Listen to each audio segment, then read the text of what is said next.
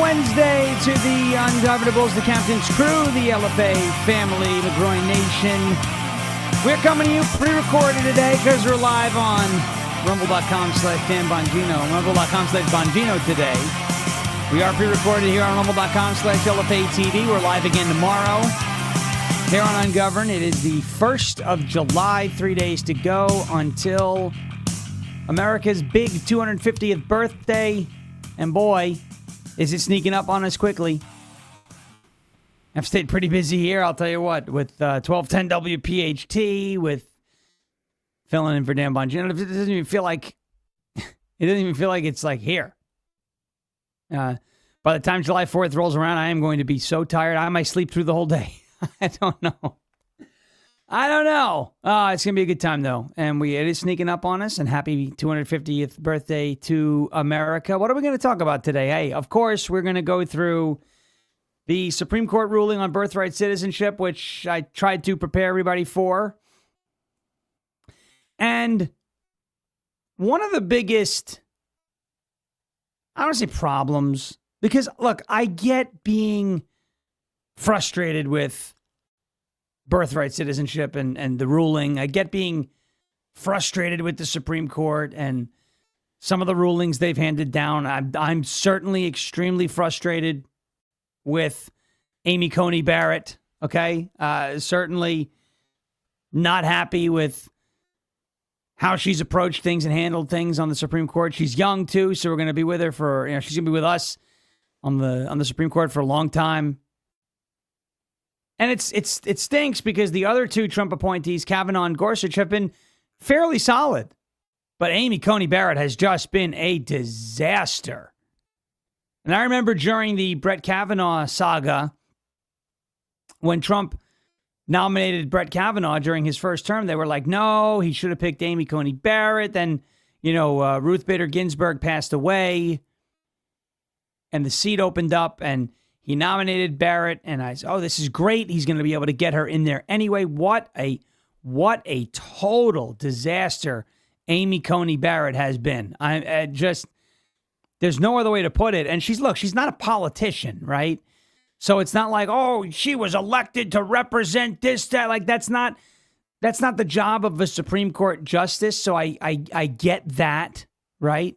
And I don't want to hear people, she's betraying the Republicans, she's betraying MAGA. Like, her allegiance technically is not supposed to be to MAGA or even the president who appointed her. That's not what she is supposed to be loyal and subservient to. Every Supreme Court justice, whether you are Ketanji Brown Jackson, who doesn't know what a woman is, or you are, Sonia Sotomayor, or you're, Samuel Alito or Clarence Thomas. Every Supreme Court justice is supposed to be loyal and subservient, not to the president who appointed them, not to the party who that president belongs to, but to the Constitution. And there are questions that can be asked about Amy Coney Barrett and whether or not she is subservient to the Constitution as written, or is she subservient and loyal to her perverted idea of what the Constitution is. And I think that's a worthy discussion, right? What we should not be doing is acting like the Supreme Court owes a party or a president anything, because technically they don't. Okay? So that's number one. And that's the way it was designed to be. Again, this might be one of those episodes where I'm going to say things that you don't necessarily want to hear, but I'm saying them because I believe they are the truth. That is the truth. Okay? Number two, there's a lot of, and my episode over on rumble.com/Bongino is going to be about this particular topic. Don't give up. I know you're frustrated. I am too. Do not give up on America. We have been through a revolution where we really had no business beating the greatest military power and naval power in the world in, the British military. We've been through the War of 1812. We've been through a civil war, brother against brother. We've been through the Great Depression. We've been through World War I. We've been through World War II. We've been through a Cold War, the space race, recessions, other wars in the Middle East, Vietnam, Korea, the Middle East. We've been through natural disasters, terrorist attacks, horrible presidencies like Joe Biden, pandemics, and things of that nature. We have been through so much as a country. And you're going to throw it all away and throw your hands up and walk away from this fight because of a Supreme Court ruling that changed nothing? You can't do that. And you say, Sean, what do you mean it changed nothing? They just said that Democrats can count as long as they want for mail-in ballots. And they just said that, anchor babies are U.S. citizens. That's no different than it was yesterday. Nothing changed. Oh, that sounds like copium. It's not. It's the truth. Nothing changed. Mississippi had a law that said that they can wait 5 days after Election Day and count any mail-in ballots that arrive if they're postmarked by Election Day or before. That was the law they had. That law was challenged. The challenge failed. Nothing changed. Nothing changed.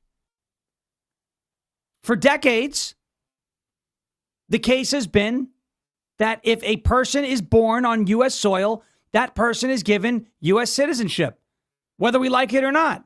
That's been the case for decades. That's still the case now after the Supreme Court ruling. Nothing changed. Powers weren't expanded. Nothing changed. So where we were at the beginning of this week, at the end of last week, at the beginning of last month, at the end of last year, at the beginning of this millennium, nothing has changed. We're still playing by the same set of rules. These Supreme Court rulings, the ones that did not go our way, did not change anything. If they had gone our way, then things would have changed, and they would have changed for the better, but they didn't change for the worse because they didn't change at all. And this is one of those times where if you're on social media, you've got to be very, very careful because the demoralization agents are at it right now. Oh, this is it. Nothing's happening. It's a disaster. The country's done. What's the point? What's the point? What do you mean, what's the point? Do you know who's on the other side of the aisle? Are you aware that there's a dude in Maine with a Nazi tattoo? I know some of you idiots on the woke right kind of like, you get aroused by that, but the rest of us don't.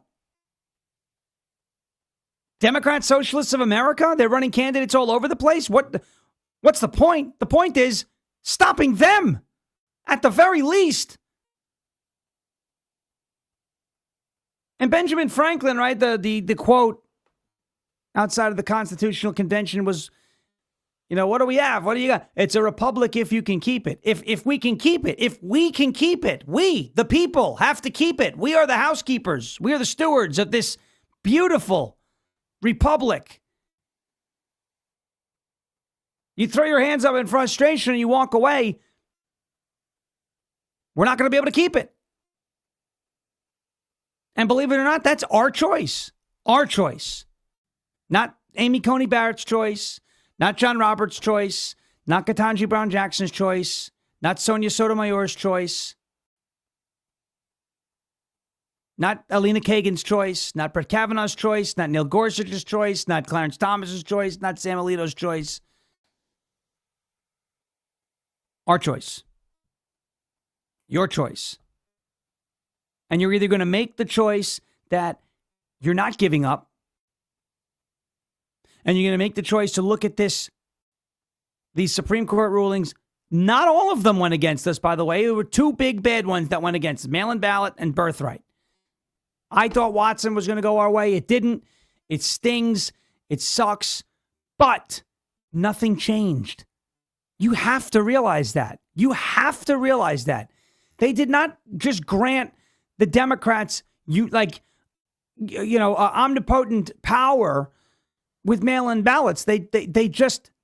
Nothing changed. The same BS that we were concerned with regarding mail-in ballots 3 weeks ago is still in place now. It hasn't gotten stronger. It was not struck down. That's it.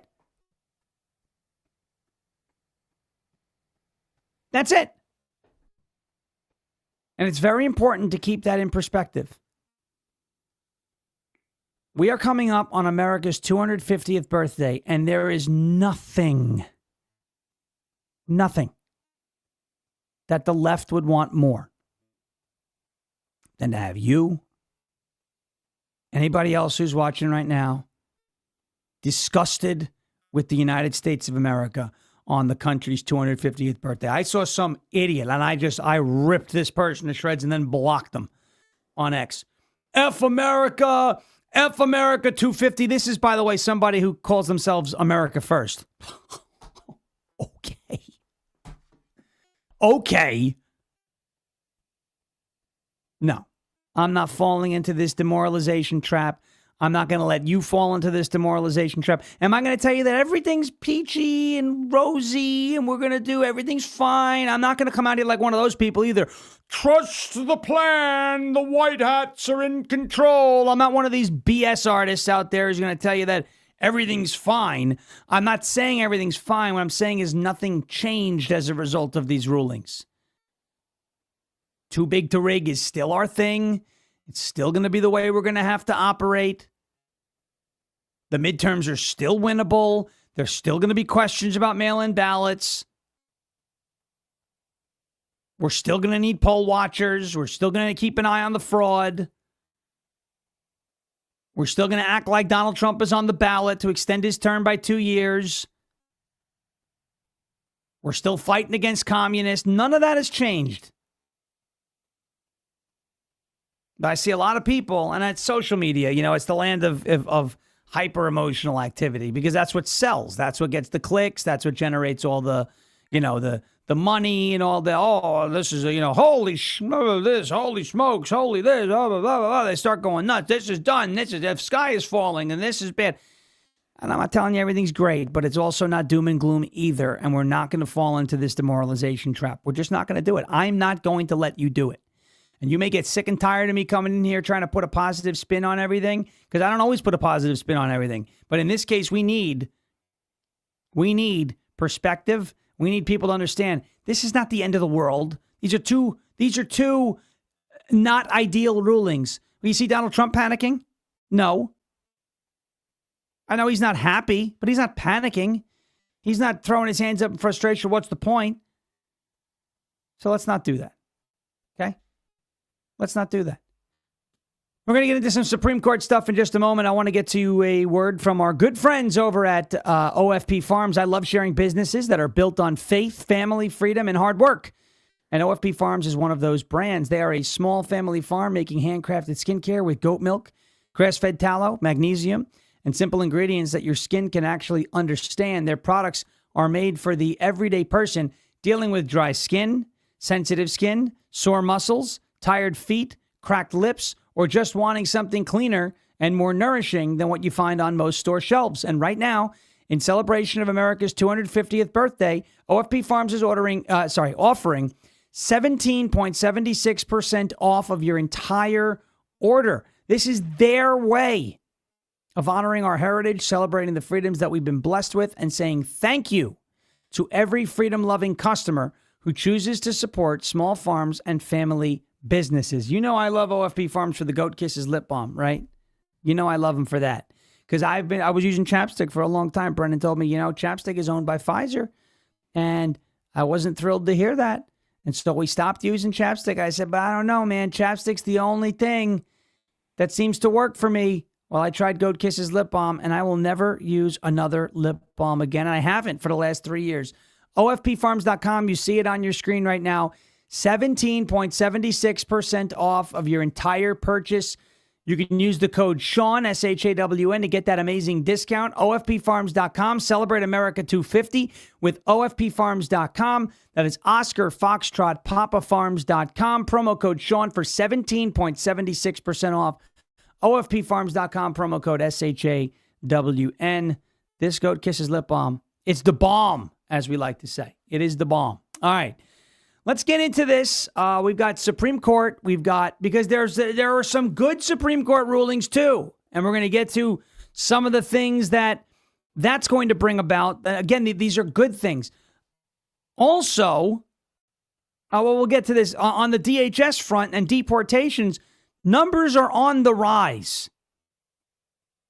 Under Mark Wayne Mullen, there have been 2,400 deportations a day. I know you're not hearing about that from the Alex Joneses of the world, who is too busy interviewing Palm Beach Pete, the guy who looks like Jeffrey Epstein, to actually talk about real stories. Well, a lot of people think he's a real guy. I don't think so, but a lot of people think he's the real Jeffrey Epstein. He didn't really die. Would you? I'm sorry, guys. If anybody takes that man-child seriously anymore, I don't know what to tell you. Like, Palm Beach Pete was funny for like a week. Alex Jones is bringing him on now as a guest. Come on. What are we doing? There were some good rulings on the Supreme Court, and there were some bad rulings on the Supreme Court. Donald Trump is turning the Supreme Court lemons into lemonade. Says it's too bad what happened with birthright citizenship, but there were massive wins elsewhere. And that's the truth. Everyone wants to focus on the bad. It's like Yelp. You see the Yelp reviews is always that's like Karen Central. Everyone wants to tell you bad thing, bad thing, bad thing. This is terrible. This guy has fallen. This guy's awful. It's why doing the news is brutal. I'm not complaining. I love it. I've always wanted to do it. But I listened to, after the New York Knicks won their championship, I listened to sports radio, and oh my gosh, they were all so happy. And listen, New York sports radio is not always a happy place. Usually it's not a happy place because New York teams don't win very often.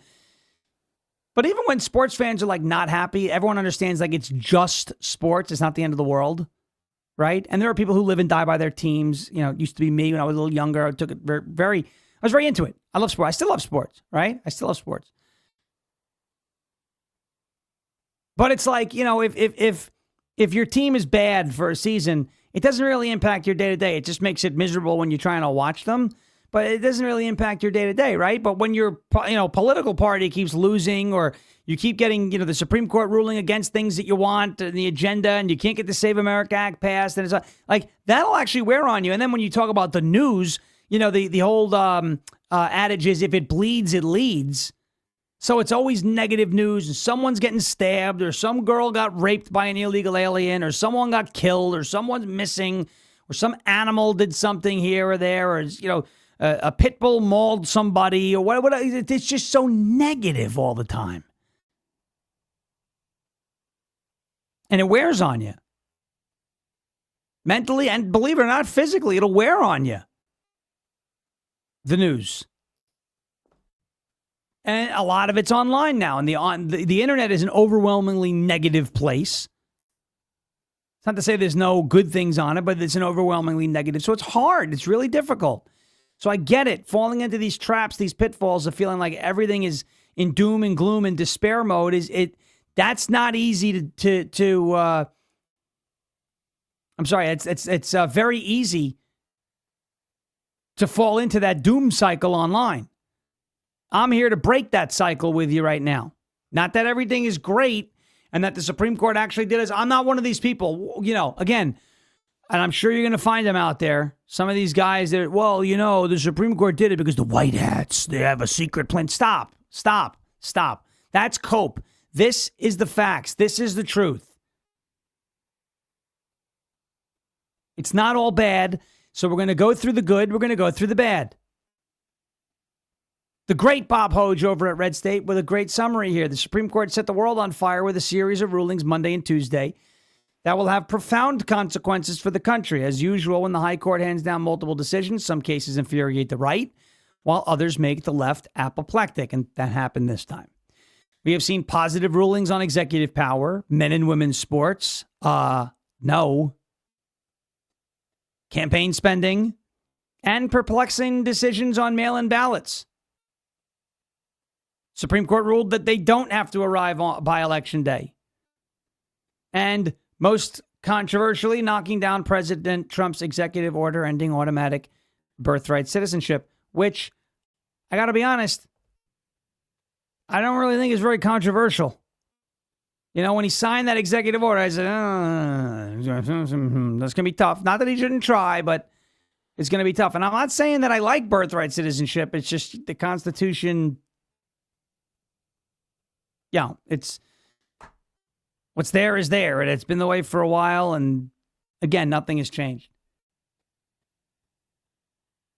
The answer is legislation, by the way. The answer for all these problems, legislation. And it's hard to legislate when you're dealing with Congress that doesn't do anything, especially the damn Senate. Back to the article. As was reported, Trump was upbeat about the decisions earlier on Tuesday, but many expected him to go nuclear over the birthright citizenship case. He took defeat in stride Tuesday afternoon and said in an unusually muted tone for him that it was too bad for the country. Instead of moping, and you guys can take your cues, some of you out there can take your cues. Instead of moping, he immediately turned to finding other ways to accomplish the goal of ending the expensive and unfair system. Trump said on Truth Social the following: Supreme Court upheld birthright citizenship, which is too bad for our country. We can easily make it up in Congress through legislation with the support of the president. That has now been determined during this process. No long and unwieldy constitutional amendment is necessary. Congress should start today to work on ending expensive and unfair to our country birthright citizenship. They will have my complete and total support. Missouri Republican Senator Eric Schmidt said he's already working on it. Majority tried to constitutionalize unlimited birthright citizenship, but Justice Kavanaugh may have left Congress a door. I'm filing legislation to walk through it, and I'll keep working on a constitutional amendment to restore American citizenship. President made sure to get in one hilarious pointed barb, though, says to congratulate China on their massive birthright citizenship win. There you go. The president noted that while the birthright citizenship case was a defeat, he actually considers the Slaughter decision, which held that the FTC statutory for-cause removal protections for its commissioners violate Article 2 and significantly expanded presidential removal authority, to be much more important. You know, it's interesting. The FTC acts as an executive authority. It enforces rules, regulations, and laws. But for years, it was looked at as almost like a fourth branch of government, right? Where the president couldn't interfere and they're independent agencies, but they're executive agencies. Well, there are three branches of government as set forth in the Constitution, three branches. And if the FTC is a part of government, and they're acting in an executive role, that folds them up into the executive branch. And the president of the United States is the highest officer of the executive branch of the United States government, the chief executive officer, i.e. CEO, right? Donald Trump, or whoever the president is. So if the FTC, for example, because that's the example that was used in this case, is acting as an executive authority, and there are only three branches of government, then agencies and institutions that are acting in an executive way would fall under the executive branch, which means the top officer of the executive branch is the president, which means the president has authority over the commissioners of those agencies and institutions. Donald Trump said the following about the Slaughter decision. The biggest and most consequential decision issued by the court by far is the Slaughter case, which overturned the very famous Humphreys executive rule. This whole concept of power has been fought over for nearly 100 years, going all the way back to FDR, where a large slice of his power was taken away. He fought to regain it, even wanting to pack the court, but was unsuccessful in doing so. This decision gives tremendous additional power back to the presidency, where it belongs. It is an honor to be the sitting president who, after all these years, won this very important and hard-fought case. We had other good victories, too. We also had the birthright citizenship loss, which we will work to correct in Congress. But the big slaughter was slaughter. The Republican Party was treated very fairly by the United States Supreme Court. Thank you for your attention to this matter. You know what? The other thing he's doing here is we don't need, because you know how people get, civil war, shush, shush, shush. You're not going to war with anybody. Stop.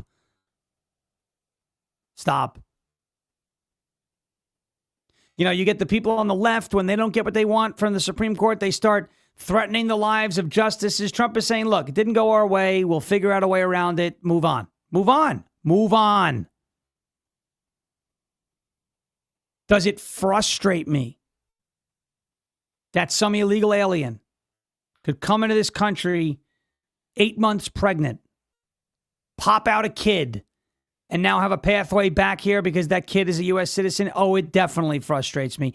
That is not why birthright citizenship was added to the Constitution. We know that. Does it frustrate me? Is it a national security threat with these Chinese birth tourism industries, really, that somebody can come here, a Chinese national, on a tourism visa or whatever, pop out a kid, take the kid back to China for 18 years of that child's life? That child is indoctrinated by Chinese Communist Party propaganda, much of which is anti-American. And then when he turns 18, he has a ticket back into the country because he was born here and is a U.S. citizen. That's a problem. It's a problem. And I believe the Supreme Court overlooked that and is leaving us vulnerable. But it could also be argued on the other side of the equation that it's not the Supreme Court's job to legislate from the bench. There's a branch of government for that. And the branch of government that is supposed to legislate is ideally named the legislative branch. And they're not legislating. And so there's our problem. There is our problem. Let's rewind a month and a half. Let's go back a month and a half. Indiana, Louisiana, Kentucky, Texas, some of these other states. What did they have in those states? They had primaries, remember? All those primaries? And a lot of the folks who lost their seats on the Republican side were incumbent, non-effective, stale, rhino, squishy legislators. Right? Cassidy, Massey, Don Bacon, who's retiring, Tony Gonzalez, several others all around the country that lost their seats, incumbents, the Indiana State Senate rhinos. So if the goal and the best way to address the problems, whether it's birthright citizenship, whether it's mail-in ballots, talked about this yesterday, if the best way to address that is through the legislative process, but we have ineffective legislators, and as Benjamin Franklin said, it's a republic if we keep it, so we have to keep it. By keep it, it means stay involved, stay engaged, always be voting. Always be voting. If that's the goal, then yes, then primarying bad legislators and replacing them with better legislators is a way to work towards righting those wrongs, birthright, mail-in ballots, etc. What I'm going to leave you with on this Supreme Court stuff, by the way, men and women's sports, they got that one right. Temporary protected status, they got that one right. Voting Rights Act, they got that one right. Section 2, where they drastically narrowed the scope and how Section 2 can be used against states when it comes to congressional maps. So it's not like the Supreme Court just completely lit the whole country on fire. They got two big ones wrong, birthright and mail-in ballots. Huge. These are terrible decisions. Don't get me wrong. But it is very important to understand that these decisions change nothing. We are playing by the exact same set of rules that we were playing by before these decisions were handed down. It is very important. A lot of people are like acting like we lost something that we had. We didn't have it in the first place. We were already playing by these stupid rules regarding mail-in ballots. There was a challenge. The challenge failed, so those same stupid rules are still in place. We were already playing by some dumb, antiquated interpretation of birthright citizenship. The Supreme Court gets it wrong, in my opinion, so we're still dealing with the exact same antiquated interpretation of birthright citizenship, except Brett Kavanaugh kind of gave us a little bit of a door to address it through Congress or a constitutional amendment. Not easy to do, but there's a path. And the worst case is this it's just a status quo. Don't give up. Don't walk away. What are you walking away from? You're going to walk away. What are you going to do? You think life is going to get better by walking away? When Daria Lisa Avila Chevalier and her friends run the country? Well, what? That things are going to get better for you if that happens? It's a republic if we can keep it. So keep it. We have to keep it. It's our job. And sometimes we don't do our jobs very well. Hopefully that changes. All right. Let's get to we'll take a quick break, get to a word from our friends over at Silent, slnt.com/SHAWN. We love our friends over at Silent. They do a great job. Silent.com/SHAWN. Folks, let's face it, your phone is a tracking device between government agencies, big tech, corporate data brokers, even those pesky cyber criminals. Everybody is fighting for a piece of your digital footprint. And the worst part about it is they don't ask. They just take it. They take it without asking. They're not supposed to do that, but they just take it. That is why Silent exists.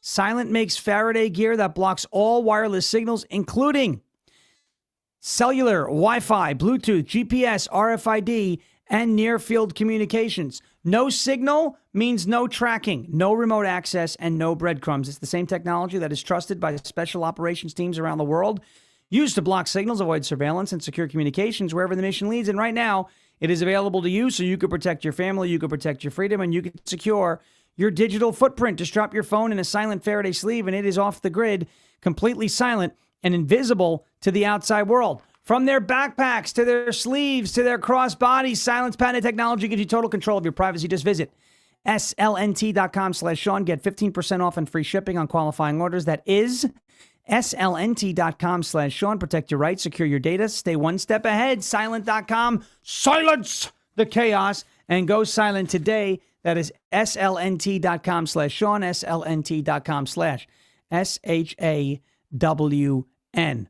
All right. Speaking of things the Supreme Court got right. Temporary protected status. They got this one right. I'm not telling you we got to throw the Supreme Court a ticker tape parade like they're champions of the World Series here. But they this one right. Springfield, Ohio. They're eating the cats, they're eating the dogs. Are celebrating Trump's Haitian policy. America is a nation of laws, they're saying. Laws, fairness, and the law won once the federal government decided to end temporary protected status for 350,000 Haitian immigrants, says the citizens group that led the opposition to the Haitian influx into Springfield, Ohio. The message was posted at the group's Facebook site, Stop the Influx into Springfield, Ohio, by one of the group's leaders, Tammy Poe. Nearly 5,000 members share one common belief. America is a nation of laws, and those laws matter. We welcome the Department of Homeland Security's decision to end temporary protected status because we believe it is a step towards restoring respect for our immigration laws after years of policies that many felt ignored or bypassed them. Temporary protected status was supposed to, for these Haitians, was supposed to last for 18 months. Back in 2010. It's been 16 years. Temporary means temporary.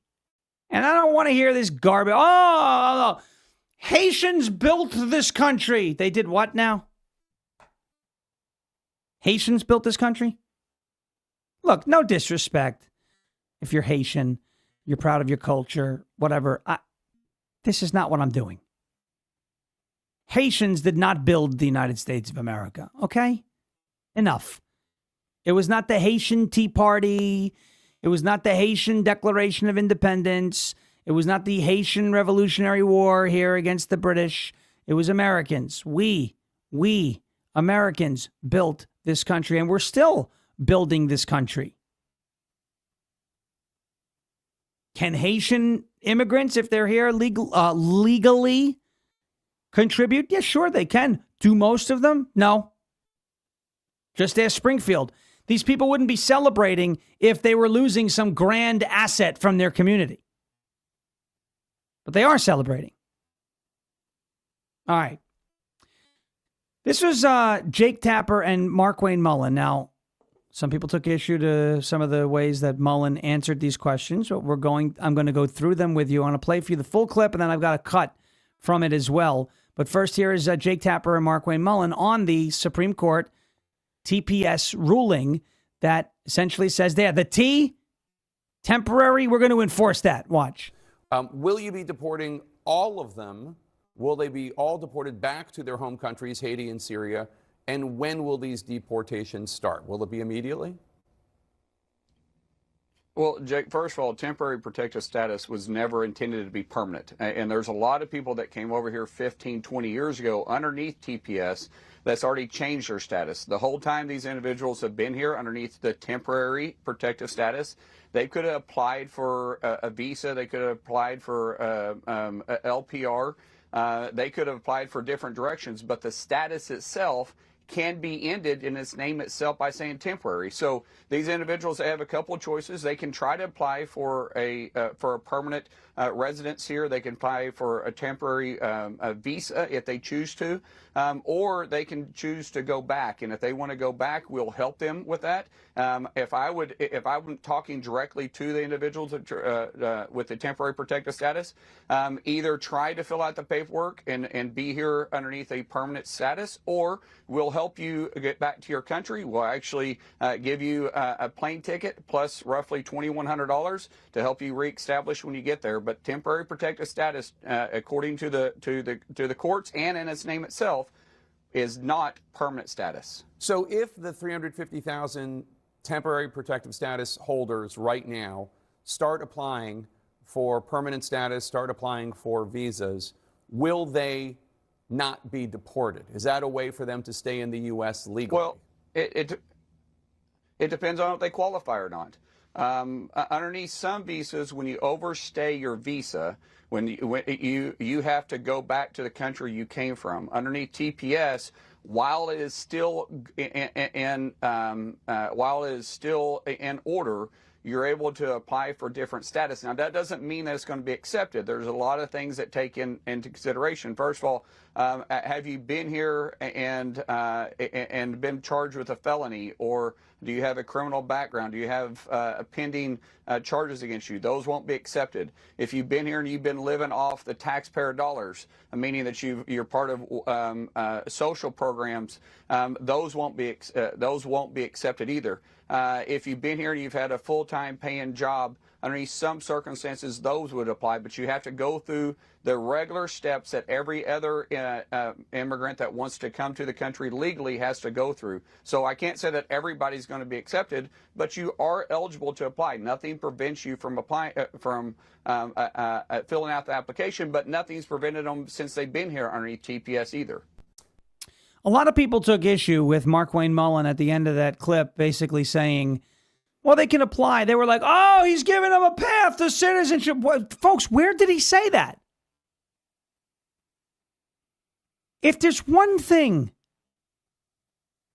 that I don't like, it's when you have to invent things that people said because you're looking to just, I don't know. It's a slow news week. We're coming up on a holiday. People are like, this is not what we voted for. All he is doing, quite literally all he is doing is explaining how the process works. Your TPS status is revoked.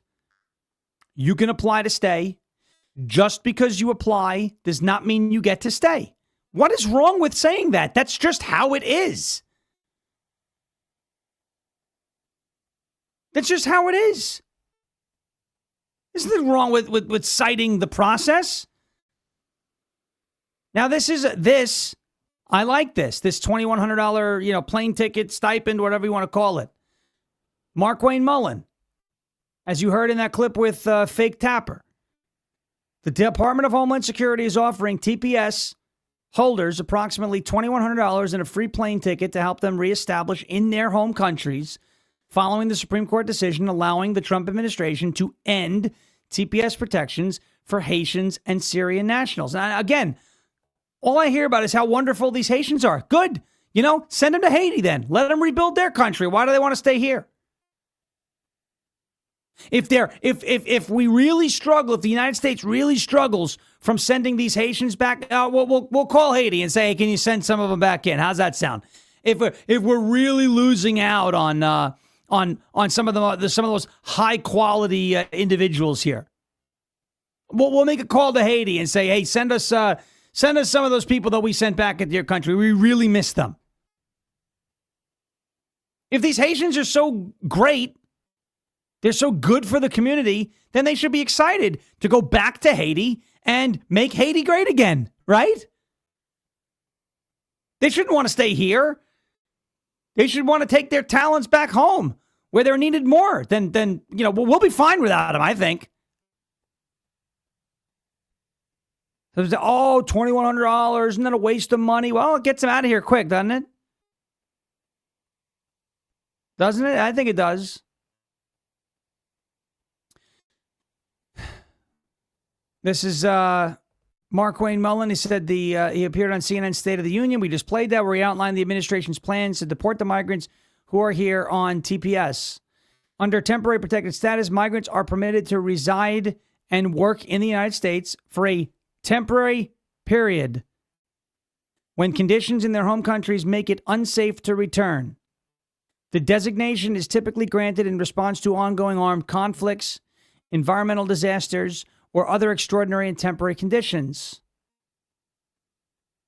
On Thursday of last week, the Supreme Court ruled that the Trump administration may move forward with ending TPS protections for Haitian and Syrian immigrants. The decision clears the way for the administration to terminate the legal protections that have allowed hundreds of thousands of migrants from those countries to remain in the United States. And by the way, if you go back to the Obama administration, they were talking about Haiti and the earthquake, right? That, Port-au-Prince and all that, and then the Clintons got involved, of course.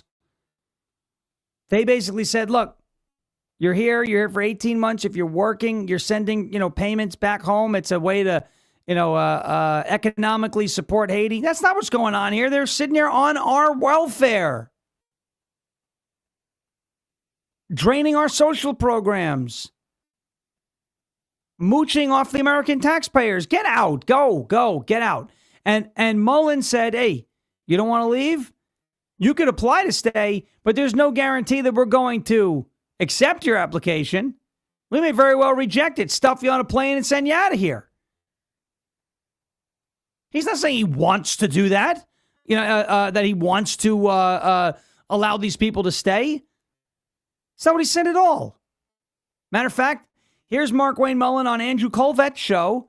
It's the Charlie Kirk show. Or it might have been Andrew Colvet's his own podcast now. I'm not sure what he's doing. I had no idea. Clarifying something that, in my opinion, doesn't even need to be clarified. But listen up. So we got to get into it here, sir, because I was getting all these angry texts. You went on Jake Tapper, and I think people interpreted what you were saying as you were encouraging these Haitian TPS recipients, where the Supreme Court rightly ruled that temporary means temporary, but you were encouraging them to apply and that they could stay. I read through the transcript, and so I texted you immediately. I was like, are people misinterpret? What are you trying to say here? So let's give you the opportunity. What are the options for these TPS Haitians that now a temporary actually does mean temporary? What are the options for them, and what is the goal of this administration? they don't have an option now. The courts ruled they have to go back. They don't have to go back to the country they went to. They can choose another country, and we'll assist you in that. You can self-deport, or we're going to pick you up. What I was saying on Jake Tapper is, like, people have been here 15, 20 years.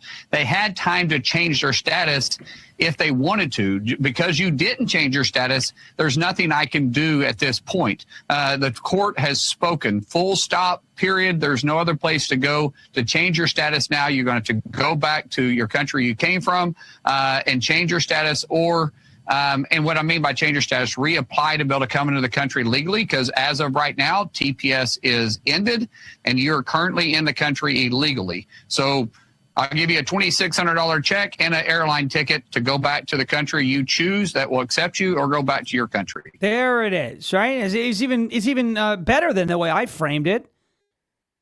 You've been here for so long, you had a chance to update your status. You had a chance to find a legal way to stay in the country once, because you knew that TPS was going to expire eventually because it's temporary. You didn't do that. TPS is over. You're gone. You're leaving. You could apply to come back legally just like anybody else who gets deported. People started lighting their hair on fire and clawing at their faces over Markwayne Mullin. Oh, he's backing off of mass deportations. Listen, I have no allegiance to Markwayne Mullin. We covered this a couple days ago, though, that deportation flights are going up. Under Kristi Noem, we were averaging around 1,800 deportations a day. We're up to 2,400 now. I mean, things are moving in the right direction, guys. All you got to do is look it up. But the doom and the blackpilling and the sky is falling and the serial complainers and the rage baiters, they've got to make it look like nothing is happening. They've got to demoralize you. They've got to make it look like, and they're going to do it. They're doing it now around July 4th. That's not a coincidence. They want you to give up. They want you to stay home. And the Democrats would love nothing more than for you to lay down. What's the point? Take your ball, go home, and then, let the communists take power. Can't let it happen. Don't let it happen. All right, let's take a quick break. We'll get to a word from our friends over at Cove Pure. It is COVEPURE.com/Sean, SHAWN. America's 250th birthday is just 3 days away. And one of the best ways to celebrate is by drinking nice, clean water. 250 years ago, the greatest country on earth was founded. But 250 years later, here's the crazy part. We're still drinking whatever the government is deciding to put in our water. Fluoride for your teeth, chlorine, they tell you to keep things clean.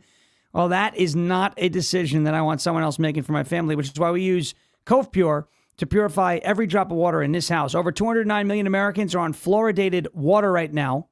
And here's what the science actually shows. A recent study confirmed that fluoride exposure is linked to lower IQ scores in children. It's not a fringe study. It is from JAMA Pediatrics, one of the most respected medical journals in the world. And chlorine, it's not even the worst part. It's what happens when that chlorine reacts with natural particles in the water from plants and soil. It creates chemical byproducts called THMs, which the government itself calls probable human carcinogens. It's linked to the disruption of your gut and cancer. Now, there are a couple of states that are moving on it. Utah, Florida, they've banned fluoride. But that process takes years to fully implement. And in the meantime, your kids, your family, anybody else, they're drinking this dirty water today. You need something that works now. That is exactly what Cove Pure does. They are certified to remove up to 99.9% of contaminants like fluoride, THMs, pharmaceuticals, PFAs, forever chemicals. Anything that isn't water gets filtered right out. So what it does with the reverse osmosis, it strips everything out of the water. People go, wait a minute, though. Isn't water supposed to have nice minerals? Yes. The CP16 actually puts calcium and magnesium back into your water before it comes out of the unit, before it comes out of your pitcher. So do not wait for the government to catch up. Take back control of your water today. And in honor of America's 250th birthday, Cove Pure is giving this audience $250 off if you use my link, covepure.com/Sean. Don't wait. That is COVEPURE.com/SHAWN for $250 off the CP16. One of the best investments you can make for yourself and your family. covepure.com/Sean, covepure.com/SHAWN. ICE is also deporting illegal immigrants who have voted in federal elections. Another one, good. You don't hear about this, right, online. You don't hear about this from the folks who are telling you, it's it, it's over, Supreme Court. 2 Supreme Court rulings. Doesn't matter what this country's been through. 2 Supreme Court rulings, country's dead. Come on, folks. We are not that weak. We are not that weak. We're not that fickle. Come on now. I'm okay with being frustrated. You want to be angry. You want to be disappointed. You want to be upset. That's fine.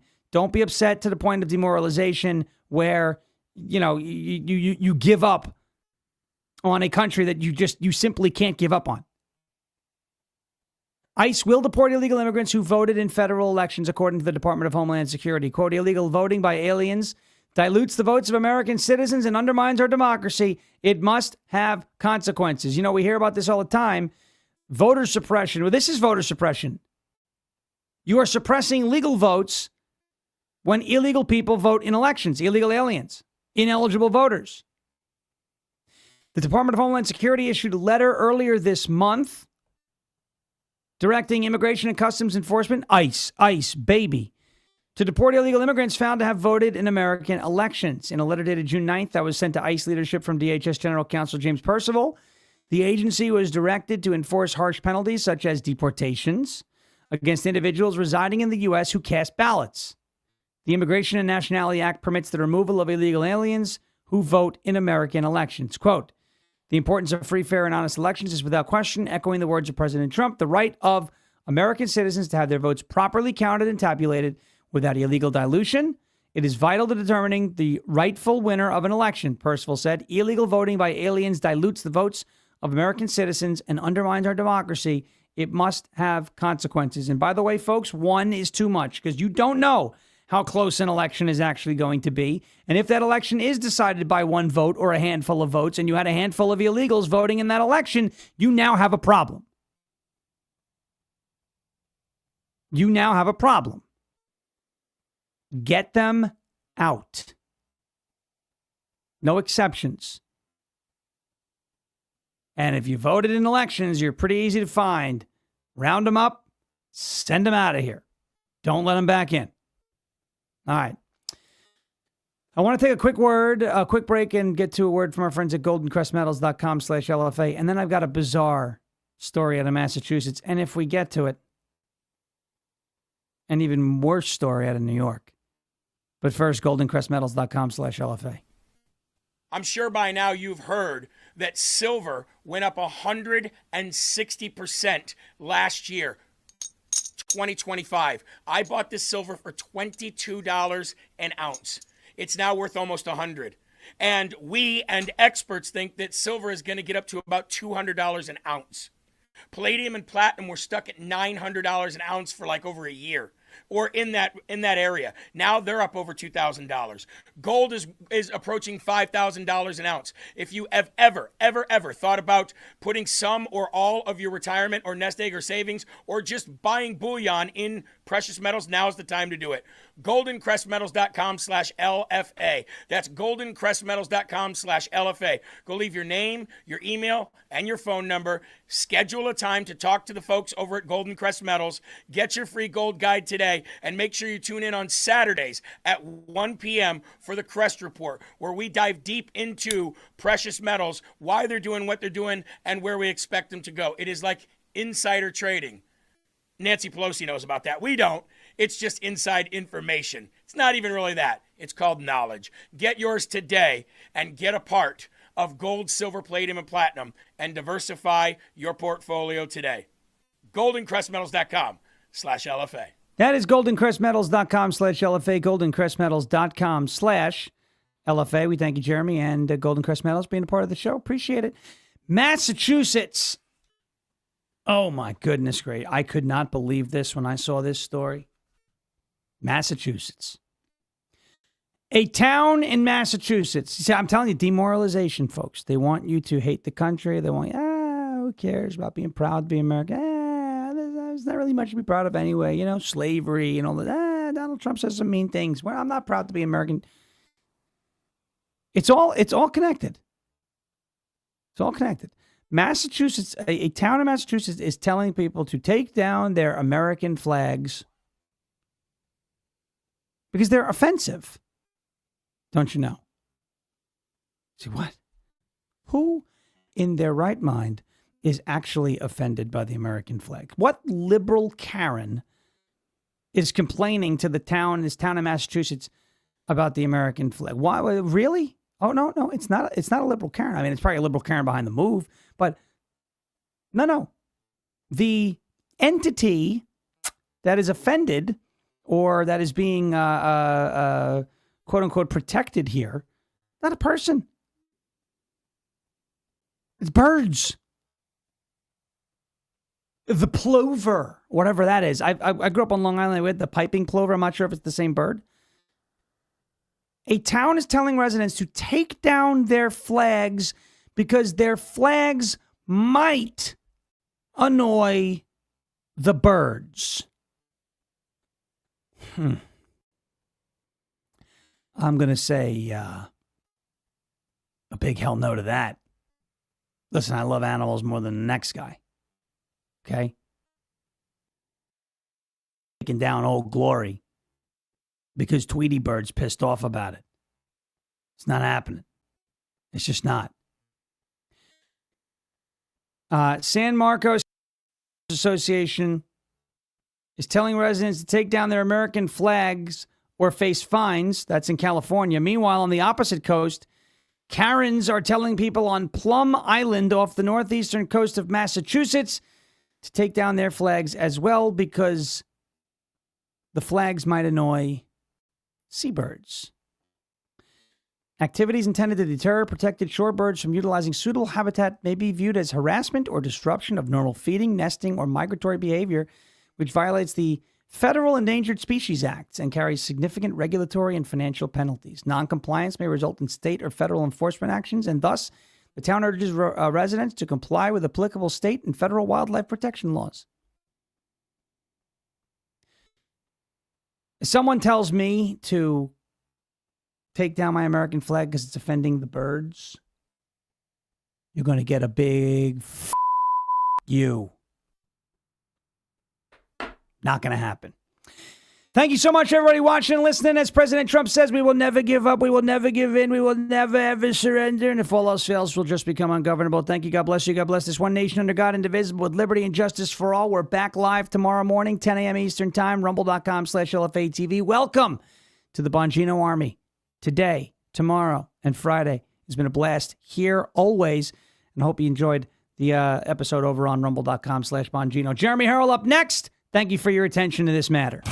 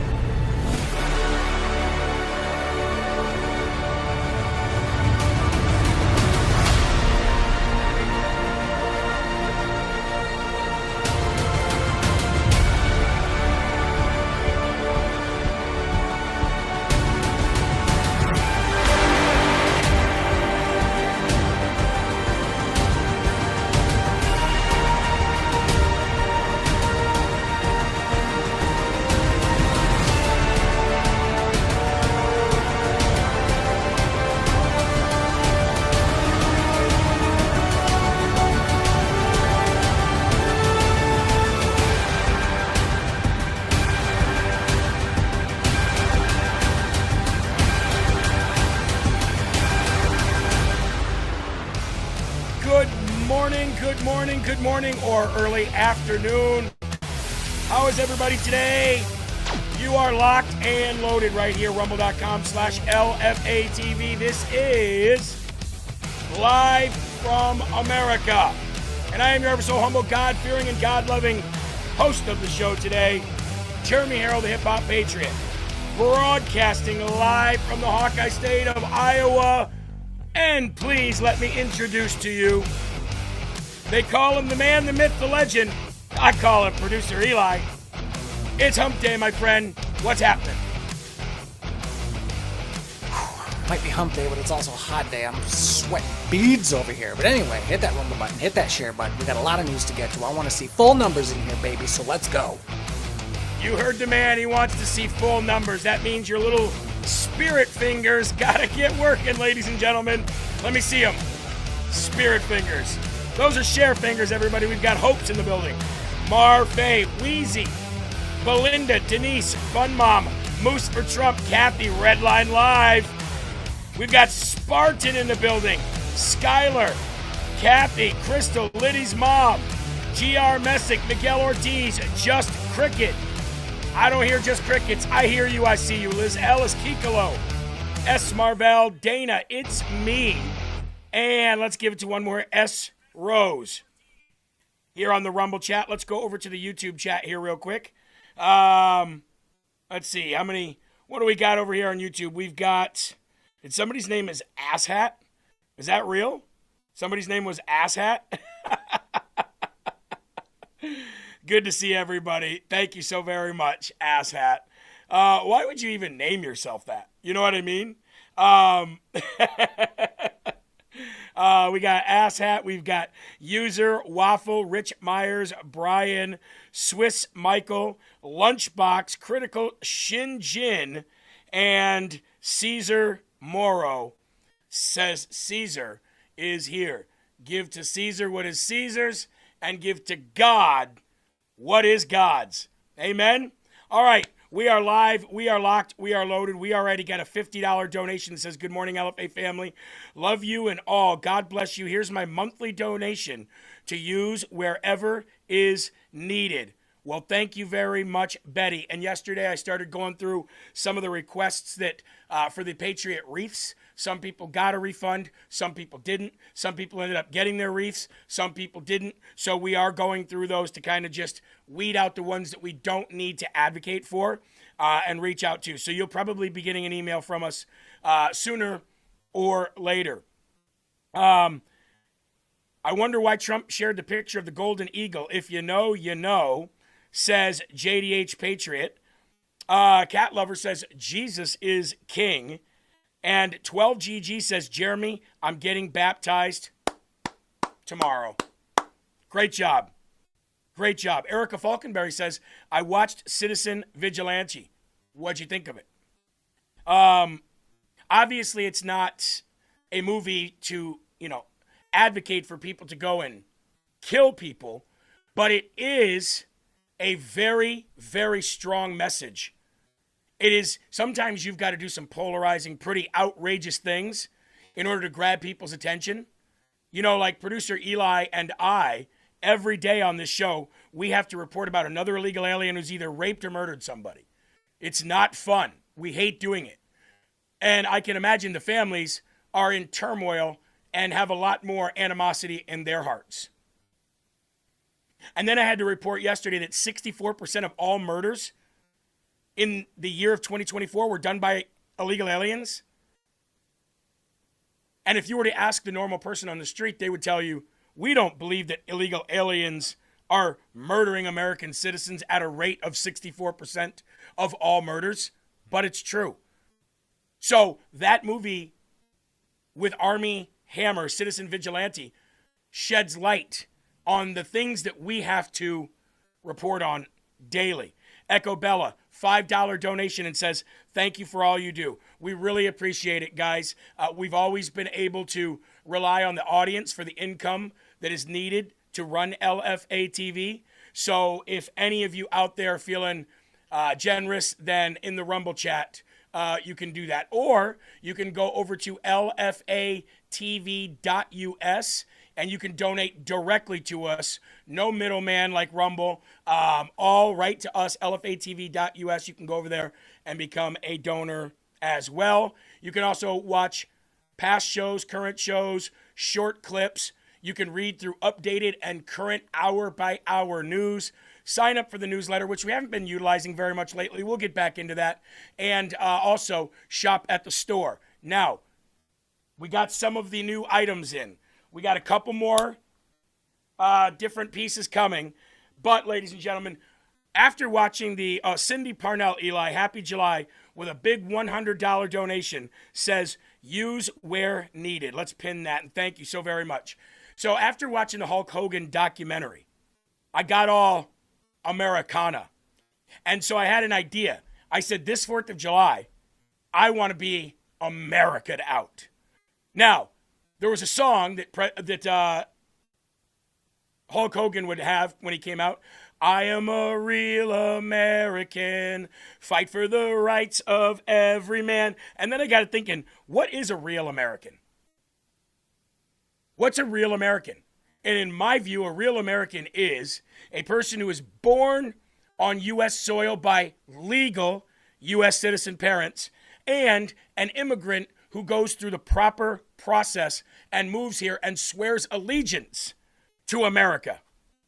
So, ladies and gentlemen, there's the new tank top for summer. I am a real American with some, that is loud. That shirt is loud. That shirt screams, I'm a real American.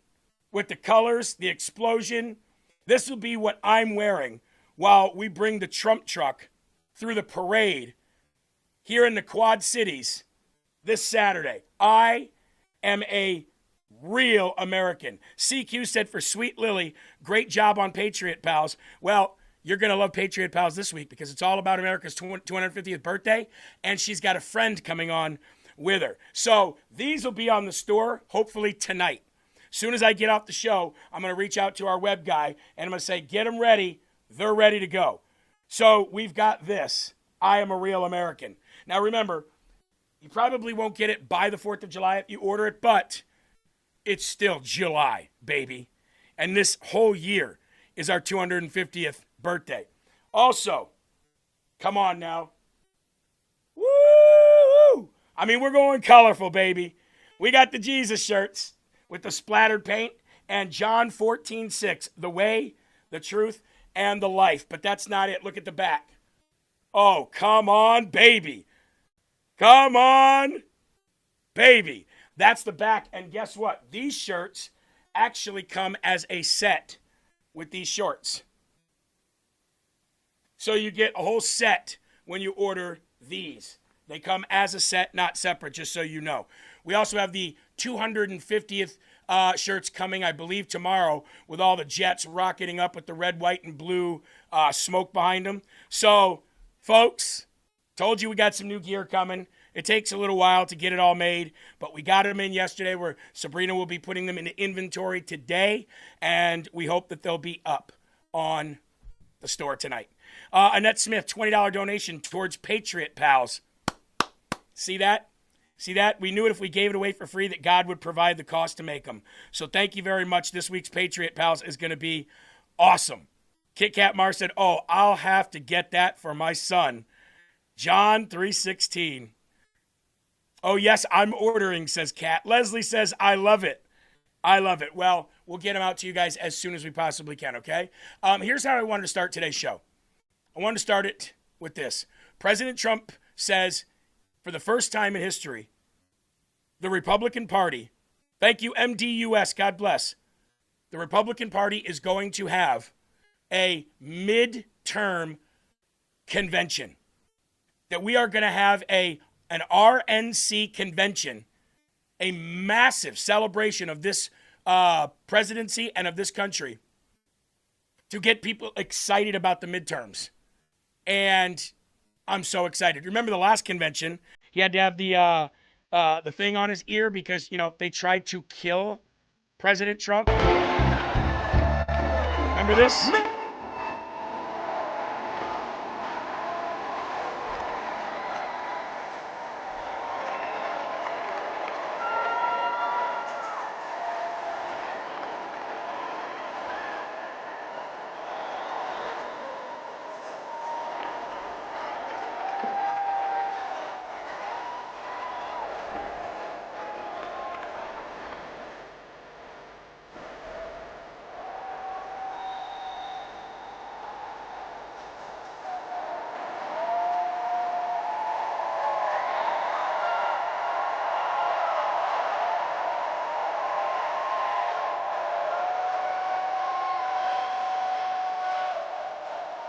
We will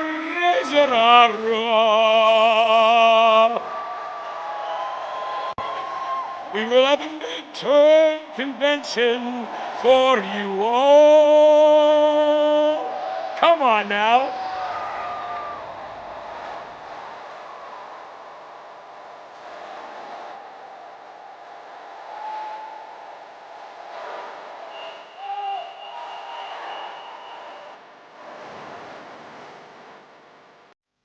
So, the midterm convention, first ever, will be held. Ready? Drum roll, please. Dallas, Texas. President Trump says one of my favorite places, Dallas, Texas, the Lone Star State, where everything big happens. And this is pretty big. So whenever this takes place, LFA TV will be there or covering it from there and here. We'll probably more than likely send Will Johnson, since he's in Texas, send him on site, and we back here will be hosting the show. So if you guys want to party, ain't no party like a midterm party, because a midterm party don't stop. Let's get excited for these elections. Meanwhile, the Democrats will be, what's a woman? Legal aliens. Oh, snap. Government programs and Trump bad. Cool story, bro. We're going to be out there like some, I don't know, real Americans getting excited for our midterm elections. You know what I find funny? I find the people on the left that are like, you guys are going to get destroyed these midterms. I've just been sitting here like, anywho, cool story. So yeah, we are very, very, very, very excited about that. Betty747 says, good morning, LFA family. Love you all. God bless you. Here's my monthly donation, $50 donation. Use where is needed. Well, God bless you, Betty. And by the way, I love that name. So we haven't done something in a while. And that is give the Dum Dum of the Month award for last month. And I'd like to take this opportunity right now, if I could, to give the Dum Dum Award of June. Now I ask, who would get this Dum Dum Award? Who is eligible for this Dum Dum Award? Well, there's a lot of people eligible. Hey, the mother of idiots is always pregnant. Am I right? But this June 2026 that just passed, we would like to give the Dum Dum Award of the Month to Mr. John Thune of South Dakota. Now, we here at LFA TV think that nobody is more deserving of the Dum Dum Award for the month than John Thune. John Thune, in all of your idiocy, in all of your stupidity, in all of your rhino ways, we recognize you. We see you, and we're coming for you. Not in a physical way, but in a political way. Nobody deserves this more than you, John.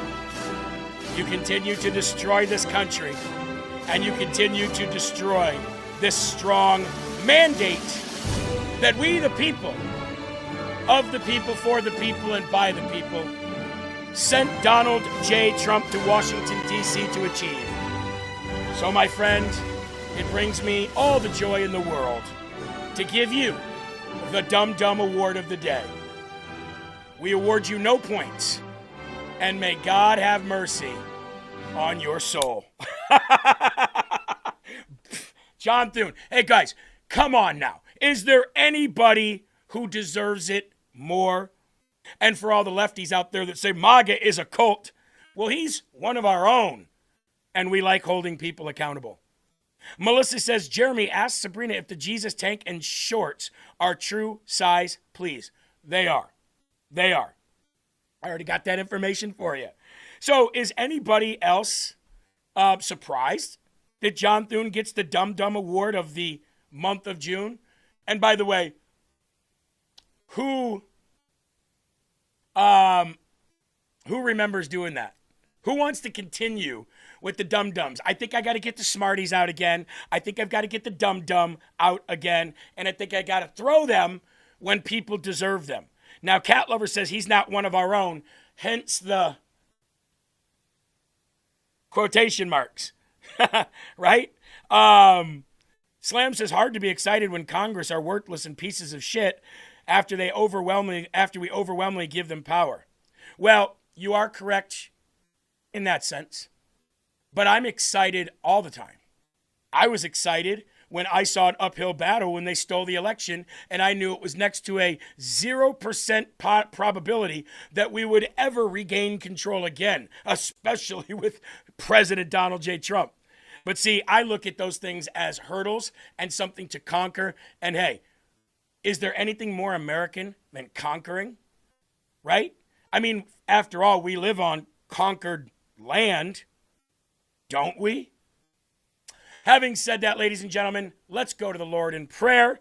Let me remove this awesome and amazing America 1776 hat. Look at that. Look at those locks, huh? Guess that armor is working pretty well. Let's go to the Lord in prayer. Our Father who art in heaven, hallowed be thy name. Thy kingdom come, thy will be done, on earth as it is in heaven. Give us this day our daily bread, and forgive us our trespasses, as we forgive those who trespass against us.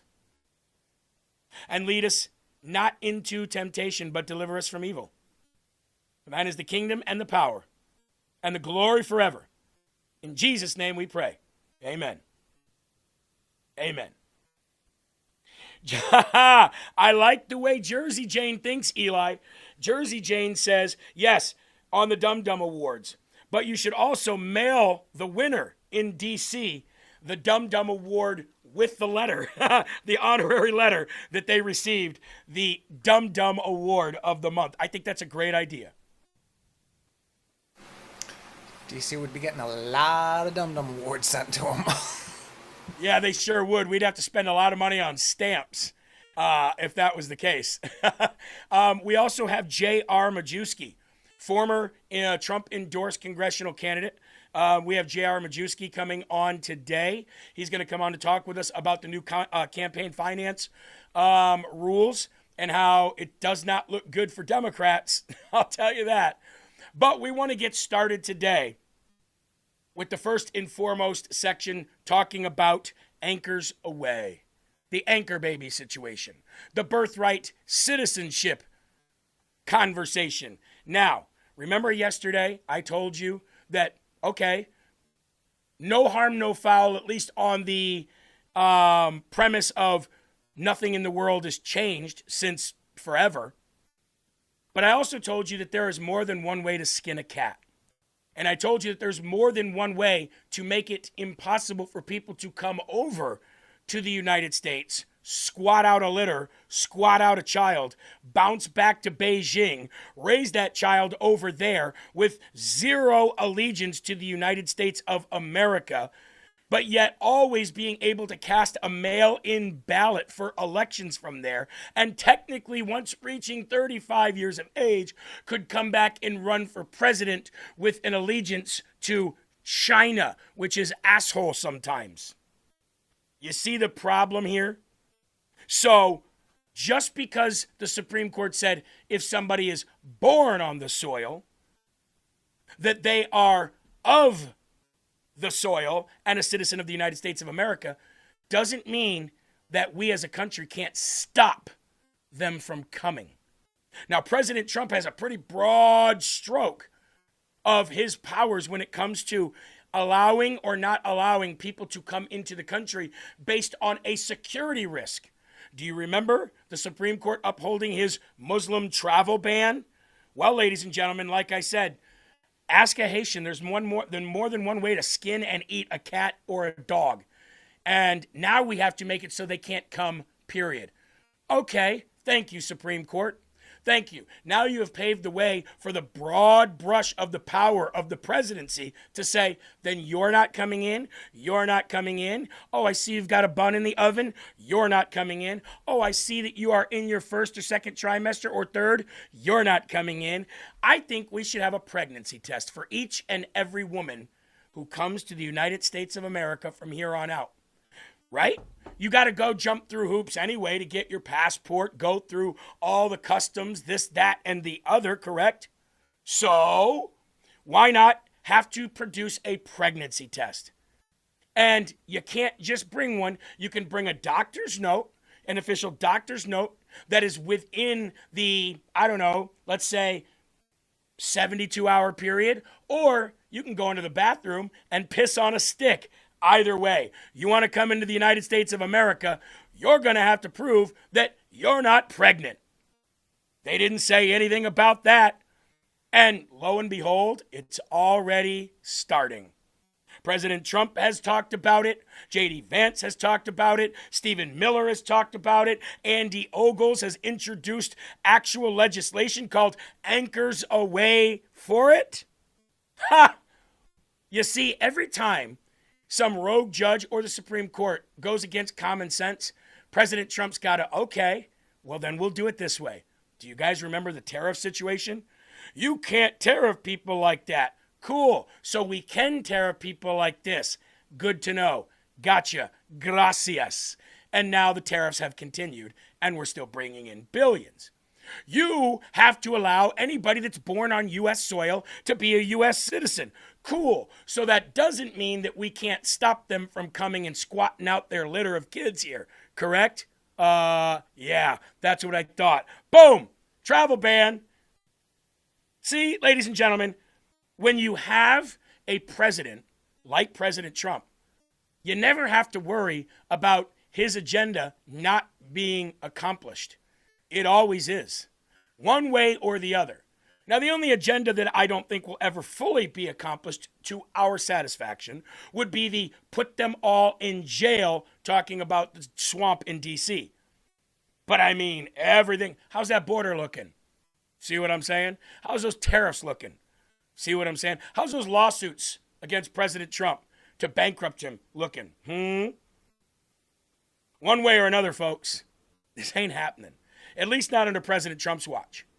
And if we get the Save America Act passed, then whoever's after him will probably carry that along. J.D. Vance, Marco Rubio, or others. You see, there's always more than one way to skin and eat a cat if you're a Haitian. So I want to give a big shout out to Andy Ogles, which we will be talking about a little later. But before all of that, let me know, do you think that's a good idea? I'm going to pull up the Rumble chat. You tell me in the Rumble chat if what I just said is a good idea. A pregnancy test. And again, it's not difficult. You go to the doctor, you go to the clinic, you take a pregnancy test, you bring an official doctor's note with you with your passport, link the two together, and bing, bang, boom. Right? What's wrong with that? Let's pull up the Rumble chat. And like I said, it's just like the real ID thing. If you don't have a real ID and you go to fly, you got to pay a fee right then and there. So instead of paying a fee, piss on the stick. What's wrong with that? Absolutely. Yes. Yes. You bet. Genius. Hell yeah. Yes. Fantastic idea. Great idea. Absolutely. Make them pee on a stick at the airport. Sounds good to me. Drizzle, baby. Drip, drip, drip. Lib heads will explode. 100% yes. It's great. Sounds good to me. Excellent. They can have a doctor lie for them. Yeah, but very few and far between will that happen. Trump can use code 81182. He sure can. He sure can. I like the idea. Yes. No different than COVID test. Oops. That was what I was getting to next, and you stole my thunder. You are exactly right. Remember what you had to travel internationally during COVID? You had to have a mask and a negative COVID test. And liberals loved that, Eli. Remember? They were like, have you been tested? Are you vaxxed? Do you have proof of your vaccination? Are you essential? Do you have your mask? Are you a sheep? Bah, bah. And the liberals were like, yay, yay. Yes! Go, go, G-O-G-O, COVID, let's go! I don't see anything wrong with a piss test. I want to find out if you got a bun in your little third world oven. Absolutely, 100%. I couldn't believe that crap during COVID. I hate flying anyway because you're in this enclosed friggin' round tin can, and then they were like, oh, also strap on a mask. I was like, no, that ain't happening.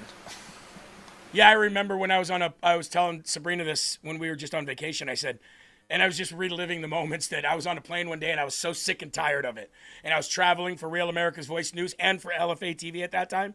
And I was so sick and tired of it. And the flight attendant was sitting there with her, the whole, remove your mask to put on a mask, which pretty much took the entire, thought process away of the mask isn't stopping airflow, right? Remove your mask to put on a mask. And then it would say, it is federal law for you to wear a mask. And I stopped her and I said, no, it's not.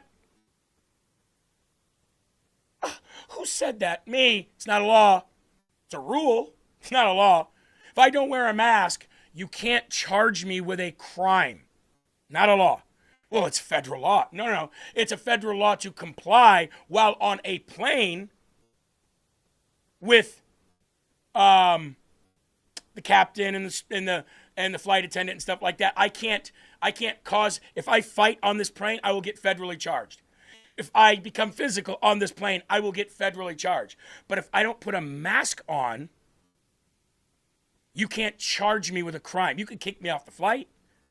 It's a rule, but you can't charge me. And the other thing I hated about that, Eli, is this. Remember when they would say, you're lining up to show your ticket 6 feet apart, you had to stand on the little bubbles? 6 feet. If you were 5 feet, they'd come, excuse me, sir. Sorry. Can you pop that thing over your nose and can you just take a step back? We'd appreciate it. Thank you. Okay, thank you. Beep, beep, get in. And then you're like this in a plane, somebody touching you. Like, what logic was that? Not even on the plane, out in society too, where they could have actually distanced people away. You'd be standing in a line and it was 6 feet this way, but right next to you, shoulder to shoulder, was the next jag-off in the next line. Yeah. So COVID can't travel this way, but it can travel... Okay, I get it now. Yeah. And remember, if you were at a restaurant and you stood up to go to the bathroom, you had to put the mask on. But if you sat down, you could take it off. So, So anyway, Department of Homeland Security can enforce a pregnancy test. It is absolutely within their rights to do it. So let's get to it. Mark Wayne Mullen. You don't have two first names for nothing. You know what I mean? Let's double down if you catch my drift. 6 feet. If you're pregnant, I'm gonna need you to stay 6,000 miles away. How about that? No longer. All right. Well, you got something, Eli, before we get into it? I was just kind of curious. I wonder if little people, didn't, midgets, little, I don't know if they prefer being called. But anyway, I wonder if they just breezed through COVID. Sure. Why aren't you wearing a mask? Well, because I'm down this low. You're way up there, so you have to, apparently. Yeah, we're down here. Absolutely. Short people and, midgets and stuff, they probably just, what? COVID can't get me. I'm way down here, baby. How's the weather up there? How's the COVID up there? Anyway. No pregnant women. And we don't say pregnant people because, you can't be a pregnant man. Chief Justice John Roberts is good pals with Trump-hating deep state leader Norm Eisen and vacationed at his palace in the Czech Republic, shekels, for a week together. Yay! So much more room for activities. In a bombshell revelation that's sending shockwaves through conservative circles, it turns out that Chief Justice John Roberts has been rubbing elbows with none other than Norm Eisen. You don't say. The radical left operative who spent years orchestrating lawfare against President Trump and his closest advisors and his allies. According to a previous report from Revolver News, which is a great news outlet, by the way, we get a lot of our news from there, reports Roberts didn't just bump into Eisen at a D.C. cocktail party. These two were apparently such good pals that Roberts jetted off to the Czech Republic for a week-long sleepover at Eisen's lavish 150-room palace. It's straight from the mouth of Norm Eisen himself, the very same man who practically wrote the deep state's instruction manual on how to destabilize political opponents via color revolutions, lawfare, weaponized legal warfare against President Trump, and basically just had the Saul Alinsky playbook, same one that Barack Hussein Obama bows down to. According to Eisen, during an interview with Pantsuit Politics LLC, Chief Justice John Roberts is a longtime friend who joined him overseas to work on, quote, American and European rule of law issues. Eisen says this: I think part of the solution is to acknowledge John Roberts is not corrupt. Bro, if you have to say in an official interview, I think it's important to acknowledge that the person that we're talking about here, who happens to be my friend, and yeah, the Chief Justice of the Supreme Court of the United States of America, palled around with George Bush, I think it's important to say before we start talking that he's not corrupt. Yeah,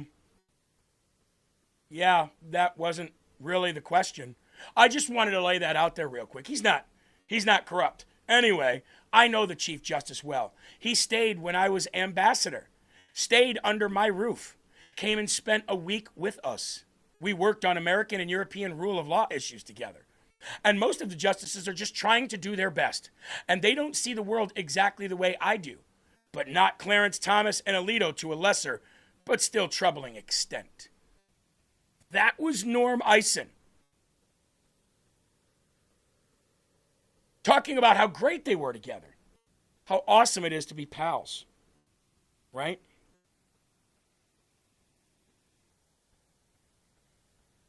So, J.D. Vance is speaking right now at the Naval Air Station in Virginia. And I just want to go there real quick because I expect this man will probably be either the next president of the United States or something in an administrative role right alongside Marco Rubio. So I do want to go to this. It just started. Ladies and gentlemen, your Vice President, J.D. I've got the devil Vance on my shoulder who wants to talk about every time that Joe Biden fell up or down the stairs. And the media didn't care about that, but if I did it one time, it would be a major, major story. But let me just say to all of you, first of all, I'm so proud of you. And I'm grateful to be here, and I can't think of any better group of people to spend this week before America's 250th birthday. Give it up, ladies and gentlemen. It's an honor to be here with you. We won't stay on this long. I just want to see how he starts out the speech. He's doing a great job. Now, Naval Air Station Oceana is, of course, one of the proudest military installations we have and one of the great parts of American military history. And I know that we've got, obviously, sailors, we've got Marines. I believe we have representatives from every single one of our 6 branches of the armed forces. And I just want to tell you, from the President of the United States and the entire cabinet, we are proud of you guys. You guys have done more in the last 18 months. The President of the United States has asked you to do more than I think any group of service members has ever been asked to do, and yet you've done it. Every single time you've answered the call, every single time we've given you a mission, you have accomplished it with pride and vigor. Ladies and gentlemen, you are what make America great, and you should be celebrating our 250th birthday better than anybody in the United States of America. Absolutely. Absolutely. I want to give a shout out to a couple of people before I get into to the meat of our remarks here. First of all, you guys are all active duty service members, so you're most worried in the cabinet about our great Secretary of War, Pete Hegseth. But all of you will eventually hit a point where you need the help or you rely on the services of our great Secretary of Veteran Affairs, Doug Collins. Doug, give it up for Doug. He's doing a great job at the VA.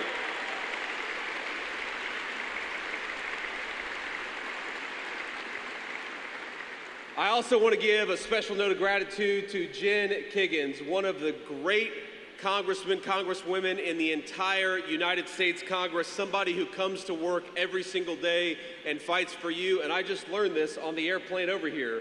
But you know, Jen the last place that she served as an active duty service member was right here at Naval Air Station Oceana. So Jen, thank you for being a rock star for our veterans. Thank you for being a rock star for our troops. Thank you for fighting for them because, ladies and gentlemen, you fight for us every single day. Amen. So I just wanted to get those opening remarks out with J.D. Vance, Vice President, let me give him the honor that he deserves, Vice President J.D. Vance, and will probably make a great president someday. Even better than a Ron DeSantis would have been. Now, Ron is a great governor, probably the best governor in the country.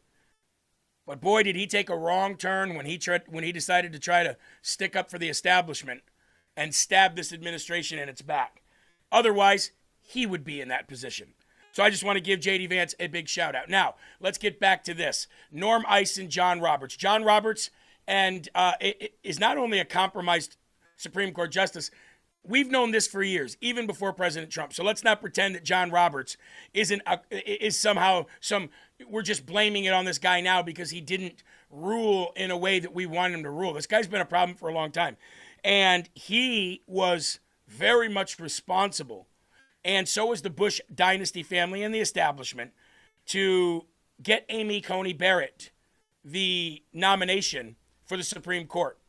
And, you know, I'm always a firm believer in give somebody a chance because you never know what kind of a job they're going to do and what kind of a person they are today. People change. People grow. People get better. They progress, right?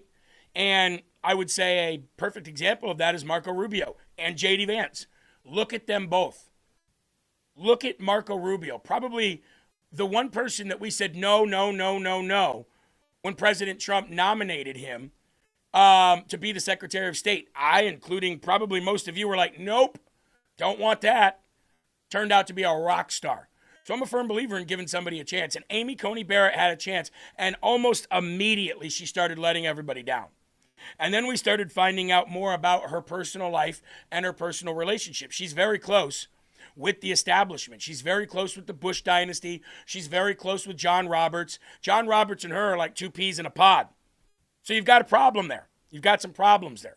And it's a shame that the two people that are looking to retire are people that are probably the best Supreme Court justices, Alito and Thomas. Even Kavanaugh ran over and jumped onto the side of the birthright citizenship ruling.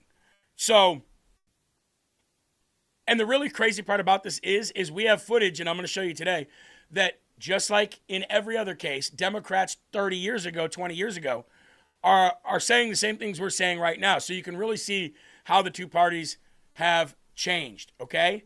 Now let's get into this whole,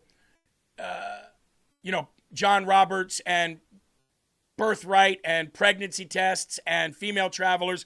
We're going to dig deeper into this. Yesterday, the United States Supreme Court ruled in a 5-4 decision that if you're born in this country, you are of this country. In the majority opinion, John Roberts said children born in the United States to parents unlawfully or temporarily present are subject to the jurisdiction of the United States and are citizens at birth under the 14th Amendment Citizenship Clause. Before we get any deeper into this, Eli, I thought that Democrats said it's just a clump of cells. And they in some states can kill babies even up to their birth. But now they're clamoring for the rights of that child. They're clamoring if a pregnant woman comes over here that baby inside of her is now a baby and now has rights to be a citizen in this country. That's a little weird. Roberts was joined by Amy Coney Barrett, Justice Kagan, Sotomayor, Jackson, conservative Supreme Court Justices Alito and Clarence Thomas fumed over the birthright citizenship ruling. White House Deputy Chief of Staff and Homeland Security Advisor Stephen Miller correctly opined, and I could have been wrong. I thought that was one of the cases that Kavanaugh jumped over, but I thought it was 6-3, not 5-4. I thought Kavanaugh was the sixth vote. I'll clear that up for you here in a minute. I was pretty sure it was 6-3, and Kavanaugh jumped over. But I'm just reading from this report by Jim Hoft yesterday. Following the ridiculous and dangerous move by the Supreme Court, Sundance at Conservative Treehouse proposed a solution to the rogue ruling past the Roberts requirement. As a pragmatic and patriotic American, I respectfully suggest and recommend that the United States Department of Homeland Security, immediately institute the Roberts requirement following similar visa entry protocols previously used for COVID-19 tests prior to U.S. admittance. The Roberts requirement, each female visa applicant must present a valid negative pregnancy test taken no longer, and this person says 10 days. I said 3 days, but this person says 10, prior to travel to the United States. The certified document negative pregnancy test, together with all related visa approvals, must be presented to Customs and Border Patrol to each port of entry. Failure disqualifies the traveler. This is the same protocol as COVID-19, only using pregnancy status as the disqualifying health issue. It is a lawful regulation born from a new standard established by the Supreme Court that does not need congressional approval. Several countries already have similar regulations on female visitors. The United States, via visa birth tourism rules, and Hong Kong, via hospital booking requirements, have the clearest document policies that can result in denial of entry or visas for pregnant women in specific circumstances. It's time to enact the Roberts requirement for women traveling to the United States of America. I think the biggest thing that we can take away from this is we don't need congressional approval to do it. Thank you, Supreme Court. There's always a silver lining in a Supreme Court ruling, even if it doesn't go your way. We said that yesterday. I said, and Sean did too yesterday, calm down. It's not like something new has happened. It's just the status quo. But now that we have a ruling set in stone by the Supreme Court on this issue, then let's go and do the things that we can do. Let's grab a hold of the options that we do have that don't need congressional approval or Supreme Court approval. Because remember, the Supreme Court already said presidents can pretty much deny anyone entry into the United States for pretty much any reason. So, boom. Now, I know there'll probably be some people that figure out a way to scam the system. There'll probably be some people from some countries that figure out a way to get somebody to say that they're pregnant or they're not or whatever. But guess what? It'll be few and far between. And if you look like this, if you've got a baby bump, I'm sure it will be left up to the discretion of the Border Patrol agent or the Department of Homeland Security agent to say, yeah, we're kind of not buying this. We're going to need you to piss on that stick. It will drastically reduce the amount of pregnant females that try to come into this country. And that's a good thing. And it will happen. So I can't wait. Erica Falkenberry said, can Trump fire Barrett now with what just passed? No, he can't. He can't. Supreme Court justices are Supreme Court justices for life unless they commit a crime, unless they die, or unless they retire. So, it seems like it's even better now. It seems like we're in a better position now than we were before this ruling. Because now it is sparking the Trump administration with this Department of Homeland Security and Border Patrol to say, okay, well, now that it's a thing, now that we've talked about it, now that it's went to the ruling of the Supreme Court, now we're going to act. It would have been best just to leave it alone for the left. You know what I mean? It would have been best just to leave it alone. And Al Goldie said it took over a decade to get rid of Roe v. Wade. This will eventually be overturned as well. Well, I agree. I absolutely agree. And until that time, as long as we have a president with some marbles, we should be able to stop anybody from coming over here and squatting out kids. Amen? Now, Stephen Miller. I always love when Stephen Miller goes off. Who loves them some Miller time? I know I do. Stephen Miller joined Jesse Waters on Fox last night and to talk about the birthright citizenship case. And here is what he said. In the heart of the American Republic. Look, Jesse, I can step tomorrow onto the deck of a 747. It does not mean that I am the pilot of that plane and I'm qualified to fly it. Just physically being on U.S. soil does not make you a citizen or qualified to carry on or capable of executing the inheritance of this country. We have people from all over the world, from third world nations, nations that on their own would have never invented the wheel, let alone modern technology, let alone medicine, let alone air travel. And they can just come into the country, have a baby at a hospital, paid for by you and me, and then that baby's automatically a citizen. That baby can sit on a jury when he turns 18 and sit in judgment of you, and sit in judgment of me, and sit in judgment of our loved ones, can decide who our mayors are, our governors are, our presidents are. Citizenship means nothing if it is open to everyone.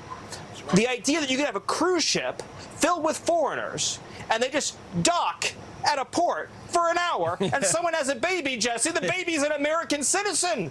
They can vote in every election for the rest of their lives. And run they for can be president. living in a foreign country and cashing welfare checks from American citizens. Social Security and everything. Look, I know that some of the justices who worked on this, they think that they're so intelligent.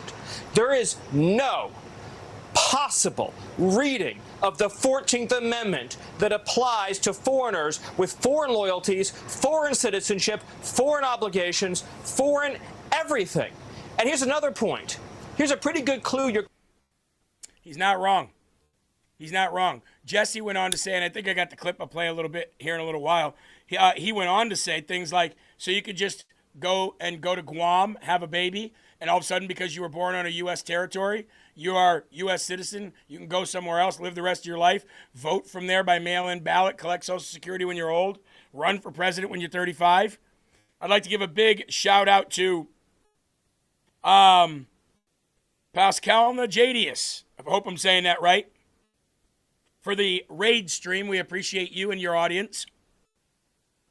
God bless you. And if you're new to Live from America TV, LFA TV, we are an all-day stream. We start in the morning with the gospel, and we end in the evening with Secret America, which is, touches deep on conspiracy stuff and what's going on behind closed doors and secretive stuff. That's called Secret America. Hopefully you guys can stay and check that out.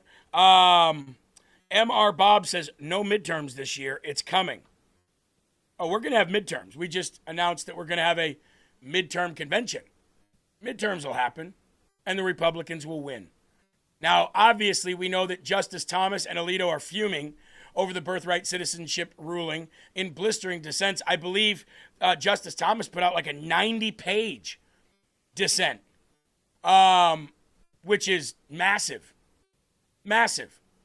The court today takes the extraordinary step of holding facially unconstitutional the presidential orders excluding from citizenship the children of foreign temporary visitors and illegal aliens, Thomas wrote. Both the Civil Rights Act and the Citizenship Clause guaranteed citizenship to persons born and domiciled in the United States regardless of their race.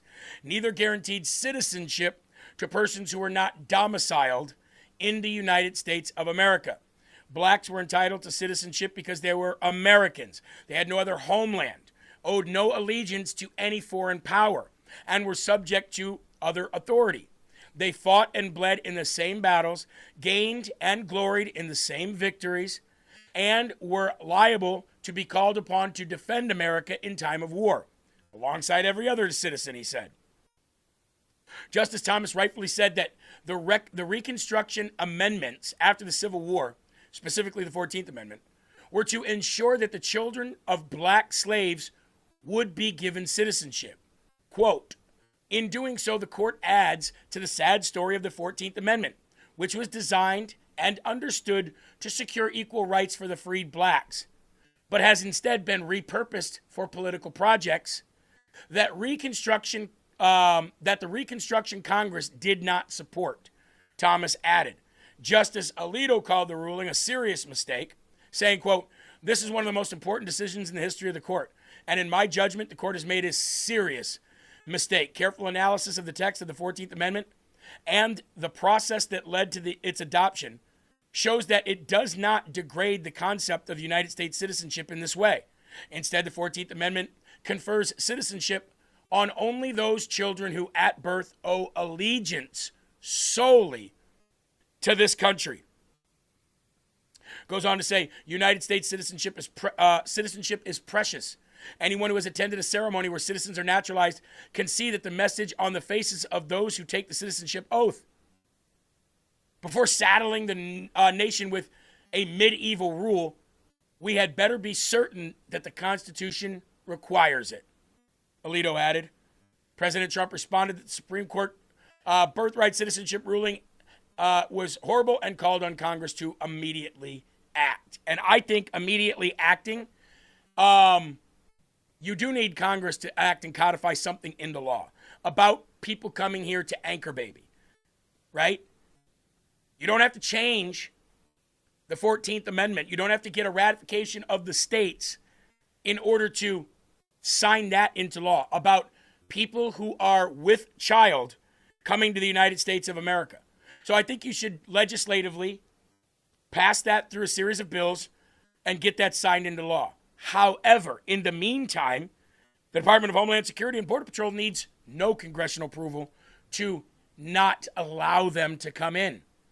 So not only do we have a sealed border, but now for 2.5 years, we are going to have 0 anchor babies coming into this country. If the Department of Homeland Security acts, and I believe they are. I believe they are acting. I believe they will implement this. And you can guarantee that they will be met with thousands of lawsuits from all the left-wing NGOs and all the civil rights groups and these people and that people. But guess what? NY Girl 66 said it in the live chat. U.S. Code 1182. Bing, bang, boom. Right? Now, yesterday, NPR put out a major oops and said that Justice Alito was retiring and then quickly retracted. Who was that reporter? Nina Totenberg. NPR's reporter Nina Totenberg on Tuesday published an article claiming that the Supreme Court Justice Samuel Alito was retiring. Totenberg claimed that the Supreme Court made the announcement that Alito was retiring. Totenberg wrote, quote, Justice Samuel Alito, who wrote the Supreme Court's opinion reversing Roe v. Wade, is retiring. However, 10 minutes later, the NPR article was scrubbed and left with an editor's note. The original is still archived and you can still read it. But the note said, this story has been taken down. It was a publishing error. NPR staff published a separate article claiming the Alito article was erroneously published. NPR said that Totenberg already had a draft article on Alito's retirement ready in advance of the announcement. The outlet claimed that Totenberg assumed that Alito was retiring after she heard a bystander say that Chief Justice John Roberts made a retirement announcement. And then clearly was not the case. And they retracted it. Liars. Now, I can understand making a mistake, especially in today's world. Like, I can understand if there's a shooter of a school and all of a sudden everybody's passing around the picture and some arrest report of this shooter and you get the wrong, you share it because you're seeing everybody else share it. You're seeing all the news articles share it. You're like, oh, these people must be true because I know these people don't just put out lies. Whoever it is that put anybody in there that you trust. And you share it and you make a mistake and you go out and you come back. But to say that somebody's retiring when they've said nothing of themselves, tell you what, Eli, I think Sven is going to be fired. You remember Sven? Big shout out to KWA 1979. Ban all foreign visitors until Congress makes an amendment. The $5 donation. Absolutely. Remember Sven from NPR? Hello, everybody. You're listening to the soothing voice of Sven here at NPR, your destination station. Today, ladies and gentlemen, we are going to study the Democrat mating pattern and why they look like thumbs. But we are not to question them. After all, they are all lesbians. Lesbians that look like thumbs. This is Sven at NPR. Eli, remember that? Remember those days? Yes, Jeremy, I happen to remember Sven. Buzz, buzz, buzz, buzz.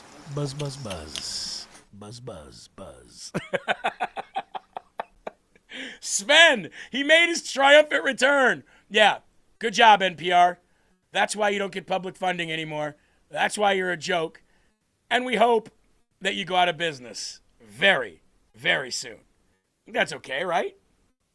That's okay. All right, ladies and gentlemen, real quick before we move on, CB Distillery. Summer's here, folks, right? Summer is the time where you sit out and take in the sunlight, relax in that warm weather, hear the birds, and just breathe a little, right? Hit the refresh button. But if stress and sleepless nights, sore muscles, and all of the headaches of the world are still getting in the way, CB Distillery, they got you covered. CB Distillery's 4th of July sale is on, and you can save up to 50% site-wide with promo code RUMBLE today. Now, I've always been a big fan of CB Distillery. Our German Shepherd has been on CB Distillery because you can get it for your pets, too, because of her arthritis for years now. And I got to tell you, the relief stick, kind of like icy hot, like for muscles that are really tight. Sleep gummies, awesome. Definitely check them out. I've got a plant-based solution for just about everything that helps sleep, relaxation, mood, focus, pain after exercise, recovery, and more. 2 million users at CB Distillery. And for the 250th birthday of America, up to 4th of July, you can get 50% off by using promo code RUMBLE. Now, if you're watching on your smart TV, click that QR code with your phone, set up a tab, set it aside for later, or go to cbdistillery.com and use promo code RUMBLE today. I'd like to give a big shout out to CB Distillery and thank you for always being a sponsor here at LFA TV. We know that there's so many people that use CB Distillery and CBD here, and a lot of people have said nothing else has ever worked as well. So big shout out to you guys, and thank you all very much. Also, Fatty 15. Now, Fatty 15 is a once-a-day pill that delivers you nothing other than C15. Now, C15 is a fatty acid. It is an essential fatty acid that your body absolutely benefits from in a huge way. And which way am I talking about? Longer life, prolonged life, aging slower at a cellular level. C15 is an essential fatty acid that repairs the damage to your body's cells and then reverses the aging pattern of that cell. So as you get older, you feel like you're aging quicker. That slows down. Now, it's not going to stop you from getting other diseases or things like that, but naturally, you will live longer with C15. And you can get a 90-day supply by going to fatty15.com/LFA and using promo code LFA at checkout. There it is right there. There's the bottle right there. You can also get to-go packs and much more over at Fatty 15. So your 90-day subscribe starter kit, and I guarantee you once you start, you don't stop. Fatty 15, they got a lot of testimonies right there, video testimonies and more. Go to fatty15.com/LFA, promo code LFA. Thank you, Fatty 15, and thank you, CB Distillery. All right, we got J.R. Majewski coming on in about 45 minutes. Since we're still talking about this birthright citizenship stuff, I want to go to Samuel Alito now. This is Samuel Alito back in April before the ruling, but knowing that the ruling was coming down. I think if we don't stand up and take ownership of our country and take responsible for it, we are slowly letting others control how we think and what we think. I think the beauty of going to school is that you learn how to think for yourselves. You develop the discipline to think things through. If you think it's losing confidence, then you get up and you participate. You don't sit on the sidelines. You think that the state is being run and inconsistent with how you feel, then you get up and you participate. You prepare yourself. If you think that the medical profession is not right, well, you become a doctor or be a medical person, and you deal with that. I think we need to take ownership of our country. It's our country. I think if we don't... We need to take ownership of our country. After all, it's our country. If you don't have a bar or ownership of your borders, then you don't get to make the decisions about the future of this country solely. You're going to have China, Russia, the Middle East, Israel. You're going to have everybody making the decisions for this country other than you. It's almost like you have the deed to your house, right? You're paying the mortgage on your house, right? The house is in your name, right? You're liable to pay for all of that, right? But it would be like allowing your neighbors to set the rules inside your home.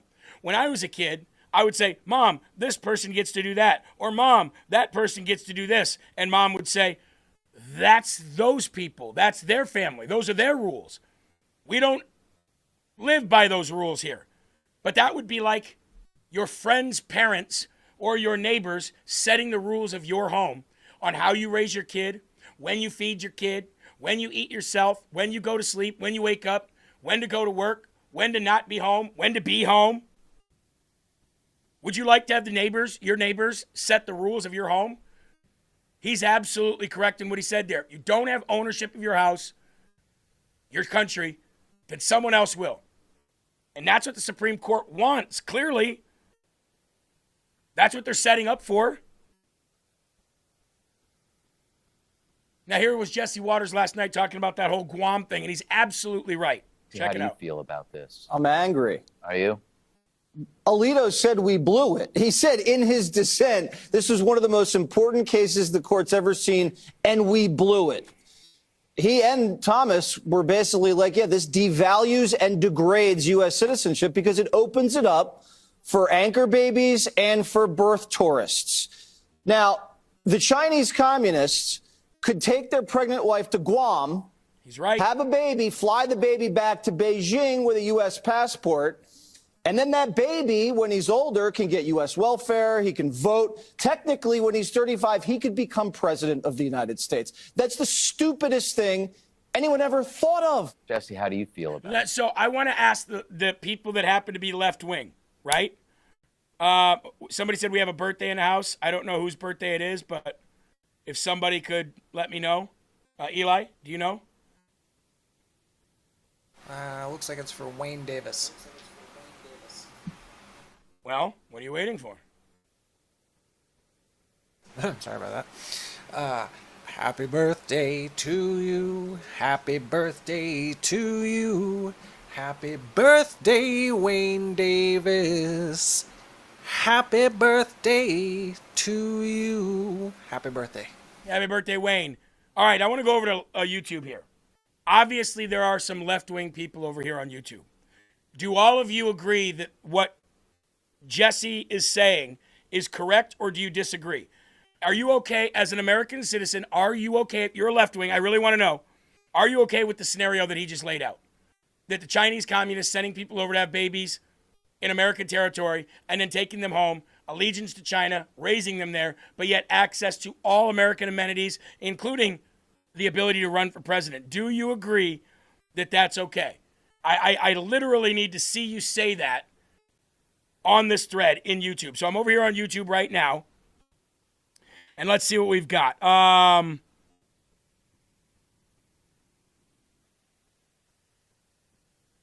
DD is okay with it. Somebody said Donald Trump is a rapist. Cool. That's not what I'm asking. Let's see. Get rid of it, says Joe Buckley. Reed says, I agree with Jesse. Elizabeth says, I seriously doubt many Chinese collect welfare. Show me the stats. They are harder working than you podcast dudes. Jesse Waters lies, period. That's not the point, dipshit. The dipshit, it's not the point that they collect welfare. It's that they could if they wanted to. It's that they have access to Medicare and Social Security. Are you okay with that? Because we already know that the Chinese Communist Party has put people over here to have babies and take them back over there, and they send them back over to run for office. They do it in California, everywhere. We already know that's the case. Let's see. Brian, undocumented immigrants pay more taxes last year than Amazon. Cool. Not answering the question. I can see it's very difficult for Democrats to answer a question. Didi, I'm okay with anything that Trump says. EDZ, but I can prove you're wrong about Chinese babies born in the U.S. Okay, whatever. You dolts will believe anything garbage Fox News spews. We don't like Fox News here. We think they're garbage too. But that doesn't mean that there's not some people that work there that are good. Jesse Waters is one of the decent ones. Yeah, it's clear, Eli, they cannot answer a question. All I want is I'm a Democrat and I'm okay with it. I'm a Democrat and I'm okay with it. You don't have to go and insult something else to make yourself look good. I'm a Democrat and I'm okay with it, or I'm a Democrat and I'm not okay with it. Because we know Republicans are not okay with it. Right? I mean, Dee says yes. Okay, there you go. They're okay with it. Wacky Head says no.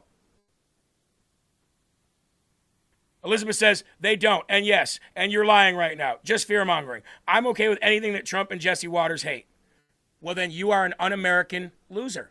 You're okay with anything as long as Trump hates it. You realize what you're saying, right? That means you don't have allegiance to the country. You have allegiance to hating somebody, and you're a flip. Anything goes. I'll blow this way this week. I'll go that way next week. I don't care. As long as Trump hates it, you realize how dumb that sounds, Elizabeth? Seriously, do you realize, honestly, regardless of party, how absolutely dumb that you sound when you say that? You realize? Tell me, Elizabeth, how many illegal aliens live with you at your home? And have you given your property to any Native Americans lately? Because you should put your money where your stupid mouth is. You should take homeless illegal aliens, immigrants, undocumented, and you should let them live in your stupid home. And whatever property you do have, you better be giving that to a Native American.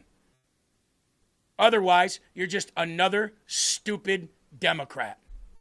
And that's why your party is going to lose again in the midterms this year. Eli, are you surprised? No, I'm not surprised at all.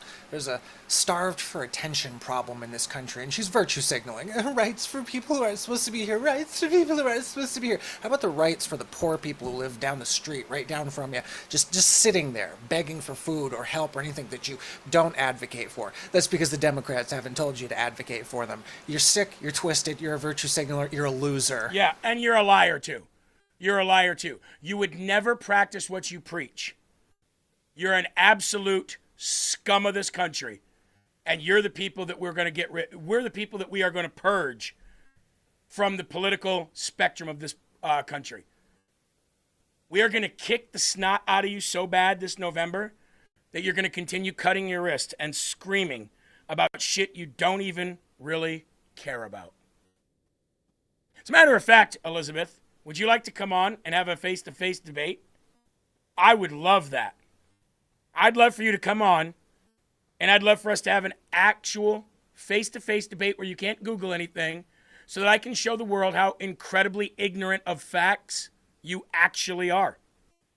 But no Democrat has ever accepted that challenge. None. Not even little Bri over there. Not one. So, Eli, if you see her low IQ, ignorant statements, because it looks like she's jumped off the deep end here, she's gone, let me know so we can try to bring her on. In the meantime, the DOJ announces that it will prioritize the prosecution of people that are engaging in this anchor baby scheme, birth tourism. The U.S. Department of Justice says, and I quote, "Birth tourism schemes exploit our immigration laws and often violate our criminal laws. The Department of Justice will prioritize the prosecutions of birth tourism schemes across the country. Actors seeking to exploit loopholes to obtain automatic citizenship for their children pose a national security threat and will be brought to justice. So let's say that there are people out there right now, or that there are people in the future that try to get in and do this. Okay, cool. Your baby's fine. Your baby might be a citizen now because what the Supreme Court said, but your ass is going to jail, and that baby will be raised by an American family where it will have allegiance to America. Thank you. One way or another, you lose, we win. It's always the case. Democrats are absolute losers. Republicans, under Trump, are absolute winners. And we will not lose again. And if the Save America Act gets passed, whoo, a Democrat, that you won't even remember the name Democrat. You won't even remember that word. That word will be out of the dictionary. In 1993, Harry Reid, a hardcore Democrat at the time, came up with a bill that had 10 points, one of which was clarifying that birthright citizenship does not apply to foreign-born parents. You have to be an American citizen on American soil for that to apply. This bill also, by the way, cracked down on the numbers of asylum seekers. It cracked down on human smuggling. It massively tightened our borders and really hit employers hard who hired illegals. I'm going to introduce, when I get back from recess on July 13th, the identical bill. And Laura, what it's going to do is highlight two things. The Democrats of today are nothing like the Democrats of 1993. And if they choose to reject a bill sponsored by their majority leader that they named an airport in Las Vegas after, then I think to my Republican colleagues, we have no choice. We have to recognize that these Democrats want to systematically destroy this country. So what does that mean? We have to eliminate the filibuster and get this thing done. Oh. Laura, in 1993. Eli, Didi over on YouTube said Biden beat Trump. Biden couldn't even beat Kamala because the party said, you're not running, shit pants. And we're going to not even, for democracy, there wasn't none in the Democratic Party. They said, hey, shit pants, you're not running anymore. We're going to run this dumbass woman over here who's going to lose even worse. What do you mean he beat Trump? Where's Trump? Eli, can you tell me what job President Trump currently holds right now at 1600 Pennsylvania Avenue? What the hell is it? It's like some type of administrative or custodial. Oh, he's the President of the United States of America. Yeah, weird. Oh, and by the way, if we show a Fox News clip, we also show CNN clips. We also show MS Now clips. We also show ABC clips and CBS clips. Why? Because we're showing you what their guests are saying, not promoting their program. But it is funny that President Trump is President Trump.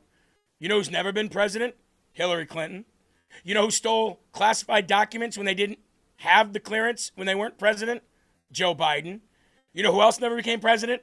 Kamala Harris. But you know who became president twice? Donald Trump. Twice. Maybe a third time coming up soon. Maybe we'll run for 2028. Who knows? I don't see a problem with it. Anybody else? Since the Constitution doesn't matter anymore, Eli, and since citizenship doesn't really matter anymore and it's not, made great anymore, why not just tear it all up and run for president again? Who's going to remove him? Them? The Democrats? Yeah, actually, he should do that exactly to make up for the loss of our day one dictator that we never got. Yeah. So just be a dictator for 4 straight years and really piss everybody off. Yeah, who's going to remove him? The military? Nobody will. Nobody will. Now let's check in with a caveman who no longer has a job come January. Congressman, you're here celebrating the Supreme Court ruling on birthright citizenship. Well, I don't know that I'm celebrating it. Okay. I'm here to talk about it. Okay. And I'm saying that I'm not necessarily celebrating because 4 members of the court did not agree wholeheartedly with the decision. And this is one of those seminal moments in time. If they had decided that this case could be won by the president's executive order, that an executive order could eviscerate and eliminate what's in the 14th Amendment to the Constitution, then nothing would be safe. That means that judicial review could be eliminated because judicial review is not in the Constitution. That comes in Marbury versus Madison, a case. So nothing. Eli, just before we let this guy continue, You can save 15% or more on your car insurance. So easy, even a caveman can do it. I never actually hear words come out of his mouth. I just kind of hear. The files are in the computer. Nothing would be safe. I'm proud that they did what they did, meaning the 5, but I'm not sure that celebration is a word for me. I would say that I'm relieved, but I don't know that this is a time to celebrate. The fight continues. The fight will continue until liberty and justice for all applies to all in this country. So what do you have to say to Americans who are concerned that, millions of illegals have been let into this country? They then have a child here in this country, and then that child is in turn an American citizen. Isn't that sort of detrimental to the future of our nation? Well, here's what I say. I don't define people as illegals. Well, that's your problem. Once you say that a person is an illegal, you now give people a license to do things that are dastardly and can hurt persons. So I don't start with the premise that human beings are illegals because they happen to be in the country and undocumented. I respect humanity. I think that those who say that have little respect for the humanity and the decency that should be afforded those persons who are here. And I say also to you that we should have laws to deal with all things, and we do. And I want more laws if we need them, but I don't want to start by saying someone's an illegal. And I thank you for your time. You hear that, Democrat? I want more laws if we need them. We need more laws? Do we need more laws? Democrats seem to think so. Democrats never stop sucking up the tit of the American taxpayer. They love laws, they love non-accountability, and they love other people's things. Why do you think socialism is becoming such a big thing now?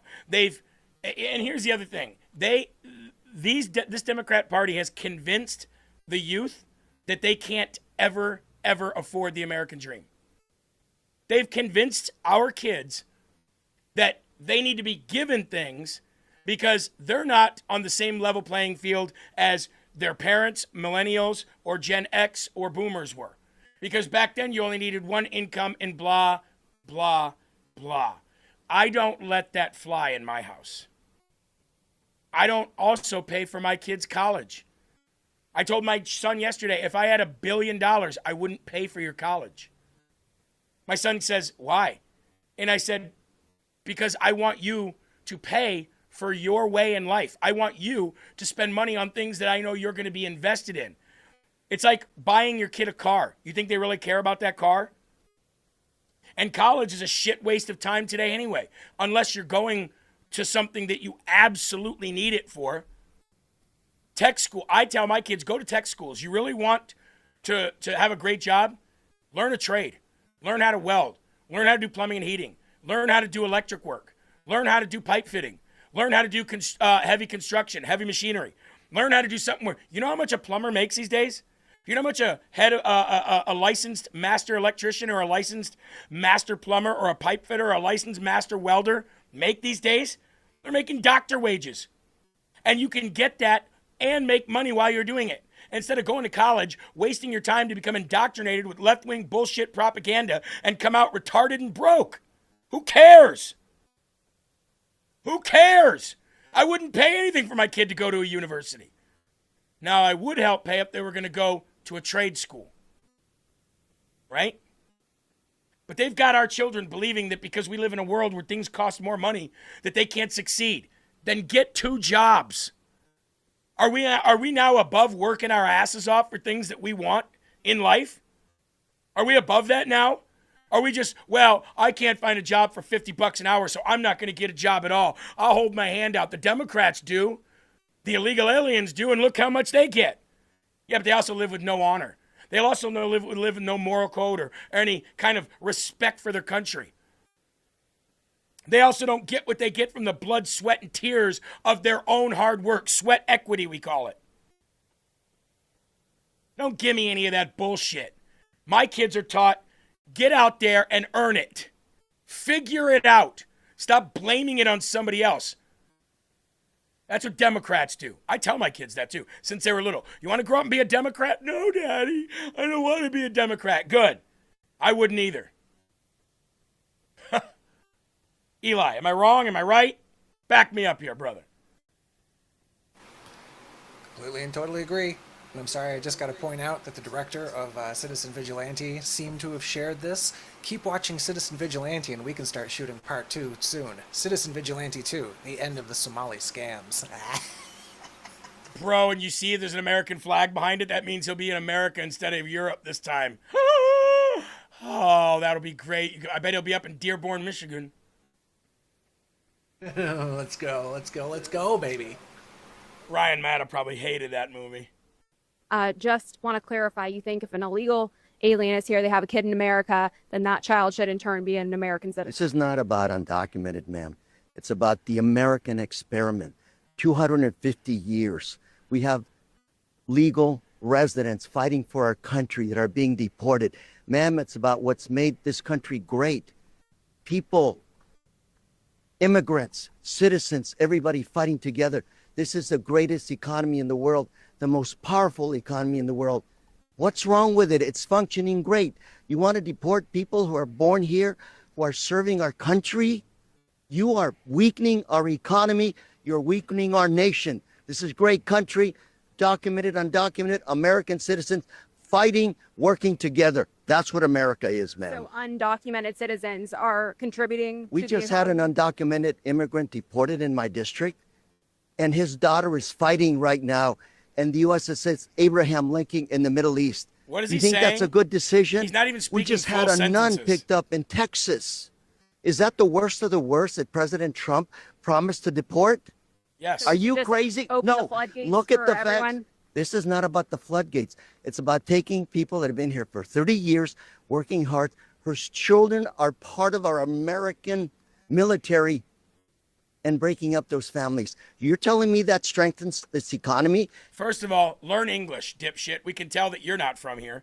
Wacky Head Eli said, that's a terrible way to tell your kids you don't have the ability to parent. I said, eat shit. My kids are all successful and because of it. And yours are probably gay and cut off their dicks. No competition. My kids would eat your kids for lunch daily, academically, economically, their understanding of even how GDP works. Your kids don't even know why they have a third arm growing. Oh, what's that, Daddy? Cut it off, son. Cut it off, daughter. Shut up. I'm not going to take parenting advice from a dipshit Democrat who doesn't even know what a woman is. You know, not only would George Washington and all his buddies be stacking bodies, but I bet if you brought some of the kids from that time, anywhere from 8 to like 17 years old back into this time, they'd probably be like, oh, we got some work to do. Oh, yeah. Yeah. What did George Washington, that shirt say? My homies would be stacking bodies right now? Absolutely. Oh, your kids probably hate books and they're probably bullies. Actually, my kids read each one of them reads 3 books a week. Something I didn't do. So I guess I must have done something right. Wacky Head said, "Wow, you are dumb." Aww. But I'm a successful American. At least I'm a real American. I am a real American. Hey, Democrats, ole! Ole! Retards. I never met a dumber person than a Democrat. Literally. Mentally challenged people who have no political affiliation are smarter than a registered Democrat. What, Eli? You don't think? I don't know, man. You know, that was a pretty monster comeback that person had. You are dumb. Remember this guy? Epstein Island. What was that guy's name, Eli? Supposedly the smartest guy on Earth. What was his name? Hawking. Stephen Hawking. Remember Family Guy when they were showing him how he must make love to his wife, and they're both in wheelchairs and they're just hitting the wheelchairs back. Oh, stop. Oh, you're hurting me. Those people are smarter than registered Democrats. Yes. I'm done. Wacky Head said no reasonable person would believe any of this, as they've been here for 3 hours. Ruling opinion here. So this is where, we're locked and loaded. So we'll have a piece of legislation that will drop called Anchors Away, which is going to define that section of the Constitution and the law, so that if you come here for the purposes of birthright citizenship, that we will define that, no, you're not a citizen. And ultimately, I think that there will be lawsuits and it'll go back to the Supreme Court, but you have to create a mechanism where you can challenge a ruling like that, which again was narrow in scope. But that being said, this is the legislative body. We get to decide who comes into this country, and we get to decide who leaves. So Anchors Away is going to be the next step in fighting against this invasion from China and Haiti and all over the world where people are coming here to undermine this country. What about ending the welfare state? I mean, that also, of course, is the reason why everybody wants to go and have a baby on American soil, is because it entitles you to gratuitous levels of permanent welfare and privileges because of the now magic dirt that has been now magic dirt is now the law once again of the land. It's been the law of the land. I mean, we functioned like this. We functioned under birthright citizenship for as long as the 14th Amendment's been written. And yeah, so I mean, and the original intent of that, and we can't litigate the past. This is the hand that we've been dealt. But you're talking about the cost to America. So let's look under the Biden administration. We've talked about this before. 200,000 Afghanis came to the United States of America. What you would hope is that anybody comes to this country, they get a job, they work, they pay taxes, they contribute to society. But the Afghanis, those 200,000, over 50% are on welfare. Over 70% are getting free health care. Oh, by the way, we have veterans still killing themselves at a rate of 20 to 22 a day. Oh, by the way, we have kids in the 3rd grade that can't read, write, and do arithmetic, and they're destined to go to prison because of that. If I have to choose between Americans or some illegal that's scripting off society, I choose Americans. And so we've got to fight back against this type of welfare state and, quite frankly, the deep state. 100%. Andy Ogles. Anchors Away. And we can see that Anchors Away literature right here. We'll enlarge that here. Let's go ahead and prosecution of fraudulent birth tourism schemes. You look down here in the subsection 2, the criminal laws of the United States already prohibit conduct inherent to many of these so-called birth tourism schemes. For example, many such schemes start with a false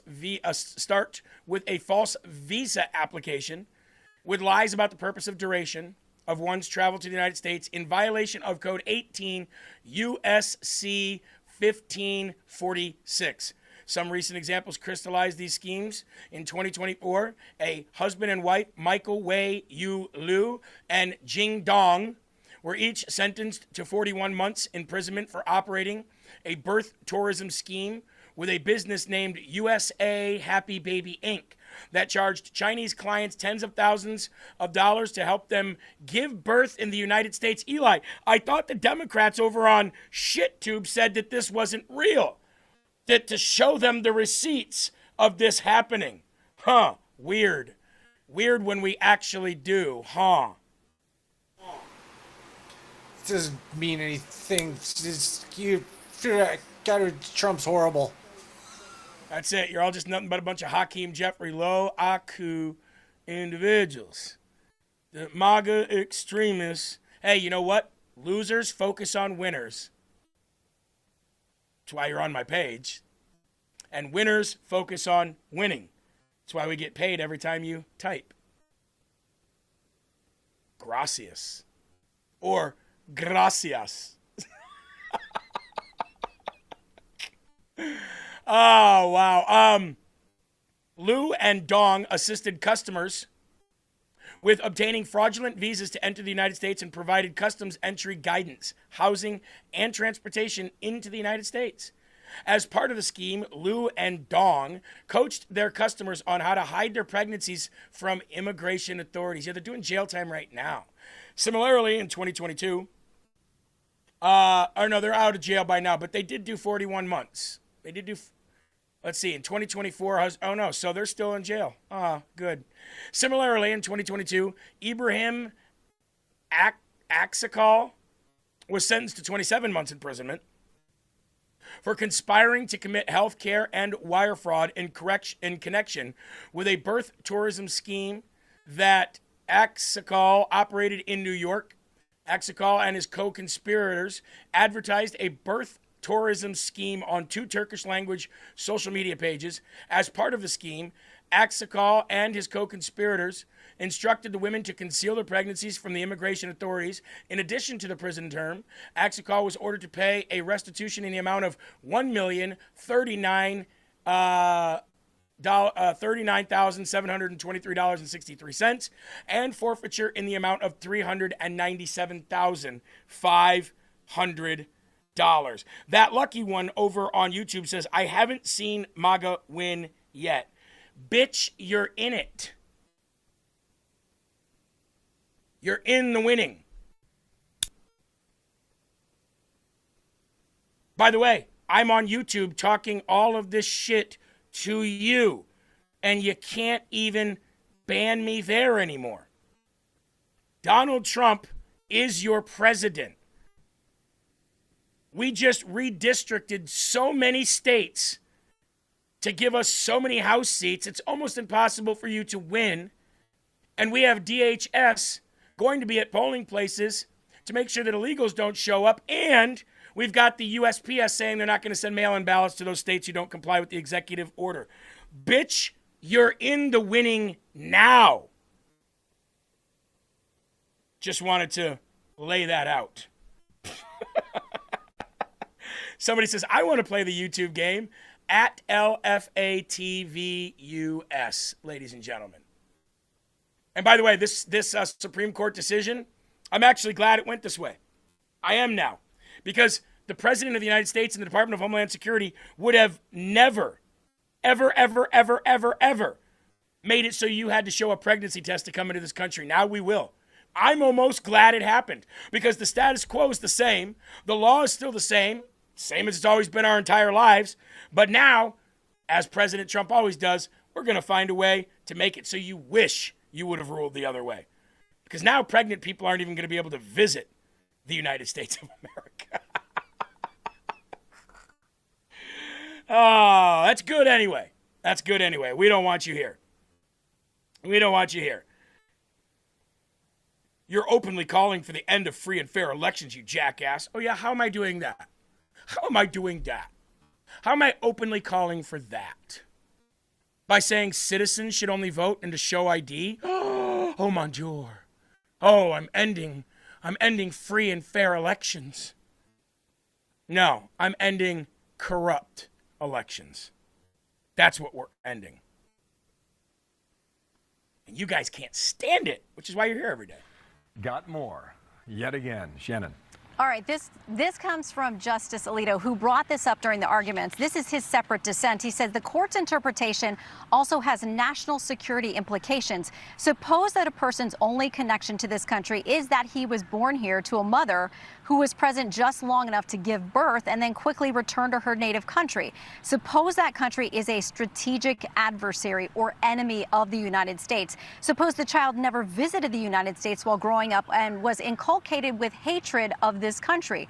According to this court now, that person is a citizen of the United States. He can enter and leave the country as he pleases. He can travel the world on a United States passport. Even if he plots to harm this country, he cannot be deprived of his status as a citizen, at least under current precedent. He goes on to say that this decision today also provides a powerful incentive to enter or remain in this country illegally. He goes on to say, in my judgment, the court has made a mistake that will seriously affect the country's future. So absolutely. Now, real quick here, I got to tell you something, Eli. The person that said that you're openly calling for the end of free and fair elections, they said that because of ICE, a DHS. They said DHS is there to intimidate voters, you jackass. I said, yeah, intimidate illegal aliens. That's the only people that they would intimidate, of which you said are not voting anyway. So which is it? You can't have your cake and eat it too. Are illegal aliens voting or are they not? You know who Department of Homeland Security cannot intimidate? American citizens. So you, out of your own stupid Democrat mouth, over your ignorant Democrat tongue, just admitted that illegal aliens would be intimidated at the voting booth from voting, of which you've also said is not happening. Oops. You see, when you're retarded, sooner or later, like a lie, it's going to come back on you because you don't know what you're talking about. Eli. No.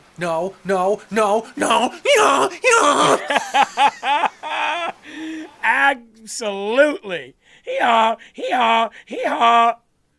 That's hilarious. I love it. All right.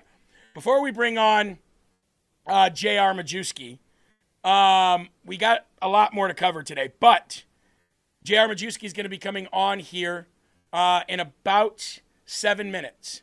So the reason why I asked him to come on was about this new campaign finance ruling. Now, you know the Democrats have almost no money. They're reporting right now having about $17 million on hand where they can get access to, but they're also just as in debt from the amount of which they have. While the Republicans are sitting on like $130 million or something like that. I don't know the exact number, but we have a lot more money than they do by like almost 10 times what they have. And now that there's a new Supreme Court ruling on campaign financing, we're going to be able to flood the system, baby. We don't have debt. They do. Isn't that weird? Democrats create debt. Conservatives don't. Now, you may say that's not true. Donald Trump added so many $1 trillion to the national debt. Well, Donald Trump didn't. Policies after policy after policy after policy did. But there's a good thing called good debt, and there's something called bad debt. Good debt means you have money coming in to support the debt that you rack up. President Trump has $19 trillion of investments to this country in a year and a half of being president, from countries all over the globe, including China, Qatar, members of the UAE, members of the EU, and other places. $19 trillion. So if my president is bringing in $19 trillion worth of investments for job creation and chip manufacturing and to stay the leader of AI and everything else in the world, I'm okay with him adding debt. Democrats print money and they create government assistance programs and they pull money out of thin air and they create debt that way. But they give more to the people, so the people are happy because they're getting their bread and their government cheese. You see how that works? The Swayze Express said $48 trillion in debt. Wrong again. But that's okay. You're always wrong. Republicans scored a victory Tuesday at the Supreme Court, and J.D. Vance can claim some of the credit. In a 6-3 ruling, the court got rid of regulations going back to 1974 that limited how much money political parties can spend on campaigns coordinated with their candidates. And the case started in Ohio in 2022 when Vance was still best known as the author and candidate for U.S. Senate. The limits were passed as part of the post-Watergate campaign reforms, according to the Associated Press, and upheld in 2001. In 2022, Vance, running for Senate in Ohio, and then Ohio Republican Steve Chabot, challenged the regulations, arguing that they violated the First Amendment right to free speech. In the case of the National Republican Senatorial Committee versus Federal Election Commission, the Supreme Court agreed. Republicans argued that the organizations known as super PACs, which the Democrats have lots of, formerly known as the Independent Expenditure-Only Committees, which were not restricted by the limits, had effectively replaced political parties as the organs through which donor money was flowing into political campaigns. Quote, that has turned super PACs into shadow parties, diminishing the role of the actual political parties, the GOP said. Democrats claim that the limits protected the vast majority of Americans who are not wealthy campaign donors. But writing the majority, Justice Brett Kavanaugh cited the country's history prior to the 1974 law. He said, for nearly 200 years after the ratification of the First Amendment, parties could spend freely to support their candidates during campaigns and could do so in coordination with the candidates, he wrote. Notably, no one suggests that these elections were not functional or that they were marred by corruption. The Republican Party and the Republican candidates are more likely to benefit from the decision than Democrats because the GOP is better funded as a party than Democrats now because they don't have USAID anymore. See, Act Blue and USAID were like the main money laundering and funneling that went into the Democratic Party. Act Blue would raise a bunch of money in the guise of Black Lives Matter and street justice and this, that, and the other. They would then get that money and they would repurpose that money into Democrat candidacies all over the country to elect Democrats. They also got a shit ton of money from USAID. Why do you think the left was trying to fight the end of USAID so badly? And the left has too, George Soros. Who do we have again, Eli? First trillionaire in the world. Can't remember his name. Got Asperger's. Super smart guy. He owns Tesla. What's his name again? Elon Musk. Oh, that's right, Elon Musk. Yeah, we've got Elon Musk.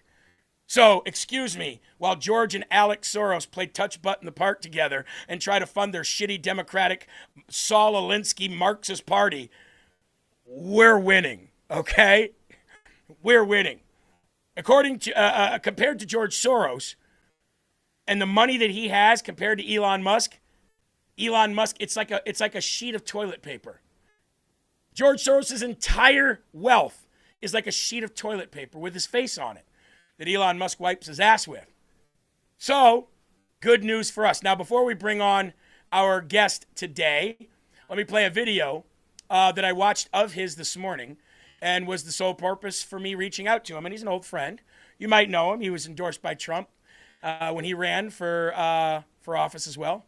Mr. J.R. Majewski, let's play this video real quick. RNC, or the Republican National Committee, again, is sitting on $116 million in cash today. The DNC, Democratic National Committee, $14 million. And they're carrying $17.4 million in debt. Ooh, That's not a gap, folks. That's a different sport. It's a canyon. Now, you look at the NRSC, the National Republican Senate Committee, they just reported the highest cash on hand in the committee's entire history, $48.8 million. So the rule that capped coordinated party spending just disappeared for the side that already has 7 times the money than their opponent. Oops. Now, what this means for you personally between now and November, before today, if a Republican senator in a tight race needed the party to flood the zone with ads, with mailers, with digital stuff, with ground operations knocking on your door, giving you flyers, there was a ceiling, $130,000. $4 million in a big Senate race. Okay. That was the limit. After today, they can write a check for the full $48 million and run it through a single Senate campaign in direct coordination. The RNC, or the Republican... Ladies and gentlemen, things are definitely heating up. Now, before we bring him on, Eli, I think the Democrat Party could really benefit, and probably most of you tards over on YouTube that are watching, you're probably massively in debt too, right? Because clearly you don't work. Maybe you should go to Done with Debt. donewithdebt.com. They do help clear a path to your financial freedom, and they do love America. You can speak to a trained debt professional today. You Democrats, you always want social workers to come out and do the cop's job. So maybe Done with Debt can come in and do your job, budgeting. And if you have a problem with budgeting or you got yourself into some tough times, donewithdebt.com. Now, we all have debt, right? Good debt, bad debt, and in between. But you know what created a bunch of bad debt in this country? I don't know, lockdowns. More people died of COVID under Joe Biden than Donald Trump. The businesses that came back just came back, and the Biden administration said, we created jobs. True international under pressure. 888-322-1054, donewithdebt.com. That's 888-322-1054. Whether you're a Democrat or Republican, get out of debt today. I wonder if my sponsors see these and go, no, not this guy. We gotta pull our sponsorship from this guy. This guy's out of control. Hey, I call it like I see it. Balls and strikes, baby. Now, the guy that everybody says could be my brother, I don't see the resemblance. He's much more handsome than I am. Mr. J.R. Majewski. How you doing, my friend? Good, brother. How about you, man? I love your shirt, and long time no see. Thank How you. you been? I've been all right, man. Hanging in there, fighting a good fight. I hear Working ya. hard. I'm on vacation this week, but doing pretty good, man. Can't You know, complain. I was on vacation last week, and the first 2 days of vacation, I'm like, yes, I'm on vacation. And then the last 2 or 3 days of vacation, I'm like, oh, I hate this. I got to get back. I got work to do. I just can't. Yeah. I can't do the relaxing thing. There's just so much going on, especially in this midterm. So just played the video that I saw of yours this morning about the new campaign finance ruling, and this sounds like it's great news for us. Yeah. Take it away. Yeah. Well, I think it is, man. It really sets us up for an even playing field. I mean, when you look at historically the numbers, the Democrats are spending, $600 billion, $1.9 billion, $1.9 billion, $600 million with these super PACs, and Republicans just haven't been able to keep up. And, I heard you say earlier about Elon Musk, and while that may be true, he has a lot of money. It would be hard for us to lean on one guy, True. To fund the entire 100%. party. But the good thing here is it allows the parties to have a little bit more control. I mean, look, in a perfect world, I think we all could agree that we want money out of these campaigns. We want it to be easy for, regular Joes to wake up on Friday and say, you know what, I want to run for office, and I don't have to know 50 millionaires to be able to accomplish that. But that's not the case. So if it's not the case, well, let's play on an even field. And this precedence by the Supreme Court really sets the tone. And the real kicker that everybody should know, outside of the money from the Democratic Party and the Republican Party, as you break it down from committee to committee, Donald Trump and MAGA Inc. has the most money, has more money than everybody by a lot. I mean, he's got like 300 some million. So he's going to be the big spender, and we're gonna benefit from this 100%. But like I said, in a perfect world, we wouldn't have to worry about this. Well, it's kind of like when you go back to the too big to rig thing. We in a perfect world we would have no early voting, but we had to play on that field, and we won. In a perfect world, we would not be doing mail-in ballots, but we had to play on that field, and we won. In a perfect world, we wouldn't be ballot harvesting where legal, but we had to ballot harvest ourselves, and we had to win. In a perfect world, we wouldn't have to do any of this stuff. But as long as that is the game, let's play it better than they do. And with this ruling, it gives us a miles and miles ahead head start, because, we're playing on a level playing field as far as the rules go, but as far as the finances go, we're leaving them in the dust. And I don't know how they're without USAID helping, without Act Blue being able to do what they've done for years, because they're under a microscope and under investigations right now. I don't know where they're going to get this money, because small donors do not add up in the Democrat Party. They just don't. No. These people will go out and burn buildings down, but they won't donate $50. It's just the way it is. Right. Most of them don't have jobs. Well, I mean, what it boils down to is, they're gonna have to up their take with their super PACs. And look, I'll tell you something that maybe shouldn't be said, but it's the truth. Both parties cheat with this super PAC stuff, this uncoordinated stuff. They find loopholes. They find ways around it. Of course they do. And they just don't get caught. They create little micro websites, and they use back channel messengers, and maybe post it on an X account. Hey, if you want to know about Jeremy, check this out, and they post the website. So they do all of these things, and they coordinate.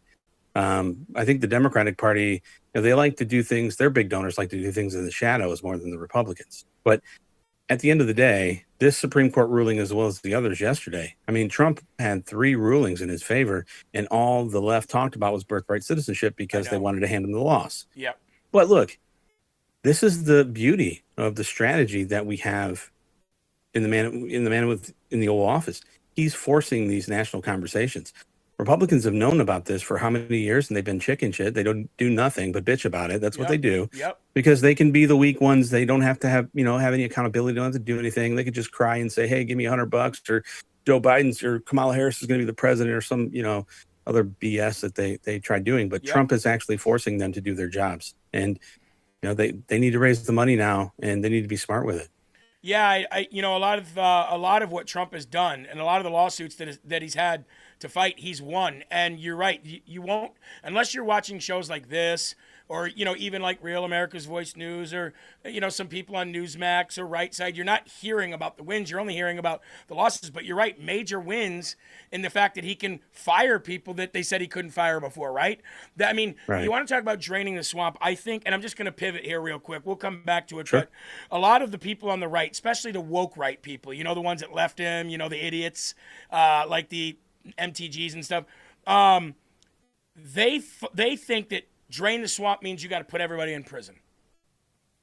But here's the thing. Draining the swamp didn't mean put everybody in prison from the very get-go. It meant reducing the size of D.C., reducing the size of the bureaucracy in D.C. and the people that had their tentacles in all these different agencies and these deep state tenured people that nobody knew their names because they've never ran for anything. They've just operated behind the scenes, like the parliamentarian in the Senate and places and positions like that. That's a huge win. That is Trump continuing to drain the swamp, of which, by the way, he's already reduced the federal government size by like just under 30%. Like to me, that's draining the swamp. Right. And you know what? What I see and what I can appreciate from him, again, being a Trump guy since 2012 when I thought he was first going to run, and being an ardent supporter since 2016, biggest in Ohio, and that's a fact. That's not debatable. The president is setting up a legacy here, and he's doing it for the betterment of the country. And I'll tell you an example. He's out calling these left wingers godless communists. Yeah. And he's sending JD on a media tour. Yeah. To win over the hearts and minds of Joy Behars. Yeah. Okay. Good point. He's the hammer and JD is the scalpel. Absolutely. And they are, I'm just, look, I was in a period of time over the past few months where I'm like, look, we have to coalition build. We're, as much as we don't like certain people, we need those demographics to win. We need the Masseys, we need the Tuckers, we need the Marjories, we need them. Okay. We may disagree with them, but that 3 degrees of disagreement is much different because they're not going to stab you in the back. The people on the other side of the aisle will, right? They'll just scream and holler. Mm-hmm. And what Trump is doing now is pivoting even further into that demographic, and he's splitting the left between the moderate, and the middle of the road liberals and the socialists and the Marxists. Yep. And no one is really seeing this, and I'm kind of glad they are, and I'm hesitant to be talking about it all the time because I'm glad that I saw this, but I don't want to be the one out with a megaphone because this could be something that's behind the wraps. I think you're onto something here too. And you said the MTGs, the Tuckers, and all them, we need them, and you're absolutely right. We may not need them personally, but we need their audiences. We need the people that are following them, and Trump sending out the JD Vance, like you said, to win the hearts over of the Joy Behars. What a broad statement that was, because he has the ability to do that. Something about his calming character. You got the bull in the china shop, which is Trump, right? And like you said, you got the precision surgeon, which is JD Vance. And the two of them together it's a dynamic duo. I don't want two of the same people. I want differences in how they come off and how they, deliver a message, but I want the main message, to have the same substance, right? You can deliver it in two different ways, and Trump is a genius, and you're right. The Republican Civil War split, you've seen the Fast and Furious movies, right? Come on, you have to have seen them, right? Yeah. Right? Yeah.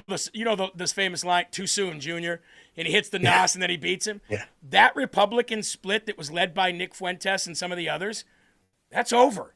It's dying out. We'll put it that way. Yeah. And the Democrat Civil War is heating up right in time for the midterms. It's so perfect. It's poetic, if you ask me. I agree, man. I agree. And look, I know JD very well, having campaigned with him in Ohio and being, a friend of his. And I can tell you, you turn the cameras off and, throw on football and grab some beers, and he's one of us. And he just happens to have, very, very good acumen when he's in front of the camera. Yeah. And, outside of that, I hear a lot of people saying, "Oh, JD's this and that." There are a lot of people say things about him being supported by Peter Thiel and a few others, and we gotta cut that shit out, man. I mean, 100%. JD's one of the dudes. He grew up in middle of nowhere, Ohio, and look, if you grow up poor and broke like we did in Ohio, where there's nothing but maybe Jeep, right? And if a billionaire comes knocking on your door and says, "Hey, I want," and you're not politically active, and says, "Hey, I want to help you," be somebody when you grow up and your mom's a drug addict and all these other things, you're going to say, yeah, Yeah. But be it what it may, the guy's proven himself. And I want nothing more than them to continue on this path because, 3 months ago, I was scared shitless that JD wasn't going to be our next president. And now I'm more confident than I think I was, in January. I think they're really executing right now. And Yeah, they're hitting it. They're hitting Congress stride. Congress needs to do its job, though. They need to deliver. And this can't be about fundraising. They have to deliver something. And I don't know what that's going to be, but they got to step it up somehow. So let's get into that real quick. And I don't think I was as scared as you were. I saw a little bit of, I was like, is there going to be this, is JD going to fall? I thought JD was going to fall back into the establishment. I thought he was going to fall back in behind the Ron DeSantis, style candidates. And I thought he was going to fall in line with some of the senators that he used to work with, like the John Thunes and stuff. But he has proven that that's not the case. I mean, he is 100% loyal to what he calls his boss. I mean, he said that, maybe he said that like 3 or 4 times when he was on his little book tour that he did, his big book tour. And I think he's the future of the party. I think it's great that he's learning how you be tough under Trump. But I also think that it's great that he's bringing that really personable, like I can sit down and talk with anybody. I think he's the future of the party. And if he is, I want Marco Rubio as his vice president. I think the two of them are just as good as Trump and J.D. Vance, maybe better. I mean, maybe the two of them working together may be better. They're closer in age. They both come from the Senate. You know what I mean? So maybe the two of them working together in that capacity might even be a whole new, way of looking at MAGA. But I do have to ask you this midterm's coming up. Where are you with your assessment of the chances of the Republicans maintaining the House, the Senate, and obviously keeping the White House, because that's not up for grabs, but maintaining the House and the Senate and having all three? I'm under the impression that we are going to win. I've been under that impression for months, especially when the redistricting started happening. But that doesn't mean I want to let off. I'm just under the impression that we've got it. Where are you on that? I mean, it all depends on this execution strategy that the president and JD have right now. Because I'm going to tell you what, you cannot rely on Republican leadership. No. Okay, they select candidates for fundraising, not for winning, and they select people that they can tie a bow on, parade around, get some money, milk off their money, throw it into their leadership fund. They don't care if they lose. They don't care about the fact that a guy that almost died 3 times, took a bullet, it could go under, massive impeachment trials again. They don't care about that. They're totally content with being losers. Mm-hmm. And I think Mike Johnson has a lot to do. I mean, I don't trust the NRCC. I think the recruitment wing is terrible. I think that they lie to leadership. I think Mike Johnson is a good man. I know him personally. He's the kind of guy that, I can give the keys to my house to, but I don't know if I'd go in a foxhole with him. And that's the big difference. And, but again, it's not his job necessarily to, maintain the House. It's the NRCC's. There's a duly elected representative. And I just am not confident that guy is pulling it up. So they have to win back the audiences we just talked about, because I can tell you there are a lot of deflected or disenfranchised feeling voters because they came to this party because of Donald Trump. And when Congress started shit in the bed and they weren't doing their jobs, they looked to the one man that they know gets things done, and that's Trump. But because of their naivety, and they don't know how the government runs, right, they don't realize that Trump can't do anything outside of write these executive orders. Right. But they held him accountable. And that's the unfortunate circumstance. And Trump had to bear all of their anger because he needs to win the midterm. So I think this pivot's beautiful. This helps, this money thing. We're 4 months out. I'm hopeful, but I don't know, man. I really don't. I hope and pray. I love the president too much to see him go through the shit he went through before. And I want to at least hold one, the Senate or the House, one or the other I'd be okay with, but I would love to win it all. I just don't know that I could trust that we could hold the House at this point. Well, I think that I think the best thing that we have for us, to be honest with you, is the low energy that the Democrat Party has right now. I mean, they have such low energy, even their own party is wondering why the American people are all wondering why everybody has a problem with passing the Save America Act. everybody, even the Democrat Party, the people, the voters, even people like Van Jones, other than a couple things like the boy and girl sports and all that, but everybody thinks that you should be a citizen to vote, and everybody thinks you should have an ID to vote. I mean, a majority of both parties. You need an ID to go to that stupid-ass Obama library. Why don't you need an ID to vote? That's exactly right. So I think the best thing that we have going for us is that the Democrats have no bullet point solutions to anything. They just beat Trump, beat Trump, beat Trump, right? That's it. Yeah. I would be scared if a prominent Democrat came out, if there is one, and said, here's how I am going to fix the housing crisis. Here's how I'm going to, and which we all know, you just deport 30 million illegals, you're going to help that housing crisis pretty, quite a bit. But there's no detailed way to fix anything. And voters aren't dumb. Democrat voters aren't dumb, and neither are Democrat leaders. They're just, they have a vision of the country that we don't have. You know what I mean? The only dumb people are the ones that are on YouTube doing this all day. Or bot farming, and they don't really have any solution whatsoever. Is Trump bad, Trump bad. But I think that's the best thing we have going for us. Last but not least, before I let you go, and I love talking to you. It's been a long time.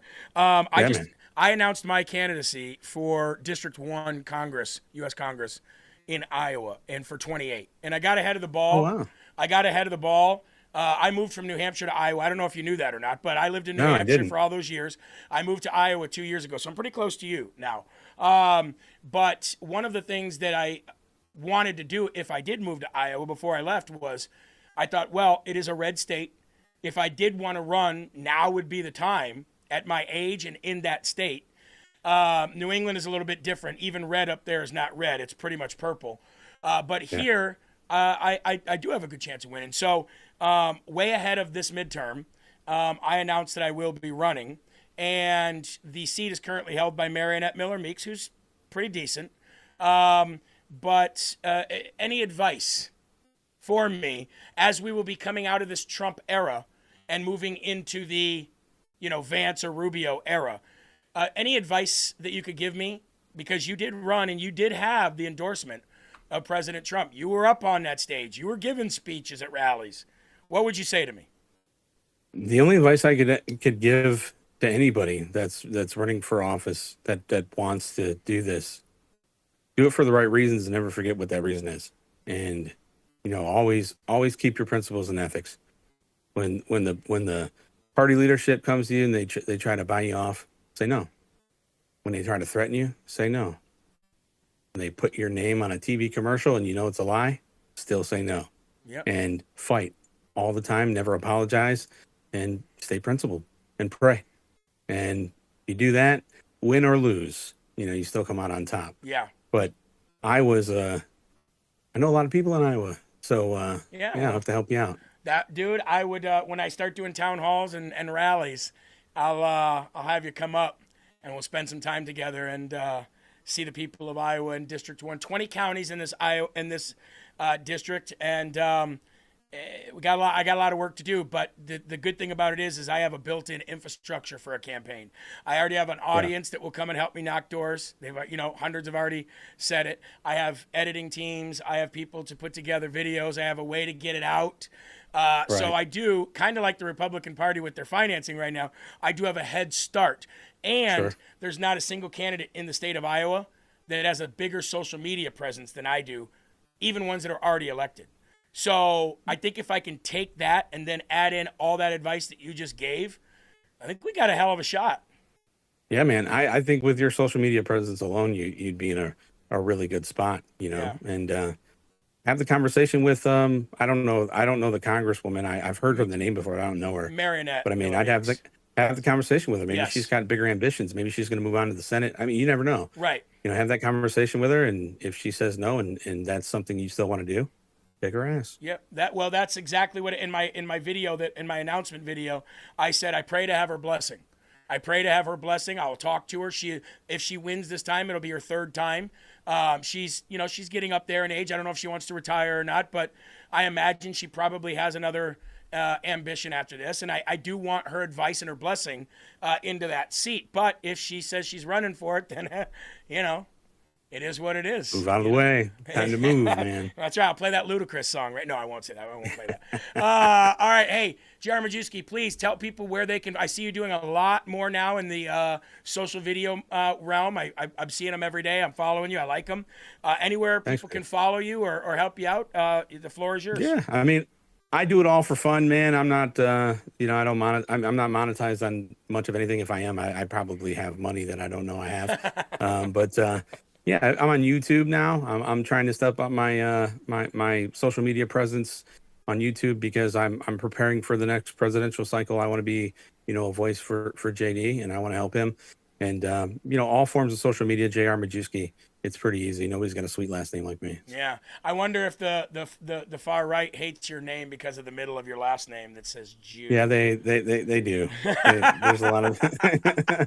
I mean, you got It's it in funny. the name. It's funny. I mean, they also probably hate June and July as well. they hate everything. They hate everything. Hey, brother, great to talk to you. Thanks for coming on. May God bless you and your family. And you got my number. Let's make things happen. All right, brother. God bless you, man. Tell everybody I said hey. All right. See you later, man. There he goes, ladies and gentlemen. J.R. Majewski. Always great to talk to him. Brother from another mother, long time ago. When he was running, we had him on. I like him. I always like J.R. I know that there's a couple things that we had some difference of opinions on, but you're. Do you ever find a perfect match? Do you know how opposite my wife and I are? You know what I mean?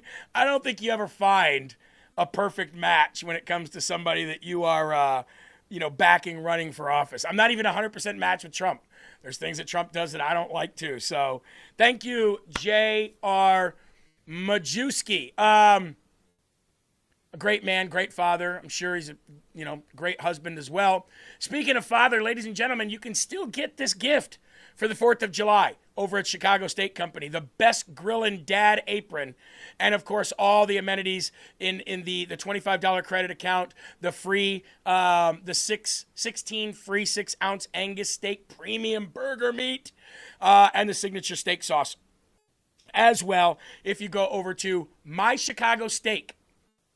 And hey, if you're going to be, and they'll get it out to you fast. By the way, he said if you ordered by today, you would get it by the 4th of July. That's what he said to me yesterday. And this is all top-notch premium Angus beef, ladies and gentlemen. Here's all the packages you can get. You order today at mychicagosteak.com/LFA. He said you'll get it by July 4th. And I'm telling you what, I know that's what we're grilling out on July 4th. We got our styrofoam box full of well-cooled meat the other day. So, mychicagosteak.com/LFA. Get your freebies today at mychicagosteak.com/LFA. Aged up to 6 weeks, hand-selected and hand-carved. Big shout-out to everybody at My Chicago Steak. All right. Let's see how people are doing. We still got, look at all this. The burgers were juicy. I loved them, said UI Manager. They are, look, we buy all of our fruits, vegetables, and meat from our local farmers market here in Iowa. We have a great farmers market. But even some of that beautifully Iowa-grown meat didn't compare to the USDA prime cuts. I mean, they're just, mwah. Carol says, My Chicago Steak, thumbs up. Absolutely. How you doing, Logan? Let's go see if everybody over on YouTube is still there, right? Let's see. Okay, Lunchbox. That's funny. It used to be my nickname, actually. Bill Clinton 2028.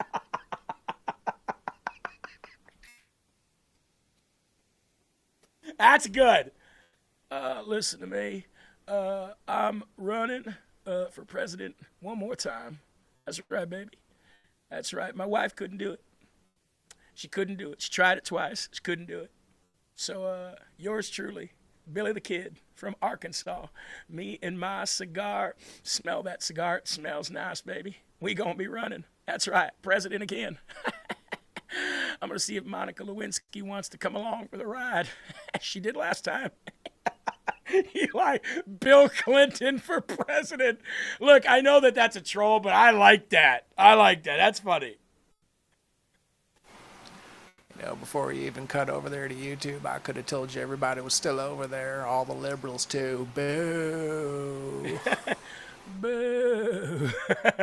Joe Buckley, Iowa has the highest cancer rate in the world. You're absolutely right. And it did before I moved here. And it did before Trump became president. Do you know why Iowa has the largest cancer rate in the country? Do you know why? Do you know what could be done about it? Well, if you stick around to the end of the show, we'll talk about it. You know what else is really big here? Human trafficking, child trafficking through the truck stops. That's big here too. Fentanyl use, illegal immigration, pretty big here too. ICE is always all over the Quad Cities, for sure. Des Moines got its own problems as well.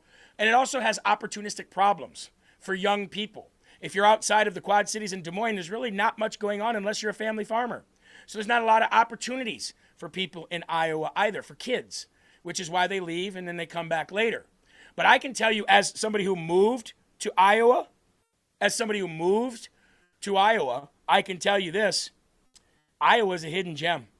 And I kind of wanted to keep that a secret, but I got to tell you, if I'm running for office, I got to tell you, Iowa is the new land of the gold rush, just not with gold, with land and opportunity and wonderful people. And Iowa, Eli, is still America. I've been to a lot of states in this country doing news over the last 5, 6 years, 7 years, and Iowa is still America. If you want that red, white, and blue feel, if you want that small town feeling, if you want that the same way, the culture that it was back in the 80s, Iowa still got it. Still got it, baby. So, yeah, I know, Eli. They're nothing but death and gloom over there on you. Dude, that's how they live their lives. You can see a clear difference. If you look at the chat on YouTube and look at the chat on Rumble, you can see a clear difference. The people on Rumble love life. They love their lives. They look at situations that need practical solutions and they handle them, while Democrats just sit there and cut their wrists and scream and pull their hair and puke. They hate life. They hate themselves. It is amazing to see. I could never imagine living that way. Some of these have to be bots. I don't know. I can't, like this Joe guy. I've been like trying to come back to him like with so many things he's been saying, like, oh, this is such a stupid show. I'm like, but you're still watching, aren't you? And then he's like, oh, Iowa's got the highest cancer rate. I'm like, what are Republicans doing about it? What did Democrats do anything about it the 4 years they were in control? But he's not answering any of them. My cousin lives in Sioux City. If that's in Iowa, then it is. I guess he's pretty stupid, isn't he? If he's the highest cancer rate, why would he live there? Well, I live here, and it's got the highest cancer rate. So. I'm just trying to go by his logic. Yeah, no, I know. Iowa's got so much cancer. My cousin lives there. Oh, yeah. Okay. We visited him, took home some cancer. It was great. Hey, Eli, let's play an episode, or let's play a segment of The Internet Never Forgets. Let's go back to 93, when Democrats were not taken over by crazies who don't know what a woman is. Let's go back to Harry Reid in 1993 about the birthright citizenship problem. If making it easy to be an illegal alien isn't enough, how about offering a reward for being an illegal immigrant? No sane country would do that, right? Guess again. If you break our laws by entering this country without permission and give birth to a child, we reward that child with U.S. citizenship and guarantee of full access to all public and social services this society provides. And that's a lot of services. Is it any wonder that 2/3 of the babies born at taxpayer expense at county-run hospitals in Los Angeles are born to illegal alien mothers? If making it easy to be an illegal alien isn't enough. That was Harry Reid, folks. He's dead now. Jay says, Iowa's a red state. I'm coming in August. Good. Good. Primal Screen said, you just trashed Iowa up one side and down the next. No, I didn't. I talked about Iowa's problems that it needs to fix, like every state. And I also said it was the most patriotic and beautiful state to live. She didn't hear that part, did you? Eli, I can't with the YouTube chat. I'm not going to go over there anymore. Those people, I have never in my life met a bunch of low IQ, hate life, loser retards ever in my life than over there on YouTube. I can't do it anymore. It is like misery loves company land. You know what I mean?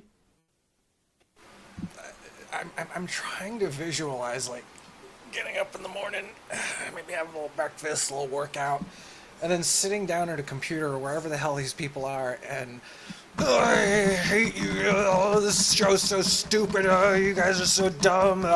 For like 8 straight hours. Congress. Don't you dare tell us you have some kind of job out in the world, because this is your job you're getting paid for from some scumbag. Yeah, and the other thing too is Eli, the Democrats, they have such a skewed vision of how they want this country to go. They're willing to tear down everything, and they don't even care about families who die at the hands of illegal aliens. Did you see yesterday that angel mom, Jess Gorman? Did you see her yesterday on Capitol Hill, breaking down and crying because of her kid being killed by an illegal alien? And do you know that the Democrats actually had the gall, the audacity to go, look, we're sorry about what happened to you, but we're sorry that your child is no longer with us, but doesn't shock me at all. They have absolutely no heart. They have no tact. No, not shocking. No, the only thing they care about is if something bad that Trump does. I want you to listen to Jess Gorman going off on the Democrats about her daughter being killed by an illegal alien. By the way, of which 64% of murders happened in 2024 were at the hands of illegal aliens. So. And spent her whole life choosing others.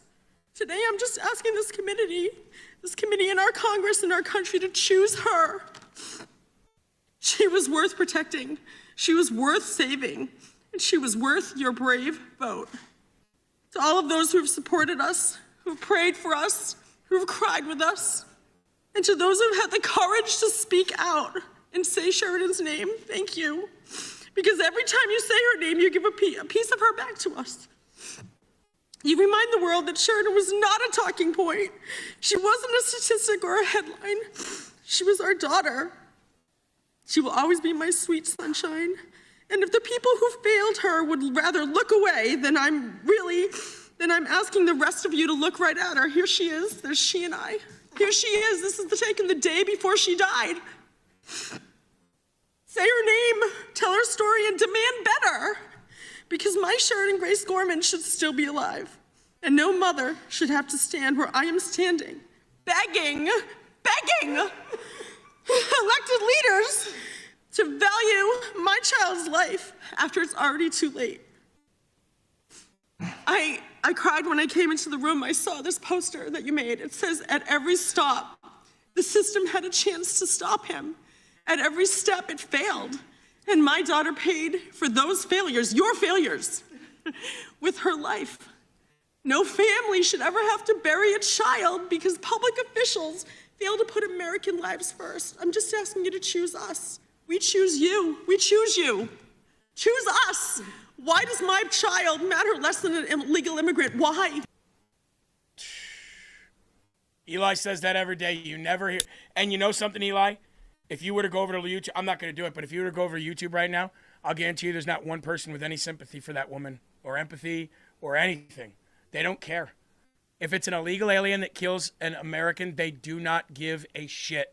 They don't care that 64% of the murders in 2024 that happened in this country were done not by gang members, but by illegal aliens. And those were murders. Those weren't even the deaths on the streets with illegals that had trucker driver's license, CDLs, and destroyed, drove right through a bunch of cars sitting still and killed, hundreds of people, 3, 4, 6, 5 at a time. Everyone who did it, they don't care. There's no sympathy from the left as long as it's an illegal alien who kills or rapes an American. It's almost like they have that same excuse as the Muslims do over in Europe. Well, she was wearing provocative clothing. She deserved to be raped.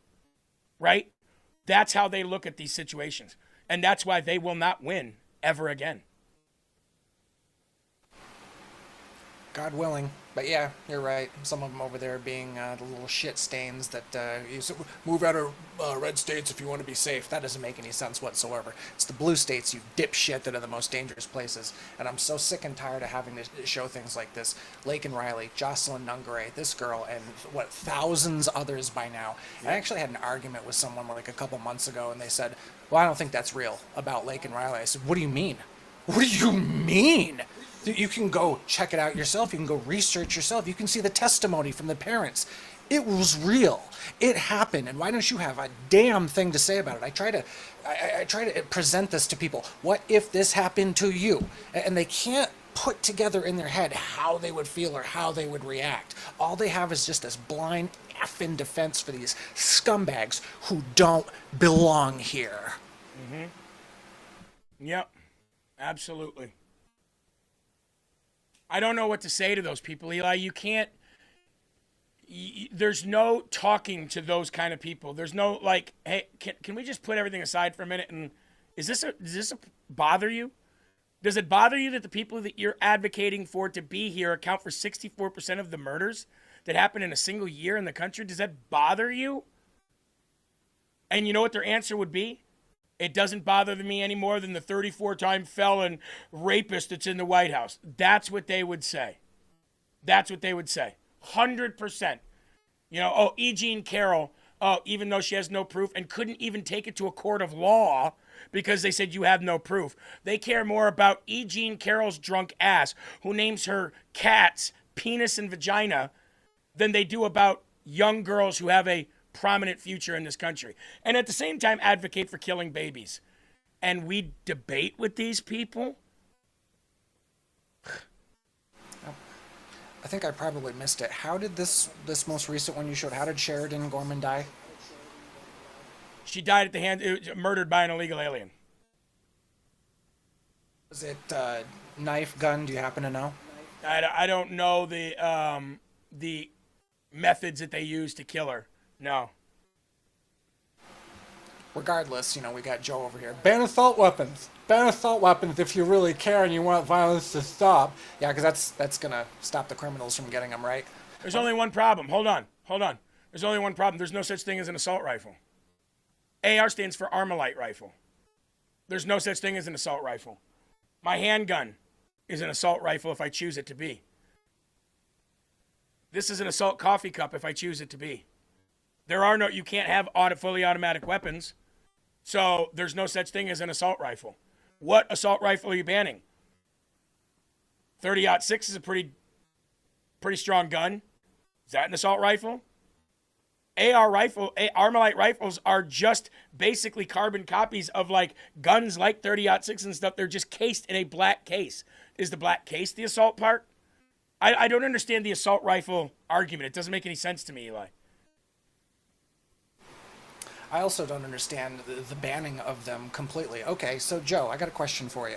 We ban all assault rifles. Not one single solitary legal citizen in this country, let's just say for argument's sake, they don't own them. They can't get them, they don't own them, they don't have them. But somehow, the murderers and the rapists and the criminals keep getting them. Yeah. What now? Do you want to keep banning them? We can't ban them any further. Yeah. They're already banned. Yeah. So what's your solution then? Yeah, and do they call them assault machetes in England? As machete deaths have increased by like 5,000%. Do they call it an assault semi-truck when an illegal alien kills a bunch of people over and over and over and over and over again? Like, it doesn't make any sense. That is a cheap bullshit pussy ploy to try to get rid of something that you don't like that goes boom boom. Right? And by the way, Eli, the chat responded, she was shot in the back of the head while walking with friends in Chicago. Chicago, the peaceful city, the windy city, the murderous city. That mayor needs to be held accountable, that scumbag. Oh, by the way, there is no such thing as a blue state. There are only blue cities. You know that, right? If you look at a map of any election, ever, everything outside of the cities is red. The country as a whole believes what we believe. That's why Donald Trump won the popular vote, the Electoral College vote, more counties than any president in the history ever of anyone. Sounds like the country wants this man in office. But you minority of dipshits that live in the cities that are all failed, by the way. There's only blue cities, not blue states. Only blue cities. Now let's go watch Mike Lawler and Jamie Raskin have a screaming match at each other. I know that she was a kind and compassionate young woman who cared about her community and had a bright future ahead of us. And I know without a doubt in my mind the incredible things she would have done with her life should she had been given the chance. Her murder was senseless. It should not have happened. Our immigration policies exist for a reason, and they should have been enforced. Sheridan would still be with us today, and Jessica would not have to testify before this panel. Our immigration laws facilitate legal immigration processes to ensure that good, smart people can come into this country, assimilate, and contribute to our communities, while also ensuring that criminals who break the law do not get to stay. Their jobs are made infinitely harder when places like New York and Chicago blatantly disregard existing law and provide safe harbor to criminals. Sanctuary policies Mr. Chairman, are the reason. Point of order. Why This is a statement, not an introduction. Lady's point is well taken. Gentleman, please confine his remarks to the introduction. Thank you. Back in May of 2023, over 3 years ago, Sheridan's murderer illegally entered the United States. Border Patrol under Joe Biden caught him. They apprehended him. But then, because of the Biden administration's ludicrous open border policies, he was released into our country. A month later, he was arrested for shoplifting in Chicago. Under existing law and the law at the time, he should have been deported right then and there. Point of order, this is not an introduction. By our federal laws. Point of order, this is not an introduction, it's a speech. You should be ashamed of yourselves. Mr. Chairman, disgraceful. Mr. Chairman, Yes, for ruling on the point of order. Here, Mr. Chairman. precisely because you have failed to do your job. Yes, Mr. You wonder Chairman. why we had 4 Everybody settle down. hearings? It's because you don't understand the gentlemen will consequences suspend. Good job, of Mike. sanctuary policy. Mr. Chairman, Gentlemen will unfortunately, we won't suspend. give our approval for people to introduce their constituents if people don't stick to the rules. So I appreciate the chairman's insistence that we stick to the rules and that you have the opportunity to introduce your constituent, which Right, I think and you have introducing done. my So constituent thank you very is- much, Mr. Lawler and Mr. is Chairman. sharing the please have details committee of her death. be in You may not order. want to hear the details. It may be an inconvenience to Mr. you, Chairman. but these details matter. The gentleman will suspend. We have an agreement with the minority that the introductions will be introductory only. So if I could just ask for the gentleman to make that introduction and conclude. Sure. When you send your kid to college, you should be worried about making sure they go to class, or hopefully that they have a nice roommate, or how to help them get a summer internship. Not worried that illegal immigrants are shooting them while they're out with their friends looking at the northern lights. It is shameful that we are here. Not because this is the 4th hearing, but because we need to have 4 hearings to make people understand the real-life consequences of the disastrous sanctuary city policies. So while some of my colleagues may not want to hear the truth, the same outrage you feel about Renee Good and Alex Preddy, Mr. you should Chairman, feel about would you Sheridan Gorman please and end Laken Riley this- and every Angel end this family in statement? this country. I do feel that outrage. You do not. Do you- because if you did, Do you would feel, not support do you sanctuary feel the jurisdiction. outrage about You Alex should be Preddy and ashamed Renee of Good? yourself. You should be ashamed You don't of belong in yourself, this committee. Jamie. You should get the hell You're a out of here. disgrace. You don't understand the You're rules a of the committee. disgrace. You don't understand the Constitution. You're a Mr. You're full of Raskin, it. Mr. You're an absolutely full of absolute it. disgrace Raskin, supporting get a hold of sanctuary yourself. I've never wanted cancer to come back to somebody more. I did. I wrote a whole New York Times op-ed about it. You should be absolutely follow the ashamed of rules of the yourself committee. for Mr. not Chairman, opposing sanctuary policies that resulted in their daughter's death. The committee will be in order. Mr. Chairman, I We're just going want to to- say we will not allow, thanks to Mr. Lawler's outrageous outburst, we will not allow this to happen again. This was an agreement between will the proceed. chair and the ranking member, and unfortunately, you're not able to control your proceed. members, so it is time for us to proceed. Your opening Yes. statement was proceed. outrageous. We You will should be ashamed of proceed in yourself. order. I yield back. Get off of it. Let's try to conduct ourselves in a civil manner. Speak that to your member, Mr. Chairman. We have two other introductions to make, which I think will go. I approve of Mike Lawler's message. And I loved when cancer-ridden Jamie Raskin brought up, did you feel that same outrage for Renee Good and Alex Pretty? No, because they were criminals. Not at all. Why would I feel that same outrage for criminals who live by and die by the very violence that they're bringing? Renee Good didn't cause any violence. She was trying to leave. She was told to leave multiple times. Then when she was told to get out, she tried to leave. So whether she tried to hit somebody or whether she didn't try, there was still an officer in front of her car when she sped up. Die. Alex Pretty had a gun and was seen, we showed the videos multiple times, kicking police cars and literally spitting on police cars prior to the fact when he tried to inject himself into a lawful arrest and then happened to have his gun and he got shot. Dead. Pretty good, if you ask me. Criminals dying when they don't comply? Guess you shouldn't be putting yourself in that situation. What situation did the angel mother's daughter put herself into? Walking with friends on a street? And that's what you're going to compare Jamie Raskin? I've never wanted cancer to come back more on somebody than that man. Never wanted it more. So, yeah, there is a very big difference. And no outrage for Alex Pretty and Renee Good. You can shit in one hand and wish in another and see which one piles up faster.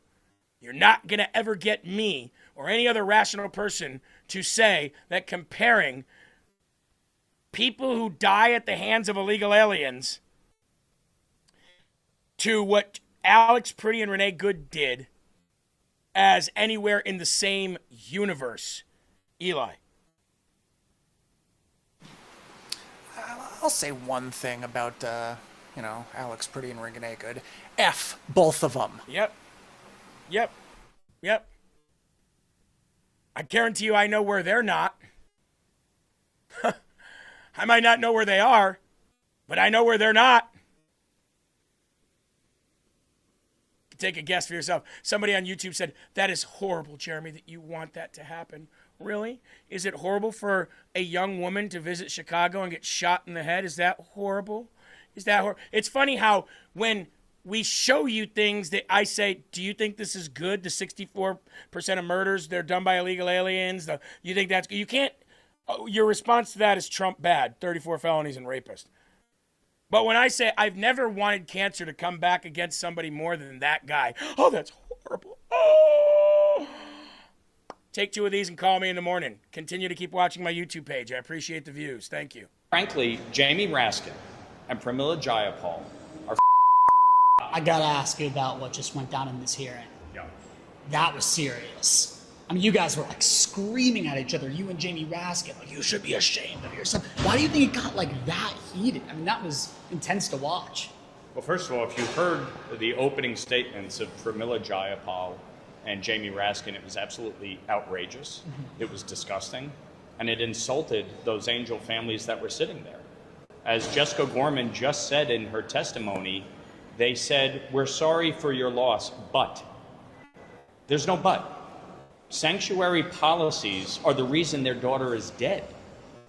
How anybody can support allowing criminal aliens to stay in this country and prohibiting local and state law enforcement from cooperating with federal officials is beyond measure. Yeah. And for those folks that were rightly outraged at the deaths of Renee Good and Alex Pretty, they should be equally outraged at the deaths of Sheridan Gorman and Laken Riley. And I'm sorry, my Democratic colleagues are not. They are not outraged by their deaths. Let's just talk about. And that is the fundamental problem here. And frankly, Jamie Raskin and Pramila Jayapal, their conduct in that hearing was disgraceful. I'm introducing my constituents. They lost their daughter. Mm-hmm. I'm telling their story and the tragedy that they've had to endure because my colleagues refuse to cooperate when it comes to enforcing our immigration laws, holding criminals accountable. Pramila Jayapal had the gall to say that we are less safe today because of the policies of this administration and moving of resources within the Department of Homeland Security. These folks shut down the Department of Homeland Security for 118 days. For 100, no, don't say yeah, but. For 118 days, they shut down the Department of Homeland Security, refused to fund ICE, refused to fund Customs and Border Patrol. They refused to enforce federal law. You have the governor of New York, a complete who decides that she's going to ban the ability of state and local police from cooperating with federal law enforcement on the issue of immigration enforcement, and specifically honoring detainer requests, and specifically turning over people who are in New York's jails for committing crimes under state law, refusing to cooperate and turn them over to federal immigration officials. Yeah. So I don't want to hear anything from any of them. They are so full of shit, it's not even funny. And frankly, Jamie Raskin and Pramila Jayapal. Love it. Call him Mike Brawler from now on. Call him Mike Brawler from now on. You know, funny, people say, Eli, you shouldn't wish cancer on anybody. You shouldn't wish death on anybody. That's not your job as a Christian. Funny, because I've heard a lot of you say you wish death on child rapists. I've heard you wish capital punishment for people who rape and kill children. How are you any different than me? I do wish death on people who embrace evil and commit evil acts on people. Absolutely. Jamie Raskin as well. Justice comes in a lot of forms. Did I say I pray for it? No. Why would I pray for it? Wishing is just hoping. I hope it happens.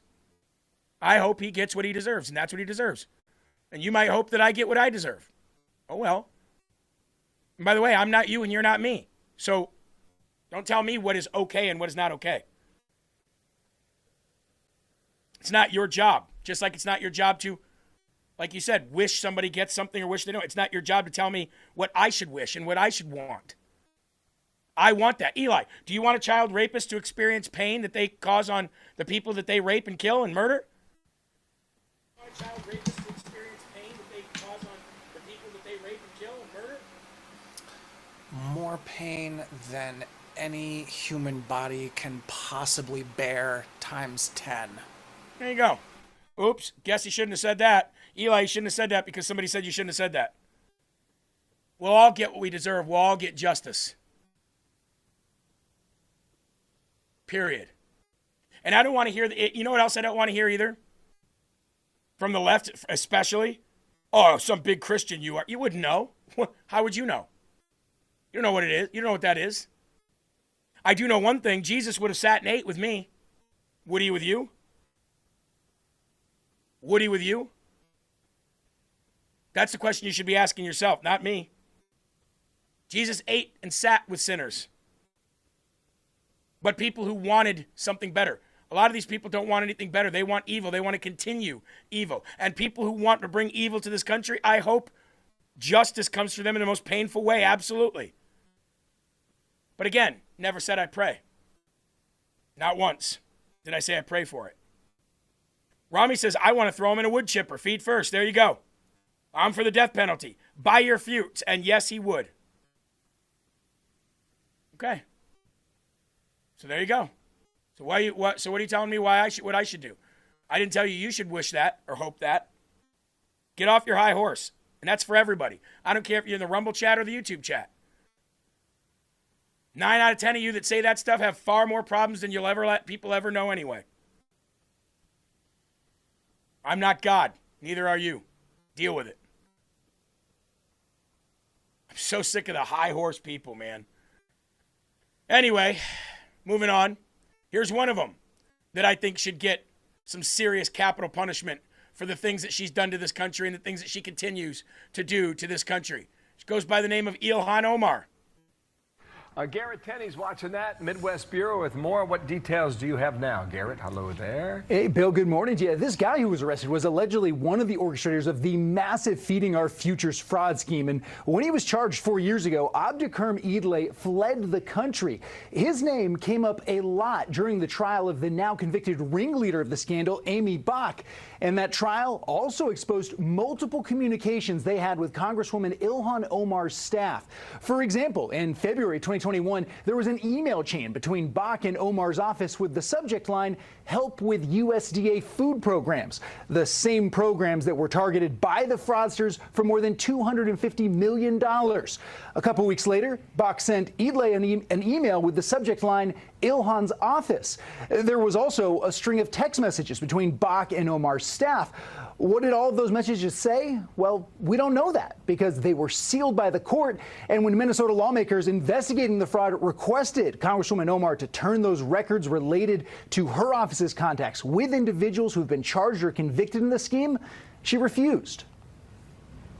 It's not like a one-off. She has relationships with many of those who have been convicted or charged in this scheme. So I think it's absolutely relevant that we get to the truth of what those communications with her office were. Omar has not been charged or accused of any crime connected to the fraud, and she denies any wrongdoing, telling Fox Digital, "Any claim that I had knowledge of this scheme is flat out false. As I stated from the beginning, stealing millions of dollars under the guise of feeding hungry children to bankroll lavish lifestyles and extravagant expenses is reprehensible." State GOP lawmakers are now calling on congressional investigators to take this on, to issue their own subpoena for those records. Bill? Garrett, thanks. More to come, I believe. And I know you'll have it. Garrett Tenney. Oh, no. Must not be true because somebody like Fox is reporting on it, even though all of that stuff is available for anybody to go research on their own. But, you know, when a Democrat does it, where there's smoke, there's no fire, right? And by the way, I don't need to take any theological or faith-based suggestions from any Democrat about knowing Jesus or whether Jesus would have known me. You guys think it's okay to kill babies. You think it's okay to murder human being babies, helpless defensive babies, kind of like King Herod tried to do to Jesus. So I don't need to take any suggestions from any of you. Once you stop killing helpless babies, then we can talk. Right, Eli? Absolutely, and though it's not much of a comparison, but let's be specific here, Jeremy. Murder. Kill homegrown, American babies, but let's get all the illegal ones in that we possibly can. Yep, absolutely. Absolutely. Now, let me ask you a question. What do you guys, I'm going to speak to the people that have a brain on YouTube and everybody here on Rumble. What do you guys expect from the people you elect? Do you expect perfection from the people you elect? I'm going to pull up the Rumble chat here because I want to see what you guys have to say. What do you expect from an elected official that is elected to represent your area? What are the top 5 things that you expect from them? Do you expect perfection? Do you expect truth, transparency? What do you expect? Let's pull up the Rumble chat here. Preservation of rights. Preserve my liberty. Absolutely. Oh, yeah, Sophie said her cat's name were Tits and Vagina, not Penis and Vagina. That's right. Common sense. Do what the constituents want you to do. An honest job is not perfection. Thanks. Truth, transparency, and accountability. Acknowledgement of constituents' desires, a backbone. I expect them to put America first, said Will Johnson. Not to lie. To work for the people. Truth and transparency. To show up. That's a good one because we're going to talk about that in a minute. Uphold our Constitution. Common sense. Honest. Transparency. Constitutionalist. America first, period. I expect them to set examples for others to live by. Well, then you should probably go to church. I don't think that that's the job of an elected official, but I'm glad that you are voicing your opinion. Good ethics. Protect the citizens. Uphold the Constitution. Do what they said they'd do. Perfection and follow the Constitution, well, then you will always always be disappointed if perfection is in there anywhere. To work. Common sense. You know, I've not heard anything about Jesus in here, but just throwing that out there. Integrity. America first. Do what the people want. Be honest. God-fearing. There you go. There's one. So it looks like, Eli, the majority of people expect their elected officials to work in a political manner to preserve their liberties, put America first, and not lie. That seems to be the major one. I don't think that many people are out there going, I can't elect him. Did you hear what he said about trans people? I can't elect him or her. Did you see what they said about Jamie Raskin? I can't elect him or her. They're mean sometimes. The Republican Party just wants common sense. They want you to show up to work. They want you to work for your money. They want you to not take a shitload of money from people that shouldn't be giving you money. They want you to not become a millionaire while in office. They don't want you to vote for things that waste their taxpayer money, and they want you to be truthful. How are you going to beat somebody in an election who's running that basically says, here's all the bad things about me, here's all the good things about me. Here's what I promise to do, elect me or don't. How are you going to beat that person? You know what I'm saying? But one thing I expect my elected official to do, Eli, is to show up to your freaking job. That's number one. To just show up and to stop being on vacation every second of the day. Yeah. I'd rather be mean sometimes than completely soulless all the time. Yep. Yeah, that's fair. Well, I want to go to this video real quick here of Lauren Boebert. Now, everybody knows Lauren Boebert, she's not perfect, right? I'm far from perfect. But one thing that I will say about Lauren Boebert is she shows up to work. I never have to hear people go, where is Lauren? And so here's what she said about Tom Keene. Weeks ago, we chatted, and you were like, where is Tom Keene? Yeah. What's up with Tom Keene? Well, today, he says he's been gone for over 150 days because of severe depression.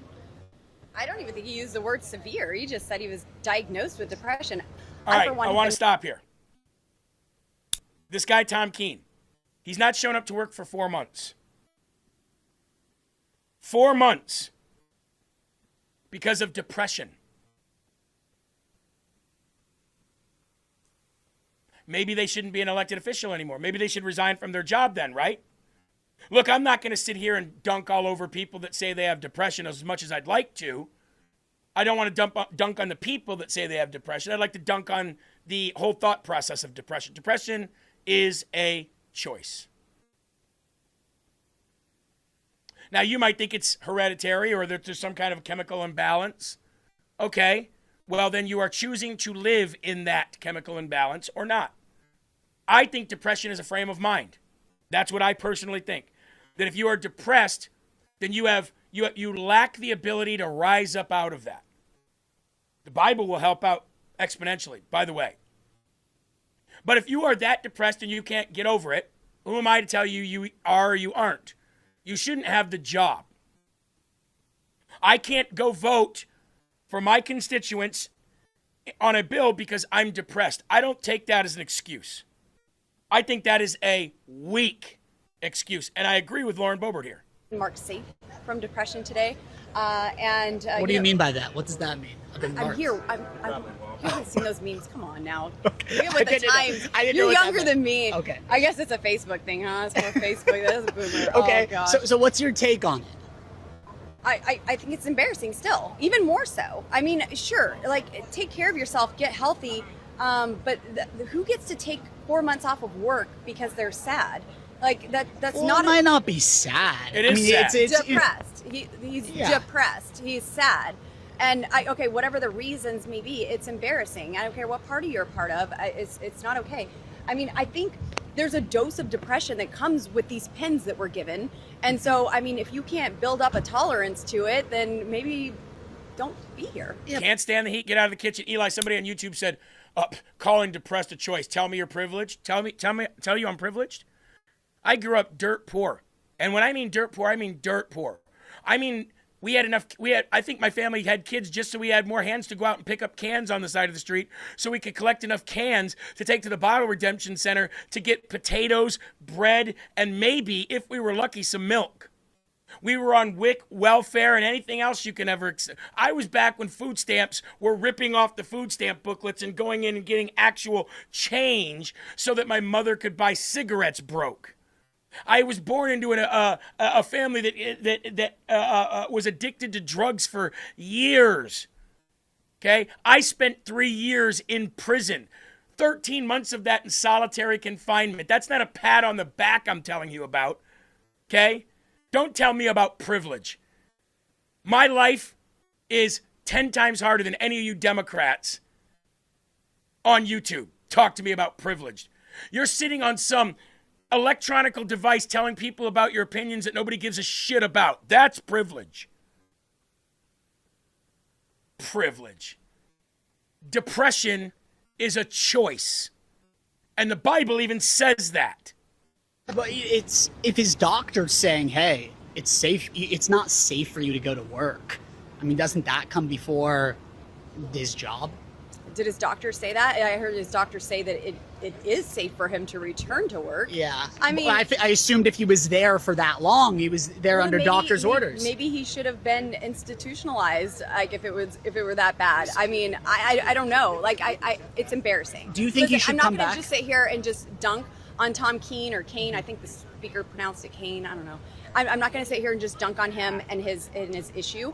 I do think it is an absolute disrespect to his voters that he has not shown up and had a reason like that. If you're depressed, okay, come in the back door, put your card in, vote, and leave.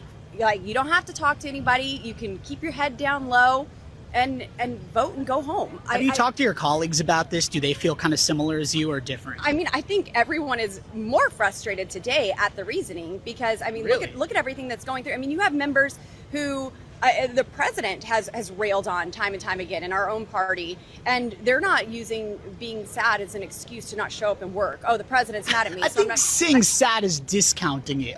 You know, I get just. Of course you would. You're from TMZ. Eli, somebody said, so why did you want to get rid of the social programs that would have helped your family and families like it? Why do you climb the ladder and knock it over when you get to the top? Because programs didn't fix the problem, they prolonged it. That's why. Those programs didn't help me get to the top of anything. At all. Those programs, I don't think, benefit people at all. They keep you in a nonstop loop of your handout instead of making the parents go and do something. My parents didn't do a good job. Period. It's just the way it is. Will that hurt my mom's feeling if she watches this? Probably. She's not like that anymore. But that's the way it was. Facts are facts. Unlike Democrats, we don't live our lives by how we feel. Oh, I feel this way. Oh, I feel this way. Cool story. Now get your ass up, roll your sleeves up, buckle your belt, put your boots on, and get to work.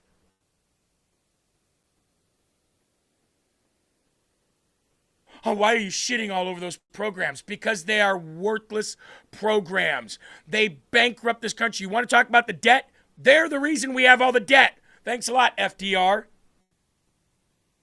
Primal Scream said they helped you eat. And guess what? If they didn't, we'd have found another way to eat.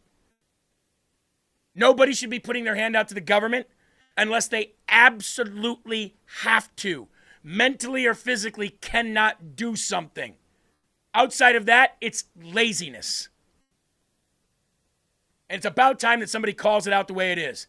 Laziness. Unreal. Unreal how much you guys want your hands out. Now, I'm going to leave it with this. RFK Jr. has helped sign a Boost the Regenerative Farming bill. And what this does, and what he's planning on, or not the bill, his initiative, excuse me. Farmers are converting tens of millions of acres, saving our soil and our future by getting rid of the pesticides and the chemicals. You wonder why Iowans have such a high rate of cancer. It's not just the food that we eat, that we buy in the grocery stores. It's also the water runoff that comes from the farms into our water supplies, riddled with chemicals and things that we should not be using just to grow our crops bigger, badder, and better.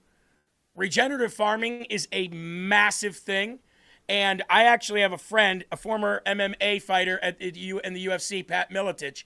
He actually is from here and lives in the region, and he's got a big initiative for regenerative farming. And a lot of farmers are starting to adopt this. I think it's great. In the end, your crops will be far more healthy. You'll yield more. And I think regenerative farming needs to be a thing. Ted Scheckler, a loser on YouTube, says RFK is a lunatic. You're a loser on YouTube. I've never seen such stupidity in my life than what comes from people over there, Eli. RFK's a lunatic, loser. You're on YouTube commenting on a small channel here about how somebody should do something better. Meanwhile, he's killing it.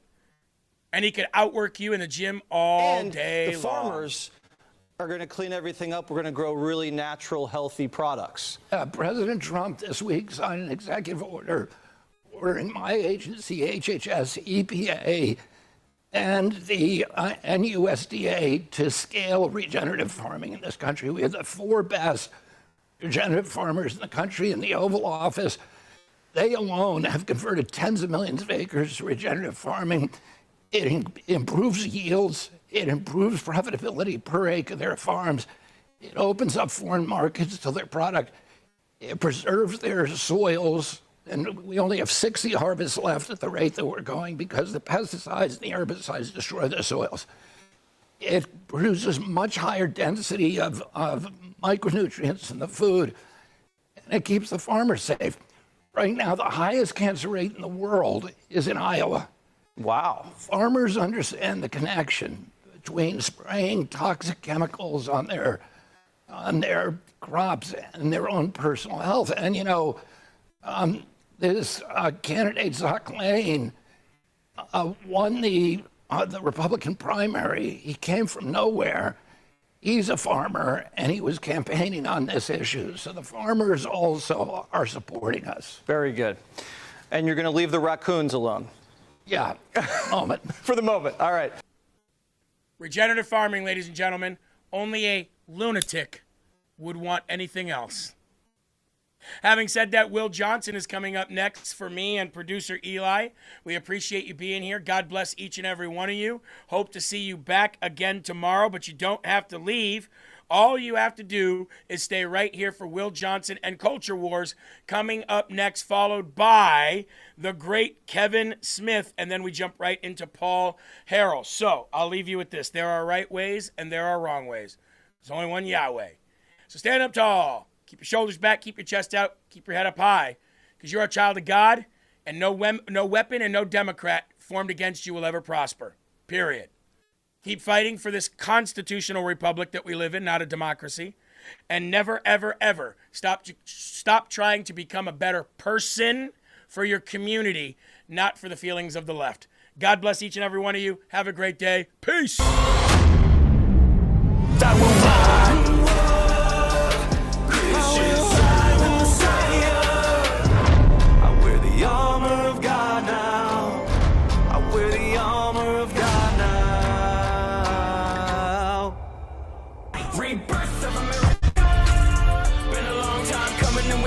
Something that we won't ever give it up. Long as I'm bleeding, I'ma never stop screaming that we first in America. Black, white, brown, all cities, all towns, the rebirth of America. Long as I'm living and breathing, I'm keeping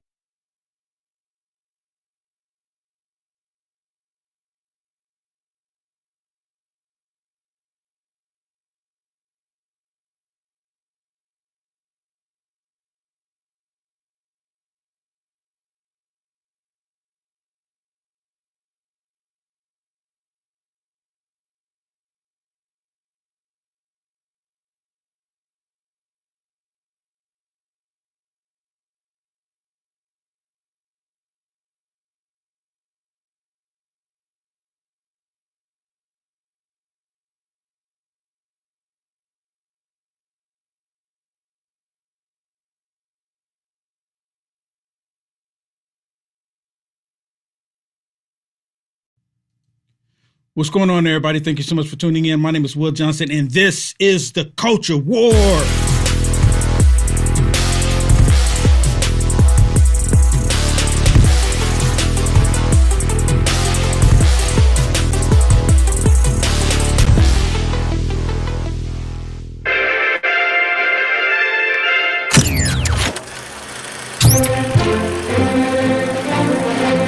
In recognizing a communist, physical appearance counts for nothing. If he openly declares himself to be a communist, we take his word for it. I am a democratic socialist. You call yourself a democratic socialist? I'm a democratic socialist. Mamdani is a self-described socialist. I am a democratic socialist. Claire Valdez, this is a candidate, again, aligned with the Democratic Socialists of America. I'm a proud democratic socialist. I identify as a democratic socialist, but I'm running as a Democrat. We will replace the frigidity of rugged individualism with the warmth of collectivism. We will prove that there is no problem too large for government to solve and no concern too small for it to care about. If a person consistently reads and advocates the views expressed in a communist publication, he may be a communist. Social media posts from Teresa Avila Chevalier's old X account, including favorable references to communism, Marxist ideology, and authoritarian communist figures. As Eugene Debs once said, if a person supports organizations which reflect communist teachings, she may be a communist. I've been a member of New York City DSA for 7 years. Feed the rich and feed the poor. This is class war. If a person defends the activities of communist nations while consistently attacking the domestic and foreign policy of the United States, she may be a communist. Cuba has a remarkable public health system. We remember Fidel Castro, whose legacy is complex. Sort of the opposite of what the United States has. You know, when Fidel Castro came into office, you know what he did?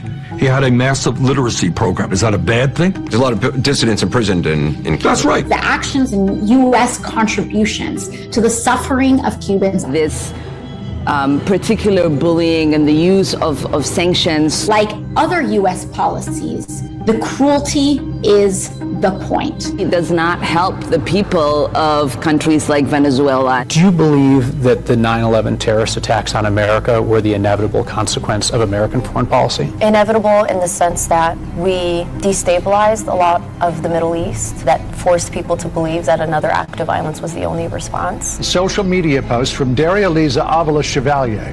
One calls the United States an effing disgrace. If a person does all these things over a period of time, he must be a communist. I mean, our goal is liberation. Our goal is communism. You see that? That's exactly who they are. That's exactly who they are. A whole bunch of communists. Hello, everybody. Hello, everybody. Hello, everyone. Thank you so much for tuning in. Thank you so much for being here. Hey, if you haven't already, please bless us by hitting that thumbs up. Share the video. Share the video. Let's get it out there. Communism. You know, President Trump, and I didn't see the clip, but I saw other people. Well, I did see the clip, but I didn't get the clip. Well, President Trump was sitting behind the Oval Office at the Resolute desk, and he was saying that they're using socialism. They're calling themselves socialists, but they're actually communists. President Trump is calling them communists. They are communists. And last time I looked, it's against the law. Is it not against the law to be a communist in the United States of America? Doesn't that give the FBI, the DOJ, a valid reason to start investigating these people because they're communists? I mean, really.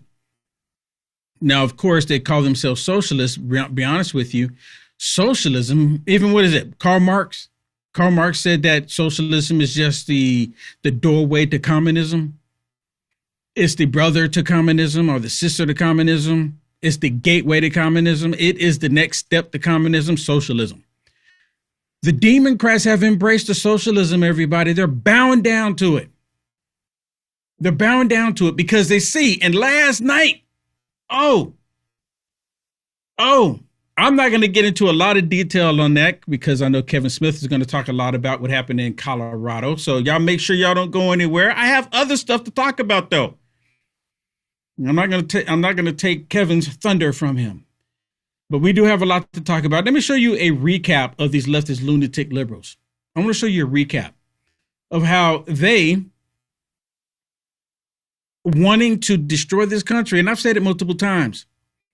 And I know everybody has seen this video. Everybody has seen this video with this lunatic liberal talking about defunding ICE. She's the same one who wants to get rid of the prison system. She's the same one that's wanting to overturn or flip the Western world upside down and get rid of it because they have this communist agenda. I started to say socialist common agenda. But they are 100% communist. President Trump is 100% correct. Without a shadow of doubt, these people are evil. What's your vision for abolishing ICE? Yeah. I mean, it's just that we abolish ICE. This is an agency that started in 2003. We had immigration enforcement before ICE existed. We'll have it after it exists. But the thing that I don't think we talk enough about is also what that reform is going to look like. Abolishing ICE is just one step, right? Democrats have been in power multiple times over the last few decades and did nothing to address the immigration reform that we actually ICE need. Expenditures, increased spending. Exactly. Yeah. And so I think there has to be an immediate pathway for every single undocumented immigrant that's here in this country today that does not require them to shell out thousands of dollars to go through the process, for it to take decades at a time to be able to get to citizenship, an immediate pathway to citizenship, and then just reallocating those resources where they need to be. Do you believe that the 9/11 terrorist attacks on America were the inevitable consequence of American foreign policy? Inevitable in the sense that we destabilized a lot of the Middle East, that forced people to believe that another act of violence was the only response. She should be disqualified. This woman should be 100% disqualified. But the Democrats love her because she hates America. So imagine this, everybody. You have this woman here. Let's just say she wins the general election. She becomes a congresswoman. These idiots inside of the United States of America would have elected someone who is for 9/11 happening again, who is for 9/11 to take place constantly in the United States of America because we deserve it, according to her. This will be a sitting member of Congress if she's elected. She will be a sitting member of Congress wishing the destruction, the annihilation of the United States of America. Who in their right mind would vote for somebody like that? All of these people are a bunch of socialists. And again, just like I said before, our responsibility is to getting rid of those conditions that lead to violence in the first place. And we have to pass Medicare for all. We have to get that done in the next Democratic administration. That's how we MAGA-proof our future. That's how we guarantee that whatever sycophant fills Donald Trump's shoes in 2032 and tries to lay blame on all of our vulnerable communities for why the system is rigged, we can point to a piece of legislation that we passed that meaningfully helped working families. And the only way we get Medicare for all passed is by getting rid of the Democrats that are actively standing in that way, by taking money from the same interests that don't want to see Medicare for all passed. So she wants to MAGA-proof the government, MAGA-proof the country we live in, make America great again. MAGA-proof mean they want to do the opposite. And they're going after all of the Democrats too. I mean, it's just really something to see how this is unfolding like this. It's like the Democrat Party is collapsing in our right before our very eyes. And see, this is the way I look at it. The Democrats there's two ways of this happening. The Democrats are saying, well, we can allow President Trump to crush us, to destroy us, or we can go ahead and join into the Socialist Democrat Party, which they're crushing us too. So they rather have these socialists crush them. None of the Democrats, except for John Fetterman and like a couple other ones, are actually saying something, but the liberal media, they're not talking to them at all. Have you noticed that? I've yet to see John Fetterman go on MSDNC or the Communist News Network. And isn't it interesting that we call CNN the Communist News Network for years? because they're all communists. But I don't see them asking John Fetterman to come on there. Maybe he has, and I just hadn't seen it. Asking him about it. What about the other Democrats that are saying no to this? Ever since James Carville came out and said that the socialism, the Democrat Socialist Communist Party of America, should not be elected to any position, I've yet to see him back on MSDNC. They all want that. So, again, not to take any thunder from Kevin, what he's going to be talking about, but I want to show y'all something that took place last night in Colorado. This is kind of what took place in New York, except for in this case, they're not going to be screaming, "You're next, you're next, you're next." That's not what I want you to pay attention to. They're all going to be in here screaming. But what I want you to pay attention to are the people. They just elected a black communist in Colorado. And look at the people in here that are screaming for it.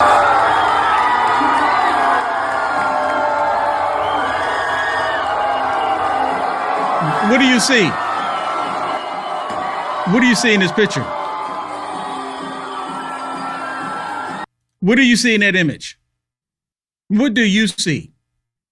And I got to looking at it, like go back and forth, looking at it. And I said, oh, there are a whole bunch of communists, feminists, liberals that happen to be white. I don't see any black ones in there. I'm not saying there aren't any in there, but doing this video here, you can't see any. Maybe they're too black to be able to be seen.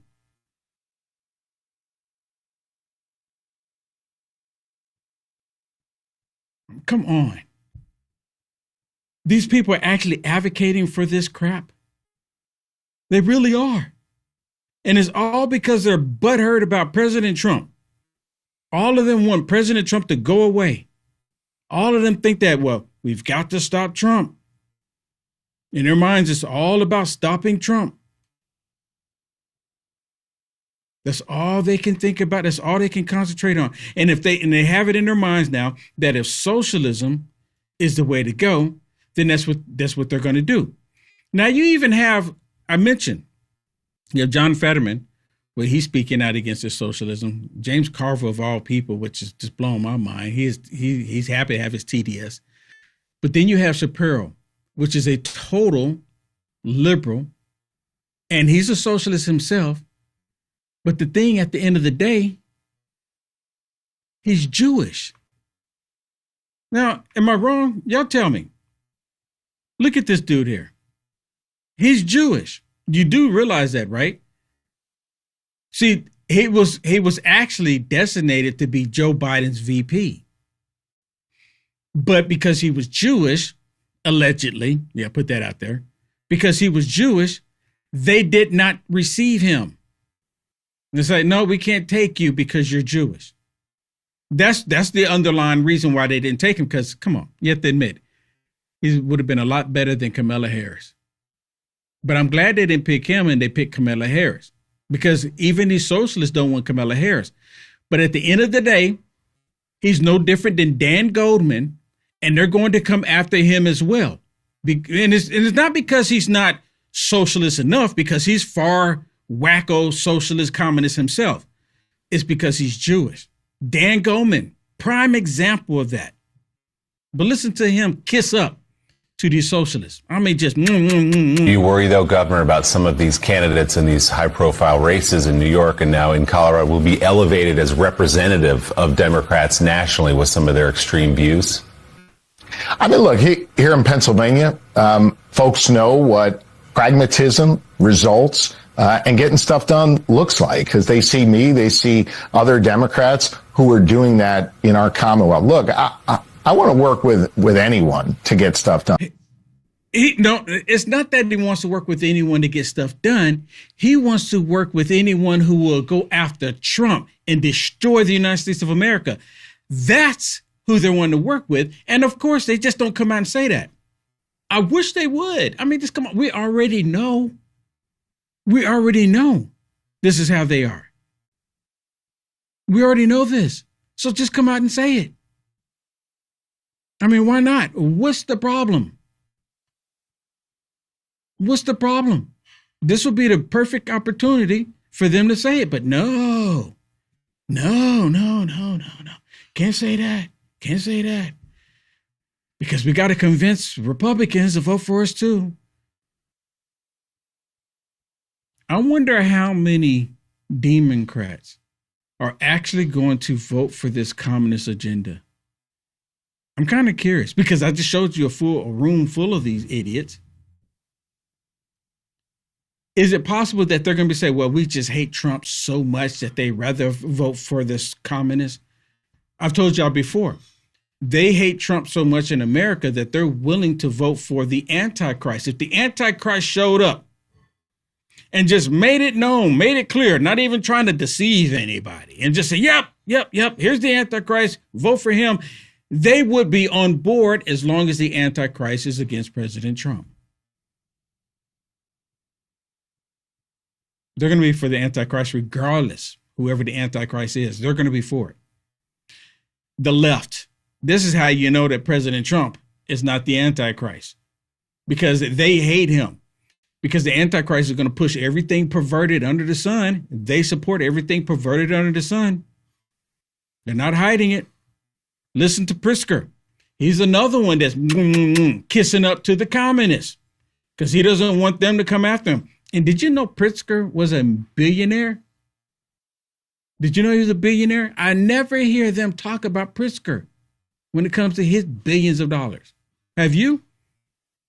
Nope. Your party is in a bit of a moment right now following some elections here in New York. 3 candidates who identify as Democratic Socialist won their primary campaigns, several of them to oust the more moderate establishment members of Congress in their races.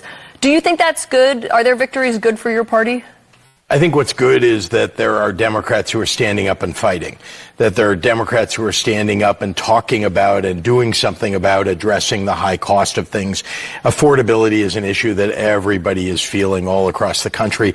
And any Democrat that is standing up and speaking out about that, coming up with solutions for that, and importantly, doing it in a manner that is focused on fighting what Donald Trump is trying to do to raise prices on people, I think those are the people who are winning. So I'm not suggesting that I had one candidate or another in any of these races. I'm just suggesting that that is the recipe for winning in 2026, and I think beyond. That is the recipe for winning. He's saying communism, socialism is the recipe for winning. I mean, that's exactly what he's saying. Communism, socialism is the recipe for winning. I couldn't believe it when I first heard him say it. I'm like, is this true? Is he actually saying this nonsense? Is he actually saying it? And sure enough, that's what he's saying. And it's one thing if I was just telling you this is what he's saying, but I just played it for you from the donkey's mouth. I just played it from the donkey's mouth. That's exactly what he's saying. These socialists are out in the open. And him being a billionaire is probably where they're getting some of their funding. I didn't know dude was a billionaire until it came out that they were asking him. It was Caitlin Collins. She was asking him about his billions. Because according to Bernie Sanders and even their new leader of the Democrat Party, Mamdani, they don't like billionaires. They want billionaires to give up all of their money. But he's not going to give up his money. And how did he become a billionaire? Did he become a billionaire by just people just giving him money? Or did he work for it? I don't know if he worked for it. You know, the Democrats, they do a lot of fraudulent stuff. They're huge on fraud, right? Huge. The Socialist Democrat Party, they're absolutely taking over the establishment. I just wonder, and let me bring this up again. I'm just wondering, when will the Democrats, or are they going to? When will it come to the light or to the surface that they've actually had meetings? Because I'm telling you right now, without us being in on these meetings, at some point, someone's going to leak it that they were having behind closed doors meetings about what to do about the socialist agenda, especially after last night. Because they're not backing down with the socialism. They see, again, just like Pritzker just said, socialism is now their mechanism of winning because they kept seeing that President Trump was destroying them. And now they're thinking like, oh my goodness, what do we do? How do we stop this? Listen to this other one from the Communist News Network. You can't make it up. People compare this to what the Republicans went through with the Tea Party.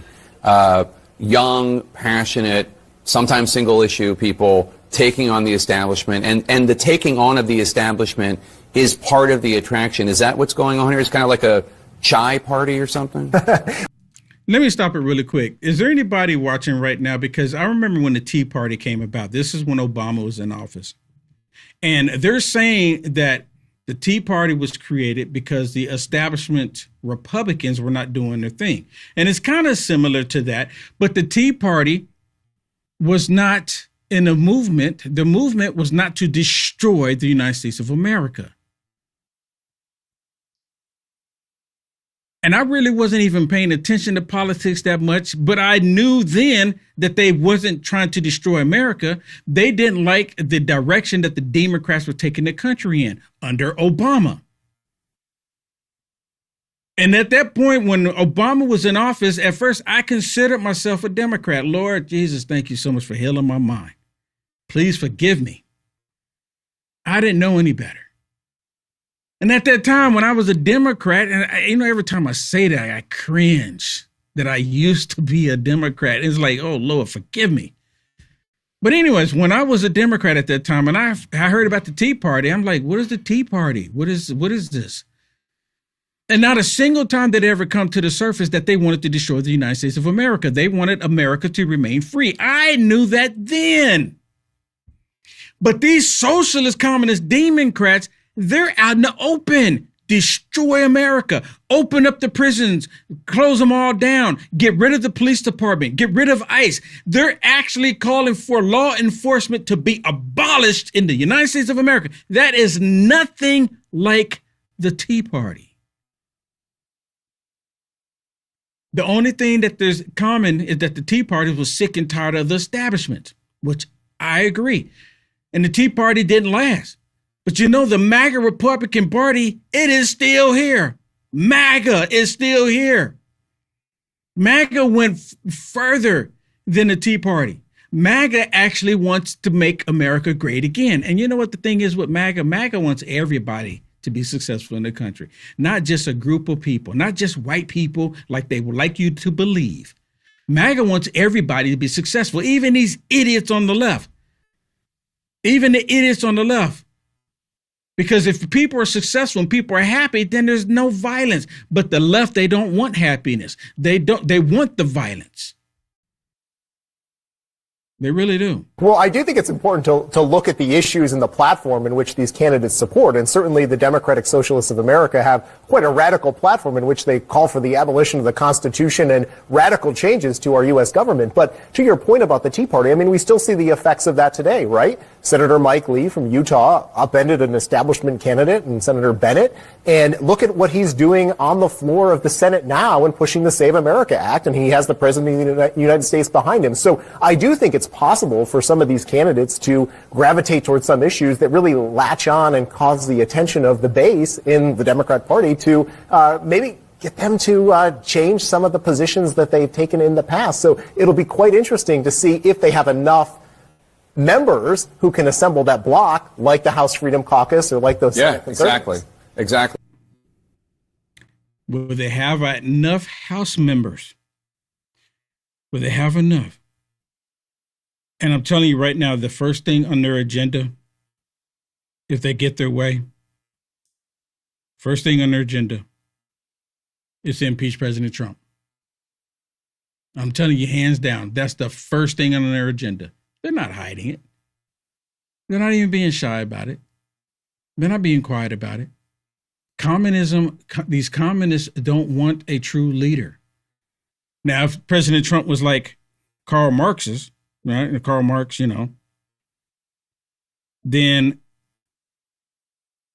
of course, at that point, if that was the case, then they would be loving President Trump. If you haven't noticed, I don't really care for these evil communists because they're not doing anything that's beneficial to the American people. And again, let me remind you, these same communists are the same people that refuse to stand for the American people. They'll stand for illegals, but they won't stand for the American people. These are the same communists. And even though the socialists are saying that they're taking their party back, did you know they're saying that now?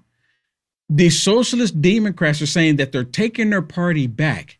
They're saying they're taking it back from the establishment Democrats. They're taking their party back. This is what they're saying. But if you ask me, the party has always been socialism. And I gave that analogy when I talked about slavery. Because the Democrats in the big house, they told the black people where they can live, and they even provided homes for them. Even though they were huts with mud floors, they still told them where they could live, and they provided them with a hut so they can go sleep. They told them when to go sleep. They told them where to go eat, when to eat. They told them where to work. They told them to clean their lawns. They told them to clean their homes. They told them to put food on their table. It's the exact same thing. That's socialism. Hello. That's the same thing that they want today. Why do you think they're so upset with President Trump sending these illegals back out of the country? TPS being one of them. Temporary protective service. It's temporary. And you can't expect these idiot Democrats to understand the definition of temporary when they don't even understand what a woman is. I mean, are you really expecting them to understand what temporary means? It's supposed to be only for 18 months. But they've extended years since 2010, correct? Years.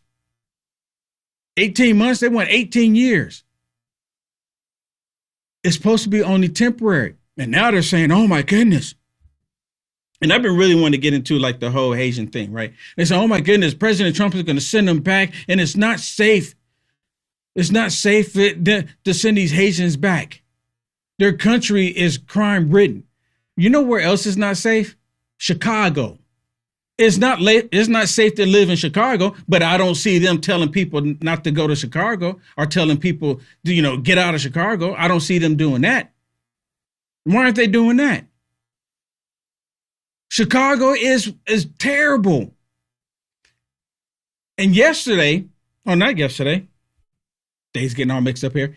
Just this morning, when I was doing Rise Up, just this morning, I was doing Rise Up, and I'm so honored to be able to do that. And it's really good. If you hadn't seen it, you should go check it out. I talked about being angry, right? Is anger a sin? Y'all should go check it out. But this morning, I made a prediction. And of course, I didn't, I never claim to be a prophet, none of that. I don't. I'm just like you. I see the writing on the wall, and I'm just sharing it with you. But I told y'all this morning, for those of you that were watching, I said, I guarantee that these liberals are going to come out and they're going to talk bad about the American flag because they're going to end up, burning the flag, or they're going to end up saying something about the American flag because it's the 250th year birthday of the United States of America. Or in Chicago, what's going to end up happening is going to be a whole bunch of shooting over the weekend. Now, we haven't gotten to the weekend yet, but I told you the liberals are going to do videos talking about the American flag. And guess what?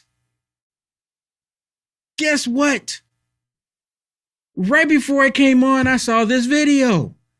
And again, I'm not saying that, Will Johnson's all seeing. He sees everything that's happening. That's not it at all. Come on. Everybody knows that these idiot liberals hate this country. Here is a socialist, a communist complaining. Now, he's in America, mind you, because he's standing in front of America American business. Watch this. What the hell is this? Look at this. I told you.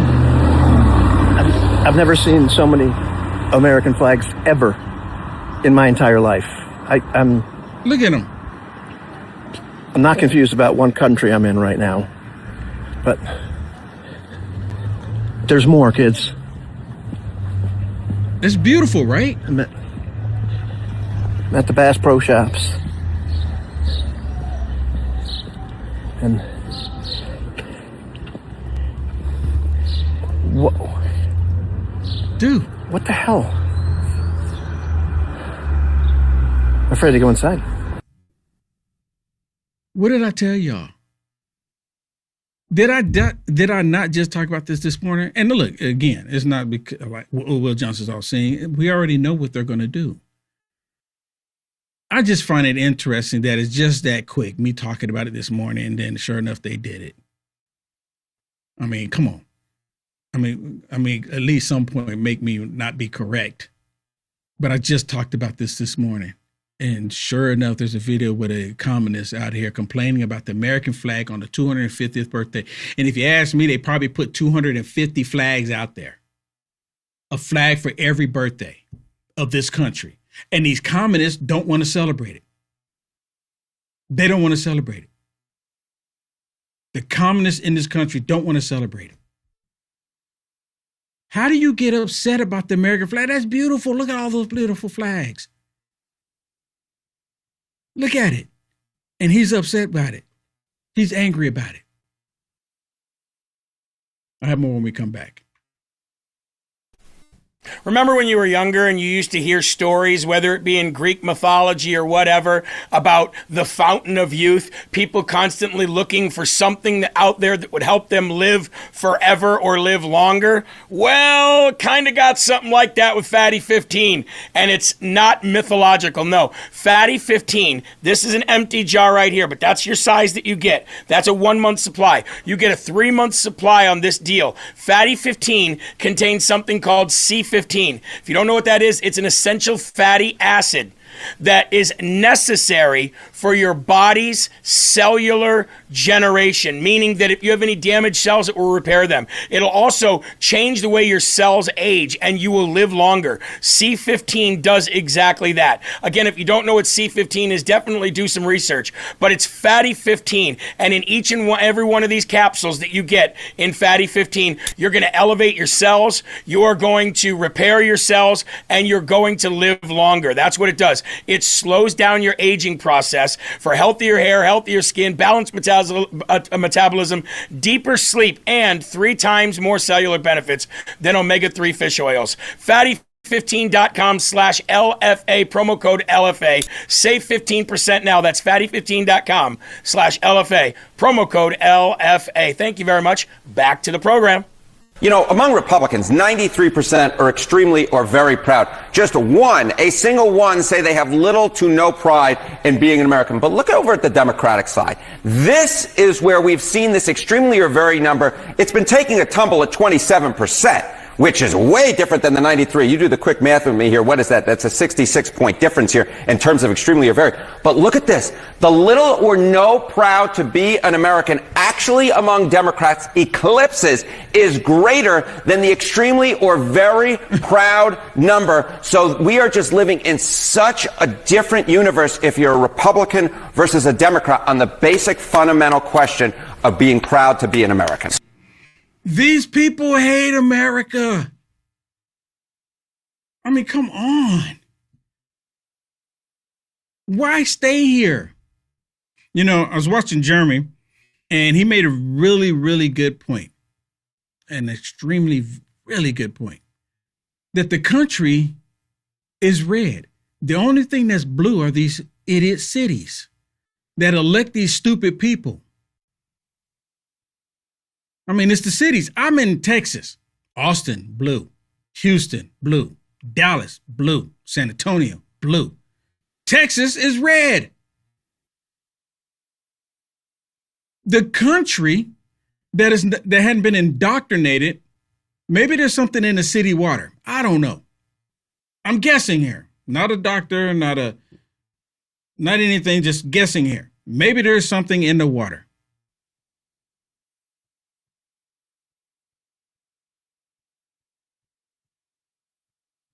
But they keep electing these people, and look at Colorado.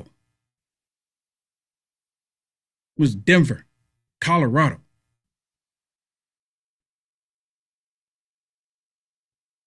I'm really concerned, though, about the direction of our country.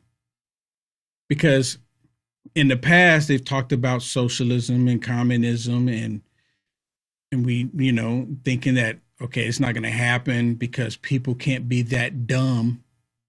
Because nowhere in the history of the planet where socialism has thrived, nowhere in the history of history of the country or the history of the world where they can go back and use socialism as a valid reason to implement. And what it is, the idiot liberals today believe that they can do socialism better. That's what it really comes down to. Because if you bring up Venezuela, oh, dude, don't bring up. I remember this white feminist liberal I was having a conversation with when I was in California. And I was at the DNC when I had this conversation. And I brought up Venezuela. And she go, oh, dude, you can't talk about Venezuela. Venezuela is not a good example. Besides, we can do socialism better.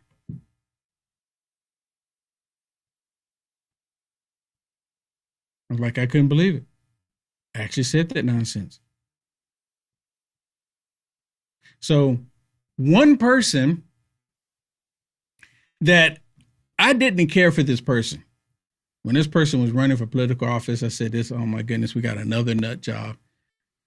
And he went through a medical emergency and came out on the other end with common sense. And I think everyone knows who I'm talking about. John Fetterman. John Fetterman came out with common sense, and he's just been hammering these socialist democrats like no tomorrow.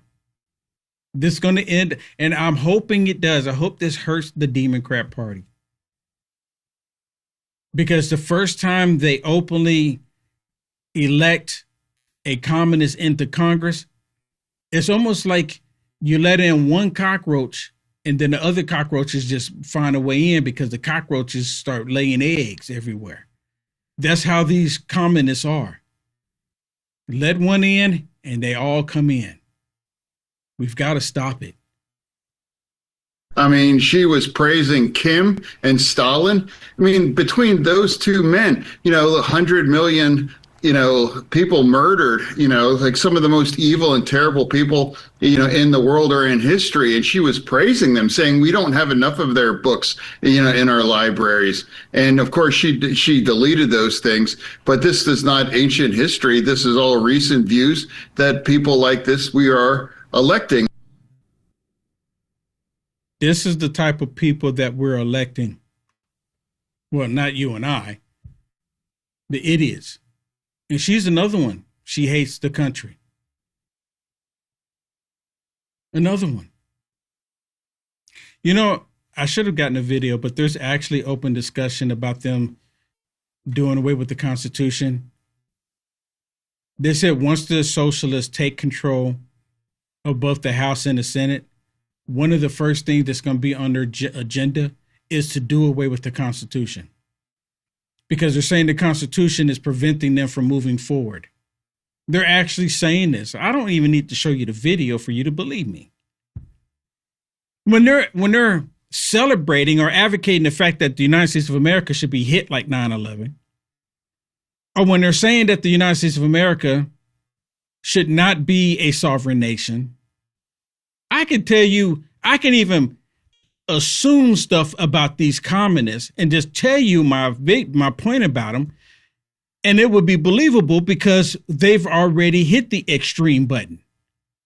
They've already gone to the extreme.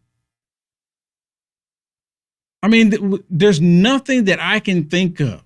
I'm pretty sure there is something, but I'm not sinister like that. But I'm pretty sure there's something sinister that we can think of that hasn't come to the forefront that they would do. Anytime they target children, that's socialism, aka communism. When they target children with this perverted stuff that they're doing, that's socialism.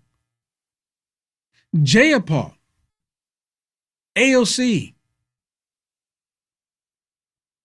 they're some of the most evil, despicable people ever.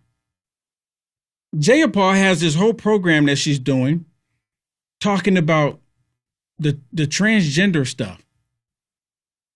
Leave the kids alone. And I've made this clear. If you're an adult and you want to go put on a tutu and lipstick, I'm not going to say no. That's you. That's on you. See, it's like this. They can put on a lipstick and a tutu and they want to force me to call him or her. But I put on a MAGA hat and they want to force me to take it off. Something is wrong with our society. It's absolutely twisted upside down. Well, listen to this short clip where this guy Lawrence is asking people on a panel about socialism. My name is Ken, and when you talk about socialism, I go back to the Margaret Thatcher line. Socialism is a wonderful system until you run out of other people's money. Mm-hmm. What do you think is driving it, though? Do you think it's greed? Do you think it's jealousy? I think these kids grew up getting free stuff, and now they're being promised more free stuff, and that's why they're voting. It starts in the home, right? At home and in school, you know, they need to learn what made this country great, you know, and how, you know, it was hard work, but you get rewarded for hard work. Yeah. You get rewarded for hard work. You get rewarded for hard work. What is wrong with getting rewarded for hard work? Right? What is wrong with that? Absolutely nothing. But socialism, you don't get rewarded for hard work. Not at all.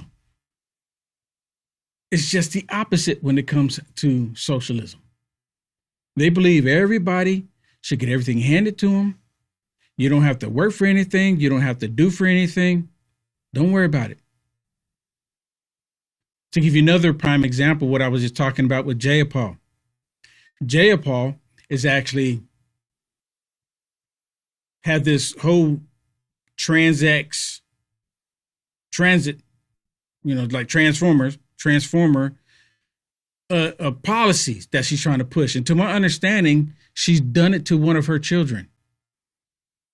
I think she has a son or a daughter. I don't even know which one it is. Whichever it is the biological opposite of what she's claiming the son to be or the daughter to be. And the reason why I believe that she's pushing it is because there's a certain group of people on the planet that wants to annihilate the United States of America. And one of the ways to do that is to prevent us from multiplying.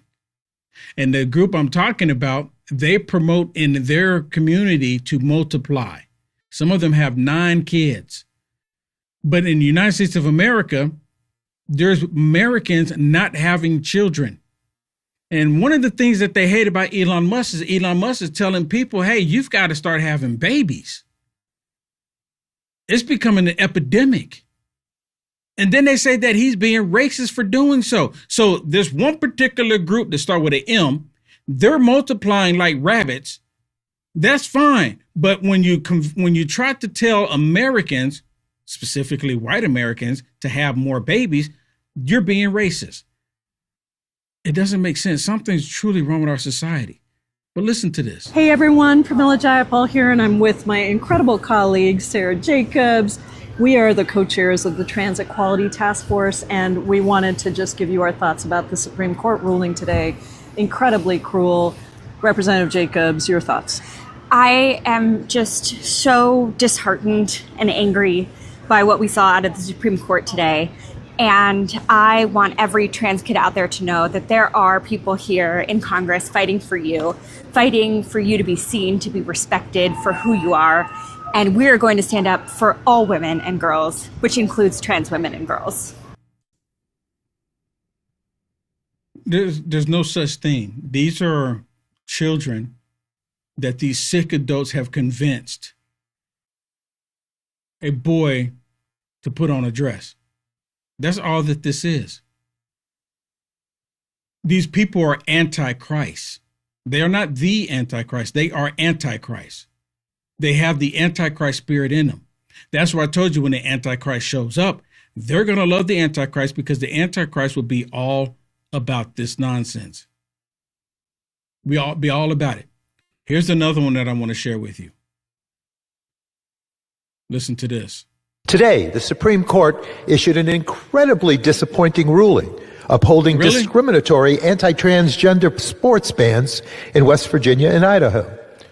This decision is dehumanizing and has nothing to do with fairness or safety in sports. Trans kids deserve to have access to the same opportunities as their peers.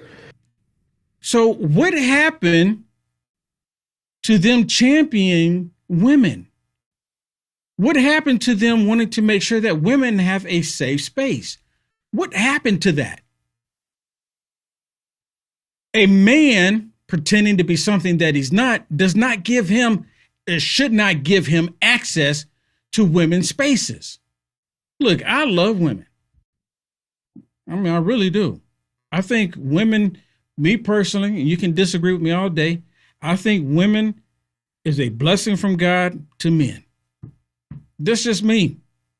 I would not want to live on a planet without women. I love the fact that they're completely different than I am. I don't understand them, and I love that about them. Right? Because I would not want to live somewhere and there's nothing but a whole bunch of hard-legged men. No. Women are a blessing. Women are a blessing to us here. And I'm thankful. I'm thankful for it. But they don't want to make it a safe space for women. The only time they act like they're advocating for women is when they're going to take the life of the most innocent of us all. That's the only time they act like they're wanting to help out women. Oh, you're going to end the life? Oh, women power. This man coming in with a dress? No, you need to allow him to come in. What am I missing here? What are we talking about here? How is this even possible? How is this the case? How is this happening? I mean, seriously, say it ain't so.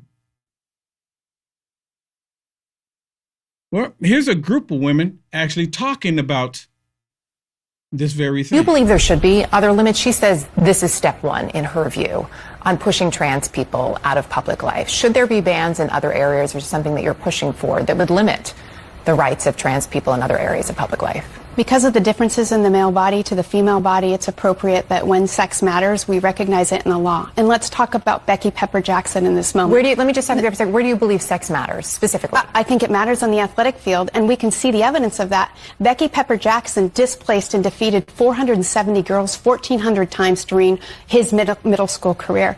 Took two regional championships and one state championship. Sexually harassed and threatened with vile language to violate another woman in the locker room. That's what we're talking about here. Our girls deserve equal opportunities on the field and privacy in their locker rooms. And to follow up on the question, do you believe she is concerned that there will be other efforts, right, in public life? So you said where sex matters. You're talking specifically, I know, about sports and on the field. Are there other areas that you believe sex matters that you would be pushing for? I think that sex matters in private spaces. I think that in our dorm rooms and in our locker rooms, we shouldn't be forced or shamed because we don't want to undress in front of a male. When a male, like Becky Pepper Jackson, which this actually happened, threatens to put male genitalia into one of the female teammates, you know that body parts matter, and that's what this case was about. So yes, I do think that in private spaces it matters greatly. But this decision was very clearly focused on sports, and the court said so in the decision itself. Could y'all tell that the communist on the CNN, the host there, that she was advocating for the whole transgender thing? That's a communist agenda too. It is. That's socialism. 100%. Anything that goes against God is socialism, communism, everything. I mean, and she's like pushing for it, and she's not the only one. She's not the only one. You have more, you know, this stuff can like really weigh on you and just looking at it, right? And we're actually having this conversation in the year 2026, whether or not a man in a dress is a man or not. Let me say it again. Something's wrong with our society. And a lot of times I'm sitting there looking at this, and I'm looking at the news, I'm looking at these clips, and these people are actually arguing that point. And I'm like, is this like a movie script? It's like all pretend? Because in the real world, reality, no matter how much I want to pretend, I can only be a man. I can pretend to be a lion. I can pretend to be a Wolverine. I can pretend to be a barracuda. I can pretend to be a tree trunk, but I'm just a man. At the end of the day, when reality sets in, I'm a man. I can pretend that I'm a trillionaire like Elon Musk. I can pretend it all day long, but reality sets in. It says a completely different story. Completely different story. That's the problem. We're dealing with people that don't deal in reality. We're dealing with people that's rejecting truth. How else do you explain it? How should you explain it? Like, listen to this one. Another one. Socialism on the right. I don't think it is as big a deal as people are making it out to be. I don't think that was the point. I think the point was, yeah, maybe the socialism's not taking over the country. I don't think we're near there, and anyone who says otherwise is being hysterical. But I think the loudest voices and faces of the Democratic Party are the socialists. It's the AOCs. Mamdani is probably the most spoken about person in the country right now. And if that's the face of the party, it's doing a good favor to the Republicans in the upcoming election. Do you know how happy New York is right now? Do you know how cool it is to see your mayor? Wait, no. Do you know how cool it is to see your mayor jump in a Give it down because of the mayor jumping in the pool. Yeah, I but care people, about the future of New York. I care about my safety. I care about my children's life. Homicides are down in New York City. Yeah. Rent freezes are happening. Campaign promises are being delivered. I don't believe that. Punishing capitalism. You're saying New York is a city of capitalism with a socialist mayor. He's going to drive everyone to Panama. No, he's going to drive everyone to Puerto Rico. Population. How many billionaires are already leaving? Yeah. They're going to drive out all of the millionaires and billionaires, and Elon Musk is not there. So no need to drive out the trillionaire. They're going to drive them all out. They're trying to say, oh, it's so wonderful. It's wonderful under Mamdani. In the beginning, when everybody's getting stuff free, what happens when you run out of the money that you've been taking from everybody? What happens when they run out of the money? Because they can only milk them for so much. They're going to leave the state. They're going to get out of New York. I wonder how long before Stephen A. Smith exits out of New York. I'm just kind of curious. You know, Fox News headquarters still in New York. Is that going to last long? Because at some point, I can imagine Mamdani going, "Hey, Fox News, you need to pay a conservative tax. You need to pay a MAGA tax. Something." I'm surprised Fox News is still there. Of course, the Communist News Network is going to be there because that's like their epicenter right now. Mamdani is their leader. They're not going to change any of that. None of that. Is there anybody watching right now that is happy with the socialism? I mean, just a quick question. Let's go to the comments real quick. We got a couple minutes here. Anybody happy with the socialism there? I can't imagine that you would be.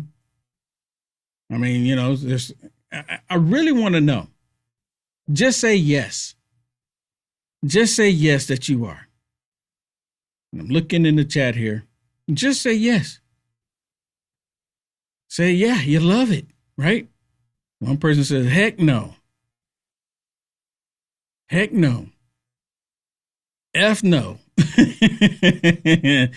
Thank you for not putting the full language out there, right? Nope. I mean, come on. We don't have a single troll on here. What about on YouTube? I mean, I know y'all like attacking on YouTube a lot. Just say you like it. Who is for socialism? Because the very fact that no one, not even one, is on here saying that they're for socialism, because I know there's some trolls on here. Look, I know there's some. They tune in. They probably tune in and just record stuff, say, ooh, I hope he says something new so we can use it against him later on. You know, that's what they do, right? They record. There's not a single one of them brave enough to say that they're for socialism. Because at the end of the day, what's going to end up happening,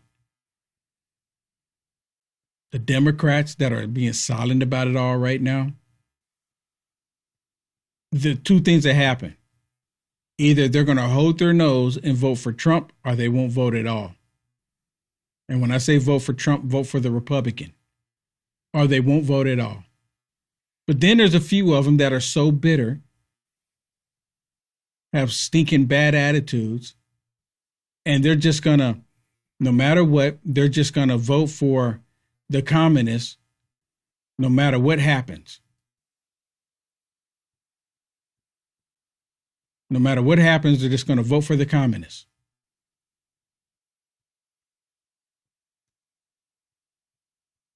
No matter what happens. Because that's what they do. That's who they are.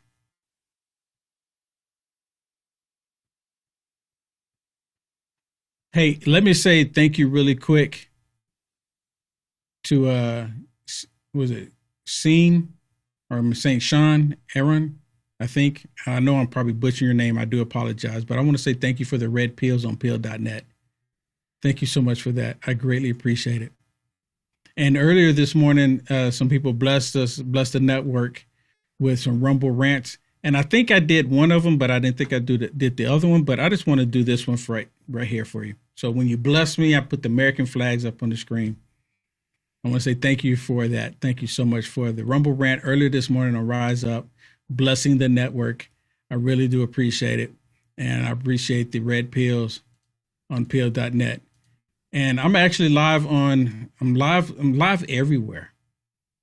I'm live everywhere because the whole thing is to promote LFA, to get more people to tune in LFA.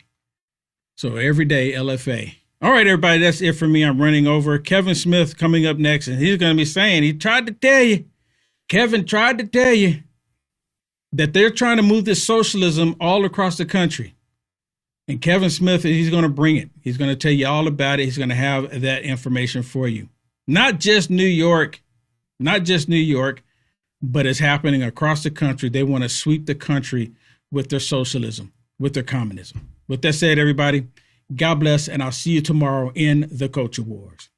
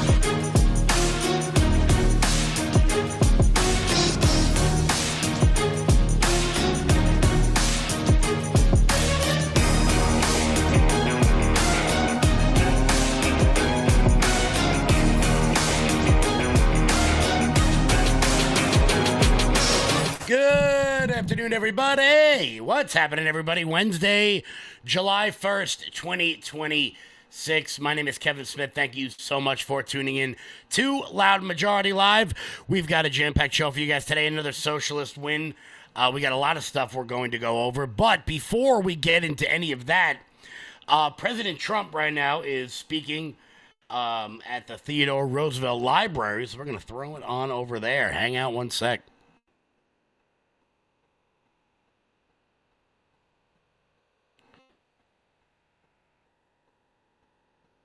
With that, we have someone who's got a very, very remarkable surprise for the Theodore Roosevelt Presidential Library opening. Please join me in welcoming the 45th and 47th President of the United States of America, President Donald J. Trump.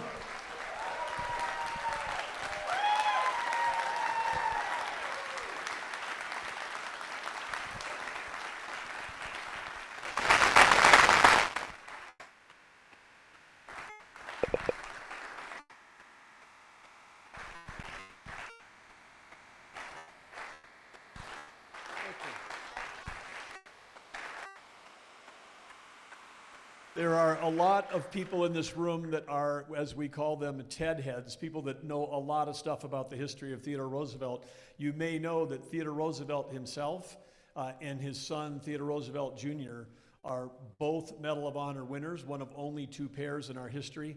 Their Medal of Honors have never been together, but because of the generosity and support of President Trump, he brings with him today, right, this is Theodore Roosevelt's actual Medal of Honor, presenting it to the museum.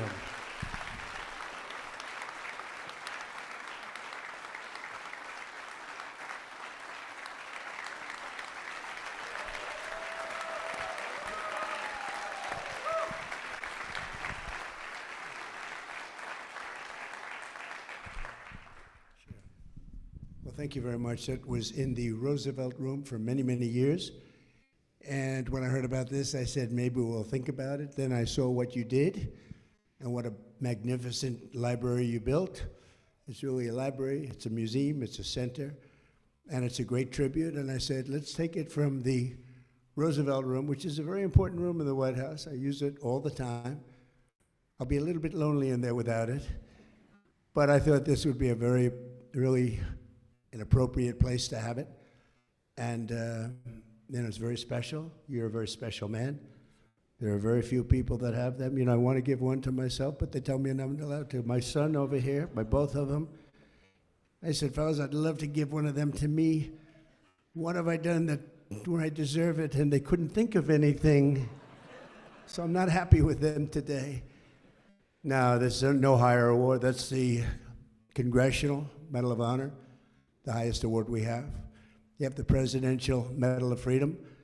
That's more of the civilian nature, but those two. But in particular that, because what you have to go through is very rough. So it's an honor to be with you. Congratulations. And it's an honor to be with my friend Doug, who's a spectacular Secretary of the Interior, to put it mildly. There's never been anyone better.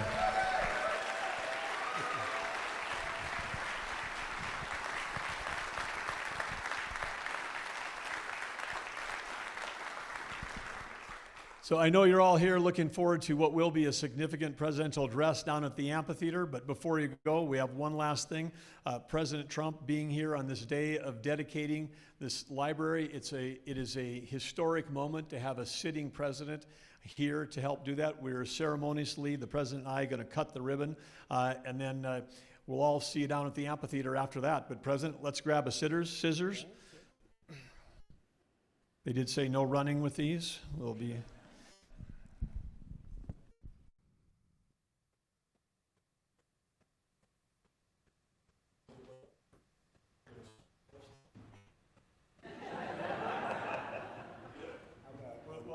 Audience participation. You guys count down from 10. How about that?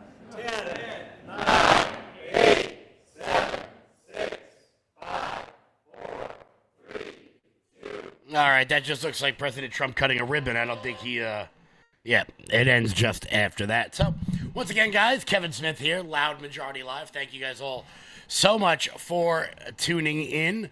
We got a big day today. It's gonna be a lot of yeah, I told you so moments here for me. I don't want to be the guy who said I told you so, but I am. Sometimes things happen. What are you gonna do? I was reliably told by everybody, oh, silly Kevin, it's just New York. It's just those crazies in the Big Apple. Socialism isn't taking hold everywhere in America. No, there's nothing to worry about. It's just you nutjob lunatics out there in New York. It's just you guys out there. You guys are nuts. And then last night happened. Where a 30-year incumbent, somebody who's been in office long enough to have voted against the Iraq War, loses to a woman without a job. That's right.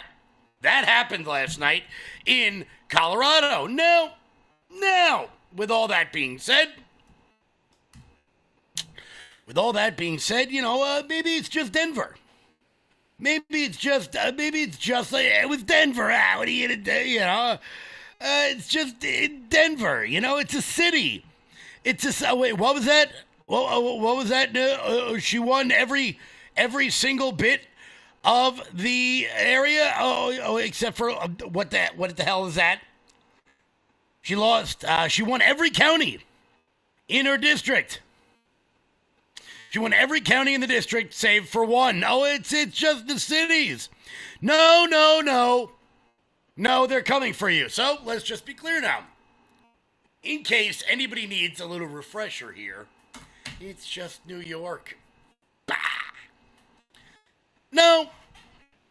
As it stands right now, there will be at least 12 members of the United States Congress in the upcoming term who has said some version of this sentence that America deserved, asked for, brought on upon themselves 9/11. There'll be 12 of them. That's right. The newest one, Millet Karos, a 29-year-old socialist, defeated a 30-year incumbent in the Denver suburbs. The DSA had been aiming for this seat for quite some time. The Democratic Socialists of America last week wrote, "Today it is the East Coast. Next week it'll be the Mountain West." Yeah, that's right. So, do you live in a moderate area? Do you? They're coming for your seats. They're coming for your seats left, right, and center. Let's check out the wisdom of this one. I'm about the same age that my dad was when he came to this country. Betting on the promise, he chose Denver to be our home because he knew that this city would welcome us. And that same city just voted to send a 29-year-old recovering lawyer, Barif. I'm about the same age that my dad was when he came. Quick nugget for you. This Karos, Millet Karos, was she born in the Denver area? Was she born in Colorado? Was she born somewhere between Washington State and Florida? Or Bangor, Maine and San Diego? No. She was born in Ethiopia. That's right.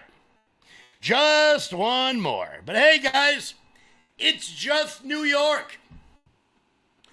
So much so, Democrats have begun to go so far left that the incumbent who had been there for 30 years, Diana DeGant, whatever her name is, Diana not going to be in Congress anymore, was endorsed by Pramila Jayapal and still lost. That's right, the Ringo star of the squad, Pramila Jayapal, came out and endorsed the sitting Democrat, and she still lost. So it turns out this new one is so insane that even members of the squad could not save her. When asked about 9/11, she suggested that we deserved what we got. She called it inevitable, in the sense that we have destabilized a lot of the Middle East and forced people to believe that another act of violence was the only reasonable response. When Channel 9 News asked if she thought the terror attack was the inevitable consequence of American foreign policy, and again, just like she said before, our responsibility is to get rid of those conditions that lead to violence in the first place. Who has she been endorsed by?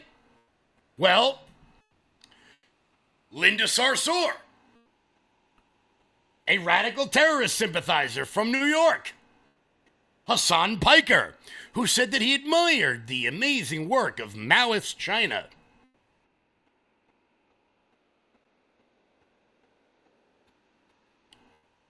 Do you guys know the story of the Emperor Has No Clothes? Do you guys know that story? It's a very famous story. It's a story of everyone in the kingdom being so afraid to say what is obvious, that the emperor is in fact walking around naked, that they allow this emperor to continuously walk around naked because nobody is willing to admit what they can all see with their eyes. And it takes a child, someone who doesn't know any better, to walk up and go, hey, that guy's naked. I feel like that kid right now, screaming at the top of my lungs to anyone who will listen, they are coming for you. Foreigners are being elected to Congress to allow more foreigners into America, and it doesn't make me a racist to point out what's happening in front of my face.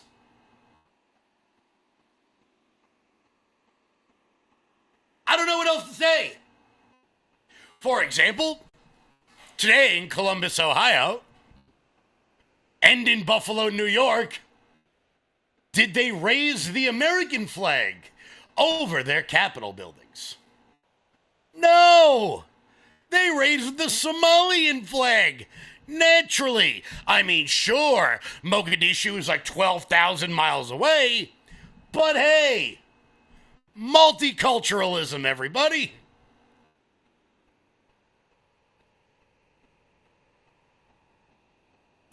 It's only New York, guys. It's only New York. The deep blue New York and us crazy people here in the Big Apple. Columbus, Ohio raised the Somalian flag today after, y'all ready for this? Canceling the 4th of July celebrations.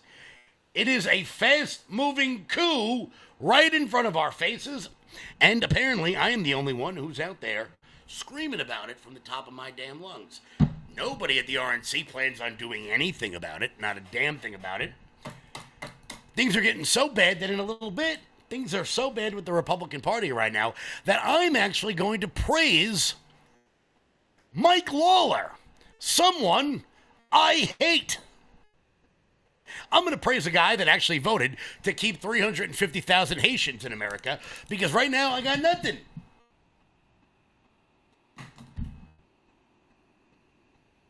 But hey,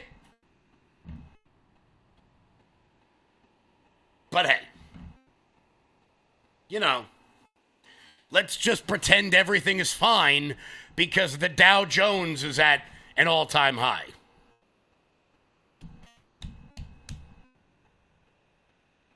Oh, another little bit of foreigner news. We'll get to Zoltan Mamdani in just a bit.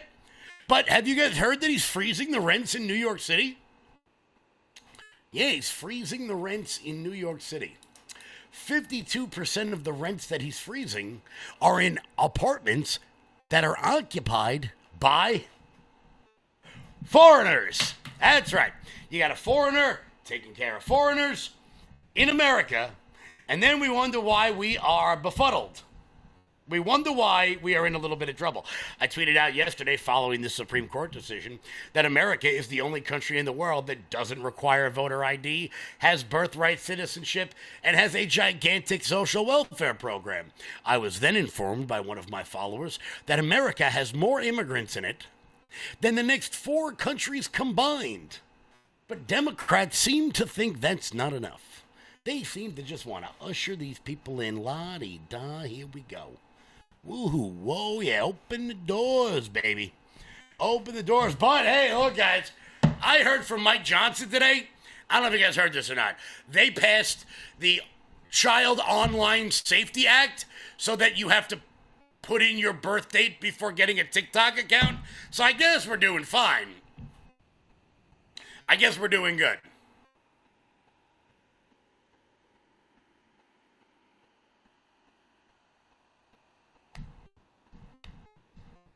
Following the win in Colorado, Pramila Jayapal from Washington State has decided, after she just got her ass kicked, she decided to reach out to moderate Democrats to, quote, embrace communism, and called it a very good national trend.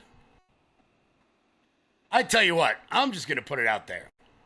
I don't know who's going to get sent to the same gulag as me, but it is going to be a blast. It's going to be spectacular. I'm only kidding. I won't be sent to a gulag. They'll kill me first. I mean, let's be honest here. This from the Post-Millennial.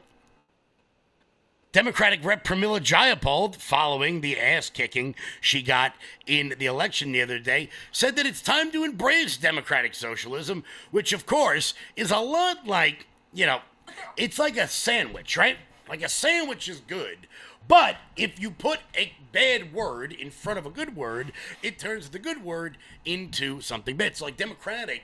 We want things to be democratic. We want things to be, but like democratic socialism would be like putting the word shit next to sandwich. Like sandwiches are good, democratic is good, but democratic socialism is just a shit sandwich.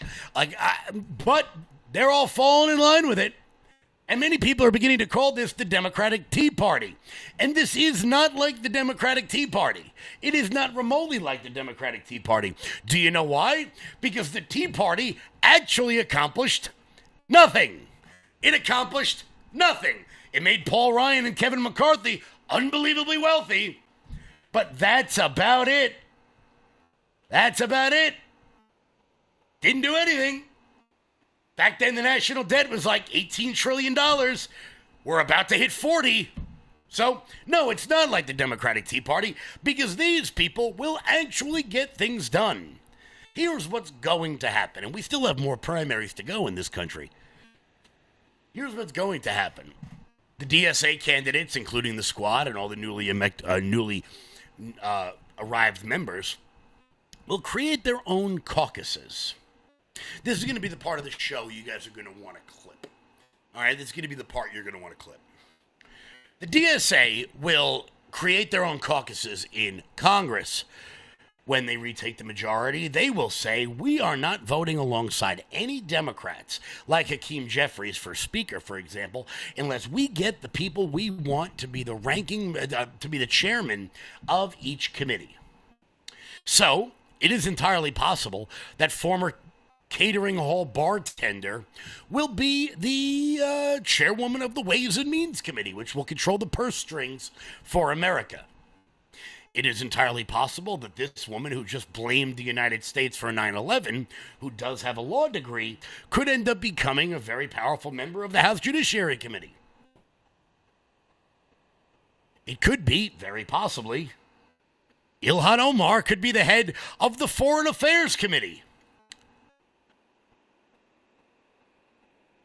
This is not like Chicken Little, the sky is falling.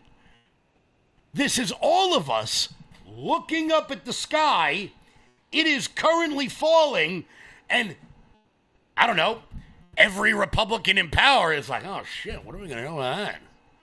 What are we going to do? I know what we'll do with that. I know what we'll do with that falling sky right there. We will continue to nominate the same 9 Republicans to run for every damn seat on planet Earth. Because, as I've said before, Roy Cooper is going to slaughter Michael Whatley in North Carolina. Right now, in Maine, with Susan Collins and Graham Plattner, she seems to be edging him out. But just wait for the debates. Wait for the debates while he's standing up there, and she's stuttering through the entire damn thing. Also, just as an objective fact, when it comes to being on camera, 39-year-olds, or however old he is going to do better than a 70-year-old who can't get through a sentence. And now we've got messaging out there like this from the Ringo star of the squad, Pramila Jayapal. But there are House Democrats who seem worried about this as well. Tom Suozzi said, quote, "We are capitalist, not socialist." Excuse me. What do you think these wins mean for the Tom Suozzi's, the more moderate establishment Democrats of your party? Well, look, I think we're always told as progressives that we're a big tent party, that there has to be room for people who don't agree with progressives 100% of the time. That's got to be true the other way as well. If we are a big tent party, we have to have both sides of the big tent included. And I think there are going to be issues where we don't agree 100% of the time. But I think what Leader Jeffries said is right. We are focused on making life better for the American people. And Democratic voters across the country are choosing people they think will stand up and fight for working people. Yeah, you see, they're not going to compromise with you. Because they were raised in a generation where if you just stomp your feet long enough, eventually your parents give you the candy. Eventually your parents just give you the candy.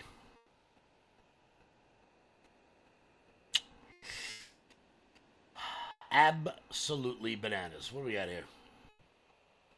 What do we got here? Looks like President Trump is getting ready to speak, so we are going to throw it to the boss in just a second. Before we do that, here's Jeremy. Hey, everybody, if you're not familiar with, then let me introduce to you Armor Colostrum. Now, I didn't know what colostrum was up until a few years ago. I'd never even really heard of it. And then my wife turned me on to Armor Colostrum. And what colostrum does is it helps regrow your hair. Not going to lie, that's the reason that I started looking into it. But then I started noticing some other things that I could benefit from. I used to get acid reflux very badly. I used to bloat very badly. It felt like I was 10 or 15 pounds heavier than I was until I made Armor Colostrum a part of my everyday schedule. And now things have changed so very much. Let me introduce to you what Armor Colostrum actually does and what it looks like. In a study measuring immune cell response to toxin, Armor Colostrum performed 32% stronger and faster than other colostrum companies. 400 plus bionutrients active in your body to help regrow hair, strengthen your gut health, regrow your nails, toenails, and fingernails healthy, get rid of fungus, stop bloating, and more. And now you can get yours right now for up to $18 off each and every purchase at tryarmra.com. Promo code LFATV. Click the apply button once you've entered the code and watch your discount fall off. That is tryarmra.com/LFATV. Order now. Guys, head on over to tryarmor.com and use promo code LFATV. That is tryarmor.com and use promo code LFATV. So, as I said, President Trump is about to start speaking. It looks like he's at the Theodore Roosevelt Library giving a speech out there, rallying the troops. It's standing in front of, maybe 30 or 40 of the most ridiculous-looking people I've ever seen in my entire life. They're all dressed as Theodore Roosevelt. What the hell are we doing here? Before we do that, guys, head on over to loudmajorityusa.com.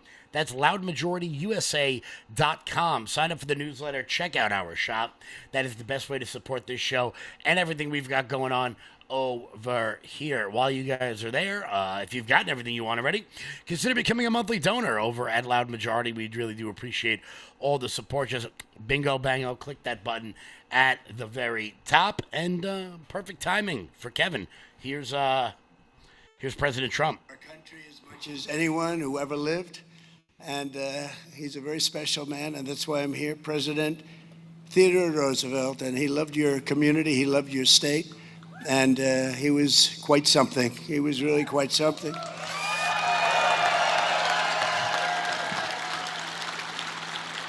And here, beneath the wide open sky of the Badlands, they call it the Badlands. I said, what's that all about? It's pretty cool. It's a pretty cool name, I have to tell you. On the steps of the burning hills, we dedicate a living monument to a legend, a statesman, a soldier, a frontiersman, and a true American hero. This is a very exciting thing for me, and number one, I have to tell you, because this was an inaugural flight of a certain airplane called Air Force One after 37 years.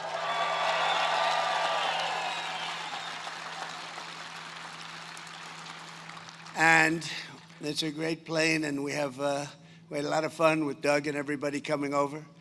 But we talked about Theodore Roosevelt a lot, because he was something that was really very special. Number two, because I'm honoring Theodore Roosevelt, and that's the man who I have long admired. He's one of the few. I don't admire too many people, I have to tell you. There's not a lot of people out there. And number three, I'm back in North Dakota because I won this state with the most votes in the history of the presidency. Thank you. Thank you very much.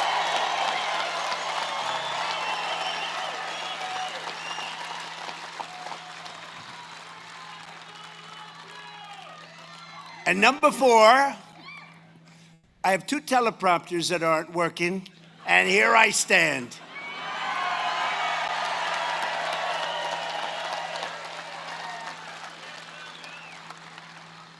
But TR once observed that I would not have been president about himself had he not been, and had it not been for the experience in North Dakota. He had a great experience here. It really shaped him so much. So there could be no better place for this new national treasure than the Rough Rider state. I met some of the Rough Riders. They are Rough Riders. They're good riders, too. They were very impressive.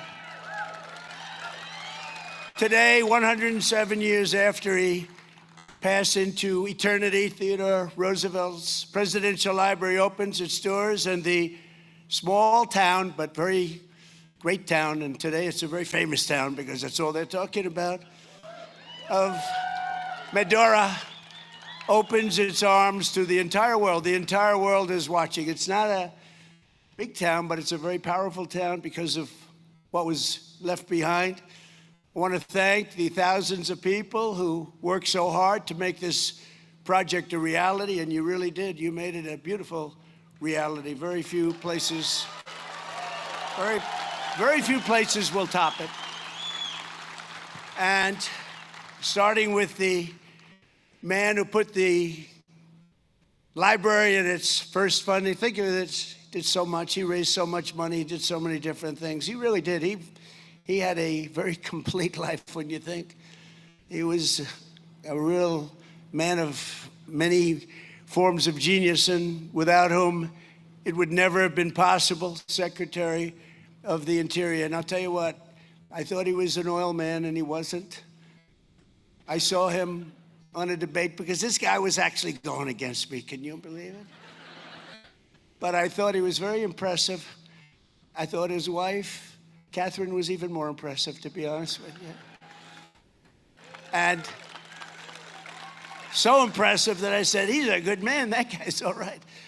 But he's been fantastic. He's been a tremendous Secretary of the Interior and the best ever. There's never been a Secretary of the Interior like Doug Burgum. Thank you very much. Thank you. Never been.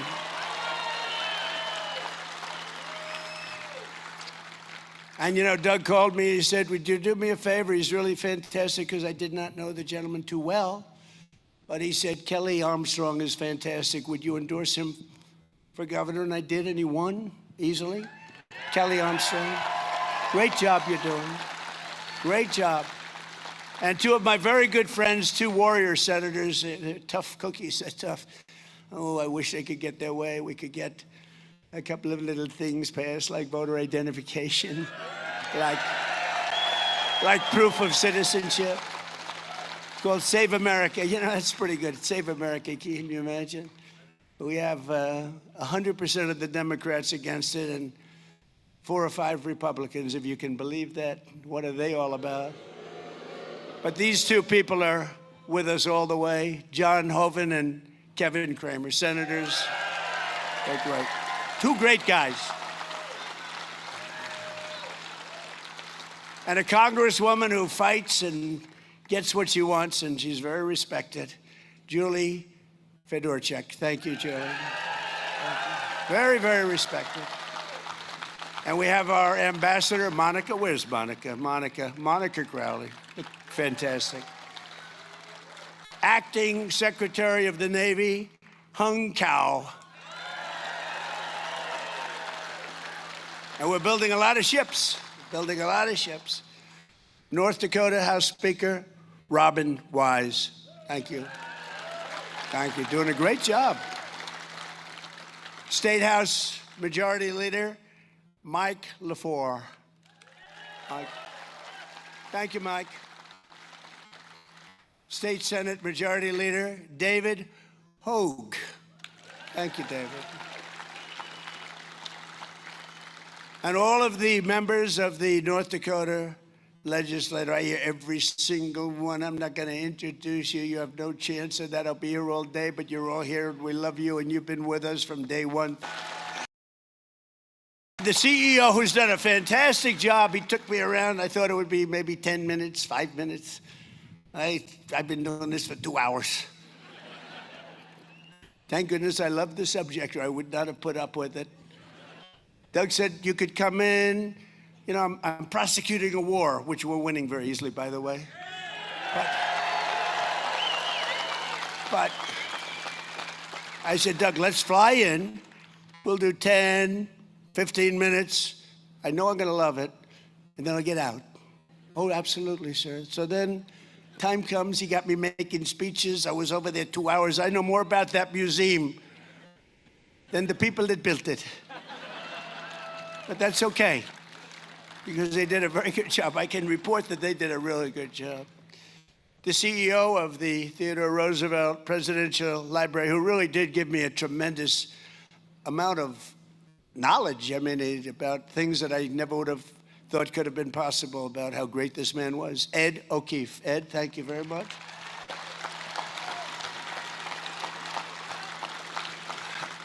And 2 of my sons are here, Eric and Don.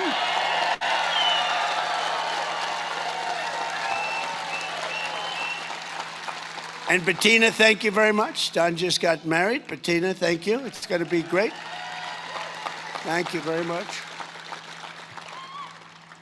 But the members of the Roosevelt family and countless foundation staff, donors, and supporters, everyone's here. And I understand that one local construction worker delayed his retirement by 4 years just to be involved with the building, and they heard I was going to come. I was coming even when I wasn't president. I had agreed to come, and they said, well, when we do it, you're going to be president. So that was during that ridiculous time, that ridiculous 4-year period of time. They asked me to come. I said, I'd love to come.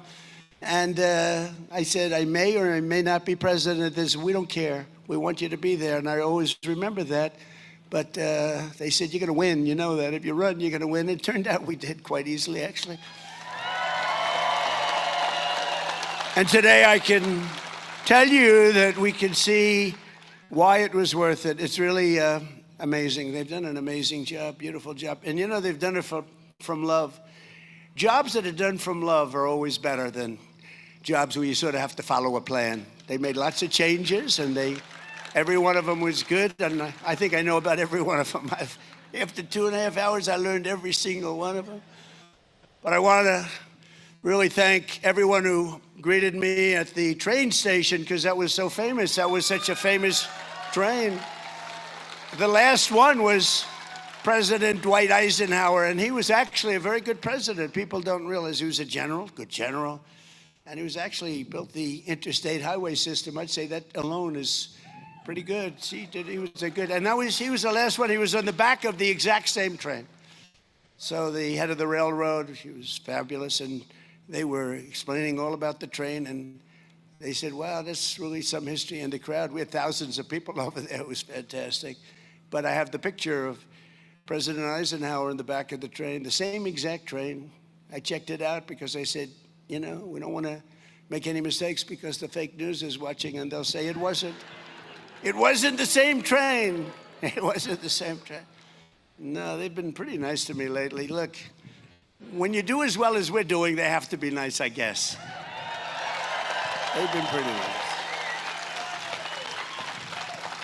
And I want to give a very special thanks to the Patriots who gave us such an incredible escort from town. We had more law enforcement. You know, I love law enforcement. Now, according to the people that are running on the other side, in many places, they want to defund the police. That's not going to happen. That's not going to happen. We see them all the time. They said they're social democrats. Doesn't it sound pretty? They're actually communists, but we'll get into that a little bit later. They're not going to win. They're not going to win anything. They got some very unattractive candidates, I have to say. During my first term, it was a privilege to sign the bill that helped get this incredible project underway and transferring 90 acres. We took it right out of the federal government. We ripped it away from the federal government. They don't know what's missing. They still haven't figured out what the hell happened. And today, the artistry and scholarship, technical skill on display right here and in that museum in particular is just fantastic. It's really great. Things that they actually gave me. You know, we're going to build our museum in Miami. They got me a lot of ideas, Doug. You gave me a lot of ideas, Doug. But they really did it well. Incredible. I even had a conversation with Theodore Roosevelt. I said, what did you think about the Panama Canal? Do you consider that your greatest achievement? How do you feel about the fact that the Democrats gave the Panama Canal away to Panama for $1? You know, he built the Panama Canal, preceded really by a man who was actually, he was the tariff king, William McKinley. He was the president, and they took his name off Mount McKinley, and I put it back on because it deserved it. Put it back on.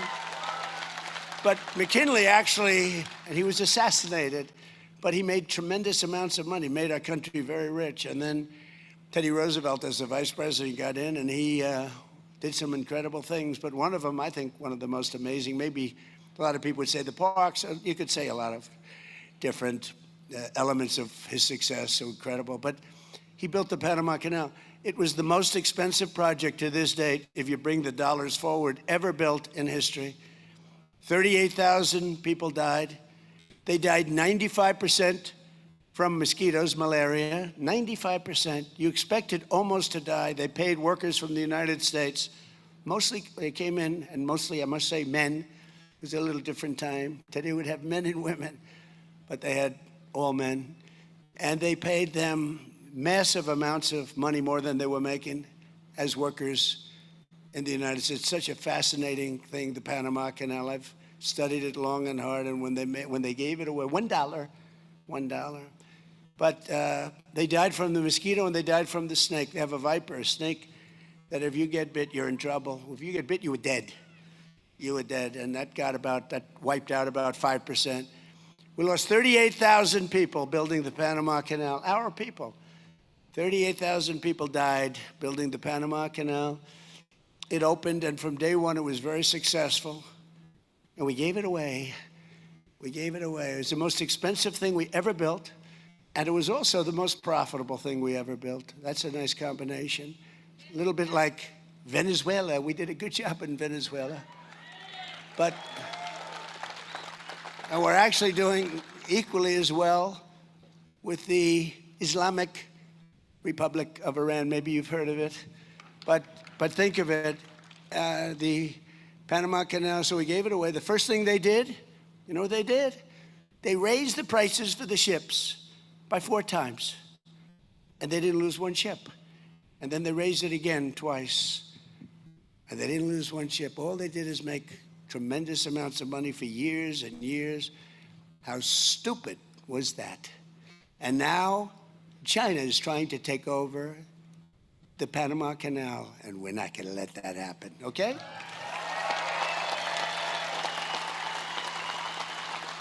And that was not part of the script, because I don't really have a script because this thing doesn't work.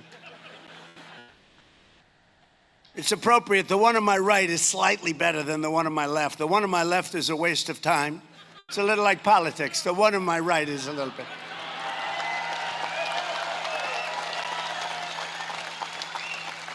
It's not great. I'd give it about a 2 on the scale of 10. And this afternoon, I'm pleased to announce that through the National Endowment for the Humanities, we will be awarding the library $750,000 to support the opening exhibits during the first year. So they're getting a nice check. Getting a nice check. And as you know, this week, Americans all across our nation are filled with joy and excitement and anticipation as we prepare for one of the proudest moments in our history. 250 years, think about that. 3 days from now, we will celebrate the 250th anniversary of the signing of the Declaration of Independence. What a document that was.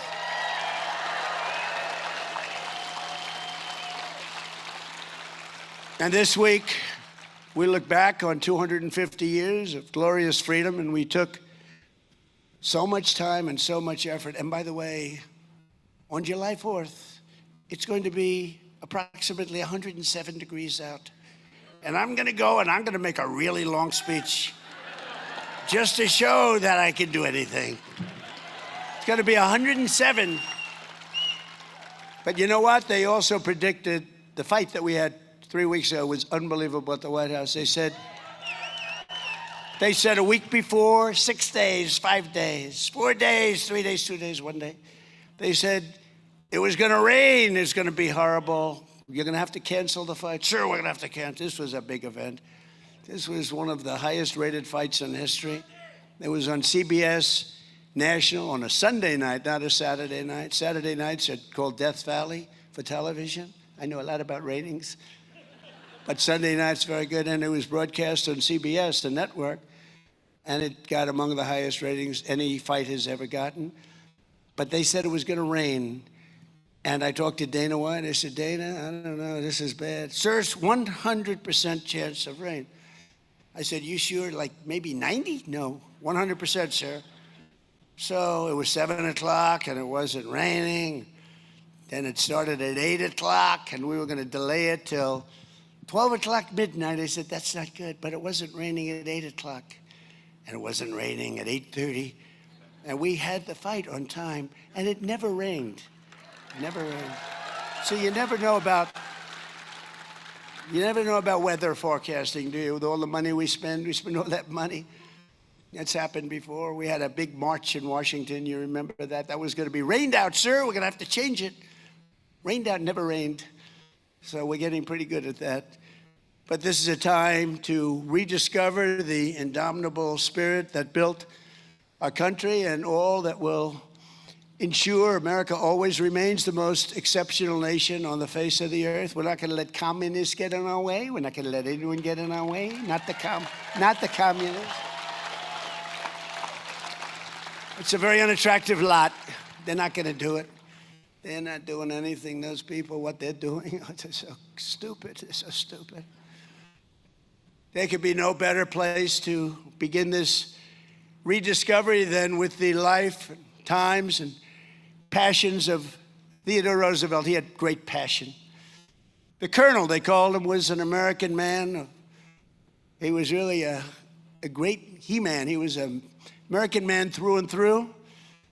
His chest swelled with American optimism, confidence, enthusiasm, pride. His heart beat with an unyielding sense of America's destiny and pride, and that pride was bigger. The biggest word for him, I think, was pride. He was a proud man. But I'm a proud man. I'm proud of our country. I'm proud that 2 years ago, we had a country that was a laughing stock all over the world, and now we have the hottest country anywhere in the world, the most respected country anywhere in the world. But as a young boy, I saw that he loved Lincoln, and Lincoln's casket would pass through a nation torn apart by civil war. I don't know if you know that. I think Teddy Roosevelt, is probably as big as I was trying to get that today, and I think it came pretty loud and clear. Abraham Lincoln was the person that he most respected, most admired, most looked up to. He has a beautiful picture of Lincoln that he had in his one of his rooms, one of his very important rooms where he lived, and it's at the library. By the end of the 60 years, TR had transformed his country by the reach of his vision. He had a great vision, and by the force of his will, into one of the greatest places, one of the greatest empires, one of the most incredible countries, ready to take its rightful place as the strongest and most respected nation anywhere in the world. They didn't have people that they had no idea where they were. They didn't have people that couldn't walk up the steps. See those steps? They didn't have people that had no idea where the hell they were. They didn't have people that said, let's have open borders so millions and millions of people can pour into our country from prisons all over the world. They didn't have those people. They had strong, smart people like Teddy Roosevelt. Today, America is stronger and more respected. Right now, I'll tell you, the king of Saudi Arabia, I was with him a year ago, smart guy, good guy. He said to me, sir, you know, it's amazing. And this was as we were just started to really, and we've made a lot of progress since then. You see the numbers, factories being built all over the country at a level that we've never had before. But he said, you know, 1 year ago, during the Biden, Sleepy Joe, during the Biden administration, he said, 1 year ago, your country was dead. We gave up on your country. They were looking at China. They were looking at others to protect them. They were looking at other countries. And now you have the hottest country anywhere in the world. He said that, and it's true. Now it's even more so than it was then. Hottest country anywhere in the world. So Theodore Roosevelt and his presidency fell exactly at the halfway mark between the founding in 1776 and the place we are today in 2026. And here are 5 lessons, and I wanted to write these because you can learn from some people, not from too many. From a lot of them, you don't want to learn much. But you can learn from him, and here are 5 lessons that are really extraordinary. Life offers to all Americans on the threshold of our 250th year. First of all, the life of Theodore Roosevelt reminds us that Americans never give up. We don't give up. You know, if you really look back 2 years ago, I could see people wanting to give up. I could see them wanting to give up. He never stopped, never quit, never surrendered in pursuit of his dreams. He had a dream, a very complex dream he did because of the way he traveled, the way he moved, the fact that he ended up here and turned out to be one of the most impactful things he ever did, ending up right here where we are. But his pursuit of the American dream never, ever stopped. It was really amazing. He was plagued by asthma, very, very bad, very serious. He was having a hard time breathing for much of his life. But he went out and he was told by his doctor that he'd have to live very quietly. This is as a young man, he was told you'd have to be and have a very quiet life. You have to be nice and easy. And he did just the opposite. He had a freaking wild life, right? He was wild. He just didn't want to take that. He didn't want to listen to his doctor. He didn't want to be quiet. He wanted to be great. He actually wanted to be great, and that's what he turned out to be. Young Theodore replied, Doctor, I'm going to do all the things that you tell me not to do, and I've got to live the sort of life that you've described. I don't care how short it is. I just want to live my life the way I want to live my life. It was great. I mean, who would say that? The next year, he sailed the Atlantic and he summited the Matterhorn just to prove that he could do these things, just to prove his doctor wrong. He knew his doctor. He wanted to prove him wrong. Maybe it wasn't smart, but it worked out okay.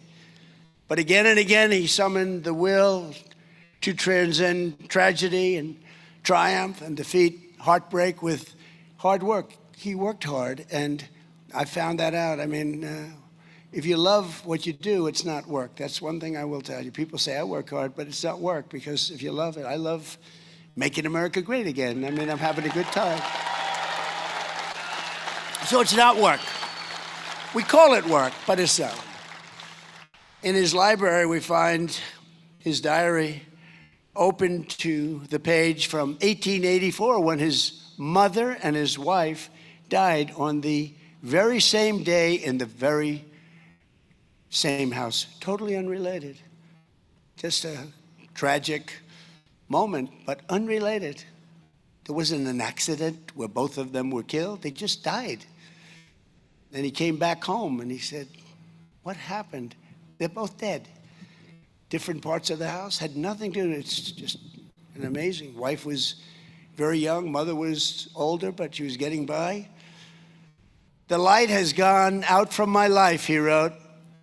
But Theodore Roosevelt did not surrender to fate. He came here to Medora and made himself fate's master. I said, I want to be fate's master. He wanted to turn the tables, and he really showed that that's what Americans can do. That's what people can do, beyond Americans. That's what people can do if they really believe and they set their mind to it, and if they're competent. I mean, you have to be competent. You have to be smart. It's nice to say anybody can do it. Not anybody can do it. They'd like to say, oh, anybody can do it. No. But he was a special person. He arrived at this town narrow-chested, 140 pounds. He looked pretty bad to the people here, because they're pretty tough people around here. Never changed. He was sick. He was shattered from the death of these two people that he loved the most. And his body and his spirit were pretty much broken. Not broken enough, but pretty much broken. If they were broken all the way, he wouldn't have been able to do what he did. He left here 2 years later. He weighed 40 pounds more. And he was strong as an ox. They say it was 40 pounds of muscle. I don't know how the hell that happened. They didn't have modern-day drugs. Of course, the modern-day drugs don't do that either, do they? In fact, they actually take away the muscle. That's not good. How are we doing, doctor? Well, you lost a lot of muscle. That's not good. But we didn't have any of that. He was 40 pounds of steel, the vital man of vigor, who would become president of the United States not that long after he left. Wow, that's amazing. I know what it takes to do that. It's tough. As a sheriff's deputy, he heard 3 thieves had stolen the only boat in town, so he built another, and over 3 days chased the criminals 300 miles. He wanted, oh, those poor criminals. We need a little bit more of that in our country, but we do pretty good.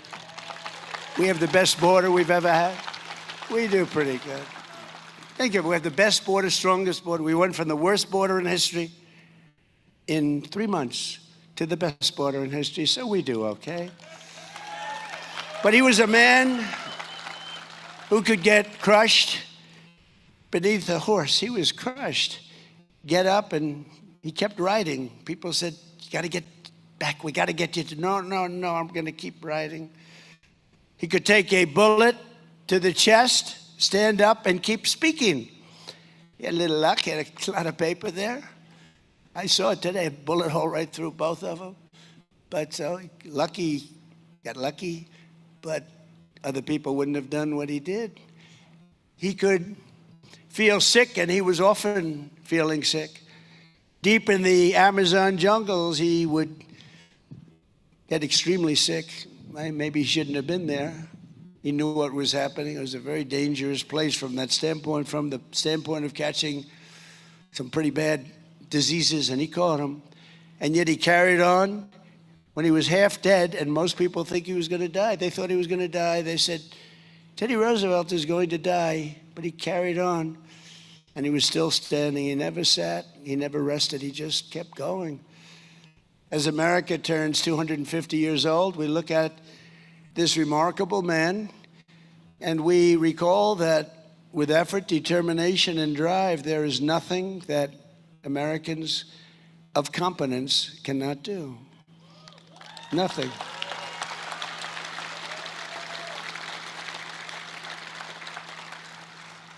Our ancestors were the people who raised up New York City from the marshes of Manhattan and then ventured into the Dakotas to carve up a life in the place that they called hell with the fires burned out. I don't know what the hell that's supposed to mean. Hell with the fires burned out. That doesn't sound so nice.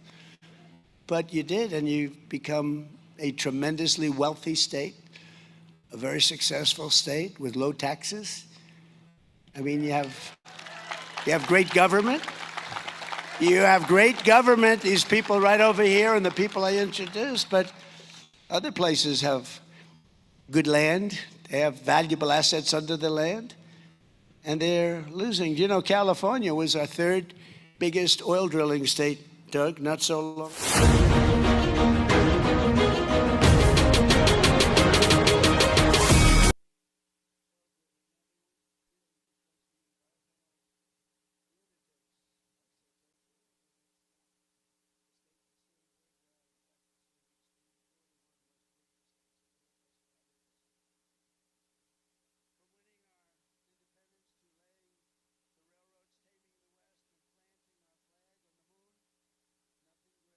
America has ever done has come without staggering effort, and it's never come easy. It's been really an unflagging persistence that drove us into greatness. We had the persistence of great people, great men, great women. They were persistent. They never gave up. This country was built on the conviction that just because something is hard to do, that only means that Americans try even harder, and they succeed almost all the time. Because whatever the obstacle, whatever the challenge, it's no match for American grit. And you have it probably as much or more than any other place there is. You have American grit.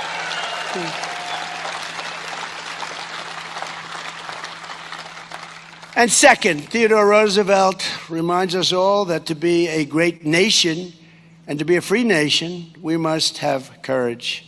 Without courage, you have nothing. As TR once put it, freedom is not a gift that lasts long in the hands of cowards. How about that? It doesn't last long in the hands of cowards. What a great statement.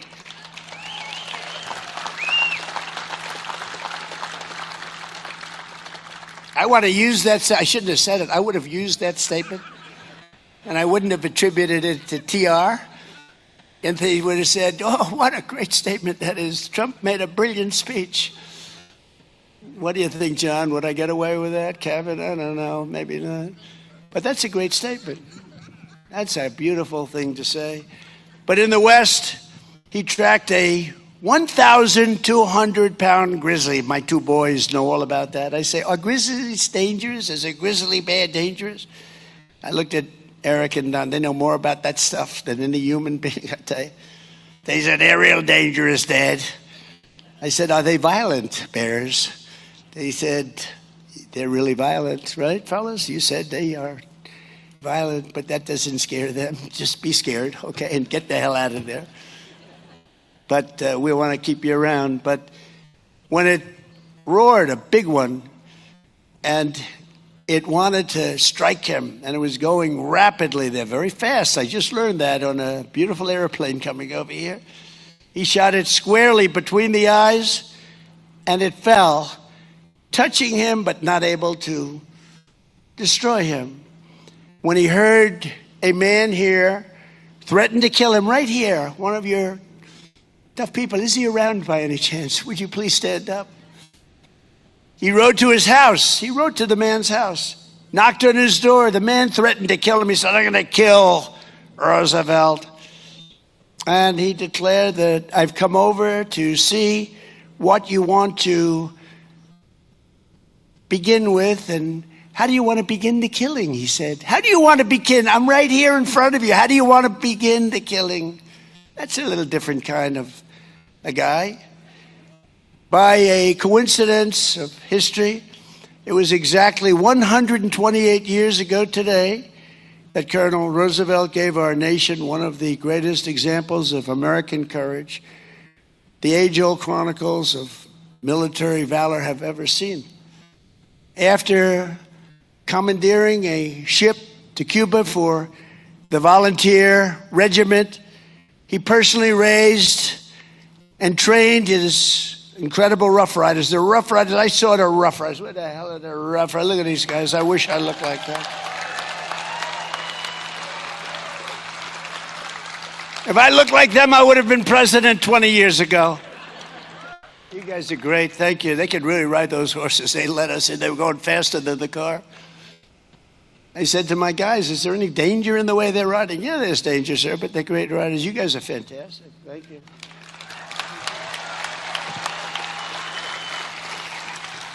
But he led the Rough Riders in their heroic charge up San Juan Heights.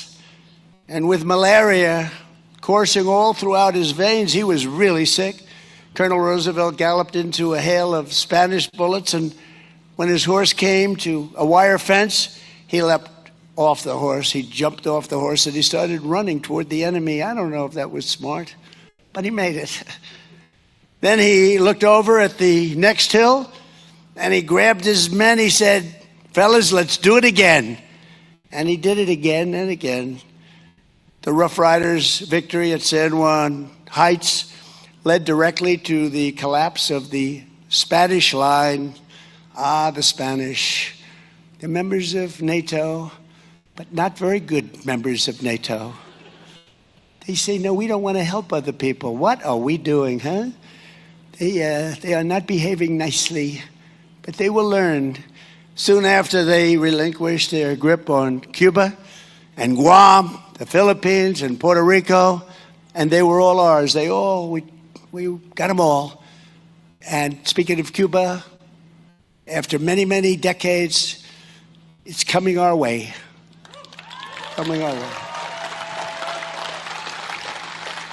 But for his actions that day, TR was celebrated as a hero and eventually awarded the Congressional Medal of Honor. That's a big deal.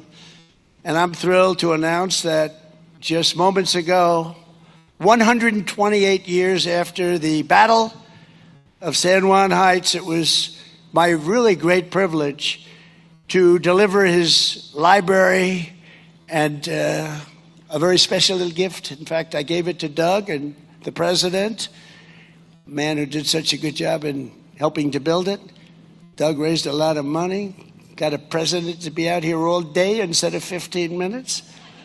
And I gave that medal. I took it off. We have a beautiful room, the Roosevelt room, this Roosevelt, by the way.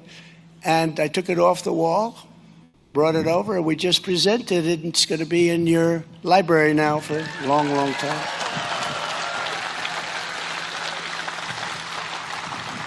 And it'll be displayed alongside the Medal of Honor earned by his brave son. His son was brave. It's genetics, you know. It's like the racehorse theory, right? Fast horses. Theodore Roosevelt Jr. on D-Day, he also received that incredible acknowledgement, except for Arthur and Douglas MacArthur. Arthur was his son, Douglas MacArthur, great general. They're the only father and son pair to receive our nation's highest military award for courage above and beyond the call of duty. Now, as I see my two beautiful sons sitting there, I think I'm going to give one to myself, one to them, and we'll have a threesome, okay? I'll pick out one of the two. I'll give them the Congressional Medal of Honor for something, for their genius at hunting. And I'll get one for taking on Russia, or something. And we'll have a third pair. No, I'm only kidding. But I have seriously thought about Now, this is dangerous to say because the fake news is up there all over the place. And when I joke, I learned early on, don't be sarcastic in politics. But I actually said a few times that I've seriously thought of giving myself the Congressional Medal of Honor. Now, everyone knows I'm doing it with a chuckle, but then they report, he wants to give himself the Congressional. So I don't say that anymore. It's very dangerous to say. But it is the highest award, and they had a father-son get it, and that's a tremendous tribute to a genetic pool. As we enter the 250th year, Americans must never forget we are a historic and heroic people with a heroic spirit and a heroic purpose. And in this world, we are a very special group. American courage won our independence. It liberated millions and millions from slavery, rescued billions from tyranny, and sustained American liberty for 2.5 centuries. And we're not going to lose it to this group of losers. Oh, can you imagine? Have you seen these people? Have you seen these people? The press is just building them up. They're losers, okay? They're nasty people, but they're losers. We'll teach them. We're going to teach them. They're not going to hurt our country. Without courage, there is no America today. If you don't have courage, we wouldn't have America today. We wouldn't be close. Third, Theodore Roosevelt believed in the America that really works and worked. He refused to accept failure, mediocrity, corruption, decay, or decline. And neither should we. That's why we can't take this nonsense that's going on right now. We're not going to take it. The first public cause he ever supported was a bill to fix the streets in New York City. He was very New York City and New York centric. You know that. That's where he came from. He was a pretty rich family. As the civil service commissioner, he fought tooth and nail to return federal hiring to a principle called merit. Merit. Isn't that nice to hear? And by the way, do you know, a little while ago, not in yesterday's decisions, where we actually had a good day except for birthright citizenship, which will work out some way, but we had something called, do you know what we're talking about? We had something that gives back tremendous power to the President of the United States. And we won that, I think, 6-3. And it was taken away from another Roosevelt. It was taken away from FDR in 1932. It was taken away. And for almost 100 years, that's been up for grabs. Slaughter, it was called, the Slaughter case. And a lot of people didn't think it would ever be won. And we won it 2 days ago in the Supreme Court. It gives power back to the president at a time where the president really needs power. It's a great decision. It was the most important, and we won some others too. It was the most important decision of all of them, I think. But we'll take care of the birthright citizenship because that was not meant for rich people from other countries. That was meant for, actually, it was meant for the babies of slaves. If you look at it, it was a month after the Civil War ended that it went through. That's because it was meant for the babies of slaves. It wasn't meant for rich people from China. They came over in Gulf Streams. It was meant for the babies of slaves. So I believe, no, I know they got it wrong, but that's okay because they gave us something that nobody thought. But they also gave us something in one of the sessions a year ago. It was called merit. Our country now is based again on merit. So if you're a student with very average marks and you looked a certain way or you acted a certain way or whatever, and you get into the finest school in the world, and then you're somebody else that looked a certain way or acted a certain way, and you have all A pluses, and you have all great marks, and board numbers that are through the roof, way above other people. But you don't get in, they get in. It's all over with. It's based now on merit. I don't even know if people know. The fake news didn't want to cover it. To me, that's one of the greatest decisions. And that took courage of the Supreme Court, because our country became great because of merit. We became great because of merit. And when you look at those soldiers that we have standing there at Washington, D.C., where we ended up, so we had one of the most unsafe cities, places, our capital, anywhere in the country. And now we have one of the absolute safest. You can walk anywhere in Washington, and we fixed up the monuments, and Doug was fantastic. We had 78 monuments, fountains, statues. We have the reflecting pond, which we did the best job of all, and they came in with box cutters and they cut it up, but it's working fine. We're going to let a little water out. We're going to redo it a little bit. But we fixed it up after 100, and think of it, it was 1922 that it came about, and from the day it was built, it leaked. From the day it was built, it didn't work. But when it did, when they had water, it was beautiful. It reflected Washington, the Washington Monument. It reflected Lincoln and Washington. Think of it. How beautiful. How beautiful. And these people went in and cut it up, and they got caught. We'll see what happens with them, but they got caught. But they put a big gash, 350 feet long. Think of that, 350-foot gash along the side of this very expensive material. But it will have it all. It's already good. We want to have it done for July 4th, and it was done for July 4th.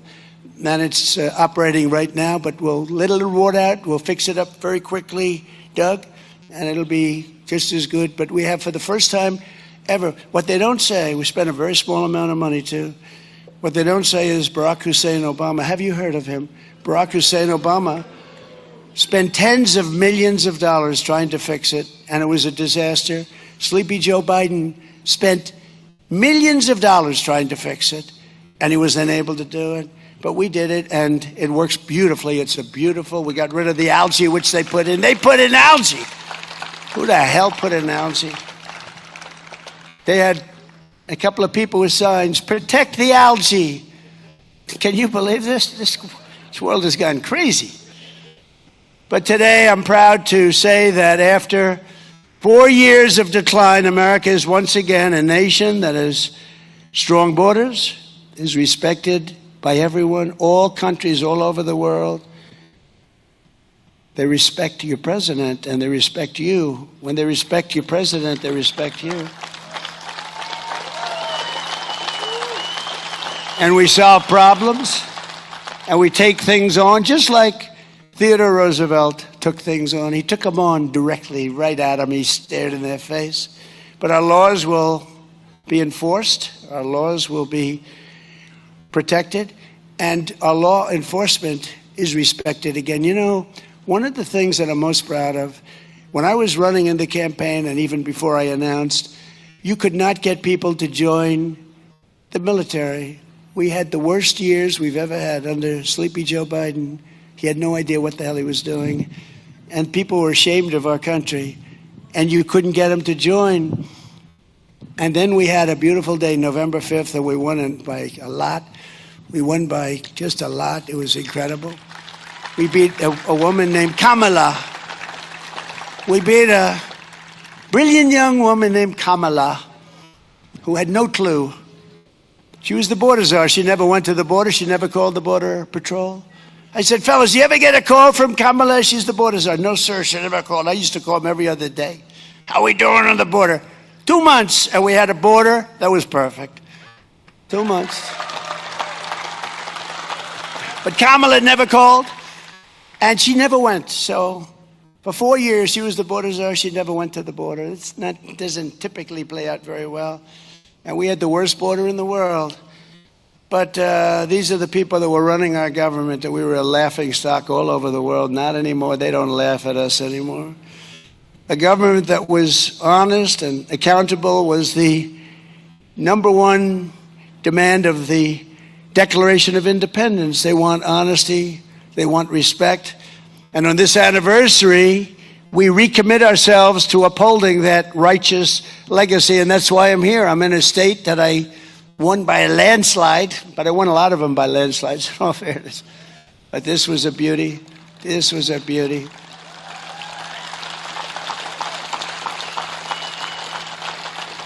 And I refuse to tell you. My son said, Dad, don't say that. So I won't. I refuse to tell you who got more votes, me or the legendary, and he was great, Theodore Roosevelt. I refuse to say. Because you'll say he's a braggart. He's a terrible human being. He's a horrible person. So I refuse to say. I told my son, I will not say. Thank you. Thank you for giving me some good advice, Eric Trump and Don Trump.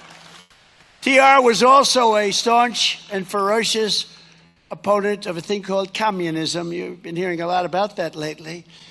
He said the doctrines of communistic socialism, if consistently followed, mean the ultimate annihilation of civilization. Other than that, he thought it was wonderful.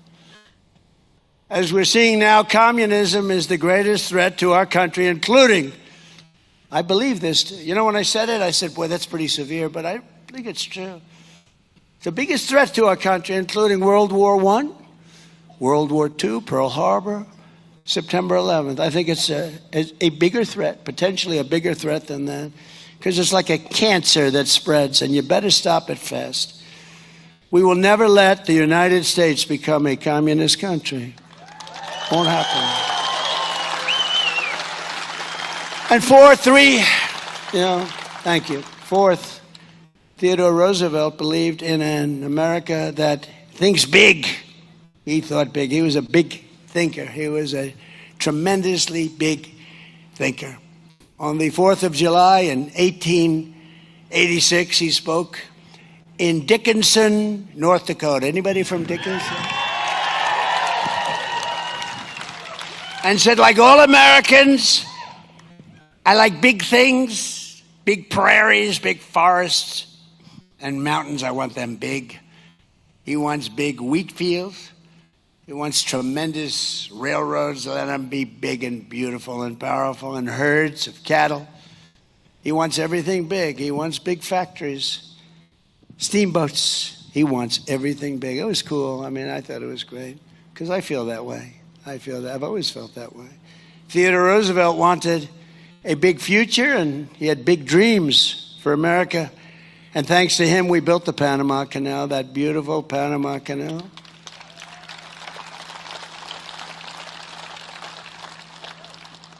That is not managed the way it should be, but we won't talk about that now. But he did all of these incredible things with parks and everything else, and we vanquished every foreign power from the hemisphere, and he raised the American flag on the far side of the world. He had our American flag planted on every part of the world. He would call, or whatever they did in those days, is the flag over there? Is the flag? He wanted that flag to fly boldly in other countries and other parts of the world. We built the Great White Fleet. Did you ever hear the Great White Fleet? We used to build ships. We're going to start very soon building them again. We're building them like, what do you see? Although we do build the greatest submarines ever in the world. We're 15 years ahead on submarines and other things. We do other things great, but we're going to start with the ships again. We used to build a ship a day. And now they got out of that. A lot of people that didn't know what the hell they were doing in running our country. Theodore Roosevelt understood that the grand and righteous ambition is not a vice, it is an American virtue. Having ambition is a positive thing, he said, not a negative thing. And it won us our country, and it's been among the greatest forces for good. It's been the greatest thing. Our attitude and the attitude toward our country and making our country great by some people. Not all presidents were like that. I don't want to get involved with talking about the individual presidents, but we had some good. We had few great. We had a couple. But we had some good. But we had some really bad ones, and they set us back very, very substantially, in particular the last one. A nation like An individual either rises or falls, builds or decays, lives or dies by this. As we look into the future of our 250th year, it's time that we get out there and we expand our aspirations and our ambitions and build the country that will inspire the entire world for generations. So that's what we're doing.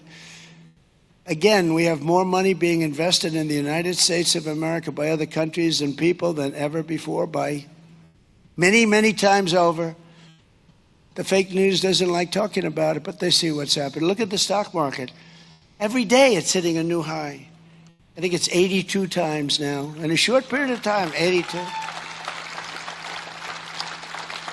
And that's a good thing, not a bad thing. And all of you that have 401ks, which are many. Who is a 401k? 401k, yeah. Big percentage of the audience. Everyone that has a 401k is setting records right now in your 401k. Your wife, your husband, your kids, they all think you're a genius. I'm the genius. I'm the one. No, I'm only kidding. No, I told the story the other day for the first time. A policeman came up to me, a big, strong, good-looking guy, and he said, "Sir, I want to thank you." He was almost sort of crying. I said, "What do you want to talk to me about, officer?" He was standing on line. He was watching as I shook hands with people. Some of these people are extremely strong in shaking hands. They break your hand because they're so emotional. "Sir, thank you very much." A guy's an NFL offensive lineman. "Sir, I'd like to thank you very much." Why? But he came up to me and he said, "Sir," I was leaving, "I want to thank you so much." Why? My 401k is up 84%. My wife was disgusted with me for years. It was just going in the wrong direction. But it's up 84% this year. And I just want to thank you, sir, because it's really helped me with my marriage. My wife is respecting me again. She thought I was an idiot. This is a big, strong guy. But the women, you know the women rule. You know that. We know. All the guys in there, you know. This guy's a big, powerful guy, and he was petrified of his wife. But you know what? He said, my wife now respects me again. She thinks I'm a genius. She thinks I'm Warren Buffett. She thinks I'm one of the greatest investors. But they are up. But everybody in this room, there's not one person here that hasn't been going up 50, 60, 70, 80%. Your 401ks, you're making a lot of money. Everybody is. And we have more people working today than any time in the history of our country. We have more people working today than at any time. And we inherit a tremendous inflation problem from Biden. We inherited the worst inflation in history. 48 years, they say, but let's say history. It was the worst inflation, and prices were high. And those prices are all coming down. And you see fuel is coming way down. It's dropping like a rock, just like I said. Because those boats are coming out of the Hormuz Strait. They're coming out by numbers that nobody ever saw. We're setting records, actually. The oil is dropping. We have some great oilmen here. I don't know if they're happy or sad. I don't give a damn if they're happy or sad. I want the prices to go down, and the oil is dropping like nobody thought possible, but I told you it would. Total control. We have total control of everything. This is just the beginning of the golden age of America. We're in the golden age of America, and America is going to experience something that I can truly say, I believe, the best is yet to come. It's going to be coming, and it's here, but it's coming at speeds that nobody thought possible. Finally, Theodore Roosevelt understood that whatever our background, we are all Americans. We're Americans first, united under one flag.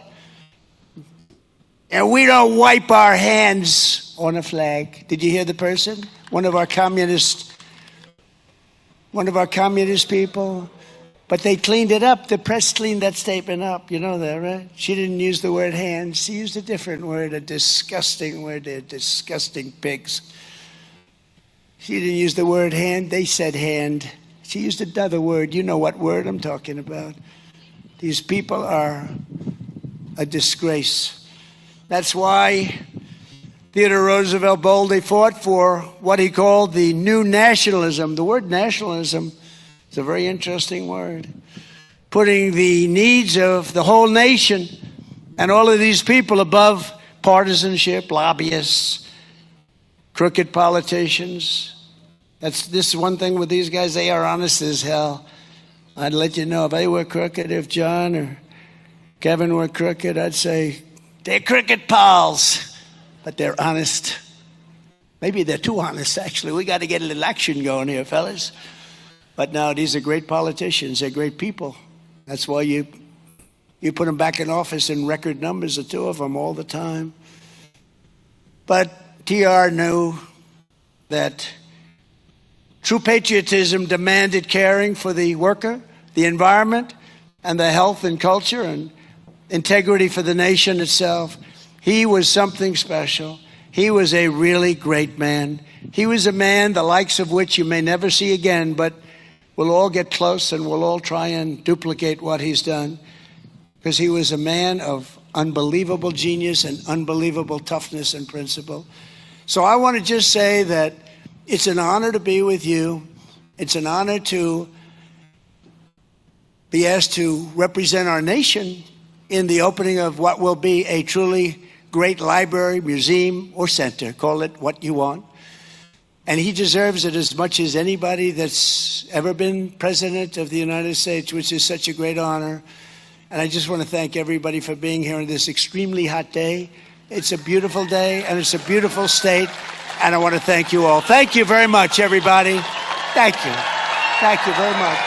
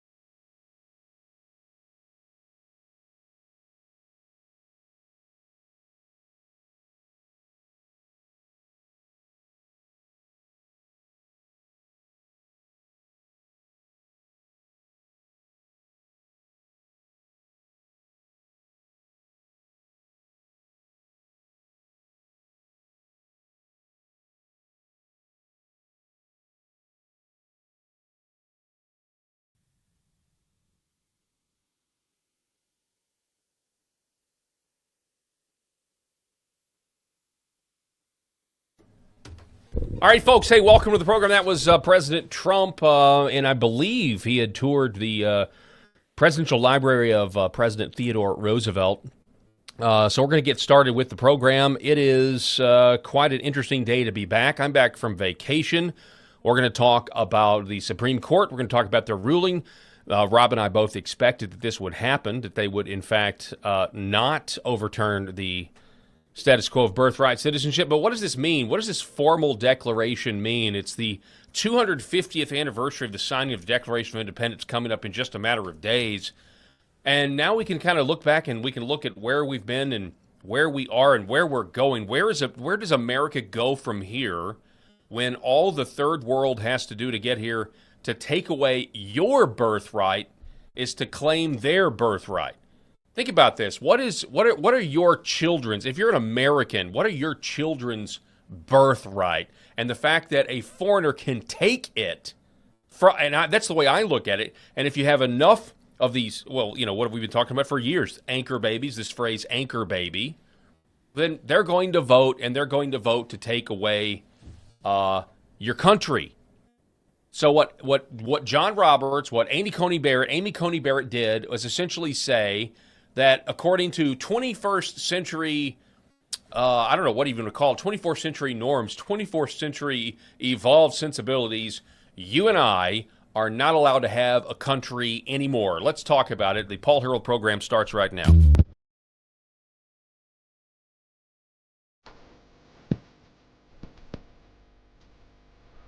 The Paul Herrell program. All right, folks, welcome to the show. It's good to be back, broadcasting from the great state of Arkansas here on Elevate TV, Rumble, as well as the Paul Hero Program YouTube. Rob Spencer's with me. Rob, how you doing, sir? Paul, it is an honor to be with you. Phil, I've said this multiple times before, but when there's just massive breaking news, you're just sitting there looking at it like, I wish we were on the radio. Like I wish we were broadcasting right now, because I just have a lot of things to say. And, we saw so many reactions here. Paul, you are getting lots of happy birthday messages in our chat, just so you know. Oh, how did they know it was your birthday? I don't know. Did I just say it was my Maybe birthday? You did. Maybe I don't you even did. remember what I said. I was texting someone, so I may, but anyway. A couple of days ago, but Yeah. yes, I'm now 42. I'm a changed man from when I left, and now here I am. You had a great birthday, did a lot of fishing that day. So anyway, super glad to be back in studio to talk about all of these things. And then, of course, something we didn't plan on talking about this, but we have a huge World Cup match tonight. And whether you're a soccer fan or not, I think rooting for United States, especially with the World Cup being here in the U.S., is pretty awesome. So they play at 7 o'clock Central tonight. Who are we playing? Bosnia, I think. No, he said, I don't know. Durkistan. Some hellhole. So, not to be disrespectful. I don't know. Is it Bosnia? I don't know. I don't know anything about Bosnia. Didn't we have troops there when I was growing up? Yeah. I don't know. Oh, is it? Does anybody know in the chat? Just tell us who we're playing. Off the top of my head, I just can't be arrogant enough to say, oh, yeah, Bosnia, that's a great country. They may be a very nice country to be at this point, but I have no idea. I don't know either. But regardless. But is it true, Rob, that the finals may be the UK versus America? Is that still a possibility?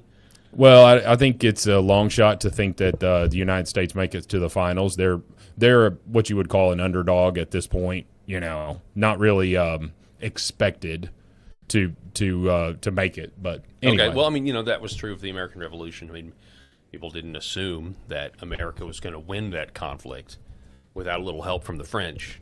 So, anyway. Yeah, of course. Yeah, Robin Williams talks about that. It's just the best bit, when God bless, man, the world lost a true one there. But when he talks about France, he's like, they just hate us. He's like, oh, the filthy Americans. I can't stand them. They're so stupid. I don't know that that's French or that's Spanish. Good. That's good. Was it good? Mm-hmm. And he's like, then they get invaded. We love America. Come save us. Come save us. And then the threat goes away. We come save them. Threat goes away. Oh, these stupid Americans. We hate them. And the whole stupid it's so thing, true. That's actually really been totally reversed. I don't know if it's specifically French people, but so many of these people still are coming over here and saying, can't believe that I've been lied to my whole life. Yeah. America is really great. And then I saw somebody say, I mean, if you watch the news, America is a terrible place. But if you actually take a road trip and meet the people, it's not at all this.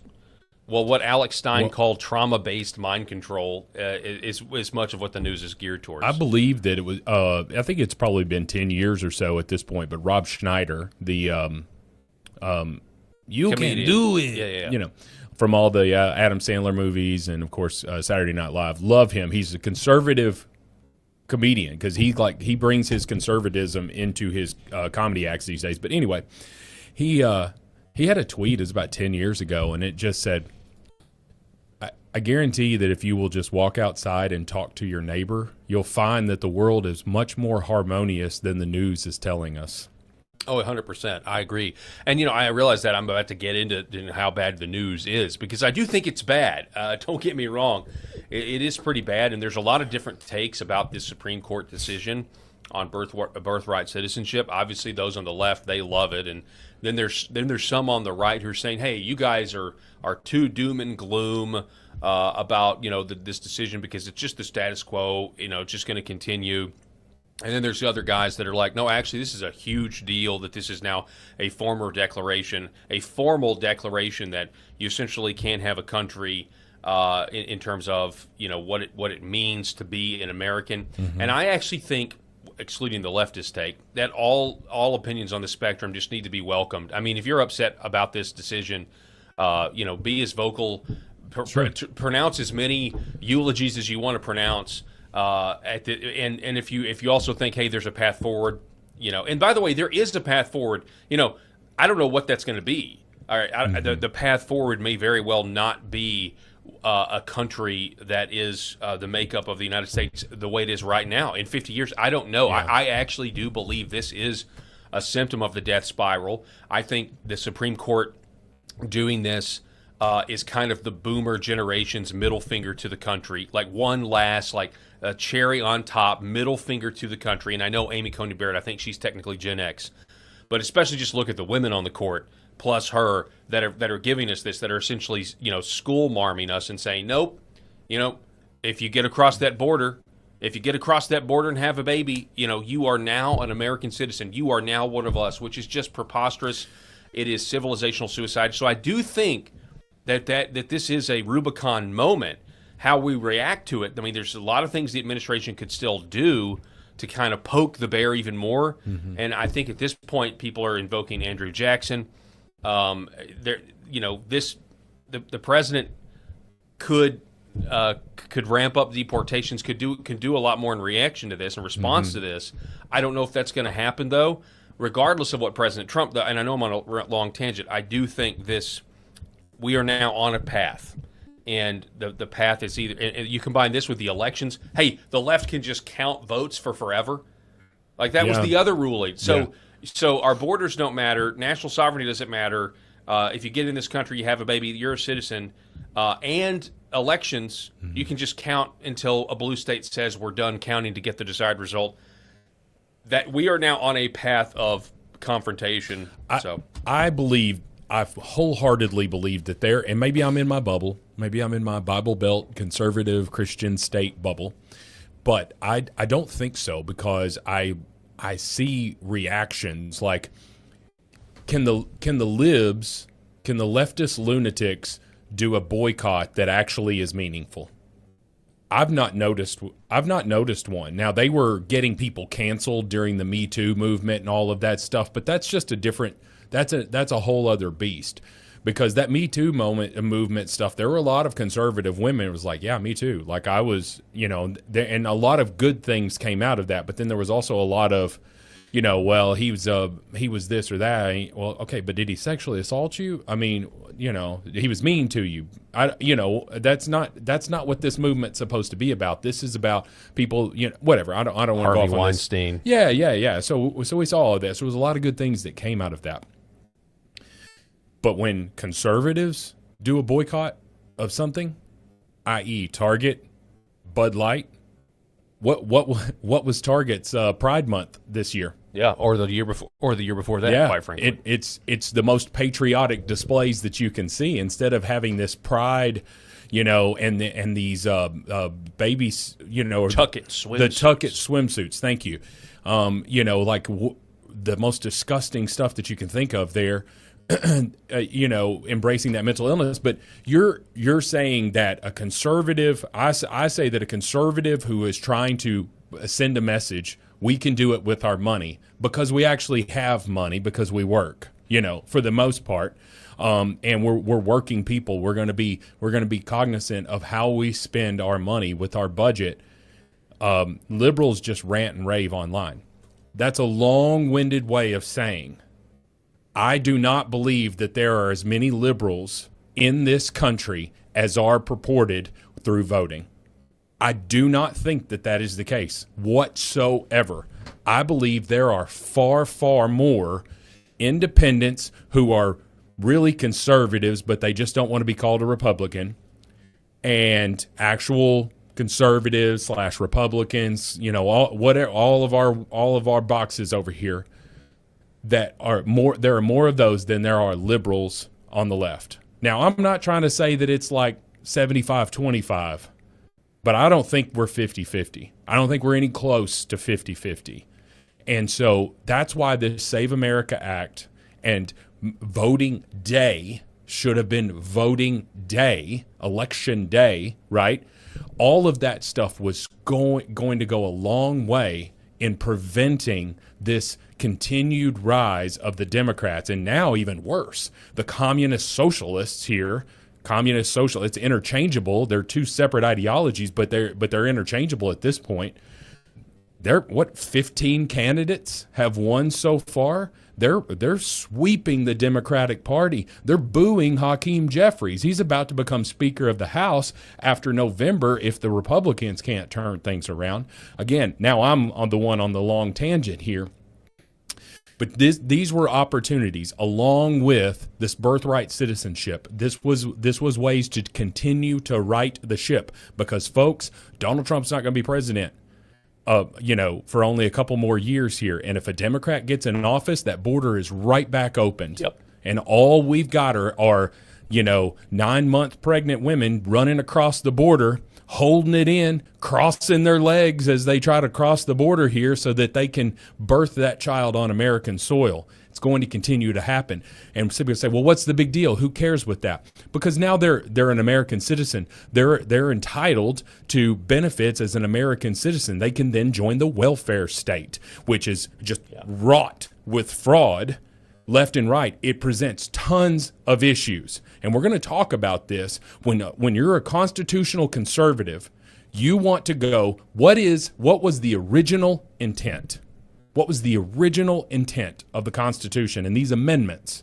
And we know that the author of this amendment giving birthright citizenship was consciously excluding people, anchor babies, people that are just running across the border, flying in. Of course, airplanes didn't exist at that time, but people coming into this country, sailing in, giving birth, and now that it was specifically so we could not deny citizenship to American slaves.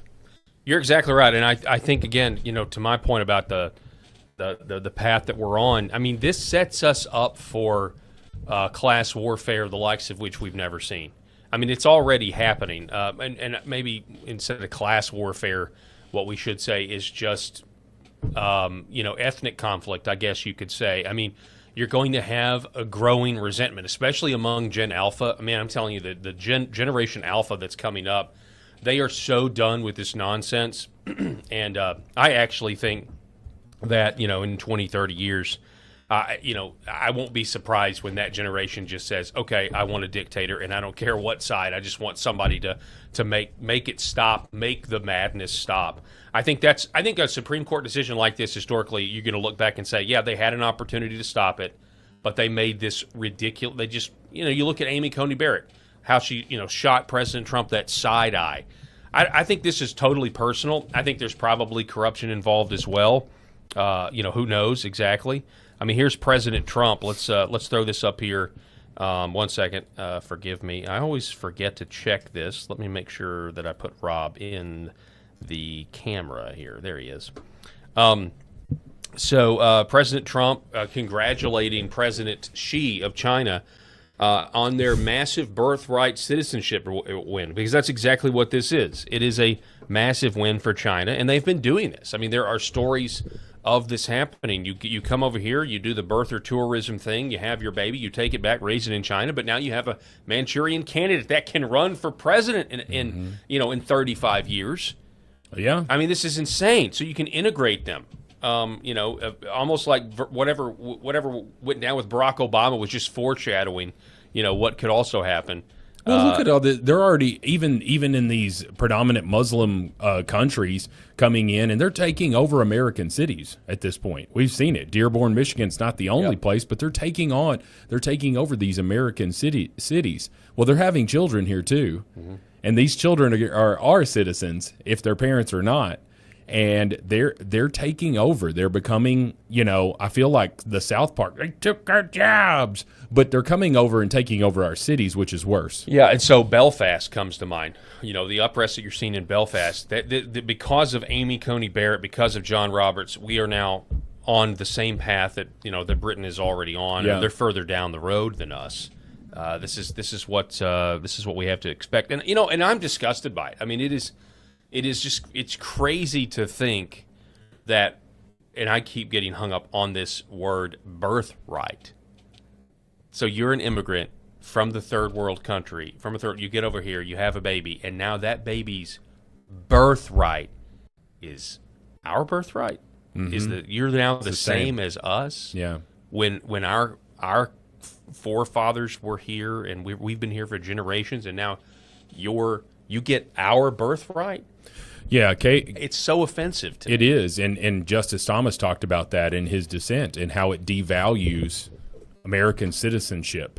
And Kayleigh McEnany, when who is on Fox News now, she spoke perfectly about it.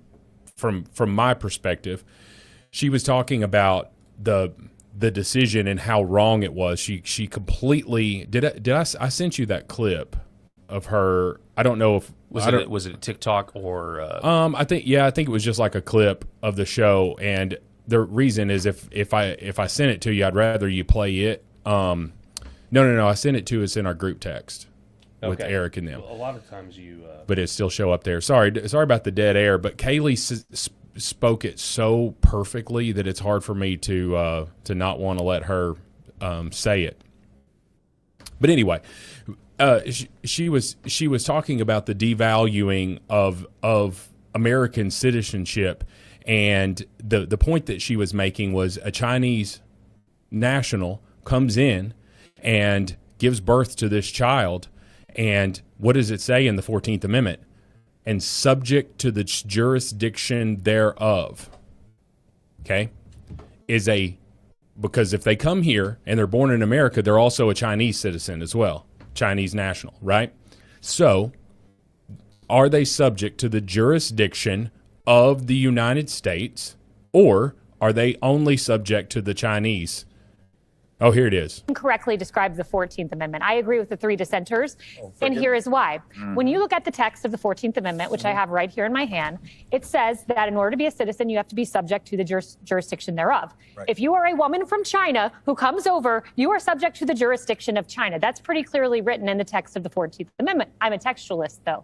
You go on and it says that you are subject to the state wherein you reside. If you are a woman from China who comes over to give birth in this country, you are not residing in a state, you are a visitor. It is very clear, the text on the page, which is why Thomas got this right. It's why Alito got this right. It's why Gorsuch got this right. That's why they were in a minority. This is a hugely important decision because it only takes a few brain cells to answer this question. Do you think the founders, or the framers, I should say, of the 14th Amendment intended for 4.13 billion women in the world to have the right to come over here, give birth, and become a citizen? Did they envision 4.13 billion new citizens potentially in a theoretical world? No, but that is essentially what the majority is saying today. It is totally ludicrous. That would include children from hostile nations. Do you think the framers of the 14th Amendment? It's just utterly preposterous. Yeah. It's utterly preposterous. So spot on. It doesn't make any sense. Obviously, we've compared what the founders' version of this country is to things, other things that are just totally outside of where we're at today. So let me ask you this, Paul. If the child comes over here, our lady brings herself over here in her last months right before she gives birth to a child. Unpause that. It's a very unflattering. Kayleigh McEnany's a very beautiful woman, and that's better. It's Here, a little, I don't know. We'll just go. It's so unflattering. All right, for you've her. got the screen. Okay, but anyway, but the point that I'm thinking, all right, so they come over here, they give birth to this child, and this child goes back. This is what this birther tourism is, and this child goes back and is raised in China. Maybe they come to the United States, or maybe they're still in China and they're committing some sort of fraud on an American citizen. It happens all the time. Chinese companies are completely ripping off American companies, which is why Mr. Wonderful, who was on Shark Tank, says you should never have your stuff built in China, because once you get up to a certain level, they're going to steal it and you cannot sue in Chinese courts. So if a person is over here committing fraud, but they are a United States citizen because they were born in Atlanta, Georgia, or whatever, can the United States prosecute them if they are living and they are also a Chinese national? Non-extradition. Of freaking course not. We know that's not the case. So that person is not subject to the jurisdiction of the United States. That's what Kayleigh McEnany is saying. If a person comes in from China, gives birth. That child born is not subject to our jurisdiction if China doesn't want it.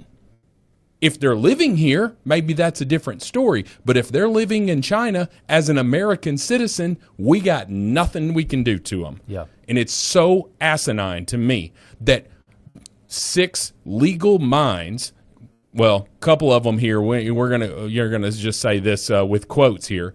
We all know who we're talking about. These liberal justices. Sorry, I got so fired up, I'm getting mad. But anyway. I really value Amy Coney Barrett's opinion on a lot of things. She was so impressive during her confirmation hearing, how she just argued all of these cases without a single note. She didn't have to. She just knew. She was so well prepared. But the bottom line is she's let us down on multiple things. Yes, here. she has. She's been a terrible pick on. I mean, she's great for overturning Roe versus Wade, but I mean, a lot of things she's been a huge disappointment. We've known for years that John Roberts is a wild card, because we had a 5-4 court for a long time, and then for a while, and then Ruth Bader Ginsburg passes. And we're all told, oh, we've got a 6-3 court now. No, we don't. No, we don't. Obviously, we don't. It's supposed to be like a 5-4 with John Roberts as is this wild card here, but realistically, it should be 6-3. I mean, this is a basic decision, but it goes against that generation and their whole idea of the world. This little 20th century blip of how we think about nations, how we think about how other countries interact, the whole point of nation state. We have redefined what is socially acceptable in terms of thought. And the court is simply regurgitating all of that nonsense out back on the American people, just as a significant portion of the American people are waking up and saying, wait a second, we're actually having to live the results of open borders. We're having to live the results of saying that the third world immigrant is just like some Ellis Island immigrant when they're not even close to being the same. But they try to say they are. We've had to live in this world where they say, oh, well, you can come here, but we want you to assimilate. As long as you assimilate, that's the good. And we hold that up as like when assimilation is the exception, it is not the rule, and it hasn't been the rule for a very, very long time. People are now having to live under these policies, and they're waking up and they're saying, actually, borders are good. Borders are not racist. The nation is good. Like go look up the old definition of what a nation is: somebody with a common ancestry and a common language. That's why you should, the idea that you press one for, like we've been pressing one for English. You and I have been pressing since I can remember. I can't remember not pressing one, not pressing one for English. People are sick of it. The up and coming generation are sick of it, and then we get this ruling saying, no, you will not reform. You can't. There's just certain things that you can't do. It doesn't matter that you voted for President Trump 3 times. It doesn't matter that you think elections are rigged. We're gonna allow them to be rigged even further by letting you count ballots to infinity. And while I would love for this whole segment, this whole show to be about how awesome it is the Supreme Court banned men from competing in women's sports, it gets overshadowed. Let's be honest. This shouldn't have even been an issue. The men in women's sports, that was a layup. Well, duh. Obviously, they're not going to allow that because it's retarded. Yeah, so, it was a layup. It was ridiculous that it was even. I'm like, what are we talking about? If somebody, we've talked about this on the show, Paul. Go back to 2009, 2010, somewhere around in there, and just and talk to yourself at that point. Number one, tell yourself to buy Bitcoin. Number two, say, hey, in 15 years, dudes are going to be playing in women's sports because they're going to say that they're women, and they're going to change their name to Leah Thomas, and they're going to swim around with their male anatomy, and they're going to be in women's locker rooms and all that stuff. And guess what? If you speak out against it, you might get canceled. We'd be laughing. 15 years ago, we'd be laughing at each other, and we're like, "What is Bitcoin?" And what I'd are be you like, talking "What about? is canceled? Is that some new word for executed?" Yes, exactly. I don't know, what was even that back then? And what would we have called them? Would we have called them transgender? Nope. We would have called them transsexuals. Transsexuals. which makes me think of the Rocky Horror Picture Show. Yep, yeah, just a sweet transvestite. Yeah. Oh, you go back to when that movie was out. If you would have said, "Hey, Tim Curry's character here is going to be considered normal and ideal. Going to have parades. They're going to encourage kids to do this." You'd be like, "Oh no, this is a freak show. We would never allow that." But that just goes to show you the slippery slope is real. Paul, there's going to be parades where people have fake male anatomy. I'm trying not to get us censored on Apple, but get male anatomy out there, and people are going to act like they're riding it, and you're going to have freaks walking on the White House lawn, and it's dudes with breast implants walking on the White House lawn topless, showing off their fake boobs because they got a mental illness, and one side of the country is going to embrace and celebrate it. And we would just think, you are lying. Yeah. Or we might have put a gun in our mouth and just said, I ain't going to live for that. I'm done. Count me out, right? And, of course, we wouldn't have gotten that extreme, but you get what I'm trying to say. And they're called transsexuals. They were freaks of outcasts and all of that stuff because everybody knew what it was. Yeah. A mental illness. Stay away from that person, right? It's... the video you played about the watch out for the homosexual. Yes, the old 1950s. Here's Billy, and Billy meets a man at the park. The homosexual, watch out for that. Must be weary of the homosexual. Yes, I'm just a sweet transvestite. Okay, I'm done. Matt Walsh, I at least got to live for 40 years in a country that looks and functions something like America. The fact that my children are having that opportunity stolen from them fills me with rage so deep I can't describe it. I truly hate the people who have done this to us. I mean, it's... And by Matt the way, Walsh is always spot on. I'm just telling you, the younger male generation, half of millennials, and I would say like well over half, 80% of the Gen Alpha coming up, who are like, I think the oldest Gen Alpha right now is like 14, 15 years old. They are full of just rage against the machine. Like, it's a true American spirit from what I can tell. They're literally like, they are not going to tolerate this anymore. I'll tell you this, my 15-year-old son out there is more patriotic than I am, and I got flags all over my yard. And constantly, I fly them most of the year when I can. Of course, harsh winter weather, I don't. But sorry, flag people, don't come at me because I know that you're only supposed to fly them at certain times and all of that stuff. But I'm like, screw it, I'm in America. I'm doing it. So, I forgot what I was just going to say. Oh yeah, Matt Walsh. Matt Walsh. It seems like Matt Walsh is always it seems like he's the person in every room that's looking around being like, are you guys seeing this crap? Are y'all, what are we doing? Like, what are you talking about? What are you cheering for? Mm-hmm. That's a 9-year-old boy dressed in a girl's outfit walking down the runway, dropping it like it's hot. You've seen that disgusting video, and everybody is cheering for this kid who obviously has a mental illness. And oh, by the way, so does his parents.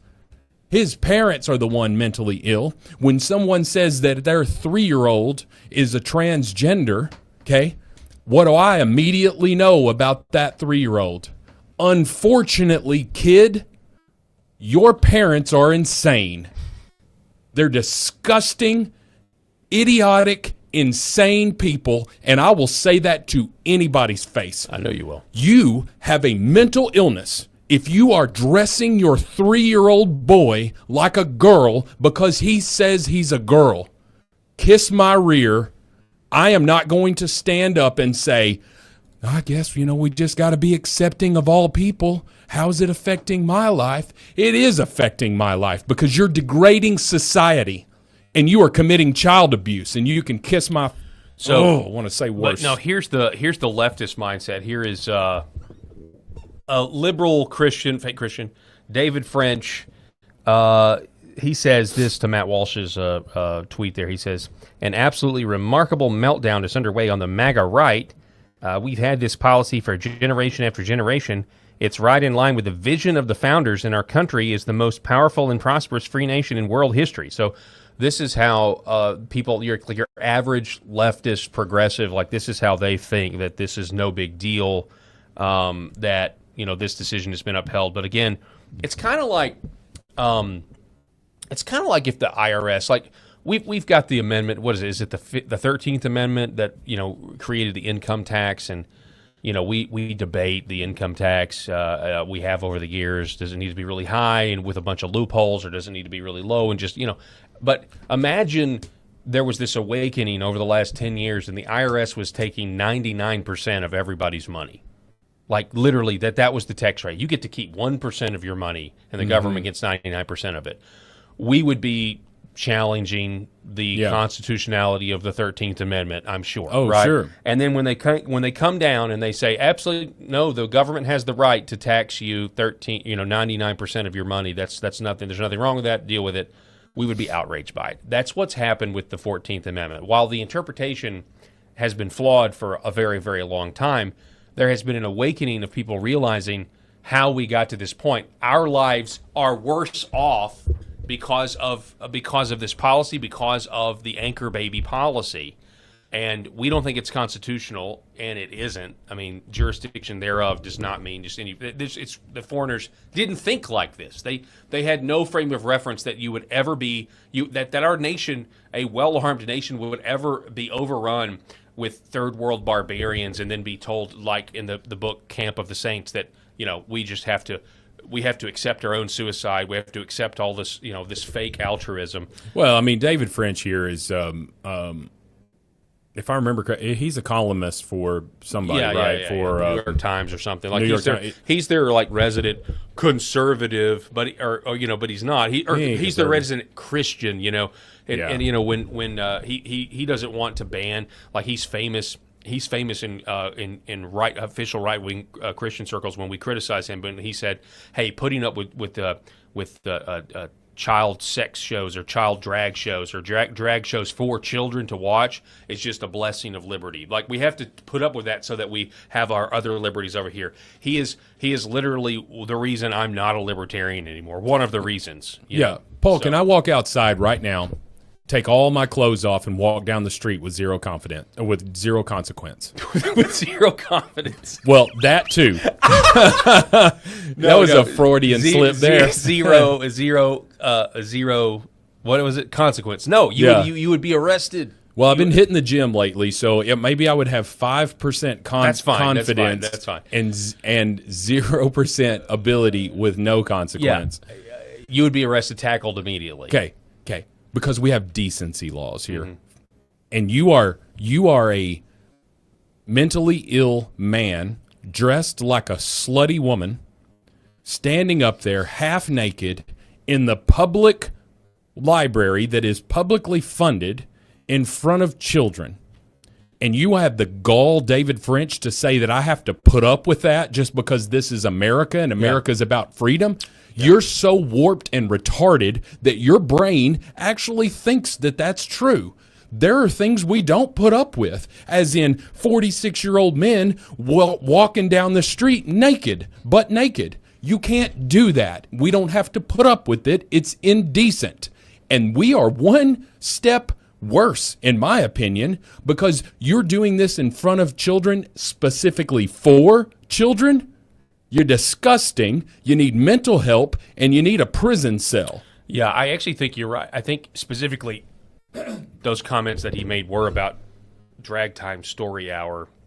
Anyway, it was something along those lines. Where Same like thing. Blessings of liberty. Reading all these things with double entendres and all of this stuff, it just blows my mind, Paul. And I said this in our group text, and I've only got a few more minutes, and I have to bail today. Going to a big World Cup party tonight, so excited about that. It's going to be fun. I'm a little old for this, but my buddy's dragging me, so, you know.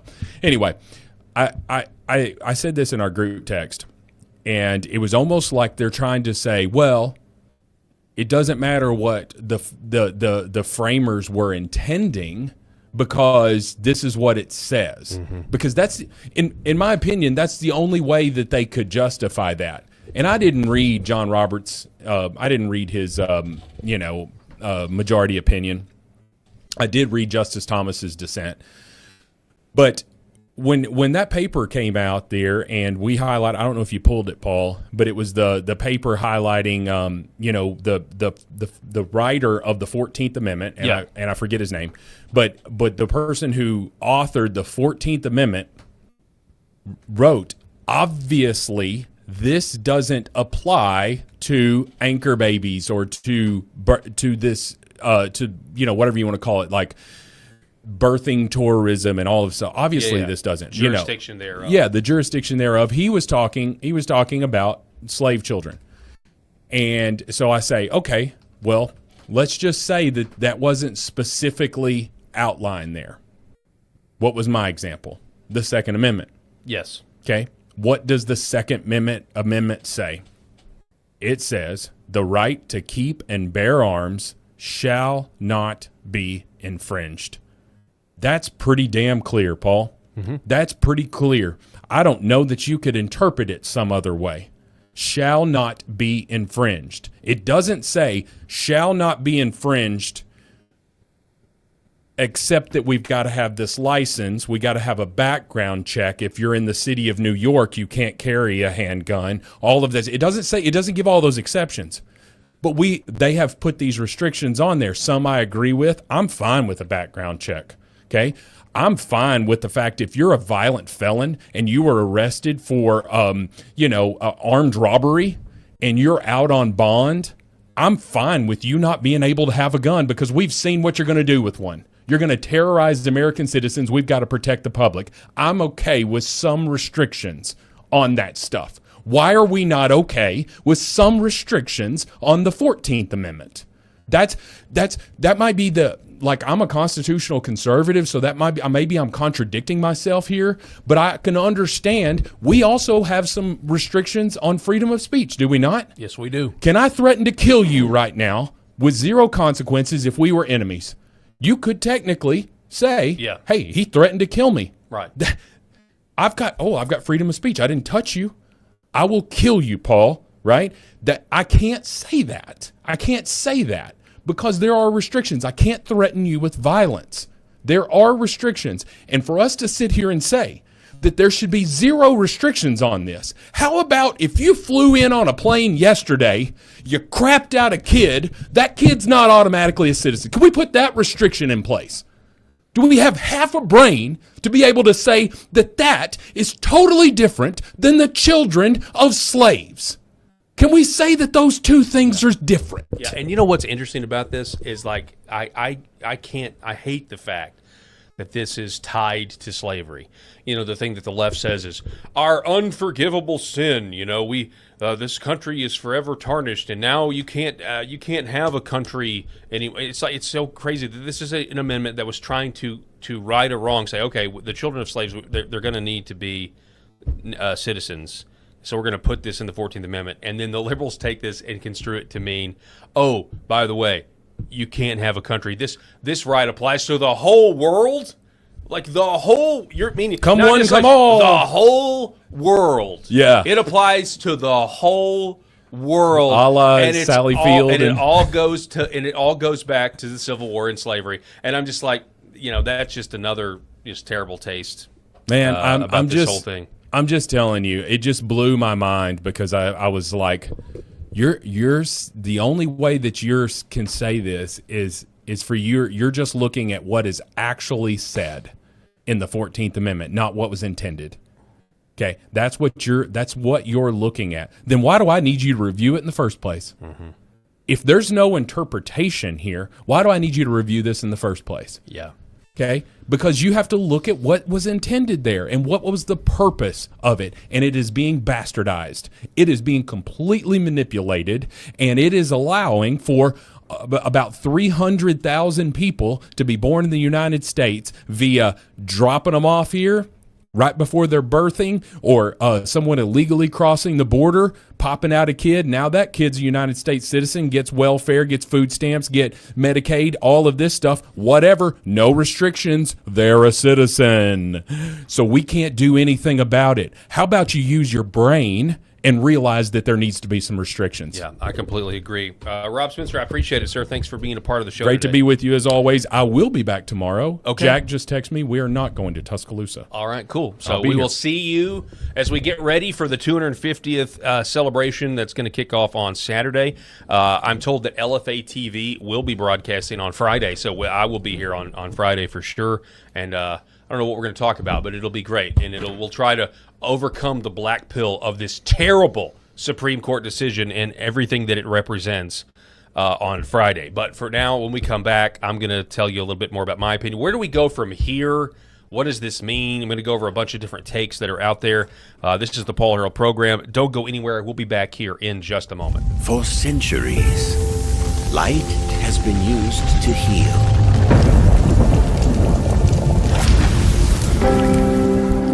Awaken the body with Red 5.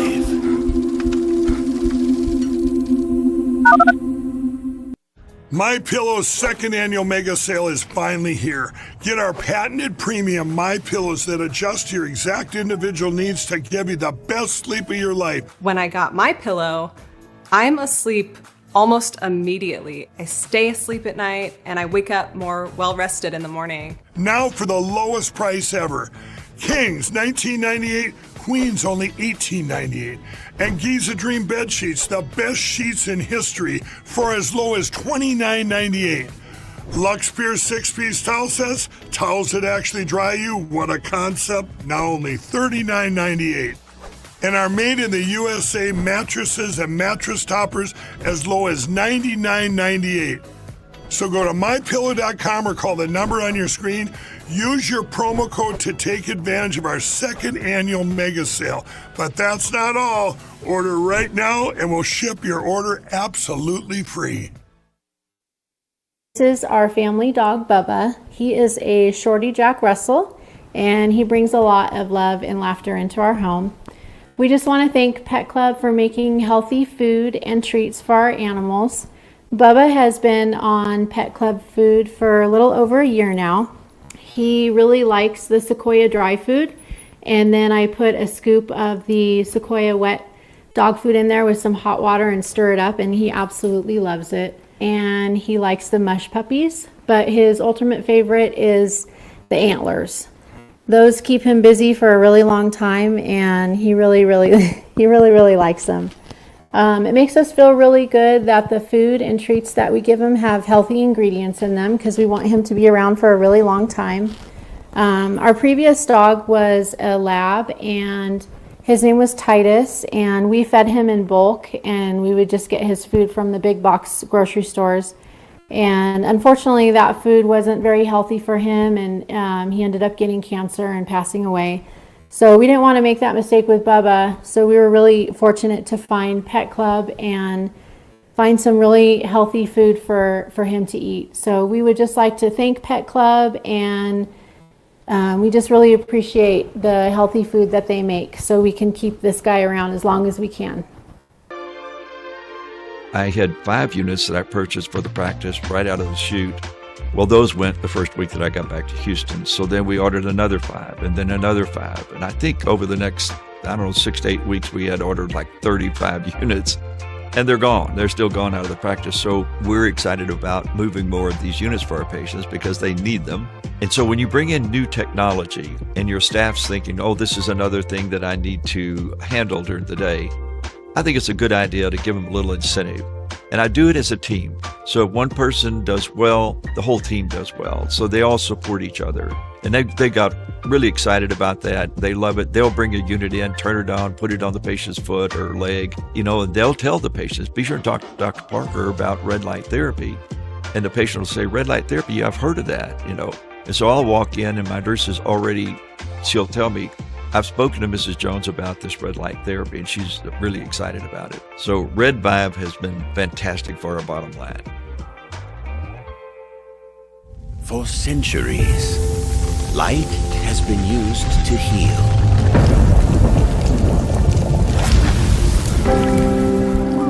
Awaken the body with Red Vibe.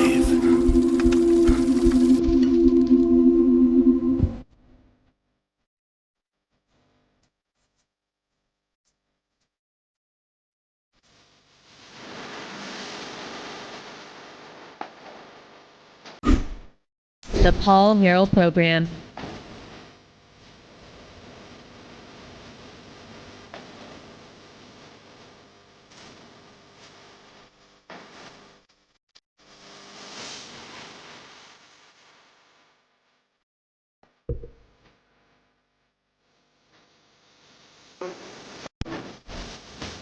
All right, folks, welcome to the show. Thanks so much for being with us. Rob had to step out. Had somewhere he had to be. But I'm here to talk more about this. A few of your comments here in the LFA chat. I know somebody was mentioning Convention of States. Calpurnian61 saying Convention of States. This is obviously talking about an Article 5 Amendment Convention, which is, some people are now looking to try to stave off, these disastrous ideas or whatever. I don't think that's realistic. I understand the process and everything else, and anytime that a Convention of States has ever gotten close to being called, Congress then all of a sudden steps in because they don't want anybody to take away their power, and then they'll try to do it. I just don't think this is. I don't think people have the stomach for it. I don't think people have stomach for the process. I don't think people have stomach for the corruption that would inevitably have to be battled to get to that point. I do know there's some people out there that are, they think there would be a runaway convention or something like that. I just think at this point, people are so disgusted with the idea that the system right now can be fixed when there is, just think about it. No accountability for anything. We know the left are stealing elections, no accountability. Tulsi Gabbard went down there and she saw the machines in Georgia. Okay, we still haven't heard anything yet. This voter report, this election integrity report has been ready since for a year now.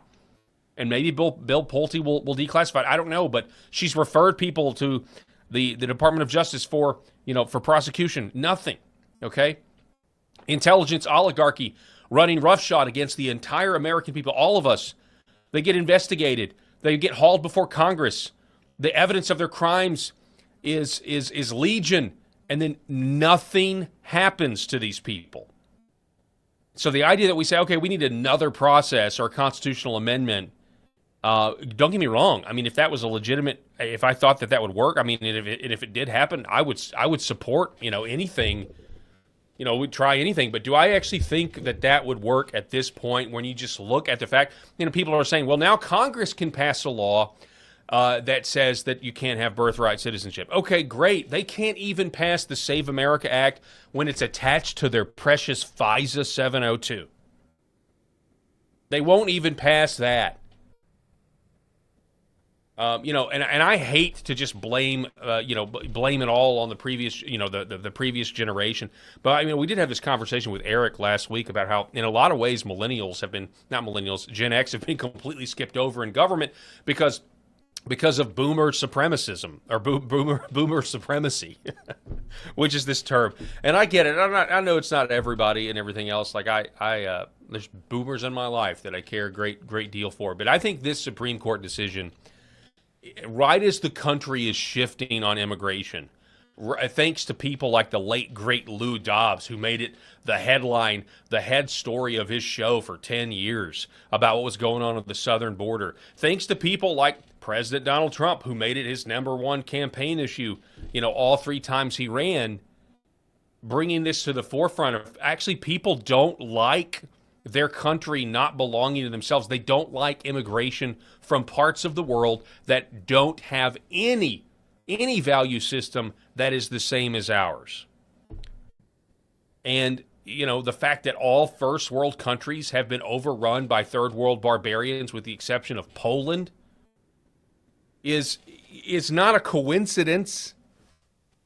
It is all done by economic design. But let me finish reading this, because I apologize. I got off on a tangent here. Let's see. We have 21 states. We only need 12 more for a convention of the states where we can fix Washington without Washington involved, starting with term limits and elections.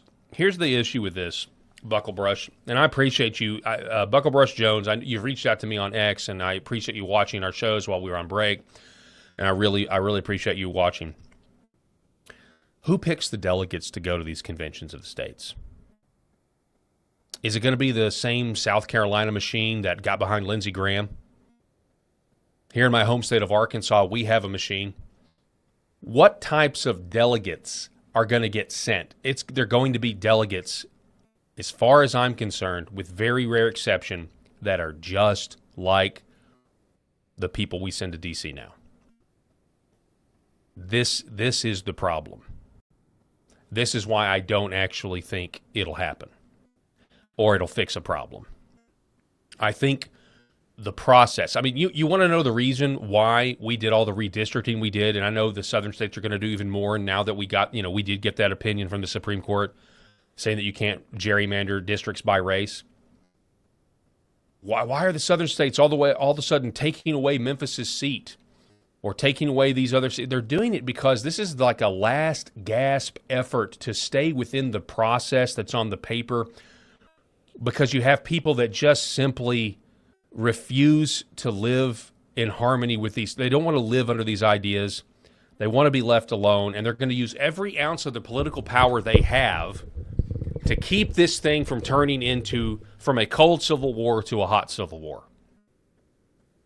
And I don't personally think there's enough time left to try to now do a convention of the states, and I don't really trust it at this point for the whole thing to not be co-opted and corrupted. You want to know who we have to thank, really, for Amy Coney Barrett? Mitch McConnell, who is either on his deathbed, according to reports, or may have already passed away. And again, that is just rumor and speculation, but the guy hasn't been seen for like 20-something days.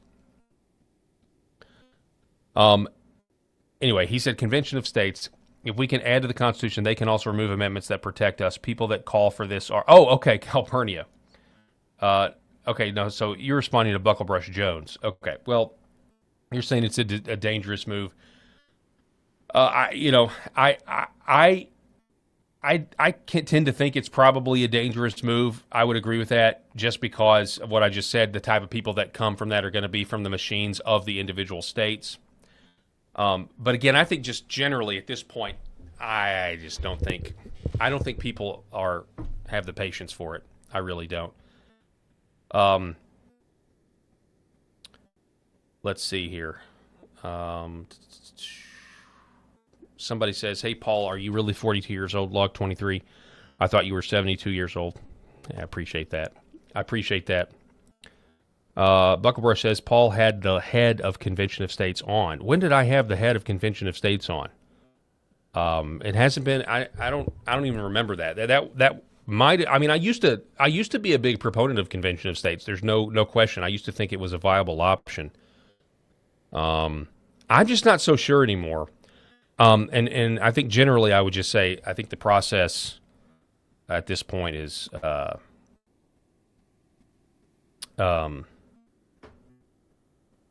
let's see here. Where are we? What are we doing? All Trump has to do is implement U.S. Code 1182. This is from New York Girl 66, and tell Congress it doesn't get lifted until Save America Act is going. I don't know. So Bucklebrush says it was while I was out. Okay, well, I don't know. I don't remember interviewing the head of the Convention of States at any point in recent memory. But anyway, I want to get to a few more reactions here. Here we go. So Sean Davis writing this, John Roberts just opened the door to a law banning pregnant foreigners and requiring sterilization of all foreign visitors to the U.S. This is how insane. Conservative Treehouse kind of does this. And again, this is not an actual solution, in my opinion. This is just kind of poking the bear, which I guess in theory is fun. But I am going to read this because I did think it was at least interesting to call it the Roberts requirement. But I don't think this is going to happen. And again, it doesn't fix our problem. It's the same thing that happened with the whole, the Mamdani winning, or all of these, these New York Muslims winning or whatever. And people want to come at the problem and say, well, we should ban Sharia law, or people say, we need to ban, foreign-born people from holding office. Yeah, okay, great. I agree with all that. But wouldn't it just be easier to ban all Muslims from coming to America if that's really the problem? Wouldn't it just be easier to have a complete immigration moratorium for, at this point, forever, just, an indefinite suspension? But anyway, he says, Sundance, says, as a pragmatic and patriotic American, I respectfully suggest and recommend the U.S. State Department immediately institute the Roberts requirement following similar visa entry protocols previously used for COVID. The Roberts requirement: each female visa applicant must present a valid negative pregnancy test taken no longer than 10 days prior to travel to the United States. And again, he says this is just not to get stuck on the details. He says, start thinking like a person who realizes that the goal is to create severe antagonism through regulation. The antagonism can be directed. Aim isolation, ridicule, and marginalization at those who created the problem. This can be done without visible vitriol. And again, I get it. And people are going to lie or create fake documents or whatever. But yeah, okay, that's one thing you could do. Sure. I mean, this is something we can do, but does it really solve the problem? No, it doesn't. It doesn't. And again, this decision comes down as the country over the last 10 years specifically, especially the last 10 years, have realized that the whole problem, I mean, we're literally living the results of our rulers' decisions that are based on hatred for their own people, not actual love. I mean, they say they love us, but they don't actually. They actually hate us by their actions. And this is the Supreme Court hating the American people because you're saying that the Constitution requires us to suicide ourselves. The Supreme Court is telling the country that we are required by our own documents that our founders in the 18th century, because this is what the left is saying. Oh, this was in the vision of the founders, even though I know the 14th Amendment came much later.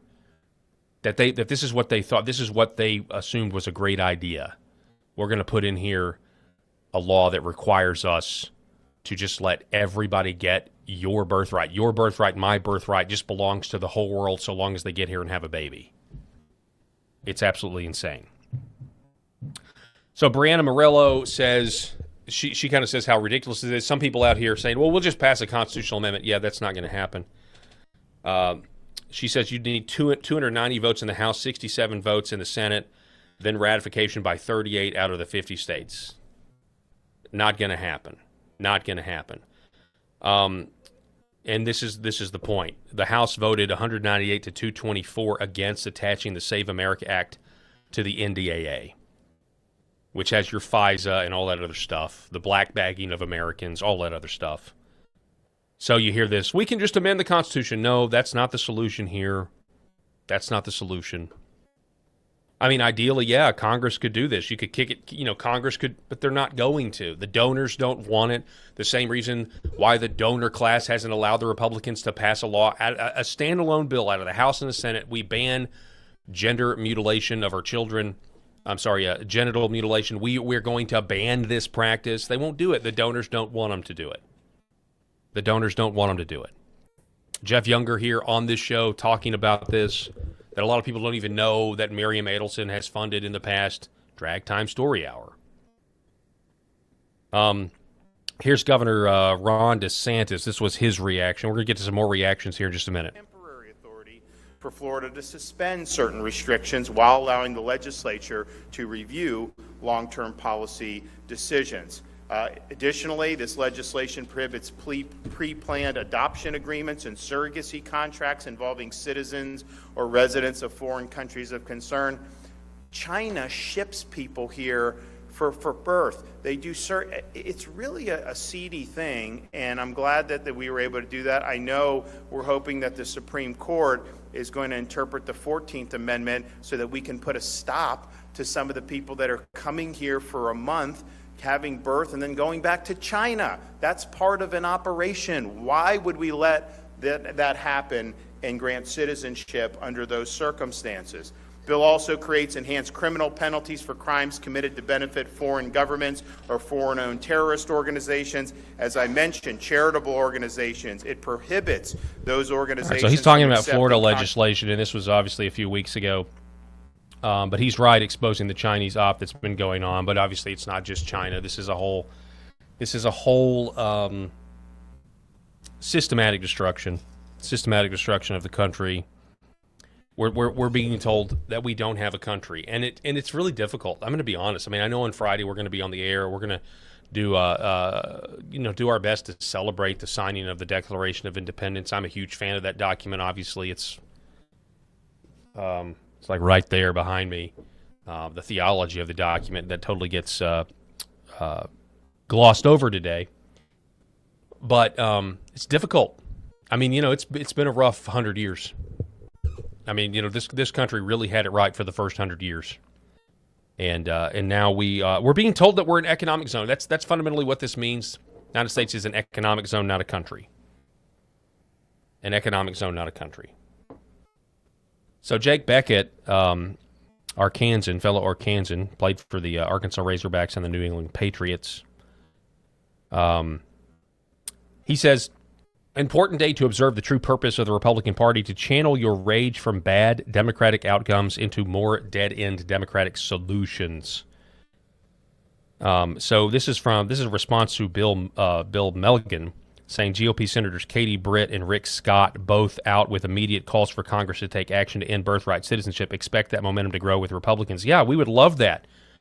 We would love that if it actually happened, but it's really just going to be a really good. We don't know what'll happen. I mean, we can guess nothing, but we do know for certain what'll happen. It's going to be a great fundraising tool for the GOP between now and November. Great fundraising tool between now and November. Clarence Thomas, I'm going to get through these. And now we got this to try to, calm us down. U.S. Department of Justice, birth tourism schemes exploit our immigration laws and often violate our criminal laws. The Department of Justice will prioritize the prosecutions of birth tourism schemes across the country. Actors seeking to exploit loopholes to obtain automatic citizenship for their children pose a national security threat and will be brought to justice. If there was ever a time now to actually ramp up the deportations, to get mass deportations,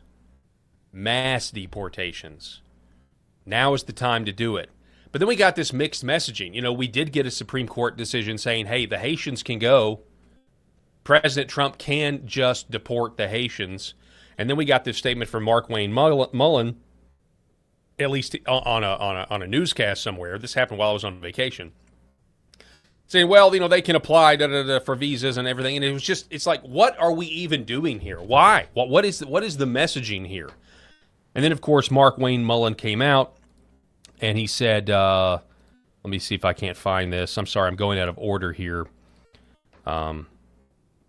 Anyway, he came out and said that the mass deportations, or the Haitians will be deported. He said something like that. Orrin McIntyre, mass deportations, no more excuses, no more PR battles, no more foreign adventures, no more honoring court injunctions, deportations so fast that the libs run out of tears.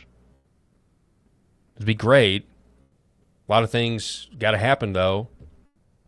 You got to have the stomach for more Renee Goods or Alex Preddies, because we haven't gone after the funding networks of the left. We haven't arrested those people that are actually, the ones dropping off the pallets of bricks or running the Telegram or Discord chats, trying to, mobilize and make these people think that they're fighting fascism. Kind of hard to run mass deportations when you're not going after the counterinsurgency that's being funded, well, let's be honest, by the intel oligarchs that don't want any of this stuff to actually happen. I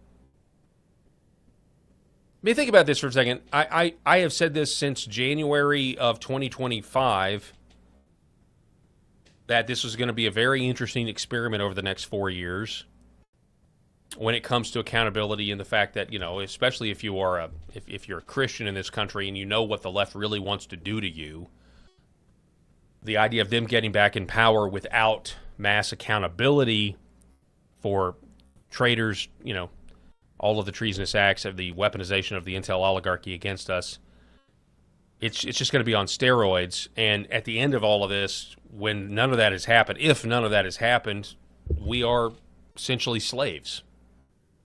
And I know there's a lot of people that they've already at that conclusion. They're already there.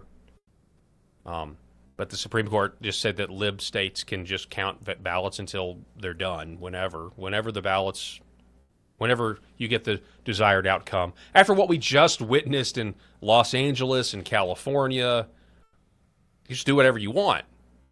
Do whatever you want.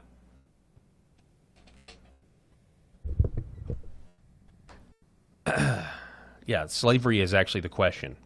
Matt Walsh, though, bringing gender into it. He says it turns out that Amy Coney Barrett is a DEI hire. Little better than Ketanji Jackson. Terrible pick. When's the last time we had a Republican president who didn't put a liberal justice on the court? Evangelical Dark Web responds, Coolidge, Calvin Coolidge. That's probably true because Calvin Coolidge, by at least my limited knowledge, admittedly limited knowledge of who he was as a president, understood the game. He understood that lobbyists were essentially the scum of the earth, and he was being pressured constantly. He talked about this, being pressured constantly to do the complete opposite of what he campaigned on doing. He definitely knew this. I would imagine that that's probably true. Calvin Coolidge probably had some decent Supreme Court justice picks, but I don't know. But in keeping with the female aspect of all of this, Sotomayor, Ketanji, Elena Kagan, Amy Coney Barrett, the women of the Supreme Court that look at all of us, again, it's literally the cherry on top of our boomer-driven government is you can't have a country anymore. You can't have a country anymore. Here is Andrew T. Walker. He says this, disagree with Justice Barrett's jurisprudence all you want. That's your prerogative. But discrediting her reasoning by appeal to her sex or her status as an adoptive mother, I think she had adopted some Haitians, as some on the populist right now do, is a category error, he says. It's also textbook bulverism, C.S. Lewis's name for the trick of explaining why someone is wrong without first showing that they are wrong. You only think that because you're a woman. He says a legal argument is sound or unsound on its own terms. The sex of the one making it has no bearing on whether it tracks with the truth. Okay, so he goes on with this long diatribe. But Megan Basham, who is a woman, author of a really good book called Shepherds for Sale, if you've never read it, you need to, about how Marxism has carved itself out, or how people have carved a safe place for Marxism within the church or parachurch ministries. Megan Basham says, sorry, Andrew, as a woman, I'm going to say it is obvious that every woman who has ever been on the court has been a disaster, so I think it's perfectly reasonable for people to say, don't put any more women on the court. Huh. This is why so many people can't stand her in Christian circles on X. For decades, Sean Davis writes, after the 14th Amendment was ratified, it was understood that American Indians born in America were not American citizens. It took an act of Congress to make them citizens. The Roberts/Barrett take on the 14th is entirely inconsistent with actual history, language, and common sense.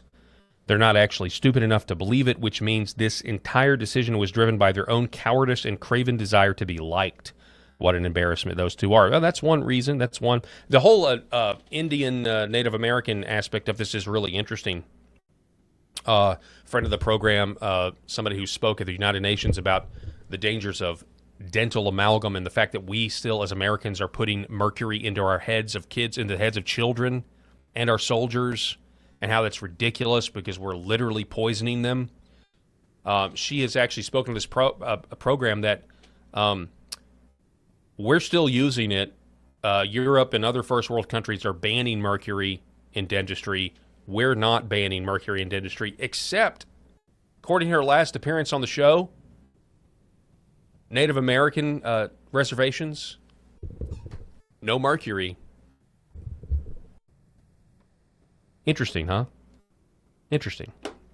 Here's Chris Ann Hall. I've met Chris Ann Hall a couple of times. She's I think she has her own show. She's talks about the Constitution a lot, right? And while right now I'm less and less enamored with, as I just mentioned earlier,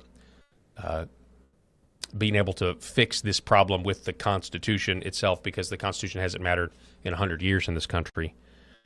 But she does have a really good take on why this is a terrible decision. She says the first error is that they rely on the 14th Amendment to justify birthright citizenship while ignoring the limits the 14th Amendment places upon its own authority. Section 5 of the 14th Amendment reads, "The Congress shall have power to enforce by appropriate legislation the provisions of this article." Congress has never enacted legislation granting birthright citizenship to the children of temporary visitors or those unlawfully present in the United States. SCOTUS has the authority to review executive orders and determine whether they are constitutional. That's where the authority ends.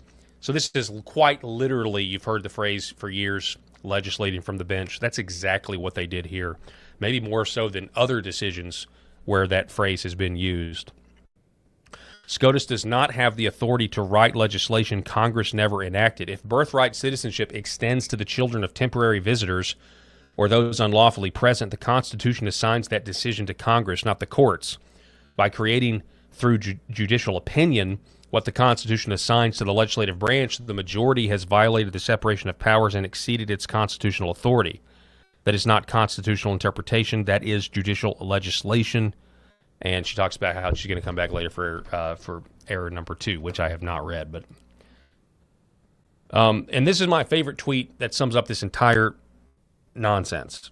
And again, from Sean Davis, he says, under this logic of John Roberts, if you were able to smuggle a pregnant woman in labor into the Chief Justice's chambers, that newborn baby would become Chief Justice. If this sounds retarded, it's because it is retarded, and yet we're being told that we're not allowed to have a country. Civilizational death spiral. Yeah, so and again, I don't mean to black pill. I don't know what's going to happen. I do know, so this is I've got to go back to theological truths, okay? God is in control. We know this. And that is 100% true at all times. We don't know what is going to happen, but we can at least assume that I think this decision puts us on a trajectory of conflict and strife, and we'll see. I mean, I was doing the math, 50 years, it'll be the 300. I'll be 92 years old if I make it to 92 to see the 300th anniversary of the signing of the Declaration of Independence. I was just sitting here driving to work today. I was thinking, will I be alive, or will we even have the current country that we have now with its current boundaries, borders, that sort of thing? And I don't know. I don't know what is in store for the people of this country over the next 50 years to get to 300. I don't know if we'll make it in our official form right now. I will say this just from a historical standpoint, even with the rise of AI that's arguably going to attempt to officially enslave us, the people of any nation can only be taken so far, can only be abused and put down for so long. And you see that in Belfast. I don't even know what the current situation in Belfast is, but again, it's that calculation that every father makes, this running equation in his head that every father has. Do I overlook injustice? Because if I were to do something about it, I could abandon my family. I overlook this injustice because if I were to do something about it in an unorganized way, I go to jail or get killed myself and abandon my family. But when that equation flips and all of a sudden doing nothing, the father, the dad, the man, or whatever is now convinced that doing nothing actually will condemn your family to a much worse future than one where you would be put in prison, that's when the tipping point happens. And that's why this is a historically significant opinion, I believe. I believe it will be that to determine exactly what kind of country we're going to have when this is all said and done. I didn't even get to this one. Is this Stephen Miller? Listen to this. You have to now think very carefully about who you let into your country, even on a temporary basis, because of the possibility, as you said, for birth tourism, right? The idea that people come here just to have babies on American soil, and that baby gets to be a citizen for life. So you have mothers that come in fully pregnant, have a baby, go home, and again, that baby gets Medicaid, and that baby gets welfare, and that baby gets cash assistance, and can send, leave the baby with, a cousin, a relative, whatever, and then just send welfare checks back home. You can support a whole family in the third world. So yes, you can't have the kinds of immigration programs other countries have when you can just have a baby here, and now that child is an American citizen. So there's a lot of things we're going to have to take a hard look at, Jesse. Yeah. You have to... All right, so I'm trying to present all of these different opinions, and I know the last half hour has been pretty black pill on my part. Here is Theo Wald on Newsmax. He is literally saying that there is a white pill in the Supreme Court decision. You let me know what you guys think. I will say there is a white pill here, which is, look, when I first drafted this executive order back in 1945, I was laughed out of many rooms, even in the White House. Senior legal officials said you wouldn't get a single vote at the Supreme Court to support your reading of the 14th Amendment, Theo. There are 3, arguably how you categorize Kavanaugh. There are 4 votes for the right reading of the 14th Amendment. The other white pill here is now more Americans than ever, not just eggheads like me, more Americans than ever know how serious this problem is, that we have millions of refugees, false asylum claimants, illegal aliens, birth tourists coming into this country and depriving the nation of the rights that actually belong to U.S. citizens. So that's the white pill. And look, it's a massive disappointment, a massive defeat. But going forward, the fight to preserve American citizenship. So he's saying it's a white pill that more people know what the problem is. And you'd say, okay, in a normal society, you'd say, okay, great, yeah, that is true. We'll get them the next time at the ballot box, but elections can be rigged. Elections can be stolen. We're all firsthand witnesses of this. We all saw it happen in 2020, and we've seen it happen, I think, since. And looking back, it's probably been happening for much longer than that. So it kind of goes back to the whole Great Britain thing. You look at what's going on in Ireland and in the UK and everything else, and you say, well, they don't like the policies of being overrun by third world barbarian Muslims, so then they'll try to organize politically against it. But then when you do that and you make a post on social media, you get arrested. So it's kind of the same situation where, and this is why you talk about getting the word out. Oh, yeah, the word out that illegal immigration's bad and that anchor babies are bad. Okay. Well, what about getting the word out that, especially in the rise of AI, like trusting AI, trusting computers to pick our leaders is the definition of insanity? And yet we still have people that challenge that assertion, and they think that we need to keep using machines to pick our leaders. Taking the mail-in ballot fraud out of the picture entirely, just the computers themselves, they still are on board with this.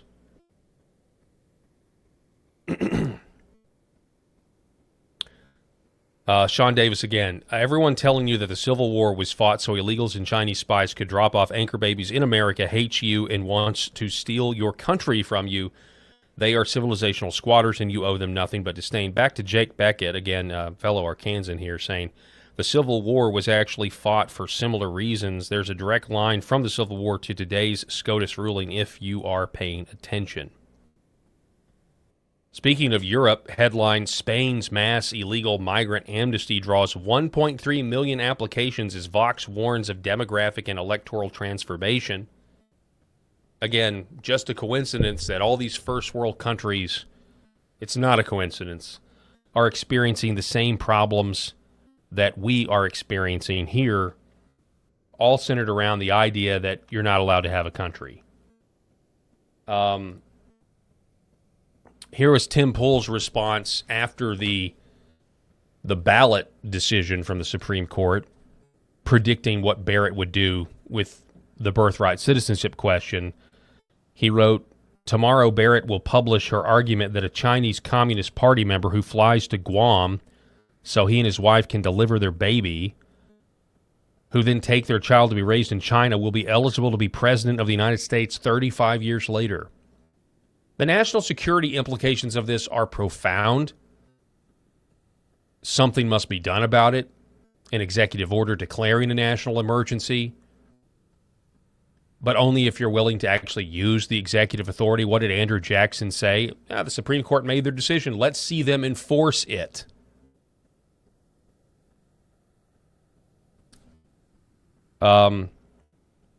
And then another quote from Tim. What does it even effing mean if you can cast a vote before Election Day that can be counted after Election Day and results can be certified whenever they feel like it? Again, the issue here is slavery. In my opinion, that's actually what we're talking about here. To be a slave or not to be a slave.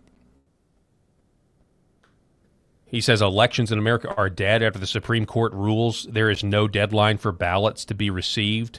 The Washington Post, Supreme Court rules mail-in ballots arriving after Election Day can be counted. Not a serious country indeed. Elon Musk posts agreeing with Supreme Court Justice Sam Alito opposing the ruling upholding late mail-in ballot counting. Quote, today's decision leaves open opportunities for voter fraud. You think? That's exactly right. Every blue state now has the right to count ballots until they get the election result they want. And now this is enshrined in law from the Supreme Court. It's actually insane. And again, if it wasn't for these, we would still be talking about it if it was reversed. It'd be the most critical decision on the eve of our 250th anniversary. It'd be amazing if they had come down the other way. It would be a path forward to actually save the country, a clear path forward. No more anchor babies. The demographic replacement, the white replacement would cease, or at least you could see a path forward to it ceasing. But no, the dreams of the left and leftist publications and journalists, where Bill Clinton said that by 2030, Americans will be a minority white country, and everybody applauded like that was some sort of good thing. And it's only in the last 10, 15 years that people have realized, wait a second, why is there so much anti-white, anti-Christian bias? Why is it so acceptable? People are waking up to that, along with the orchestrated invasion from the third world that's been allowed to happen via proxy war against the American people, via the Mexican cartels and human traffickers, that our own leaders have partnered with these people. We would be talking about this in a more a positive light, because it is a good thing that the Supreme Court said that, hey, states can keep men out of women's sports. It's a good thing, right? Duh. Something to celebrate. 100%. But what kind of United States do we have? How are we united with the states that are going to let men continue to compete in women's sports? Men with a mental illness pretending to be women are going to still be allowed to compete in these other states. And we're united with them? How exactly?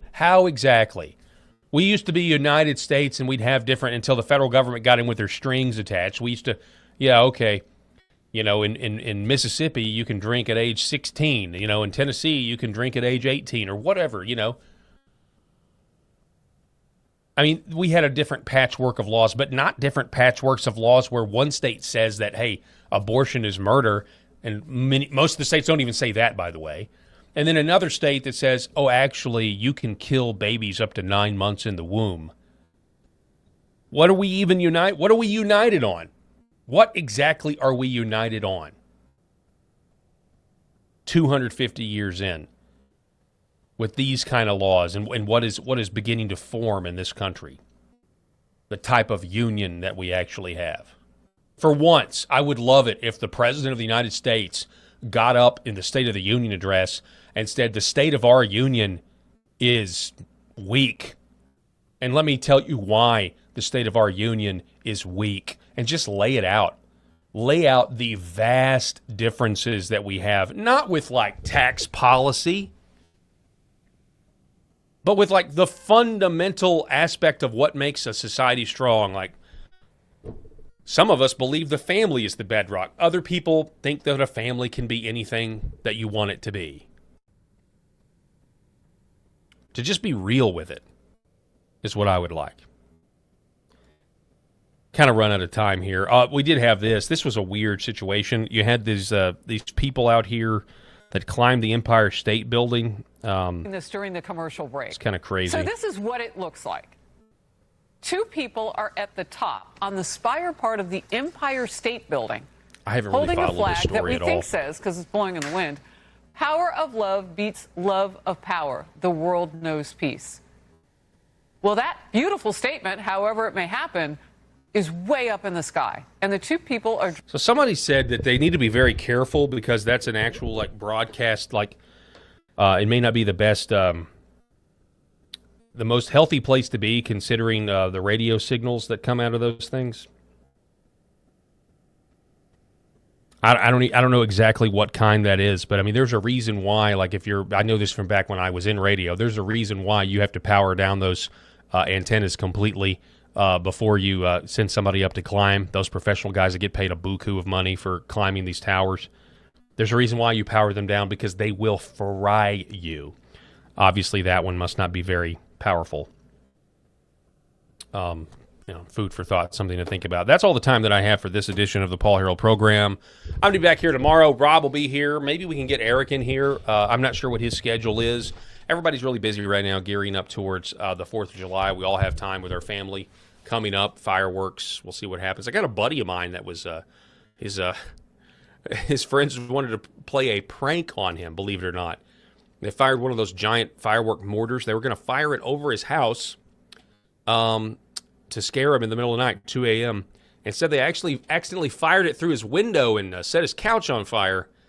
And this guy's former military. It's been in some pretty tough situations. You can imagine how he reacted to that. His quote, friends are lucky to be alive. I want to give a shout out to our sponsors, Red Vive Health, New Horizon Real Estate, Gateway Sight and Sound, Pet Club 24/7, Sherrod Chiropractic. A reminder, when you use these fireworks, be safe out there. That's all the time that we have. We'll see you tomorrow.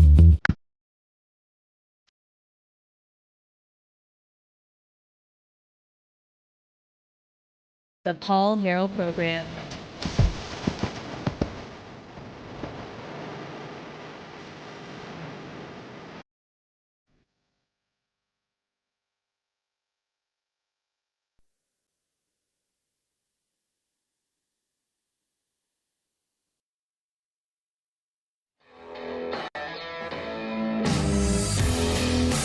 Welcome to Flyover Conservative Podcast with David and Stacy Whited, where we break down current events and examine culture through the lens of conservative Christian values.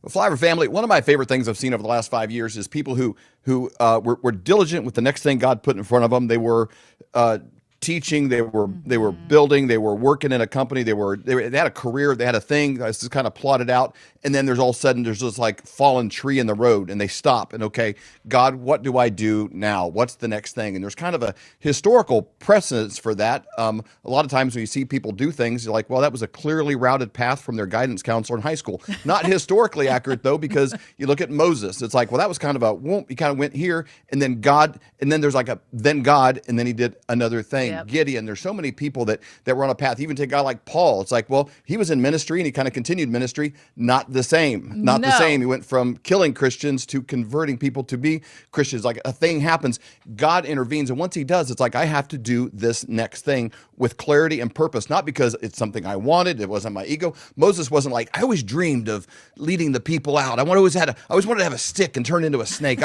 He wanted no part of it. He wanted no part. And you find that very common. Guys like Clay Clark. He's like, I have two rules. I never talk about religion, never talk about politics. I like to write books and build businesses.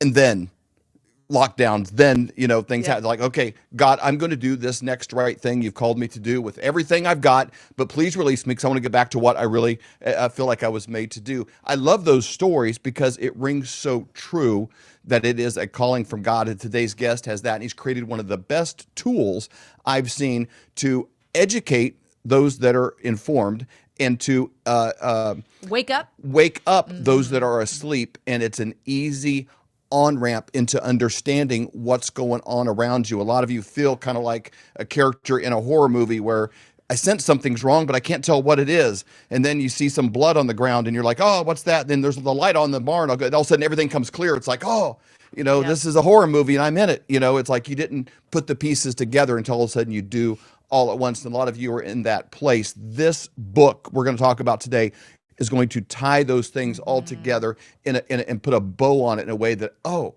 that's what's going on, and in a way that's good for those who know and good for those who don't. So buckle up.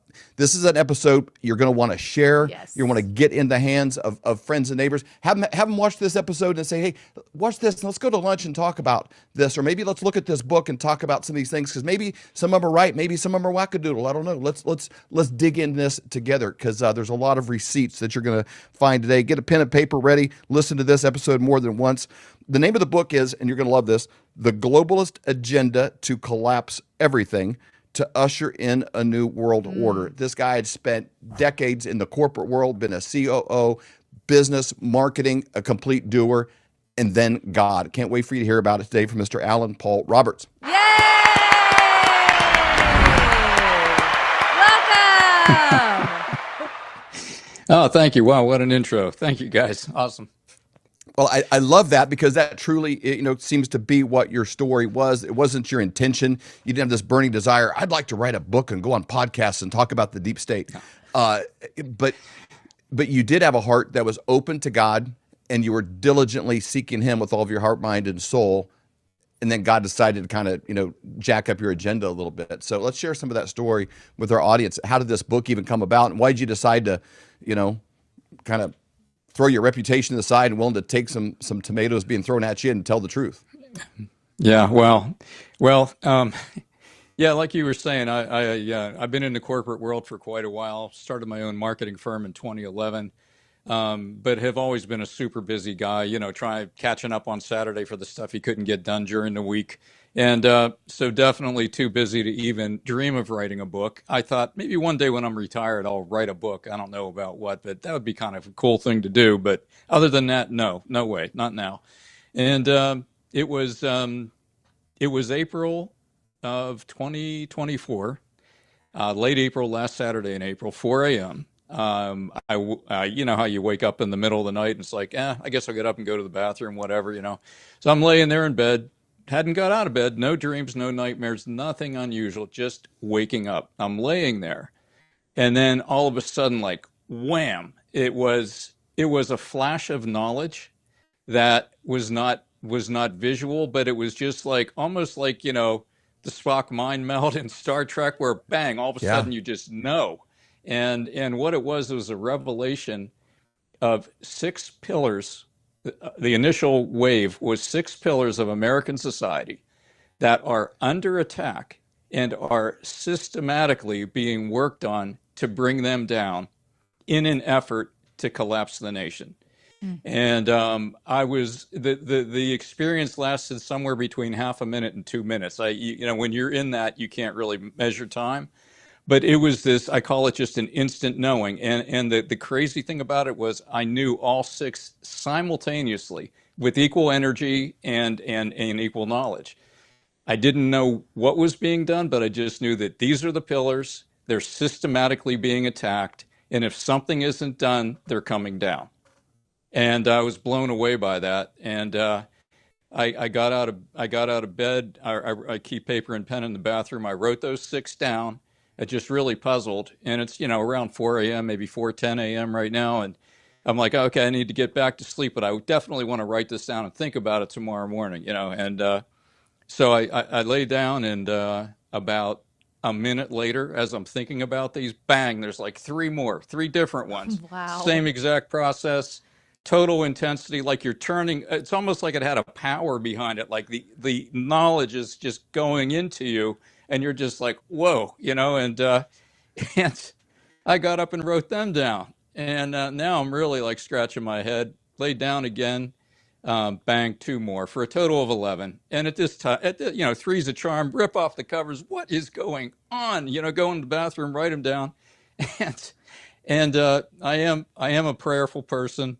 I spend about a half hour to an hour and a half every morning. I start with this little book. It's called God Calling, written by two anonymous women back around the time of World War II. And it's a series of messages they got from God, one for each day of the year. And I start with that as my starting point. So my point is I'm in the habit of reaching out to God and trying to get his sense of his will for me for the day, just trying to cooperate with the flow. Nothing major, little insights, people that might need help, something you forgot to do, whatever. That's the extent of it normally. But this was a revelation unlike anything that ever happened to me. But when you're a prayerful person, you do have a sense of when it is God. You just kind of know. Mm-hmm. And so I knew it was him. But I was also, I don't want to say confused, maybe just kind of like surprised that he would reveal something like this, because this is pretty much political things, or they're societal things. They're not religious except for the very last one. And so I'm like, why are you showing me this, God? I mean, why not show it to somebody with some influence, like somebody that has connections, somebody who can get the word out? I don't get it. Like, why me? Why me? And I'm just puzzling, no answer. And then all of a sudden the light comes on, and it's like, in my mind, it's like, do you want me to write a book about this? And if you do, then what's the title? And it was the same thing. Wham! It's this full title here, The Globalist Wow. Plan to Collapse Everything to Usher in a New World Order. It was there in a fraction of a fraction of a fraction of a second, front to back, back to front. I just knew the title. So it this was wasn't at a the series same of time, words. Alan, at like 4 a.m. or whatever. This was around that same Yeah. time that he gave you the pillars. Then he gave you the title. Exactly, all in one thing, and one series of things. It's about now. It's maybe 4:30 in the morning, and I'm like, okay, I just agreed to do this, because as soon as he revealed the title, it was like, okay, I'll do it. I mean, I'm not going to ask you to prove it again. Like, are you really sure? Give me another. Right. It's like, no way. And you were talking about Moses, and remember the story of Moses where God got angry with him because God told him to go see Pharaoh, and Moses like, how about if you send Aaron? He knows how to talk. Send him. Right. He's a good talker.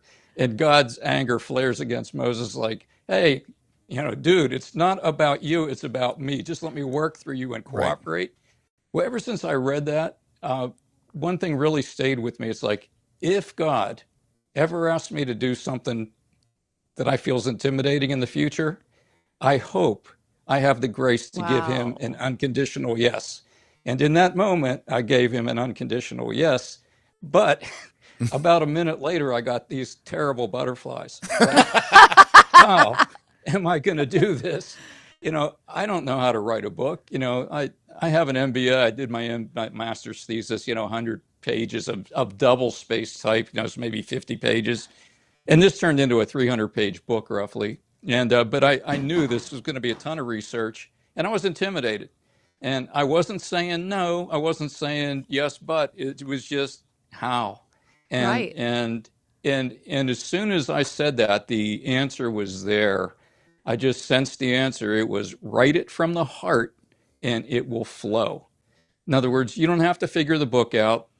Do your research. Start writing.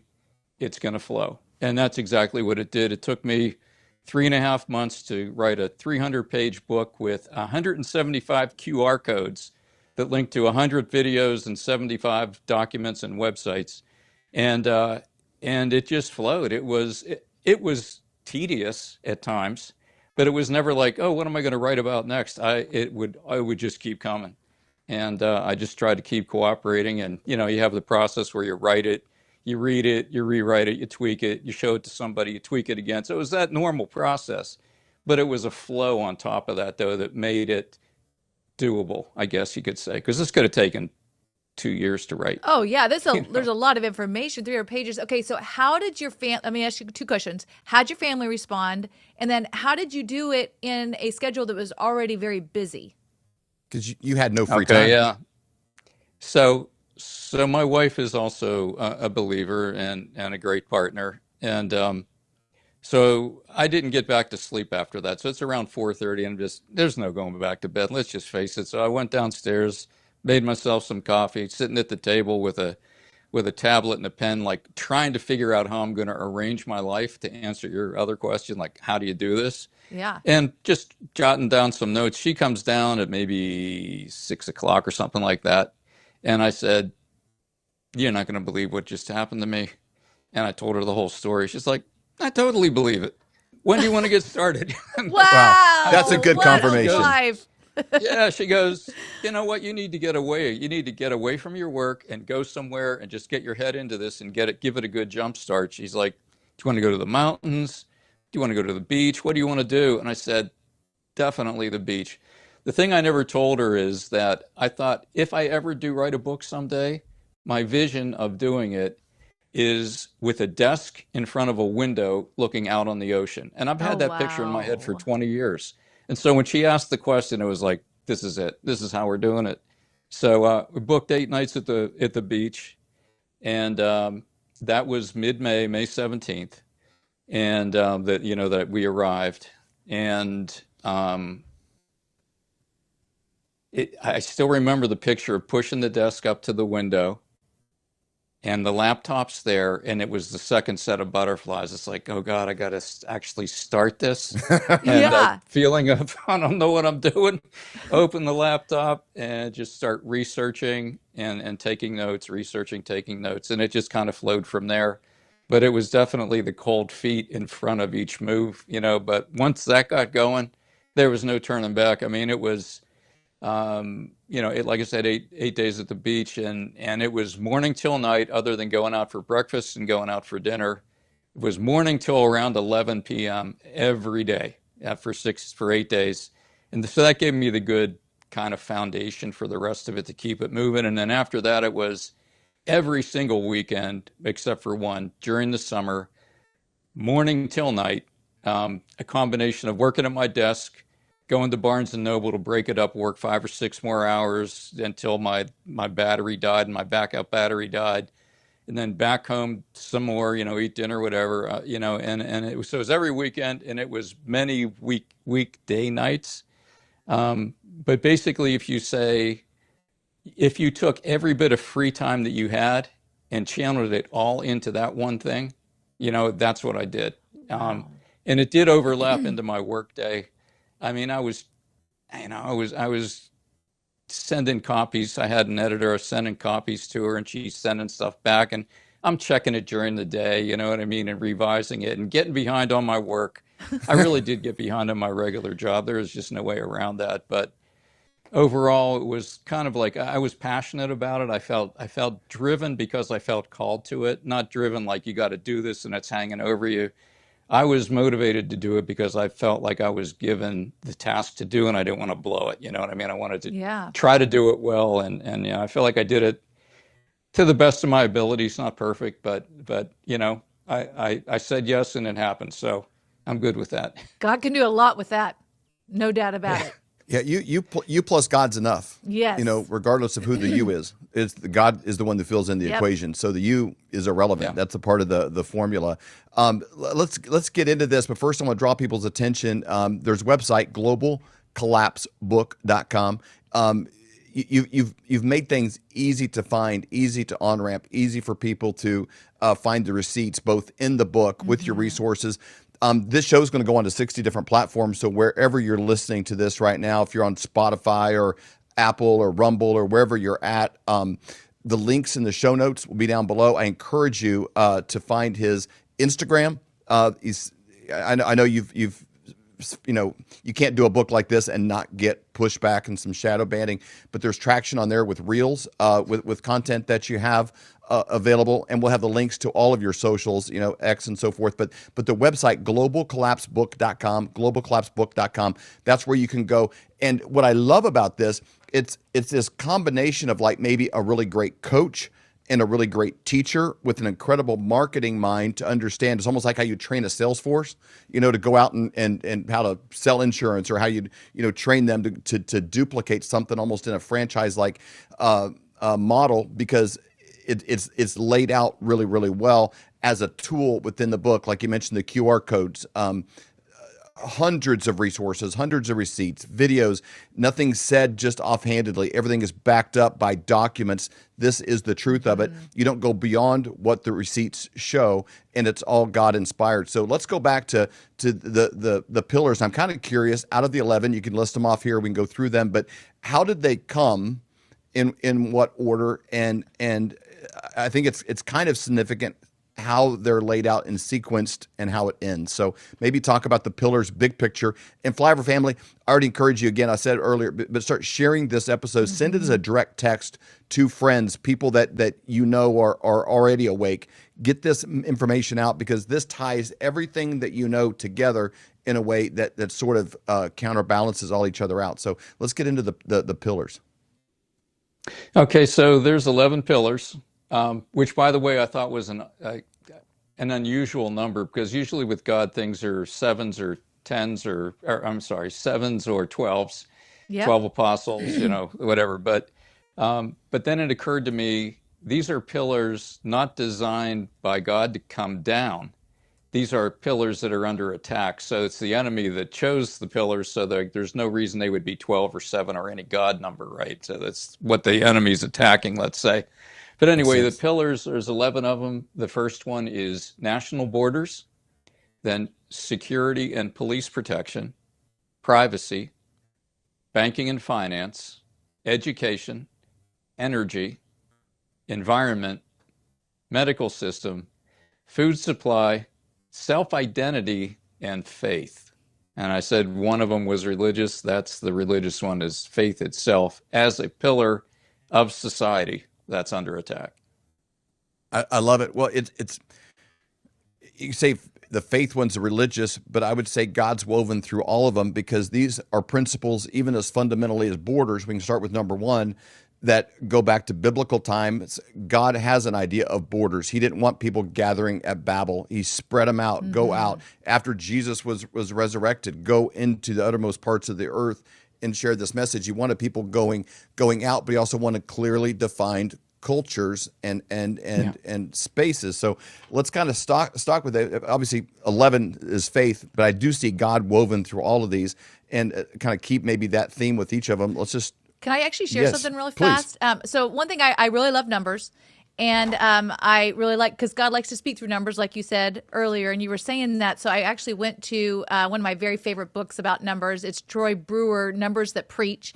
And the number 11 actually could have two different meanings. Number one, in the negative, it can mean disorder, which is really interesting because it goes right along with these pillars.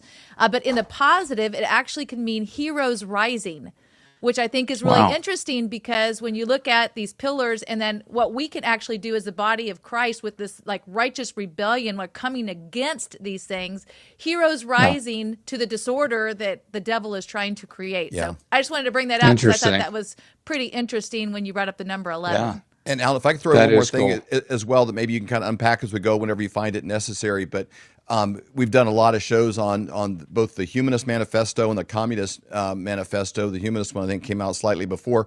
But a lot of these principles have been injected subtly and discreetly in the dark of night, like termites, into the framework of a home back in the 30s. And you could probably trace these things back even further, the Frankfurt School and where some of these things came from. Right. But it seems like your pillars stand in contrast or opposed to the very intentional, communist goals.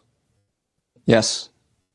Yeah, they do. They do. The book gets into the whole set of communist goals that were read into Congress in the Congressional Record in 1963, I think it was, as kind of a warning to the country of what the communists were trying to accomplish.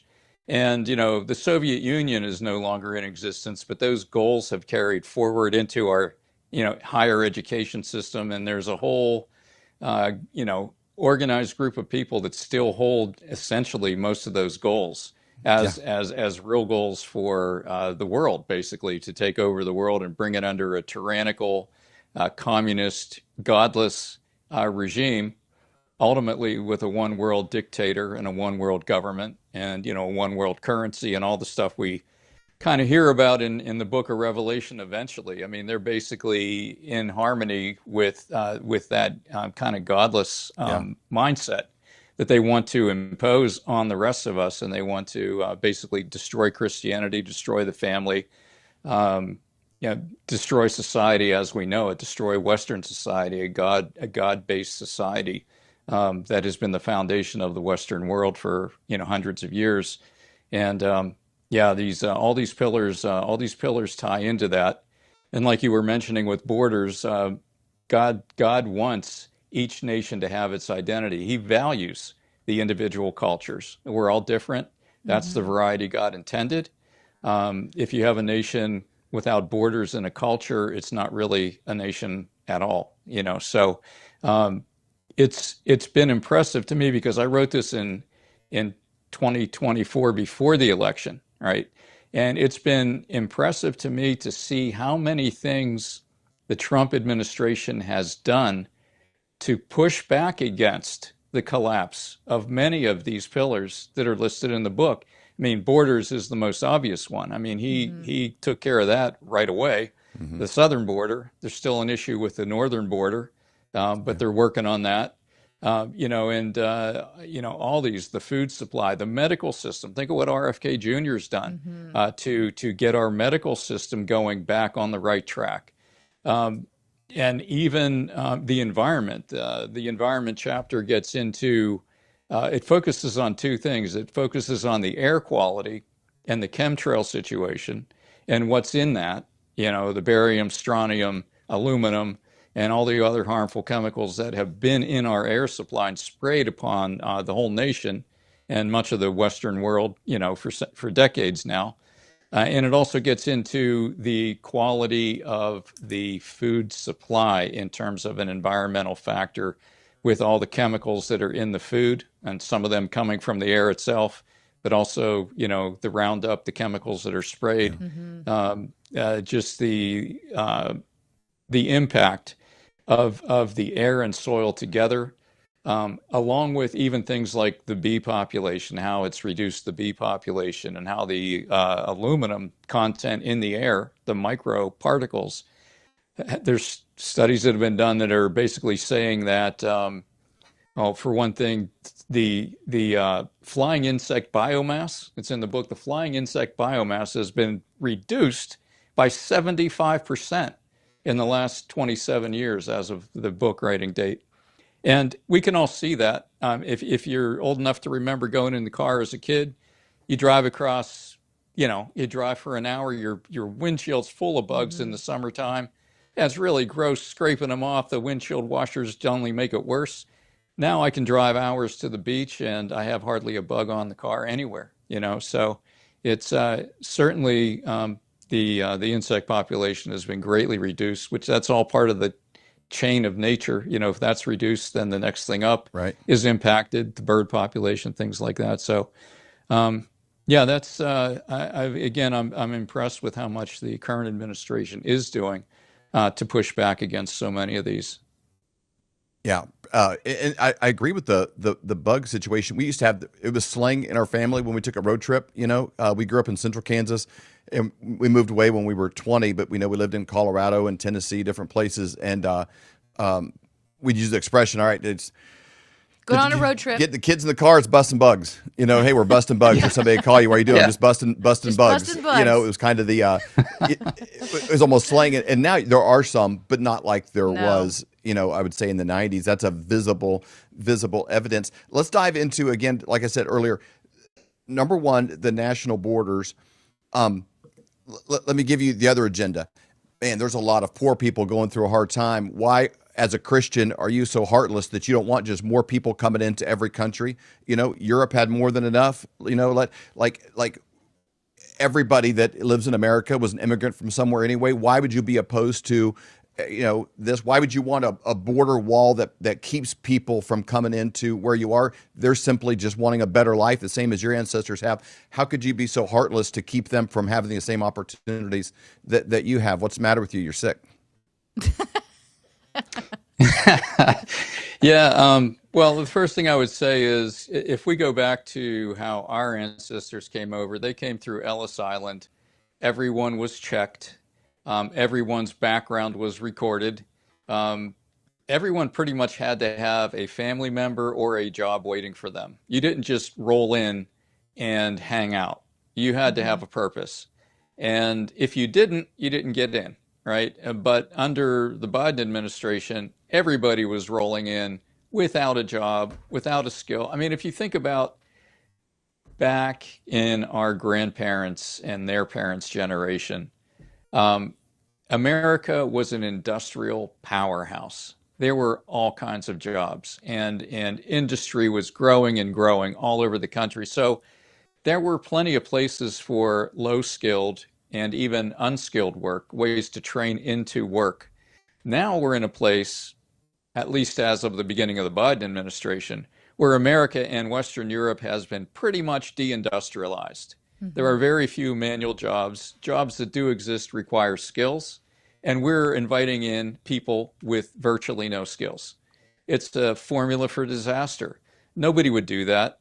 Nobody would go to bed at night, leave their front door open, and get on a bullhorn in the middle of the city and say, hey guys, just letting you know, we're going to bed now and we're leaving the front door unlocked. If anybody wants to come in, have at it. That's pretty much what we did as a nation, right? We left the front door open, unlocked, and invited everybody in. And of course, what's going to happen, we can, it's not hard to figure out. And that's exactly what did happen.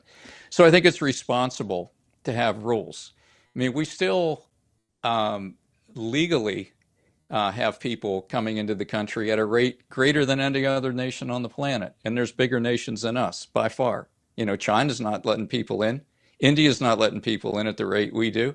And so why is that? Why is it just America and Western Europe that's supposed to open the doors and just let everybody flood in with no conditions? It's a formula for disaster.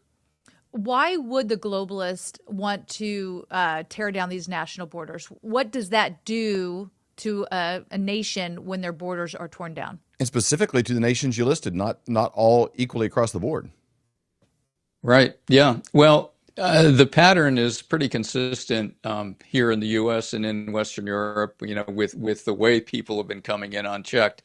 But from the research, I believe that their goal is to do a couple things. Number one, it is to dilute your culture so that your culture is no longer consistent, where everybody's coming in and you start to wonder, what are American values? So what is America as a nation? What does it even mean to be American when the common things that used to hold us together start to disappear?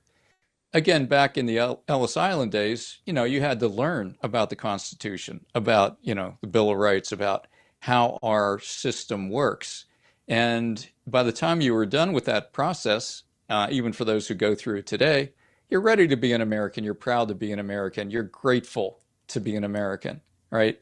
So that is the way to do it. You preserve the culture, you know, you preserve the language, and you preserve the ongoing increase in the productivity of the nation as people who are qualified get in. But when they let everybody in, the goal is to dilute it, to weaken it, to demoralize it, to prepare it for collapse. Is the ultimate goal a one world government, one world language? Yes, I believe that is, from everything I've researched. It is a one world government with a one world set of rules for everything. So when we say government, we mean all the laws. So there's no U.S. Constitution, there's no Bill of Rights. It's a one world system. It's a one world financial system, government system. You could think of it as a one world system that's very similar in a lot of ways to the Chinese system, where everything is completely surveilled, where your freedoms are limited based on a social credit score and a system behind that, and all the surveillance to enforce it. And so basically it's kind of like a iron-fisted communist type of rule at a worldwide level. So again, you know, these goals of communism that were read into the congressional record as a warning are still a warning, but you could think of them as a worldwide warning today. And you know, it's not hard to It's not hard to, once you see it, to kind of pick up on all the forces that are trying to make this happen, especially in Europe, but in the United States as well. It's just we're so fortunate to have a current administration that's pushing back as hard as they are that we're getting a reprieve. Over in Europe, they're not getting a reprieve. They've been under this. They never had the initial 4 years of someone like Trump or the current 2 that we've gone through. They've been wide open the whole time, and their system is just collapsing. It is. Their economic system, their industrial system, their energy system is collapsing. As they go more and more toward green and less toward fossil fuels. I mean, the globalists are getting their way in Europe to a much greater extent than than they've been able to here. Well, anybody that kind of grew up in the church kind of fundamentally understands the idea of a potluck, because there has to be a certain number of ratio of people that show up with forks and people that show up with food. And if that ratio gets off, it just doesn't work. It's no longer a potluck. You got one bucket of chicken for 100 people. Like, this isn't going to work. There's only so many resources. The earliest wave of people to this country they were settlers, and doers in the Industrial Revolution. There was a tremendous amount of pride who people came from European nations to not be in a food line, to not get handouts. And even during the Great Depression, we were visiting a dam, Shasta Mountain in Northern California, and there's all these pictures and stuff.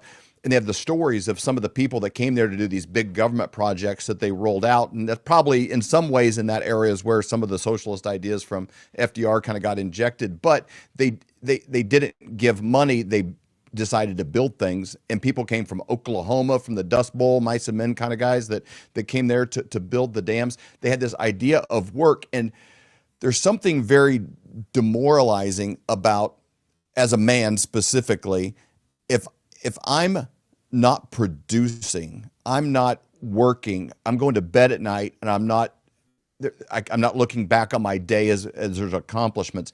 It's demoralizing. And Socrates said, men who are made to fish, when they don't fish, they fight. When you import millions of military-aged men into any country with no work to do, it turns into disruption and a depletion on the resources.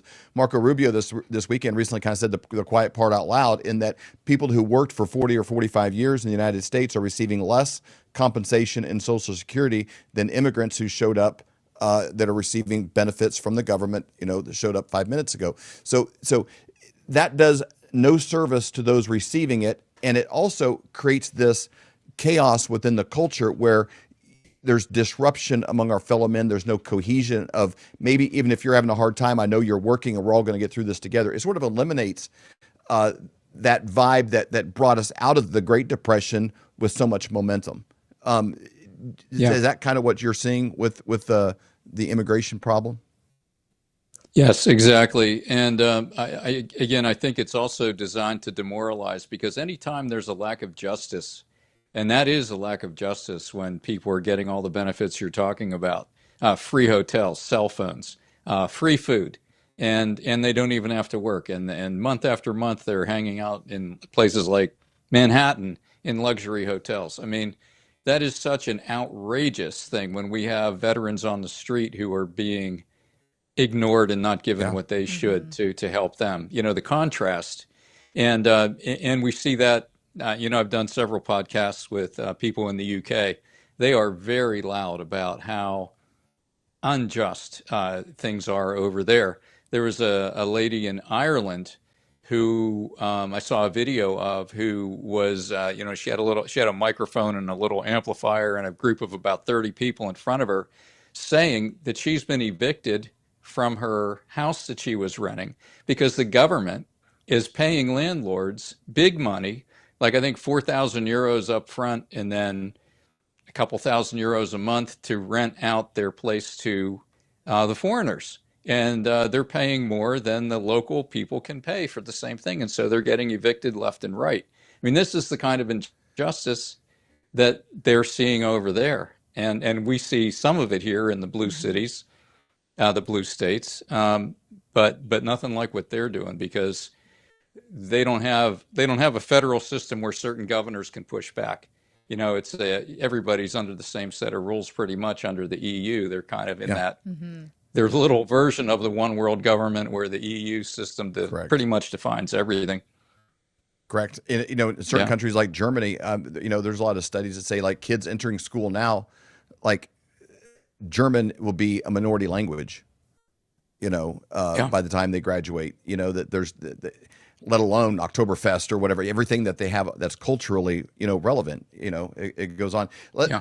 All 11 have, like I said, receipts, QR codes. Producer Colton, can you pull up a page of this as an example of how people can take these 11 pillars and then go into the book, use the QR codes that lead to videos, lead to more receipts. There they are. So you can use these QR codes to take you directly to more content that unpack this. This is an incredible educational tool because it's not, hey, this is what the author thinks and leave it at that. It's hey, here is the data. And one of the subtitles in the book is in their own words, And so it's documented in their own words. Let them tell you what they're trying to do. Let Klaus Schwab tell you what they want to do.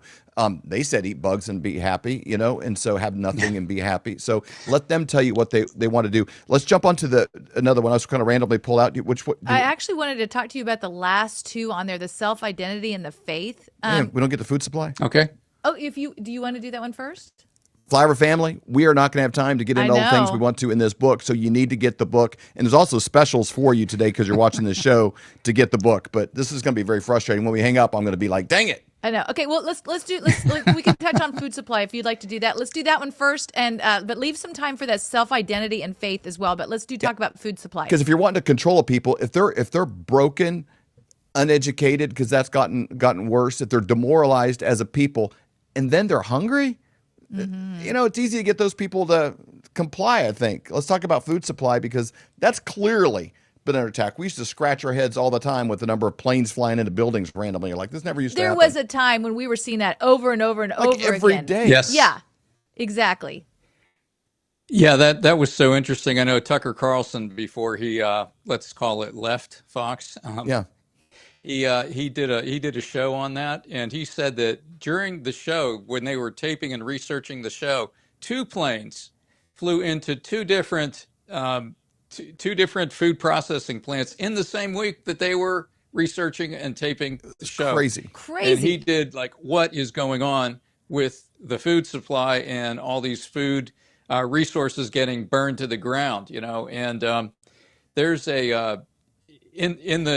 in the book, in the food supply chapter, there is a statistic on food facility average fires per month in 2021 versus the first 6 months of 2022. And during all of 2021, there was, an average of, less than 1 per month in 2021, right? In 2022, in the first 6 months, they were an average of 15. So it's a 15 to 1. I don't think that's a coincidence. Fire destruction, yeah. No. And then we all went through the, what's going on with the price of eggs, Mr. President? Why can't you fix the price of eggs? Well, the destruction of egg facilities, of chicken farms, was even worse than that. And the book gets into just part of March 2022. Just real quick. March 4th, 294,000 chickens destroyed in Stoddard, Missouri. Same day, 644 chickens destroyed at an egg farm in Cecil, Maryland. 4 days later, 243,000 chickens destroyed in Newcastle, Delaware. 2 days later, 663,000. Same day, 915,000. 4 days later, 2.75 million chickens destroyed at an egg farm at Jefferson, Wisconsin. The 17th of March, 5.3 million chickens destroyed at an egg farm in Buena Vista, Iowa. And then you wonder why the price of eggs is going up. I mean, like supply and demand, Econ 101, that's why. And the Trump administration gets in, didn't take them long. It's like, this is over. No more testing the chickens with a fake PCR test and declaring them to have some bird flu and then sending people in to destroy the whole flock. None of that. We're done with that. And of course, the supply came back, the price came down. Econ 101, things got back to normal. But that's and how, unfortunately, most people are so far removed Yeah. from actual farming and the food supply and dirt. They don't know how to grow a tomato. They think that chocolate milk comes from brown cows, and they're like, "Well, we just need more eggs." Boom. Well, you got to have baby chickens to become adult chickens to lay eggs. You need, and chicken There's a laying, they're process kind here. of particular. There's a process to get this thing fixed. Yeah, yeah. And so, that to me, that was the biggest thing. And the same thing, the pattern repeats itself. So all over Europe, the same thing. They're shutting down farms. The book has a video that'll take you to farmer riots, where they're rioting, in the Netherlands, I think it was. The Netherlands is the second biggest exporter of food in the world, and they're shutting down farms left and right there. And under the green agenda, to reduce the carbon footprint, it's all a big lie. There was way more carbon when the dinosaurs roamed the earth, let's say, and there was, the whole world was more like a giant forest, a giant what would you call it? Like in Africa, where you have all this rich farmland and everything. There was much more carbon before. It's a lie. It's a way to put a global tax on people to pull them down and to get rid of carbon, which will reduce plant life. It'll reduce the quality of life for people. Get rid of our food. I love it. And there's receipts in each one of these chapters. So this book is one, Flower Family. Stacey got her question, but I want to just reiterate, this is a book that you need, not just one. You need one for your neighbor, one for your brother-in-law. You need one for the brother-in-law that's on your team that already knows, because it's going to he's like, yeah, high fives.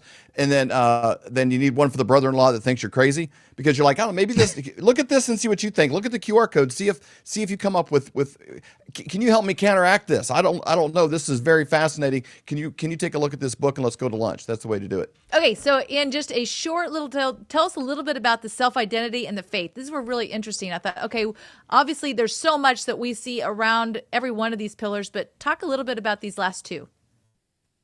Yeah, so self-identity, real quick, when I go into each chapter, I try to find a quote that I can use to kick it off, and I'm like, self-identity, what is it? What would be good? And then all of a sudden it hits me. Male and female, he created them, and he blessed them. Genesis 5:2.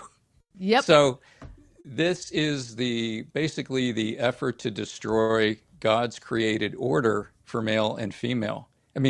People think there are how many sexes now? I can't even keep track. It started with LGBT, and then we added Q, and now it's the plus and QIA, and there's just dozens, hundreds, whatever they think of spirits of different and all kinds of sexes. Insanity. So self-identity is basically the battle of who am I, what's my purpose in life. So the big battle is the obvious one. It's the battle about, am I a boy, am I a girl, what they're doing to these children in schools to break down their self-identity as male and female. That's a top-down effort, right? This thing erupted from nowhere when Obama was in office. I don't know if you remember. I even remember Trump commenting on, like, where did this come from? Where did this whole bathroom thing come from? This was never an issue before. Nobody was calling for this, and yet it was imposed. But yeah, the self-identity gets into, it overlaps back into the goals of communism, which are get control of the schools, eliminate all laws governing obscenity, break down cultural standards of morality, treat all behavior problems as psychiatric disorders.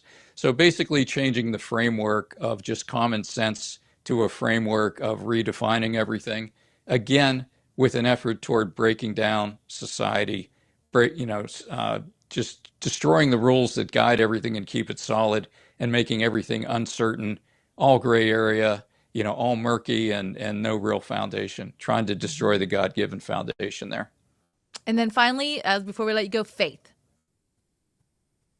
Yeah, so faith, this one really surprised me. So again, the last two were self-identity and faith. And I remember being surprised because, wow, that's unlike anything. And I would instinctively, I didn't think in that moment, is that a pillar? And then the more I thought about it, yeah, heck yeah, it's a pillar, because it's what gives you the backbone. It's what gives you the spine to resist tyranny. the greatest people in terms of moral strength and just strength to resist is the true believer that will draw a line in the sand and say, even if it costs me my freedom, imprisonment, and even if it costs me my life, there is a line I will not cross. And, like Meshach, Shadrach, and Abednego getting thrown into the fiery furnace. Know this, O king, my God's able to save us. But even if he doesn't, we are not bowing down to your stinking golden statue.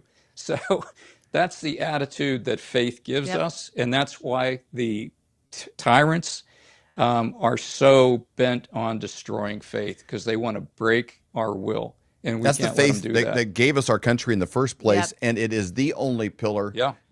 If it's gone, the other 10 don't matter, because we won't have the fortitude, clarity, and moral compass to even proceed through the fog of war that's been created. So that is essential. Let's wrap up here with the book itself, because you've got a special. People can buy it on Amazon. You can buy it at Target. You can buy it anywhere books are sold. But if you go to his site, he's got some cool things available. And here's the deal, Flyover family, unless you just been under a rock for the last 30 years and just woke up, when you put out this kind of content, you get pushback. This is these mechanisms and levers of distribution are controlled by the very people that he's writing about. And so in order to get this done, he's gone to great lengths to self-finance, self-publish, and make this available. Now, he's done it like a pro because it is everywhere, but he's treated this like a marketing arm of his own. And you go to his website, he rewards you for partnering with him, meeting him halfway in getting this book into the hands of people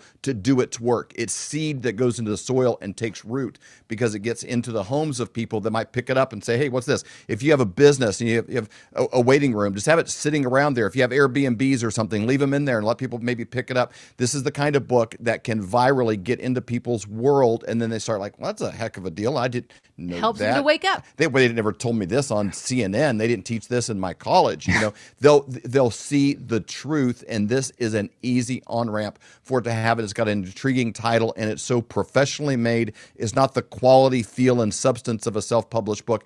It has everything you would expect to come from a Penguin Publishing or Thomas Nelson or any kind of major publisher. It has that look and feel, that kind of quality. So tell them the special that you get when they come to the site, and they can even get signed copies. Let's share that real quick. Yeah, so you can get signed copies for just about the price of an unsigned copy on Amazon, a buck or two more. They come in sets of 3, 6, 12, and 18. When you get to 3 or more, you're below the Amazon price. When you go 6 or more, you're even further below the price, and you get free shipping, and they're signed copies. My goal was to focus on signed copies because that's the most persuasive thing. You hand somebody a signed copy, they're probably twice as likely to read it or at least give it a shot. And this is the kind of book that once you start reading it, super easy read. It's very compelling. I've had a lot of people tell me they blew through it. And you got the QR codes on top of that. So it's kind of like a multimedia experience. It's not a wall of text. It's text with breaks in between to jump out with your cell phone, to watch a video, to read some info on a website. So it's a very different experience, more like a multimedia experience. I would say heavy topic, but still enjoyable. There's some comedy through it. There's dozens of drawings in there. There's the mug, I don't know if you can pull that mug up, but that is the BS Media mug, if you click on that. So see if you can enlarge that. So yeah, so it's got two sides. One is the regular media. That's the BS media. You can see what's behind the sphere there. Fertilizer. Right, that's the BS. You flip it around. This is the alternative media, people like you guys, right? So, and I love that. There's an alternative media chapter in the book, The Rise of the Alternative Media. And this is kind of like just to have fun with that theme. Makes a great conversation piece. Can lead right to giving somebody the book.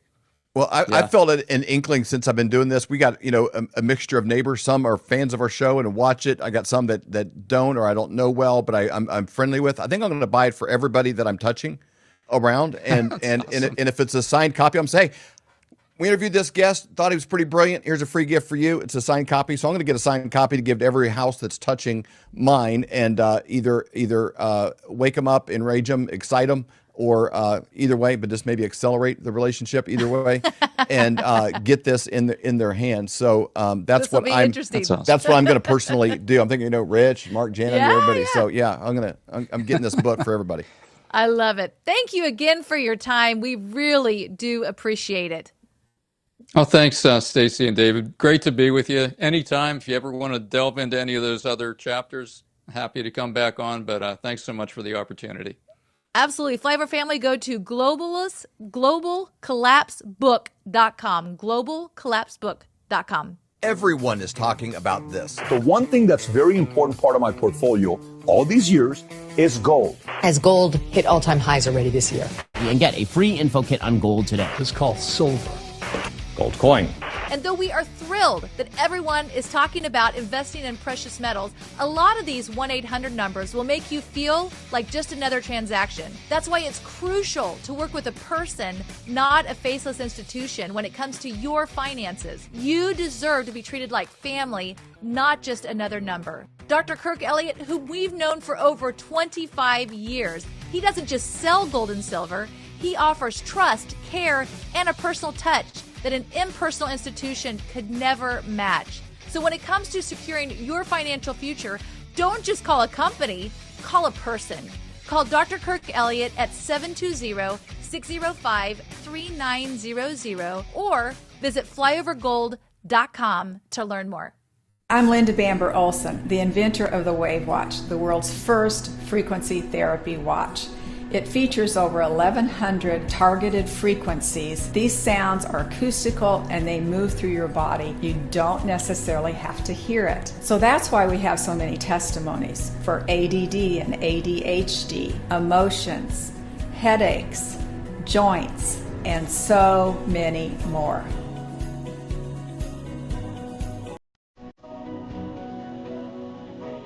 At Sentry H2O, our under-sink water filter with remineralization, the Sentry Wellness System is engineered to exceed wellness expectations in 2025. It removes a broad spectrum of harmful toxins, including ammonia, lead, fluoride, PFAs, PFOs, and more. It enriches water with essential nutrients like calcium, magnesium, and raises pH for natural alkalinity. With zero waste operation, no water is lost during filtration, unlike traditional reverse osmosis. It is a simple 15-minute DIY installation, no plumber required. The Sentry Wellness System stands out by blending German water technology with American engineering, designed to deliver great-tasting, health-boosting water efficiently and affordably. Learn more at SentryH2O.com.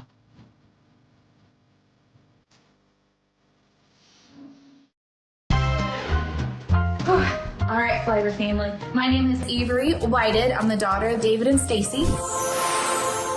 I'm just moving in, so I had to get an order for my pillow and get the things that I needed. So let's look inside. I got some MyPillow towels, kitchen towels. I got some of their Giza sheets. Now, I've never actually been able to use them, but I've heard amazing things from my parents about them. And last but not least, something for Charlie. Hey, dog bed.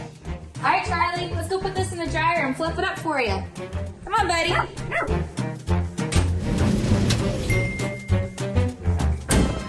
Nice and warm and fluffy. Perfect for my little guy. Come here, Charlie. All right, if you want to get your own products, go to mypillow.com and use promo code FLYOVER to save up to 66% off.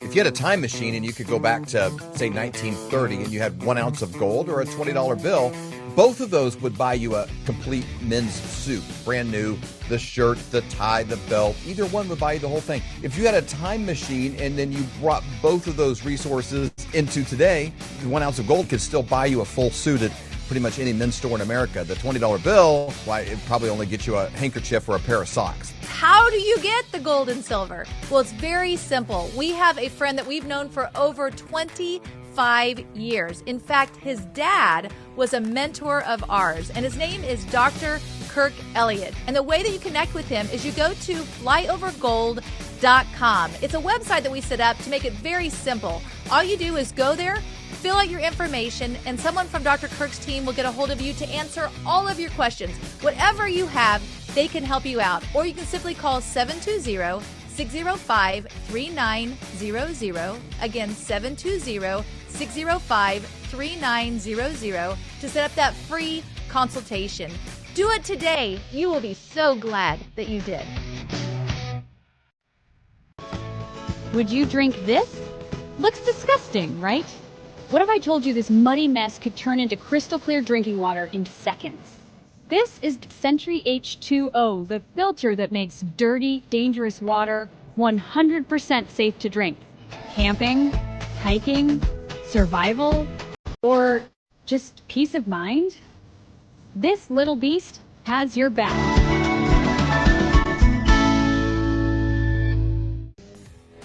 We hope you've enjoyed this episode of the Flyover Conservatives podcast with David and Stacy Whited. Please subscribe, hit the notification bell, and leave us a comment below. Lastly, if you enjoyed today's podcast, share with those who came to mind. Be blessed and make it a great day.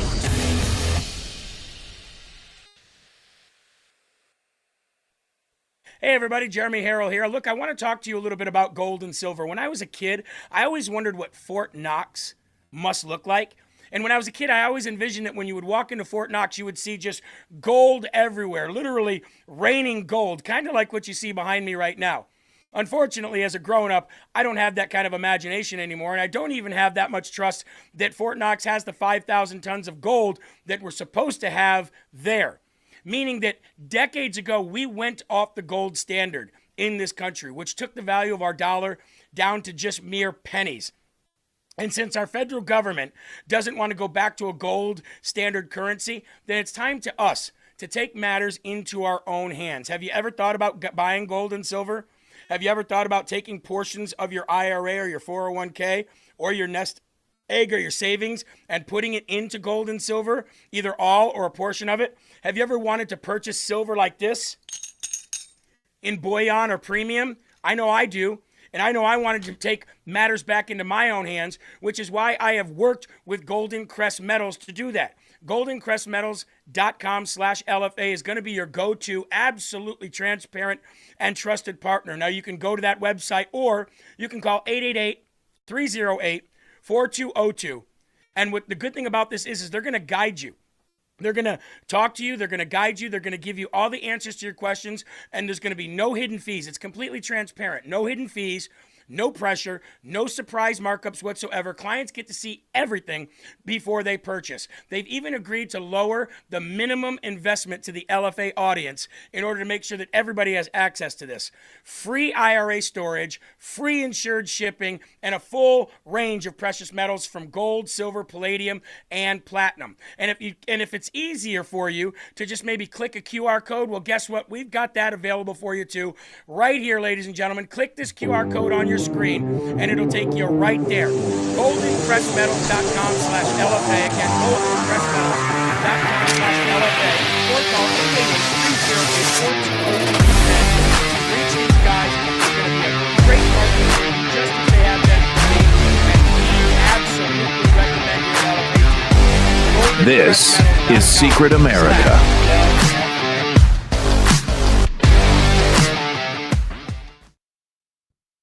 Welcome, everybody. I'm Jack Danger along with Jay Gatling. And Jay, as you can see, I am in the Secret America news studio today here in New York. You can see the Empire State Building out the window. And you can also see right here the our top 3 stories that we put up on the storyboard right here. We got a trans gunman terror plot. I mean, we got lunatics scaling the Empire State Building. And of course, the House taking a 5-day vacay. So you know how that goes. But, you know, here on Secret America, we do not plan things. These are just the top 3 stories. We may not talk about any of them. Who knows? Because we like to keep things fresh. Yeah, I know, but we have to talk about the Empire State Building. Come on. We have to. Who said we have to? This I say is a spontaneous show. No, you know what? Now we're not talking about it. We're not talking about it now. All right. I'm going on my 5-day vacay. All right, so Jay's gone for the day. He's the House is what we're doing. We're role playing. He's the House. I'm the president. I'm going to continue to work. He's going to leave. There you go. You could be President Trump. I'll be Mike Johnson in the whole house, and I'll take I would off. actually much rather be the house. 5-day vacay, paid vacation. Shit. It's You so can true. give It's such a- yourself. Jay, what other job can you give yourself a vacation? Not many. I'm voting. You know what, Jay? I'm voting. I'm going on a vacation. 6 months. I'll be back in 6 months. Yeah, it is a good point that you just made, though, when joking around, when you said, I'm the president, I'll still be working. He does keep working. He never stops, ever. He never And gets a I don't care vacation. When does he get a vacation? He never stops working. I mean, I remember Biden would disappear for like a couple of weeks at a time. Like, where is this guy? We need, we Find him need on the proof of, beach. we need proof of life. Like we need proof of life on Mitch McConnell with Joe Yeah. Biden. People thought Biden was a dead seal. Many a time they had the fish and wildlife were called because they thought they saw a dead seal on the beach. Turned out it was Joe Biden. Unbelievable. And people break on Trump. He's sleeping. He's this. The guy doesn't stop. He's in North Dakota today. Did you see him getting escorted with the horses? From No, I did not. You have to see that. He went to the Teddy Roosevelt, I think, museum or whatever it is up there. I saw him talking to the virtual to the Teddy AI. Roosevelt. That was funny. That was pretty cool, right? But he got escorted by like their Rough Riders, I think they call them, like a horseback, like escorting the beast. Interesting. Pretty cool. Horseback. Yeah. Hey, That's what whatever they ride works. up there. That's pretty cool. Sounds Yeah, good it was to me. really cool. That was at the real library. Quick. Yeah, Real library. quick, I want to talk about our sponsor real quick, maxassociates.etsy.com, the #1 place for USA Pride gifts and patriotic apparel. Scan the QR code at the top right or go to maxassociates.etsy.com. The deal right now, 20% off your order and free shipping anywhere in the United States. Why support another company? This company barely makes any money because they give you 20% off your order and free shipping anywhere in the United States. Not only are you not going to get that anywhere else, but you're also not going to get the selection. Okay. This place, Max Associates, has everything you could possibly want if you're looking for anything that has to do with America. I mean, shirts, it's got mugs, it's got cell phone cases, bags, it's got hats, flags, anything you could possibly want. And it's got specific stuff to show who you are, show your patriotism, let people know where you stand. This is the 250th year of America, of the United States, the country you live in, the country you love. Show how much you love it. Go to maxassociates.etsy.com right now and buy everything in the shop. Buy one for Jay, too. He needs more America stuff. All right, maxassociates.etsy.com. Thank you very much. Yeah, I need more stuff with the American flag on it because I don't have enough. Yeah, I know. I mean, I never see you wear shirts with American flag on the shoulder, Jay. I need some more. I need some more. All right. But hey, Jack, one real quick. Maybe if you order today, you still might have a shot maybe of getting it before Saturday. I don't know. Actually, I believe you can only because Max Associates, not only do they do the free shipping, but their shipping is actually rather fast compared to most. Usually, if you order it, they don't even ship it for 5 to 10 business days at other places. Max will ship it like that. You might get it by Saturday. You might still get it by Saturday. But I can tell you will want it for the midterms also. You're going to want to support the, for the midterms. And this whole year is America 250. It's not just one day. It's the whole damn year. So celebrate. Order maxassociates.etsy.com. All right, Jay. First, real quick, let's talk about this trans gunman thing. Okay. Apparently, and I'm just going to go through a little summary of what happened because a lot of people don't know about this. Las Vegas cops busted a transgender gunman who allegedly planned a casino massacre using a huge cache of weapons. Allison Howlett, who was 36, was born a man but lives as a woman, was arrested Saturday on charges of making terroristic threats, assault with a deadly weapon, auto theft, gun theft, and other offenses. The wild story unfolded shortly after 9:30 a.m. on Saturday when Hallett's former spouse, who is female, called police to report Hallett had stolen her car and the vehicle had numerous firearms already loaded into it. I'm going to show you, Jay, a picture of the firearms. And these firearms are massive. I mean, you want to talk firearms? This person, I thought they were against. I thought trans people were against the second. I thought the Democrats were against the Second Amendment. But look at this shit. Take a look at this shit. This is the cache of weapons that they had. I mean, you're talking, there's AR-15s. There's all kinds of rifles and shotguns, handguns, 9mm, 40 cals. Look at that. I mean, they got the clips. You got everything you could possibly need to kill lots and lots of people. And that was the plan. The plan was to kill lots and lots of people. Let's check out some of the other pictures. That's her or him right there. Okay, that's a guy that is, dressed as a woman. But get this, this person was getting ready to kill as many people as they could in a casino, which could be upwards of a few hundred people. Bail's only set at $500K. $500K is the bail for them just barely catching you, not killing 500 people. That's the bail. This is the poster case for no bail. Really? Yeah. Yeah. I mean, how what no if she bail? gets the 500 bail and goes out and then actually kills them? That was her plan, was to kill them and then kill herself. I mean, obviously, she's going to have to find new weapons. Or it's he. That's a guy, right? That's a guy. Yeah, it's a guy. Yeah, it's a guy. I don't want to call it she. See, you can tell by the tits. There are none. Yeah, it's a man. So I don't know how he got those weapons, legally, illegally. We don't know yet. Maybe we do, Jack. I don't know. But Jay, that's the problem right there. If you are transgender, that should adjudicate you mentally ill and not be allowed to have weapons. Exactly where I was going. Democrats always screaming about background checks for the mentally ill. Mentally ill people get guns. Well, trans is mental illness. So anyone who is trans, I agree with you, Democrats should not be allowed to have a gun because they're mentally ill. I agree. Absolutely. Mentally ill people shouldn't have firearms.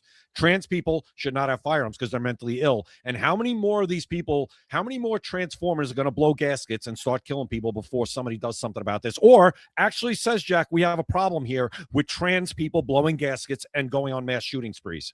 Well, I mean, they're all mentally ill, so they're all ticking time bombs. It's just a matter of when and what sets them off. See, when you have a mental illness called gender dysphoria, it is not that you were put in the wrong body. Chopping off your tits and growing some tits and chopping off your dick is not going to change your mindset. Your mindset is mentally ill. That's why you think you're in the wrong body. It's a total mental illness, and they should not be allowed to have firearms. And I don't understand why Trump hasn't put out an executive order saying, nobody that's transgender should be allowed to have firearms. And let's take it to the Supreme Court, see what happens. Yeah, it worked out yesterday with trans and trans athletes. Let's try it again with this. And how about this? Add in the drugs and the hormone blockers and everything else that they're on. Oh yeah, to mess with your mind. Actually, yeah. Oh man, that stuff can testosterone, that kind of stuff, and even the for the women that are coming to men, and the hormone blockers that mess with your psyche. A lot of those side effects are suicidal and homicidal ideations. That can get. I mean, just that alone, mixed with the mental illness, can really fuck up your head. But Jay, $500,000 bail, I think, is the biggest problem here. This person owned a house, right? They could put up their house for bail, go out and kill all these people, and then their plan was probably to kill themselves. So who cares if they put their house up for bail? They could put their house up for bail right now, go to that casino, kill themselves and many others, and then they still got their plan because this judge gave them $500,000 bail, which, by the way, with a bail bondsman is only $50K.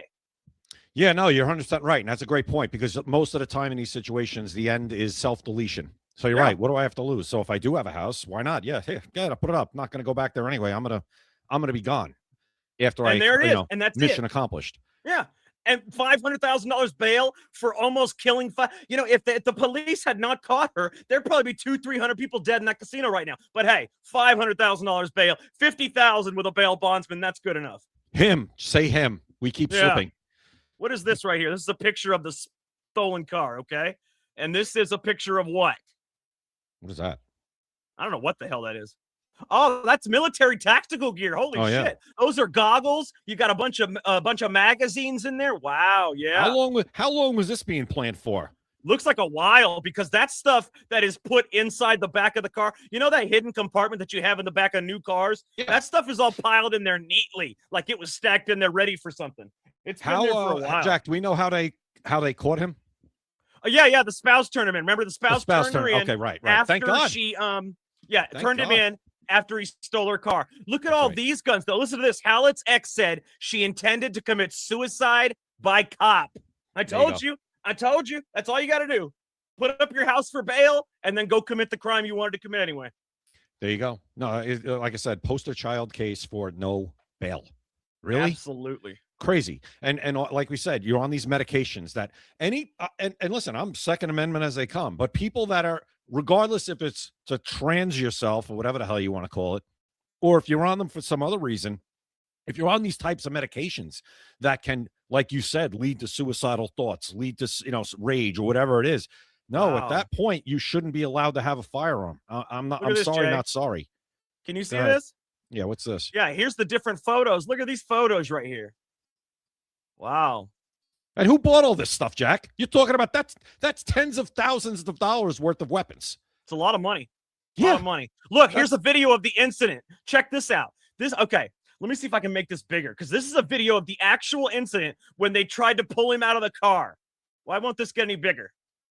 No, There's no. That's weird. There's no maximize button or nothing. Yeah, just play it. See if you can kind of see it. Let's see. That sucks. All right. Let me go back. Listen. I haven't villainized you. I swear to God, if the FBI doesn't come and fucking arrest me, there's gonna be a fucking mass shooting. There's going to be. Whoa, did you hear that? Yeah, if they don't arrest me, it's one gonna be a day mass there's shooting. not gonna be enough fucking comeback. There's no way I'm gonna pull this shit back, rein it back in. There's one day you're gonna be to piss me the fuck off, and it's gonna be the last fucking straw. I swear to God. Wow, that is one angry person. Let's take a look at the confrontation with the cops. All right, yeah, let's no, dude, no. Okay, I'll get out, please. Hold out. All right. Now, the reason that she was jerked out of that vehicle is because the cops commanded that person to get out of the vehicle several times. He did not listen. He even asked the cops for a drink of water, which was insane. But let's see. Look at these guns. Look at that. Is insanity right there. And look, this is when they were still in the car and the commands were still being said. Get out of the car. Get out of the car. Hands up. But he wouldn't do it. There's no audio for this one. Yeah. Wow. Absolute insanity, man. Wow. Yeah. Well, I mean, there you go. There you go. The trans gunman has been caught only because she had a domestic dispute with his significant other. Had that not happened, 200, 300 people in a casino could probably be dead right now. And the judge gave him $500,000 bail, which when you hear 500,000 sounds like a lot. It's not. It's 50,000 with a bail bondsman. You put up your house, you're going to commit suicide anyway. Hold on. The bail is different. Let me just, there was differences. And I'm a little rusty. There's bail no and bond. There's bail. What's the difference? Bail might be 500K bail. No. Bail is when you pay the money and then you get it back if you show up to court. That's what the bail is. So he has to put up 500K or 15 or 10% with a bail bondsman. You pay the bail bondsman. Actually, Jack, I'm reading it right now. It says, okay, so full cash bail, right, would be 500,000. And we don't know that. Bail bond posts the 500K to the court. So in this case, it's typically around 50 grand. Yeah, that's what I said. Yeah, 10%. You give 10% to the bail bondsman, $50,000. So that 500,000, you can put it up yourself. But the reason you pay a bail bondsman is because you only have to pay a fraction of the cost. But that 50K you give the bail bondsman is non-refundable. A 500K you pay to court is refundable if you show up to court. But if you pay the bail bondsman 50K and you don't show up, the bail bondsman gets to keep whatever you have for collateral and gets to keep the 50K or whatever you put up for the collateral and get their money back once they go hunt you down. And that's what bondsmen do. Like the bail bondsman, they go and then hunt you down like Dog the Bounty Hunter. That's what bounty hunters do. So this wasn't cash bail that we know of? No, it could be. It was cash bail, then it's 500K. Yeah, no, it's both. It's either you put up the cash bail or your house or whatever, or you get a bail bondsman and pay 10% and the bondsman pays the rest. All right. Yep. So they could have paid 50K, but see, the difference is the bondsman keeps the 50K. You don't ever get that back. So that's why most people choose, if they have the money, to just pay the entire cash bail, because then you get that back if you show up to court. Right. Okay. Well, I don't know what happened in this case, but regardless, there should be no bail. No, nothing happened in this case. Person's still in jail. No, so they didn't pay it yet. Not yet. No. There shouldn't even be an option. That's our point. I don't know how 500K. That's only 1,000 for every person that probably would have died in that place. It's crazy. There should absolutely no chance for bail. There should be no bail here. This is not. That's it. No bail. You're being held. Okay, let's say there is bail because nobody was hurt. Okay, because they caught you early. Still 500K. That's what they give to people that are caught with a kilo of cocaine. All right, not caught with a cache of weapons that were could kill on an enormous scale, and that you were planning a kill, and then you hear this audio. I mean, are you out of your mind? This person was insane and angry. And Deb makes a good point. He'll have a GoFundMe that'll take care of it. Oh, I'm sure. Oh, I'm sure. They'll bail him out, and then he'll get to go. What they'll do is they'll bail him out, and this is the God's honest truth. If you want the truth, this is my opinion. They are going to bail him out with these funds, like the Minneapolis, bail bond funds. They are going to buy him new weapons and facilitate whatever the hell he wanted to do. Most likely, if you want the truth. It's sick. No, it is very sick. It's sick. No good. No good. If I'm the judge, I don't know how I would sleep at night, hoping that this person doesn't get out and do something. Even if it's not on that grand scale, even if they kill one person, even if they kill their domestic whatever partner you want to call it in this case, this person should not be out ever. Well, Jay, how would you like to see? How would you like to see something that's also going to make it to where you can't sleep at night? This is very interesting right here, Jay. I think you're going to like this. Okay, this is the problem with the left. I'm going to show it to you right now. Okay, you see this right here? Yeah. Have found the problem with the left. They have micro penis syndrome. Okay, if you're left leaning, you tend to have a small dick, and you can see that right there. They have small dick syndrome. All right, and that's proof positive right there. You see that right there? That doesn't even look like. I don't. I want to unsee it. It looks like a nub. In fact, Jay, that looks like an outward testicle. It doesn't look like a penis. It looks like an outward testicle. So let me say, when I say that the reason that the left is so mad is because they have very small penises. That's why they want to be women. So rather than show people their penis, they chop it off because their penis is already so small that it angers them. You know, when people have like penis envy, or if you have small penis and you're always angry and you always want to act like you're the big bad guy because your dick is small. So you want to prove that you're a big bad guy. Well, this person is the epitome of the left, Yeah. Take it off the screen, please. Yeah, let's look a little more. Look at that. Watch it jiggle. Pretty crazy. And this is in public. By the way, where is this? This is in front of kids, by the way. Many kids. Where is this? I have no idea, but I can tell you it's in front of kids. Yeah, this kid's walking. It's in public. Well, look, and you notice there's a girl's tits, and you notice it's only ugly people. It's ugly. You never get to see a nice pair of tits at these parades. How come, Jay, I never get to see a nice pair of tits? It's always somebody with tits down to their knees. It's always some guy with a dick that's more inward than outward. What is going on here? I don't care what the guy's dick. I don't want to see it regardless. But the point is, Jay, you basically can't see it. So there we are. But look at her tits. They're all uneven. They're cattywampus. Look at them. I don't know. It's meant. These people are all mentally ill. All of them. Not only do they show this shit in front of kids, but they make kids think that this is the norm.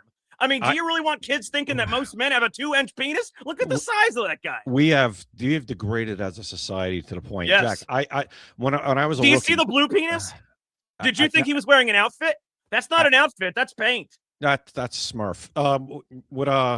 Now I know what a Smurf looks like naked. Jack. Yeah. Look at the blue penis. All right, listen.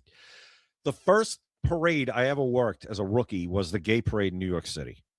And you would see things there that were outrageous, but they weren't allowed to do this. Yeah, why are they allowed to do this without any repercussions whatsoever? I don't know. This is against the law. Public lewdness. They would wear crazy outfits. And I got to be honest with you, and as a heterosexual male, most of the men marching in the gay parade back then were in good shape. Real good shape. Why is it now ugly men with small dicks, and then it's always ugly women with tits down to their knees or a bush coming out of their underwear? It's terrible, Jay. Honestly, I don't think I would even be upset if they had these parades if it was some good-looking people. If I saw a nice pair of tits, maybe a good ass, but you don't see that, Jay. Ever. I don't know. I just don't understand why they're allowed to walk around like this. Especially if they're ugly. Right. Throw that in there. Pass an ugly law on top of it. I don't care. This needs to at least stop. if they're ugly. It's bad enough if you walk around like this, Jay. But if you're ugly. This belongs behind closed doors or in a club where only adults can go. That's it. No. This doesn't belong anywhere. Look at those small penises. They look like Vienna sausages. Go do what you want in the privacy of your own home, or go pay for it somewhere. But to do this in public, like I said, I don't know where this is. This is it. What are those signs, Jack? Is this in America? Who the hell is Denny Blaine?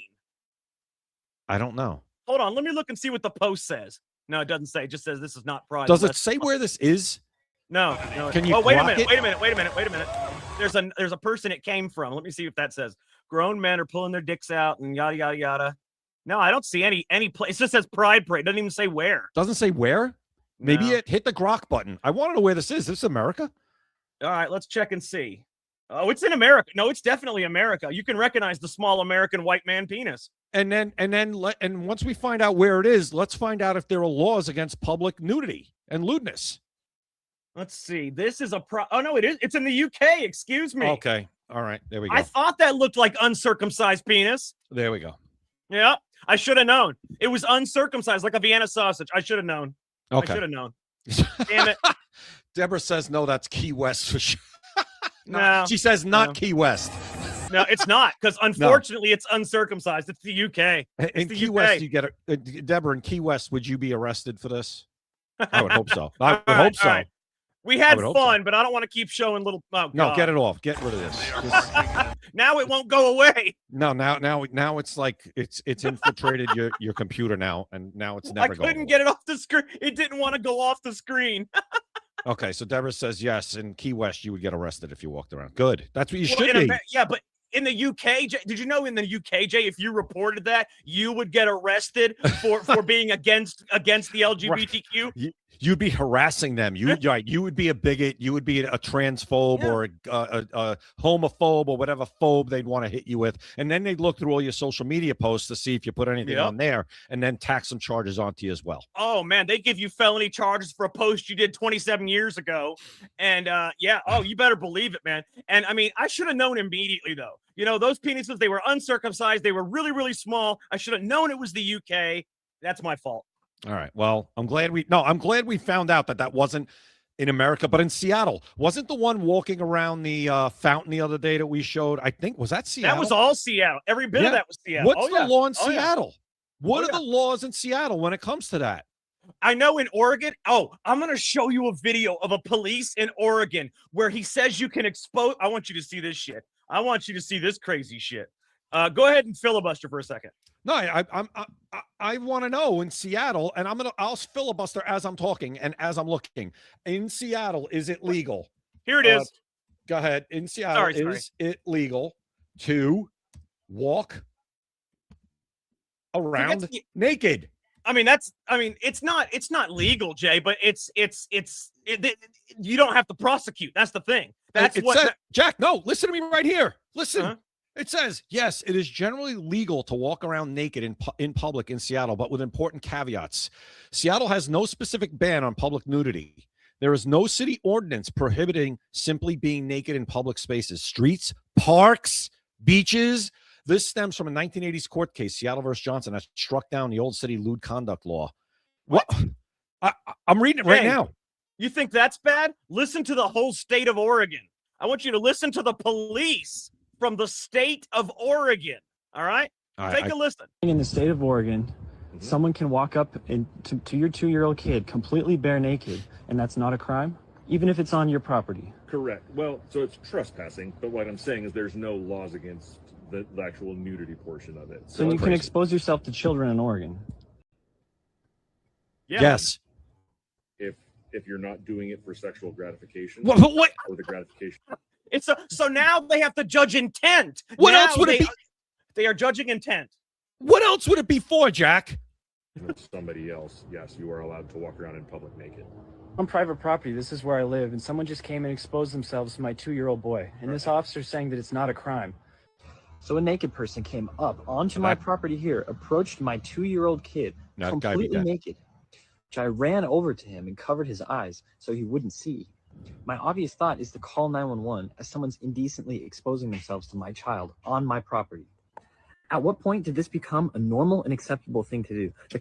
Absolutely. A cop right there in Oregon just told you the entire state of Oregon allows public nudity in front of children as long as you're not whacking off. I don't even know what to say. I couldn't be a cop there because I would not be able to wear that uniform and give somebody that explanation with a straight face. I would have to That's go. Oregon. I'm turning my gun and shield in. I can't How do many it. states I can't do allow it. public nudity? We're going to look It's at this. insane. How many states allow public nudity? This Let's is see. all, Jack. Yeah. This is all on the road to this minor attracted person crap, where they want to make pedophilia legal. That's what this is. Let's see. Yeah, you're right. You're right. So the main ones are, let's see. Okay, so it's not in a lot of places, but in California, it's legal. Vermont, Kansas, Oregon, parts of New York, Texas, cities like Austin or Seattle and Washington. I know you're allowed to be topless if you're a woman here in my area of North Carolina, but I don't mind that. That's an okay law. Well, depends. It definitely depends. It depends. You should have a if they're going to judge intent, like in Oregon, they should also judge looks. You know, we're trying to have fun with this, but the fact that guy, his 2-year-old kid, and this guy goes up, there is no other reason for anyone to walk up to a child and expose themselves other than for some kind of sick sexual gratification. No. There isn't. And it's all because, Jay, they want to normalize pedophilia. That's what and they're taking it one step at a time. That's what I just said. This is all on the road to that's the end game. It will be normalized, Jay. I'm sorry to say it will, whether we want it to or not. They have more access to the media than we do, and the media is what controls the country. Even though social media helps, the media can get it out to everybody. Another reason to get out and vote, because the Democrat Party would tell us, no, it's okay. The Republican Party at least will say, no, we're not tolerating this. They won't do anything about it, but they'll say no. At least we won't say it's okay, and we won't pass laws saying it's okay. That freaking guy, the one Scott Wiener, the one in California that's taking over for Nancy Pelosi, the one who's getting yelled at about Free Palestine now because he's not all the way on the left and he's not that crazy, whatever, right? That dude just, I think, was the vote that stood in the way of saying that. I think it was people that are sex crime, convicted of sex crimes can't run for public office. If they're on the sexual registry. Voted down a bill to ban registered sex offenders from public office. Are you kidding me? This is what I'm talking about. So if you're a sane person, I don't, political ideology, you don't like some things here, you don't like something on this side. But if you're a sane person, the Democrat Party doesn't have a place for you as a sane person. It's that simple. No. And that's evident by the most extreme socialists being elected every chance they get. They're electing the most extreme socialists they can. They just did one in Colorado. So, it's out of this world. Jay, I'm going to switch subjects for a second. Do you want to know why egg prices were so high, why you were paying so much for eggs? Do you know why? Why you were paying so much for eggs, Jay? Do we have specific reasons? I know they were culling chickens.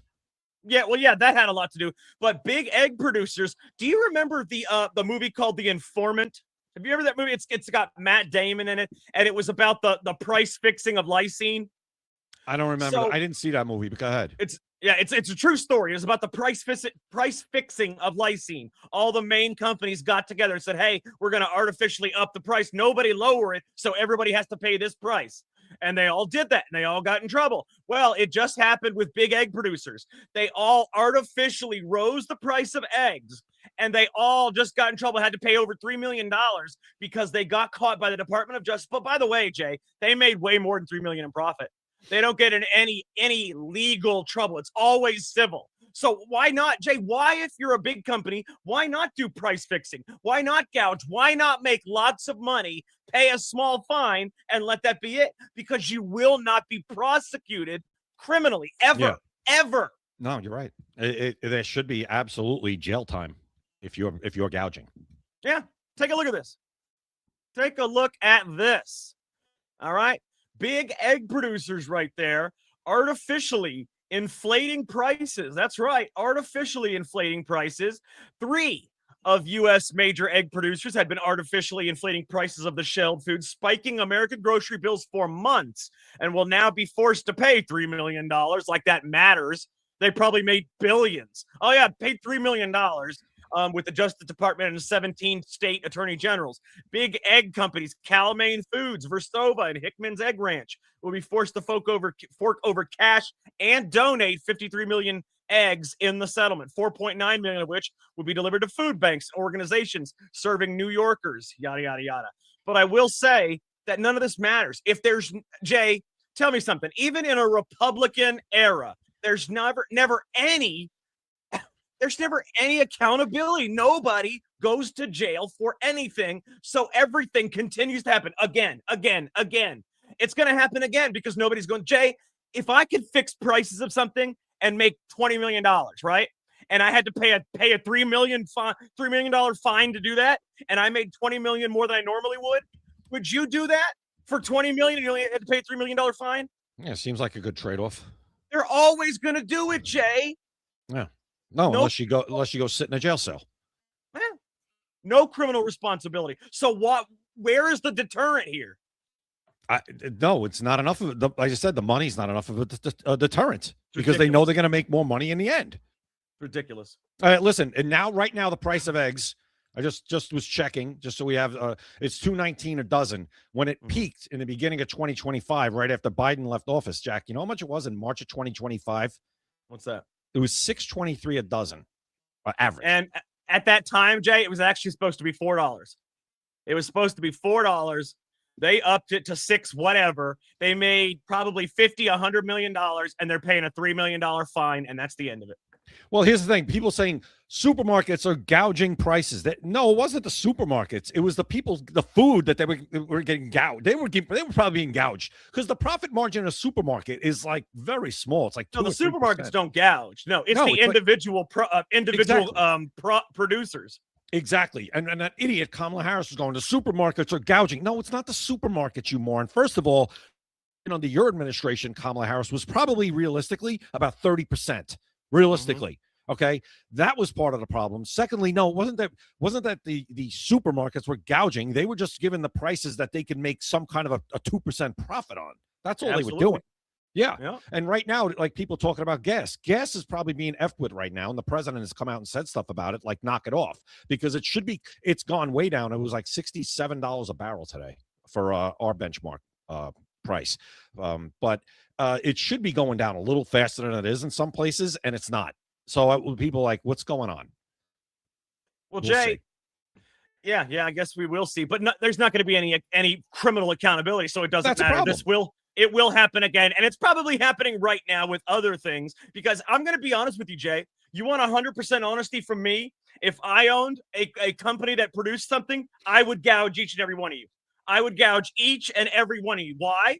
Because I'd only have to pay a small fine. I'd make a massive amount of profit, and I'd only have to pay a small fine. No criminal liability. And then guess what? I'd gouge you again after they fine me. I would gouge you until they forced me to stop. I guess. Oh, Jack, what are the statutes? What are the laws? Well, meat is up because you can't do it. It's illegal. No, I'm saying the laws. Like, what are the penalties if you are found guilty of doing this? Are there options of jail time, or is it just fines? It's civil. It's not criminal. Oh no, it's a criminal act. In fact, then why aren't they? Pull it up. Go ahead, because if it's not just if it's criminal law, there should be jail time as far as sentencing. All right, I'm going to look up what are the federal criminal penalties for price fixing a product. How about that?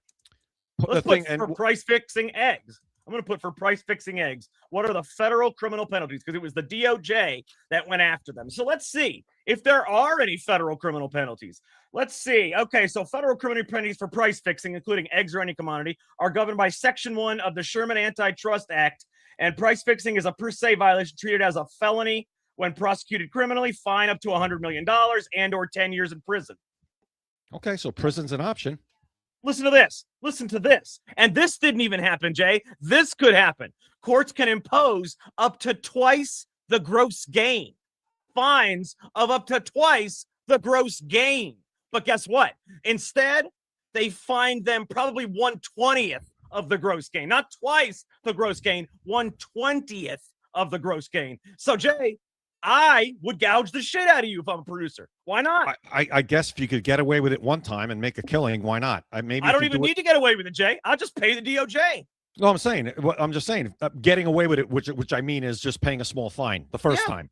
Oh yeah, maybe and I'll do it again. If they caught me again, I'll just pay a bigger fine. Well, until they say I'm going to throw your ass in jail. You should be in jail. They'll throw me in jail. I'll have my VP start gouging you. I mean, I'm going to gouge if I was a producer, I'm gouging the shit. If the DOJ and the states ain't going to do shit, I'm going to force them to do something. Well, I'm glad you're not a producer. Well, I may be. I think I might just now get into a production of some kind of product so I can gouge the shit out of you. Go buy a bunch of chickens. Oh, hell no. You know how much work that is? Man, they're so needy, brother. They are needy. Oh, I wouldn't know. I'm not a farm person. I've been a suburban, person my whole life out here. But as far as like people talking about meat, well, meat's a problem right now. You got screwworm, right? And you got the fact that we're our lowest, I think, cattle, and like we got the screwworm. What the name? Yeah, screwworm. I know. I don't know who named that, but maybe it looks like a screw. Is that what it is? I think it's because when it goes in, in like the shape of a screw. Burrows like a screw. Yeah. Okay. Burrows like a screw. Yeah. Gotcha. Okay, but there's a couple of reasons for that. It screws you. It does screw you. Well, right now it's screwing us because beef prices are high. So if you like to eat steak, yeah, you're paying a lot more for steak. The screwworm, believe it or not, and this is what they're not telling you, the screwworm is not that big of a problem.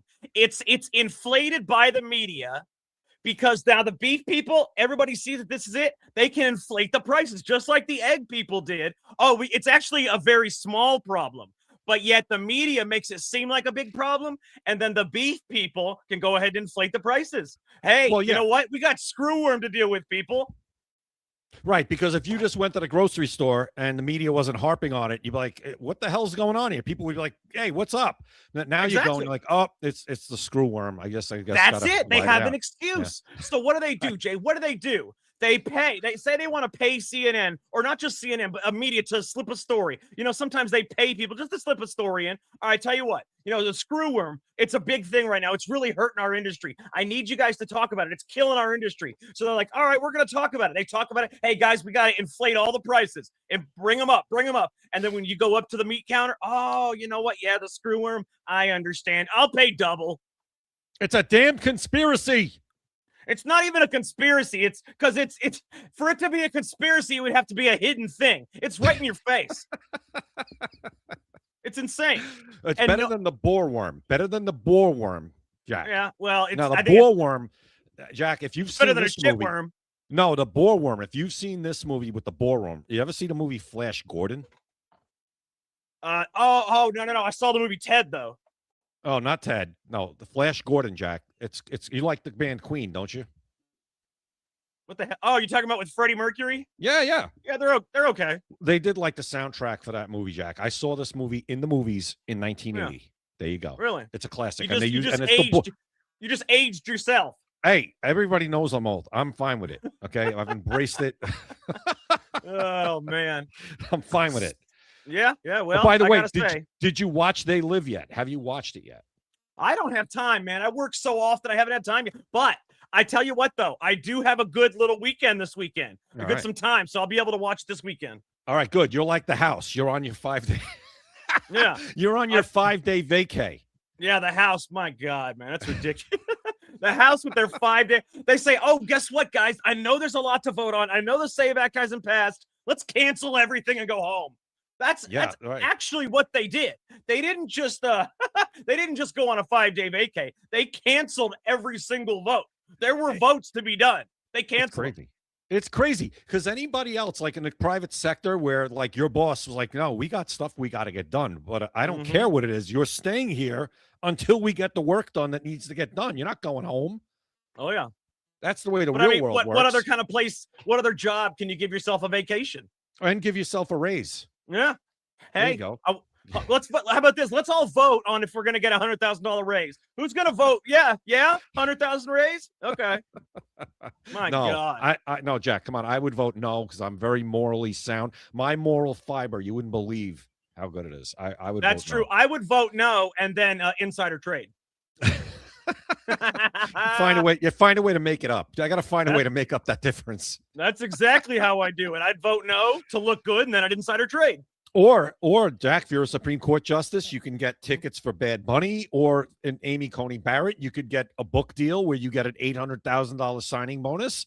Why not? Man, you know how hard it is to get a book deal? Dude, I'm writing a great book right now.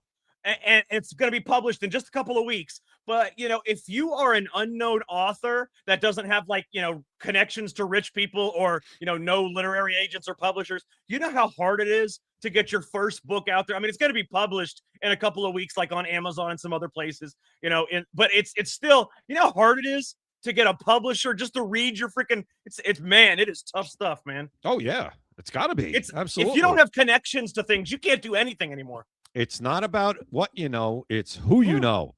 Exactly. Just like with what Denzel Washington, it's not about what you know, it's what you can prove. It's all the same thing. Yeah. Well, if there's no quid pro quo, a Supreme Court justice can get Bad Bunny tickets or $800,000 for a book deal. Why not? Absolutely. Well, hell, if Joe Biden can get $50 million for a book deal or whatever the hell he got, dude can't even speak sentences, but yeah, he's writing books. Or Hunter Biden can get paid $500,000 for some painting that you could basically make by throwing stuff against the wall. Okay. If I had ever seen money laundering in my life, if I had ever seen quid pro quo by presidential influence in my life, it is, hey, give my son $500,000 for his finger paintings. Are you kidding me? There are kindergartners that do that same amount of work. They don't get $500,000. Yeah, they're flipping out, Jack, because President Trump's making a killing on crypto and the stock market. And he said today, because I don't think anybody ever asked Biden once if he was profiting off the presidency or if his family was profiting off his presidency. Not once. Today, President Trump got asked the question, and he said, you have a 401k, right? He's like, I have a lot of money, and I invested it in 401k and blah, blah, blah. He's like, you have a 401k, right? It's up about 85%. Thank you very much, President Trump. Yeah. Hell yeah. I got to say. And Meg, I want to thank you. She said, good luck with the new book, Jack. I want to thank you, Meg. And Meg, I will be expecting to see your purchase for that book. Since you congratulated me, you are now obligated to buy one. Man. Meg, you're on the hook. Now you're on the hook. No, it really is a great book, though. Wait till you guys see it. And thank you, Kate. She said I'm ordering a signed copy. I love our fans. They're such nice people. But wait till you guys see it. It actually is a great book.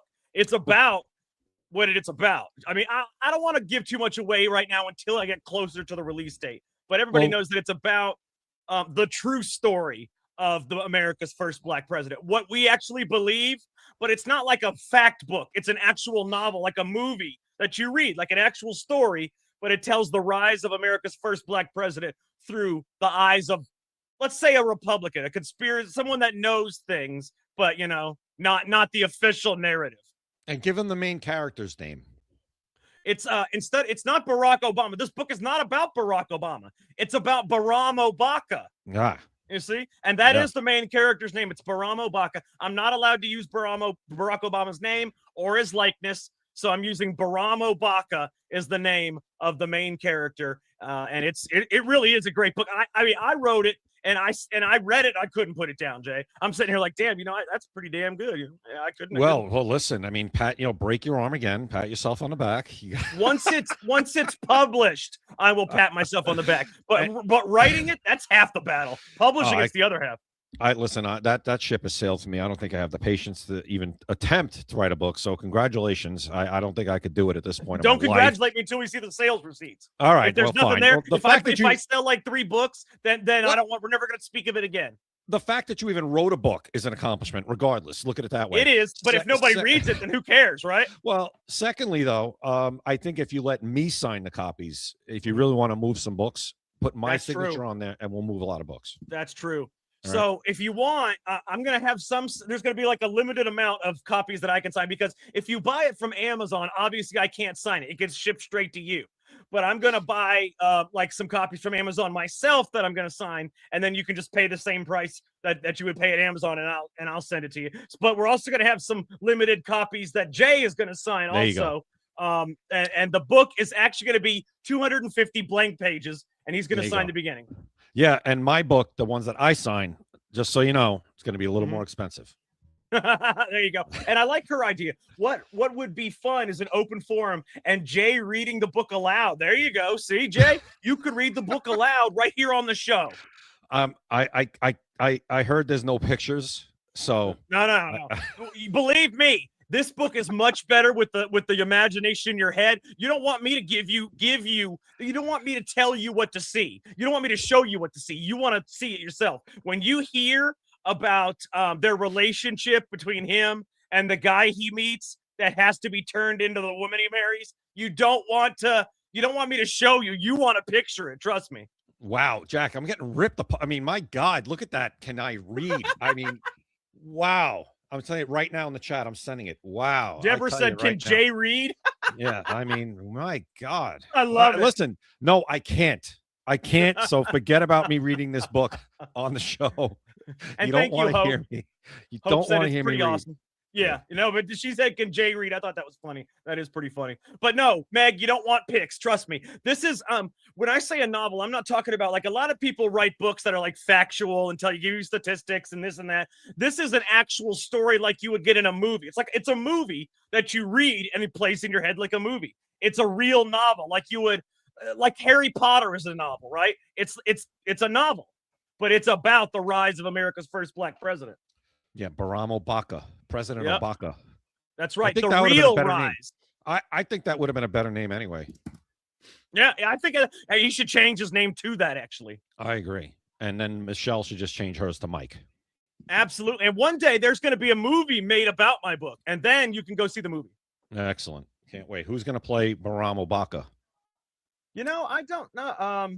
Well, Jack, you should have a white person play Barack Obama. Why not? You know what? I will have a white person play Barack Obama. It's going to be the first black president played by a white guy. Right. Just Netflix will actually pick that up right away for you. Absolutely. Yeah, they like doing stuff like that. Yeah.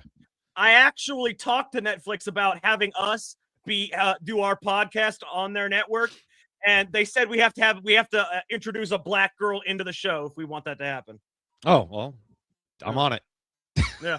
Well, I told them that you would identify as a black woman. Exactly. I'm going to start identifying that way. There we go. See, now if you identify as a black woman, I think we can sell them on the show. Excellent. We'll be on Netflix probably by next month. Absolutely. We have a whole month. $500 million deal, just like Stearns. Oh, Howard Stern's deal. That's a great deal. Great deal. Yeah. Well, Jack, Jack, what else? Go ahead. $500 million. Yeah. He got $500 million deal from Sirius XM. Two separate $500 million deals. The part about that was also that he had to use that money to pay his overhead and his staff. But still, 500 mil, I could make that work. Your overhead and your staff, maybe 2 or 3 million a year? Maybe. Come on. Maybe. You make 50 million a year for 10 years? Maybe. Oh, Jesus. What else other than, do you want to talk about the Empire State Building real quick? Because we're almost out of time. We can, but what is there really to talk about? Two lunatics went up there. Well, I'll tell you what my biggest issue with it is security. It's security. How did these people end up climbing the Empire State Building? When you're on the top, you're up there at the observation tower. I've been up there. Right? Yeah. Yeah. There's a way to scale. They don't need security there because there's not like a ladder or anything. You have to bring equipment if you're going to get up to the. Jack, how do they get that equipment into the building?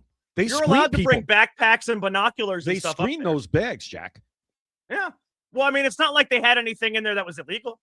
No, but like if somebody looked at that, like, why do you guys got a bunch of ropes? But nobody's ever done that before, so that's why I didn't think about it. Well, maybe they better start thinking about it. Oh, they will. Just like TSA after 9/11, they're going to be checking for ropes. You're going to have to take off and leave your belt, the whole nine. I mean, it's absolutely insane. And I said, just leave them up there. Now you can't leave. Now you got to stay up there. Yeah. And what did it say? It said something about the love of power. The power of love. The power of love, Jack. When the power of love beats the love of power, the world knows peace. Yes. Well, first of all, Huey Lewis should sue because they mentioned the power of love. Actually, it's Jimi Hendrix, from what I understand. The power of love. Is that a Jimi Hendrix lyric? Yeah. It is. Well, it's also a Huey Lewis song, "The Power of Love," from the movie Back to the Future. Yeah. The main. Yeah. It is. Yeah. Hey, guess what, Jay? Good news. Our Kick account was just temporarily suspended. Oh no! What'd you do? Sexually explicit content. Look out. What about YouTube? It was suspended because of the little penises. Unbelievable. How could you even call that sexually explicit? You can't even see the penis. Not only that, it's legally happening. It's happening legally. It's a somewhere parade in the world. in public. In A public. legal parade in public. And we got suspended on Kick because we showed video of a legal parade in public. This is censorship. You can't show what's actually going. They don't want you to see that there's grown men and women walking around in front of kids naked. No. They don't want you to know that exists. Our show, Jay, is actually pretty big. Overall, through a week, if you go through all the platforms, we get about 100,000 viewers a week, sometimes a little less, sometimes a little more. But we are never going to go back to Kick again. I'll tell you that much. I don't care how big we get. They are going to miss out on, if we end up getting millions of viewers, we're never going back to Kick, just like we're never going back to TikTok. They can all kiss our ass, okay? We're not going to give you a second chance after you didn't give us a chance. So Kick, kiss our ass. Kicked to the curb.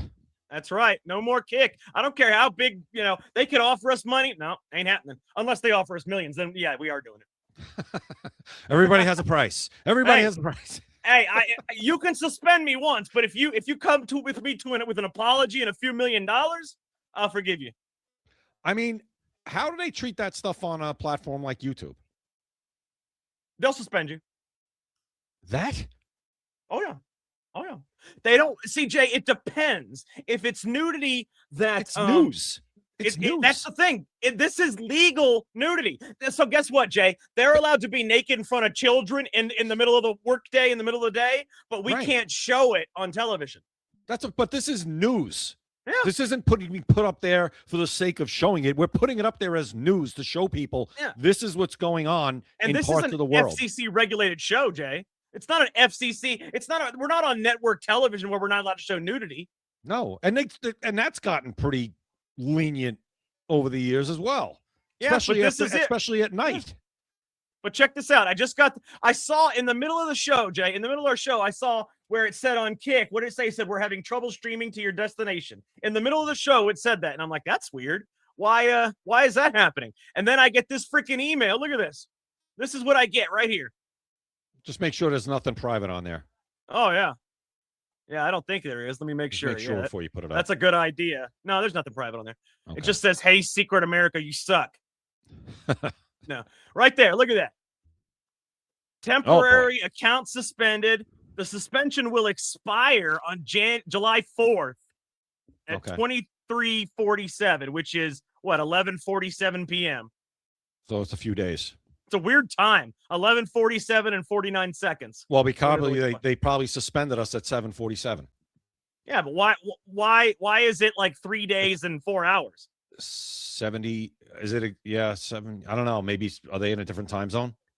Maybe. Even still, that's fucking what time zone is forward in America? I don't know. Maybe they're not in America.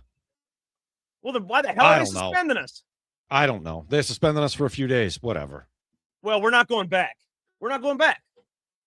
Unless we're getting are we getting a lot of views on Kick? I don't think so. Nobody goes on Kick anymore. Nobody uses Kick anymore. I was only on there because it's, another social media site, but nobody uses Kick. You know who was using it a lot? Who's that? Graham Plattner. Yeah, that's true. If there was ever a reason to stop using Kick, there you go. There you go. They just did us a favor. Thank you, Kick. But by the way, I am from now on going to be denigrating both Kick and TikTok.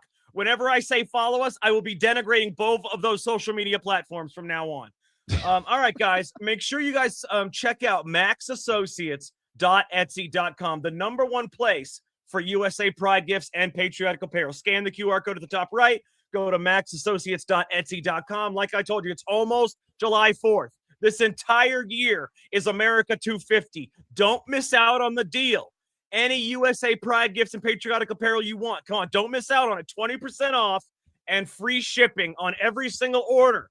Don't miss out on that deal. Anything you want to show your pride for America, show where you stand, show what you mean, and show who you are.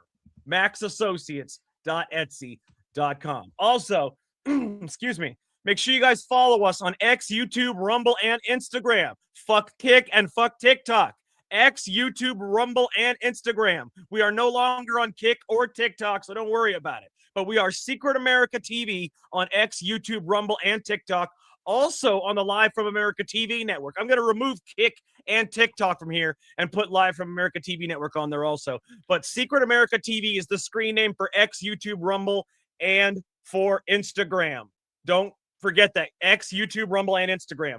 Make sure you guys follow us on there, Secret America TV. We are also live Monday through Friday, every single weekday at 7 p.m. Eastern, which means we will be back live better than ever tomorrow night at 7 p.m. Eastern. All right, guys. Yeah, we are absolutely done with we're done with the woke bullshit media. You know, the kicks of the world, the TikToks. I mean, what is the point of allowing people to do their I mean, you know how much pornography there is on TikTok and Kick? My God. But we show a news clip of some of public nudity that was legal and they suspend us. These places are infuriating. The stuff on TikTok that is the language, the sexual language, the sexual innuendo, the nude, like girls barely wearing anything.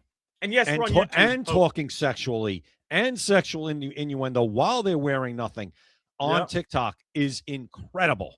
It's ridiculous. And Kick. It's all on Kick, too. They do those live naked streams and shit.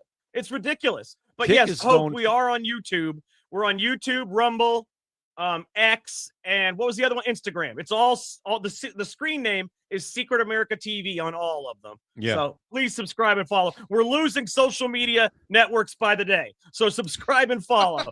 Kick, I mean, on Kick, we didn't get any views because Kick sucks. We might have got like 10 views. So it's not a big loss.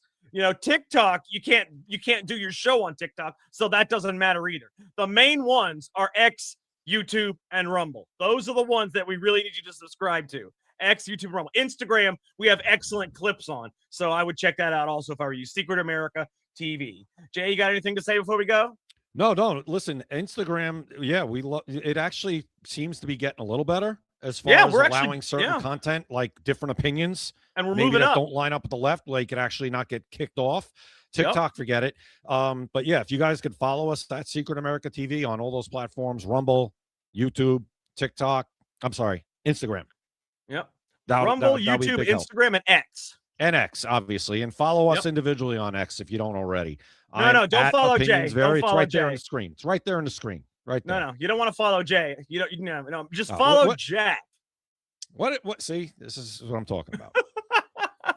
No, guys, if you guys want some, I mean, on Secret America TV, we have some fun content about the show, but on our individual pages also, we have a lot of our own individual fun stuff that we do. You know, like I do news reports. He does fun stuff.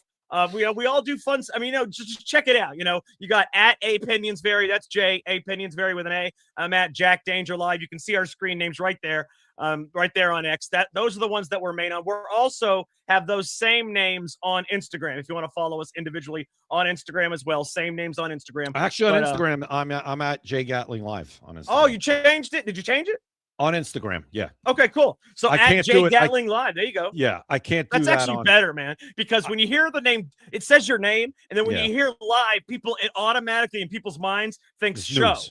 Show, exactly. Podcast, Exactly. So that's why I can't change it. I live. can't change it on. I cannot change it on X for several reasons because of my business account that I have there. So whatever, it's fine.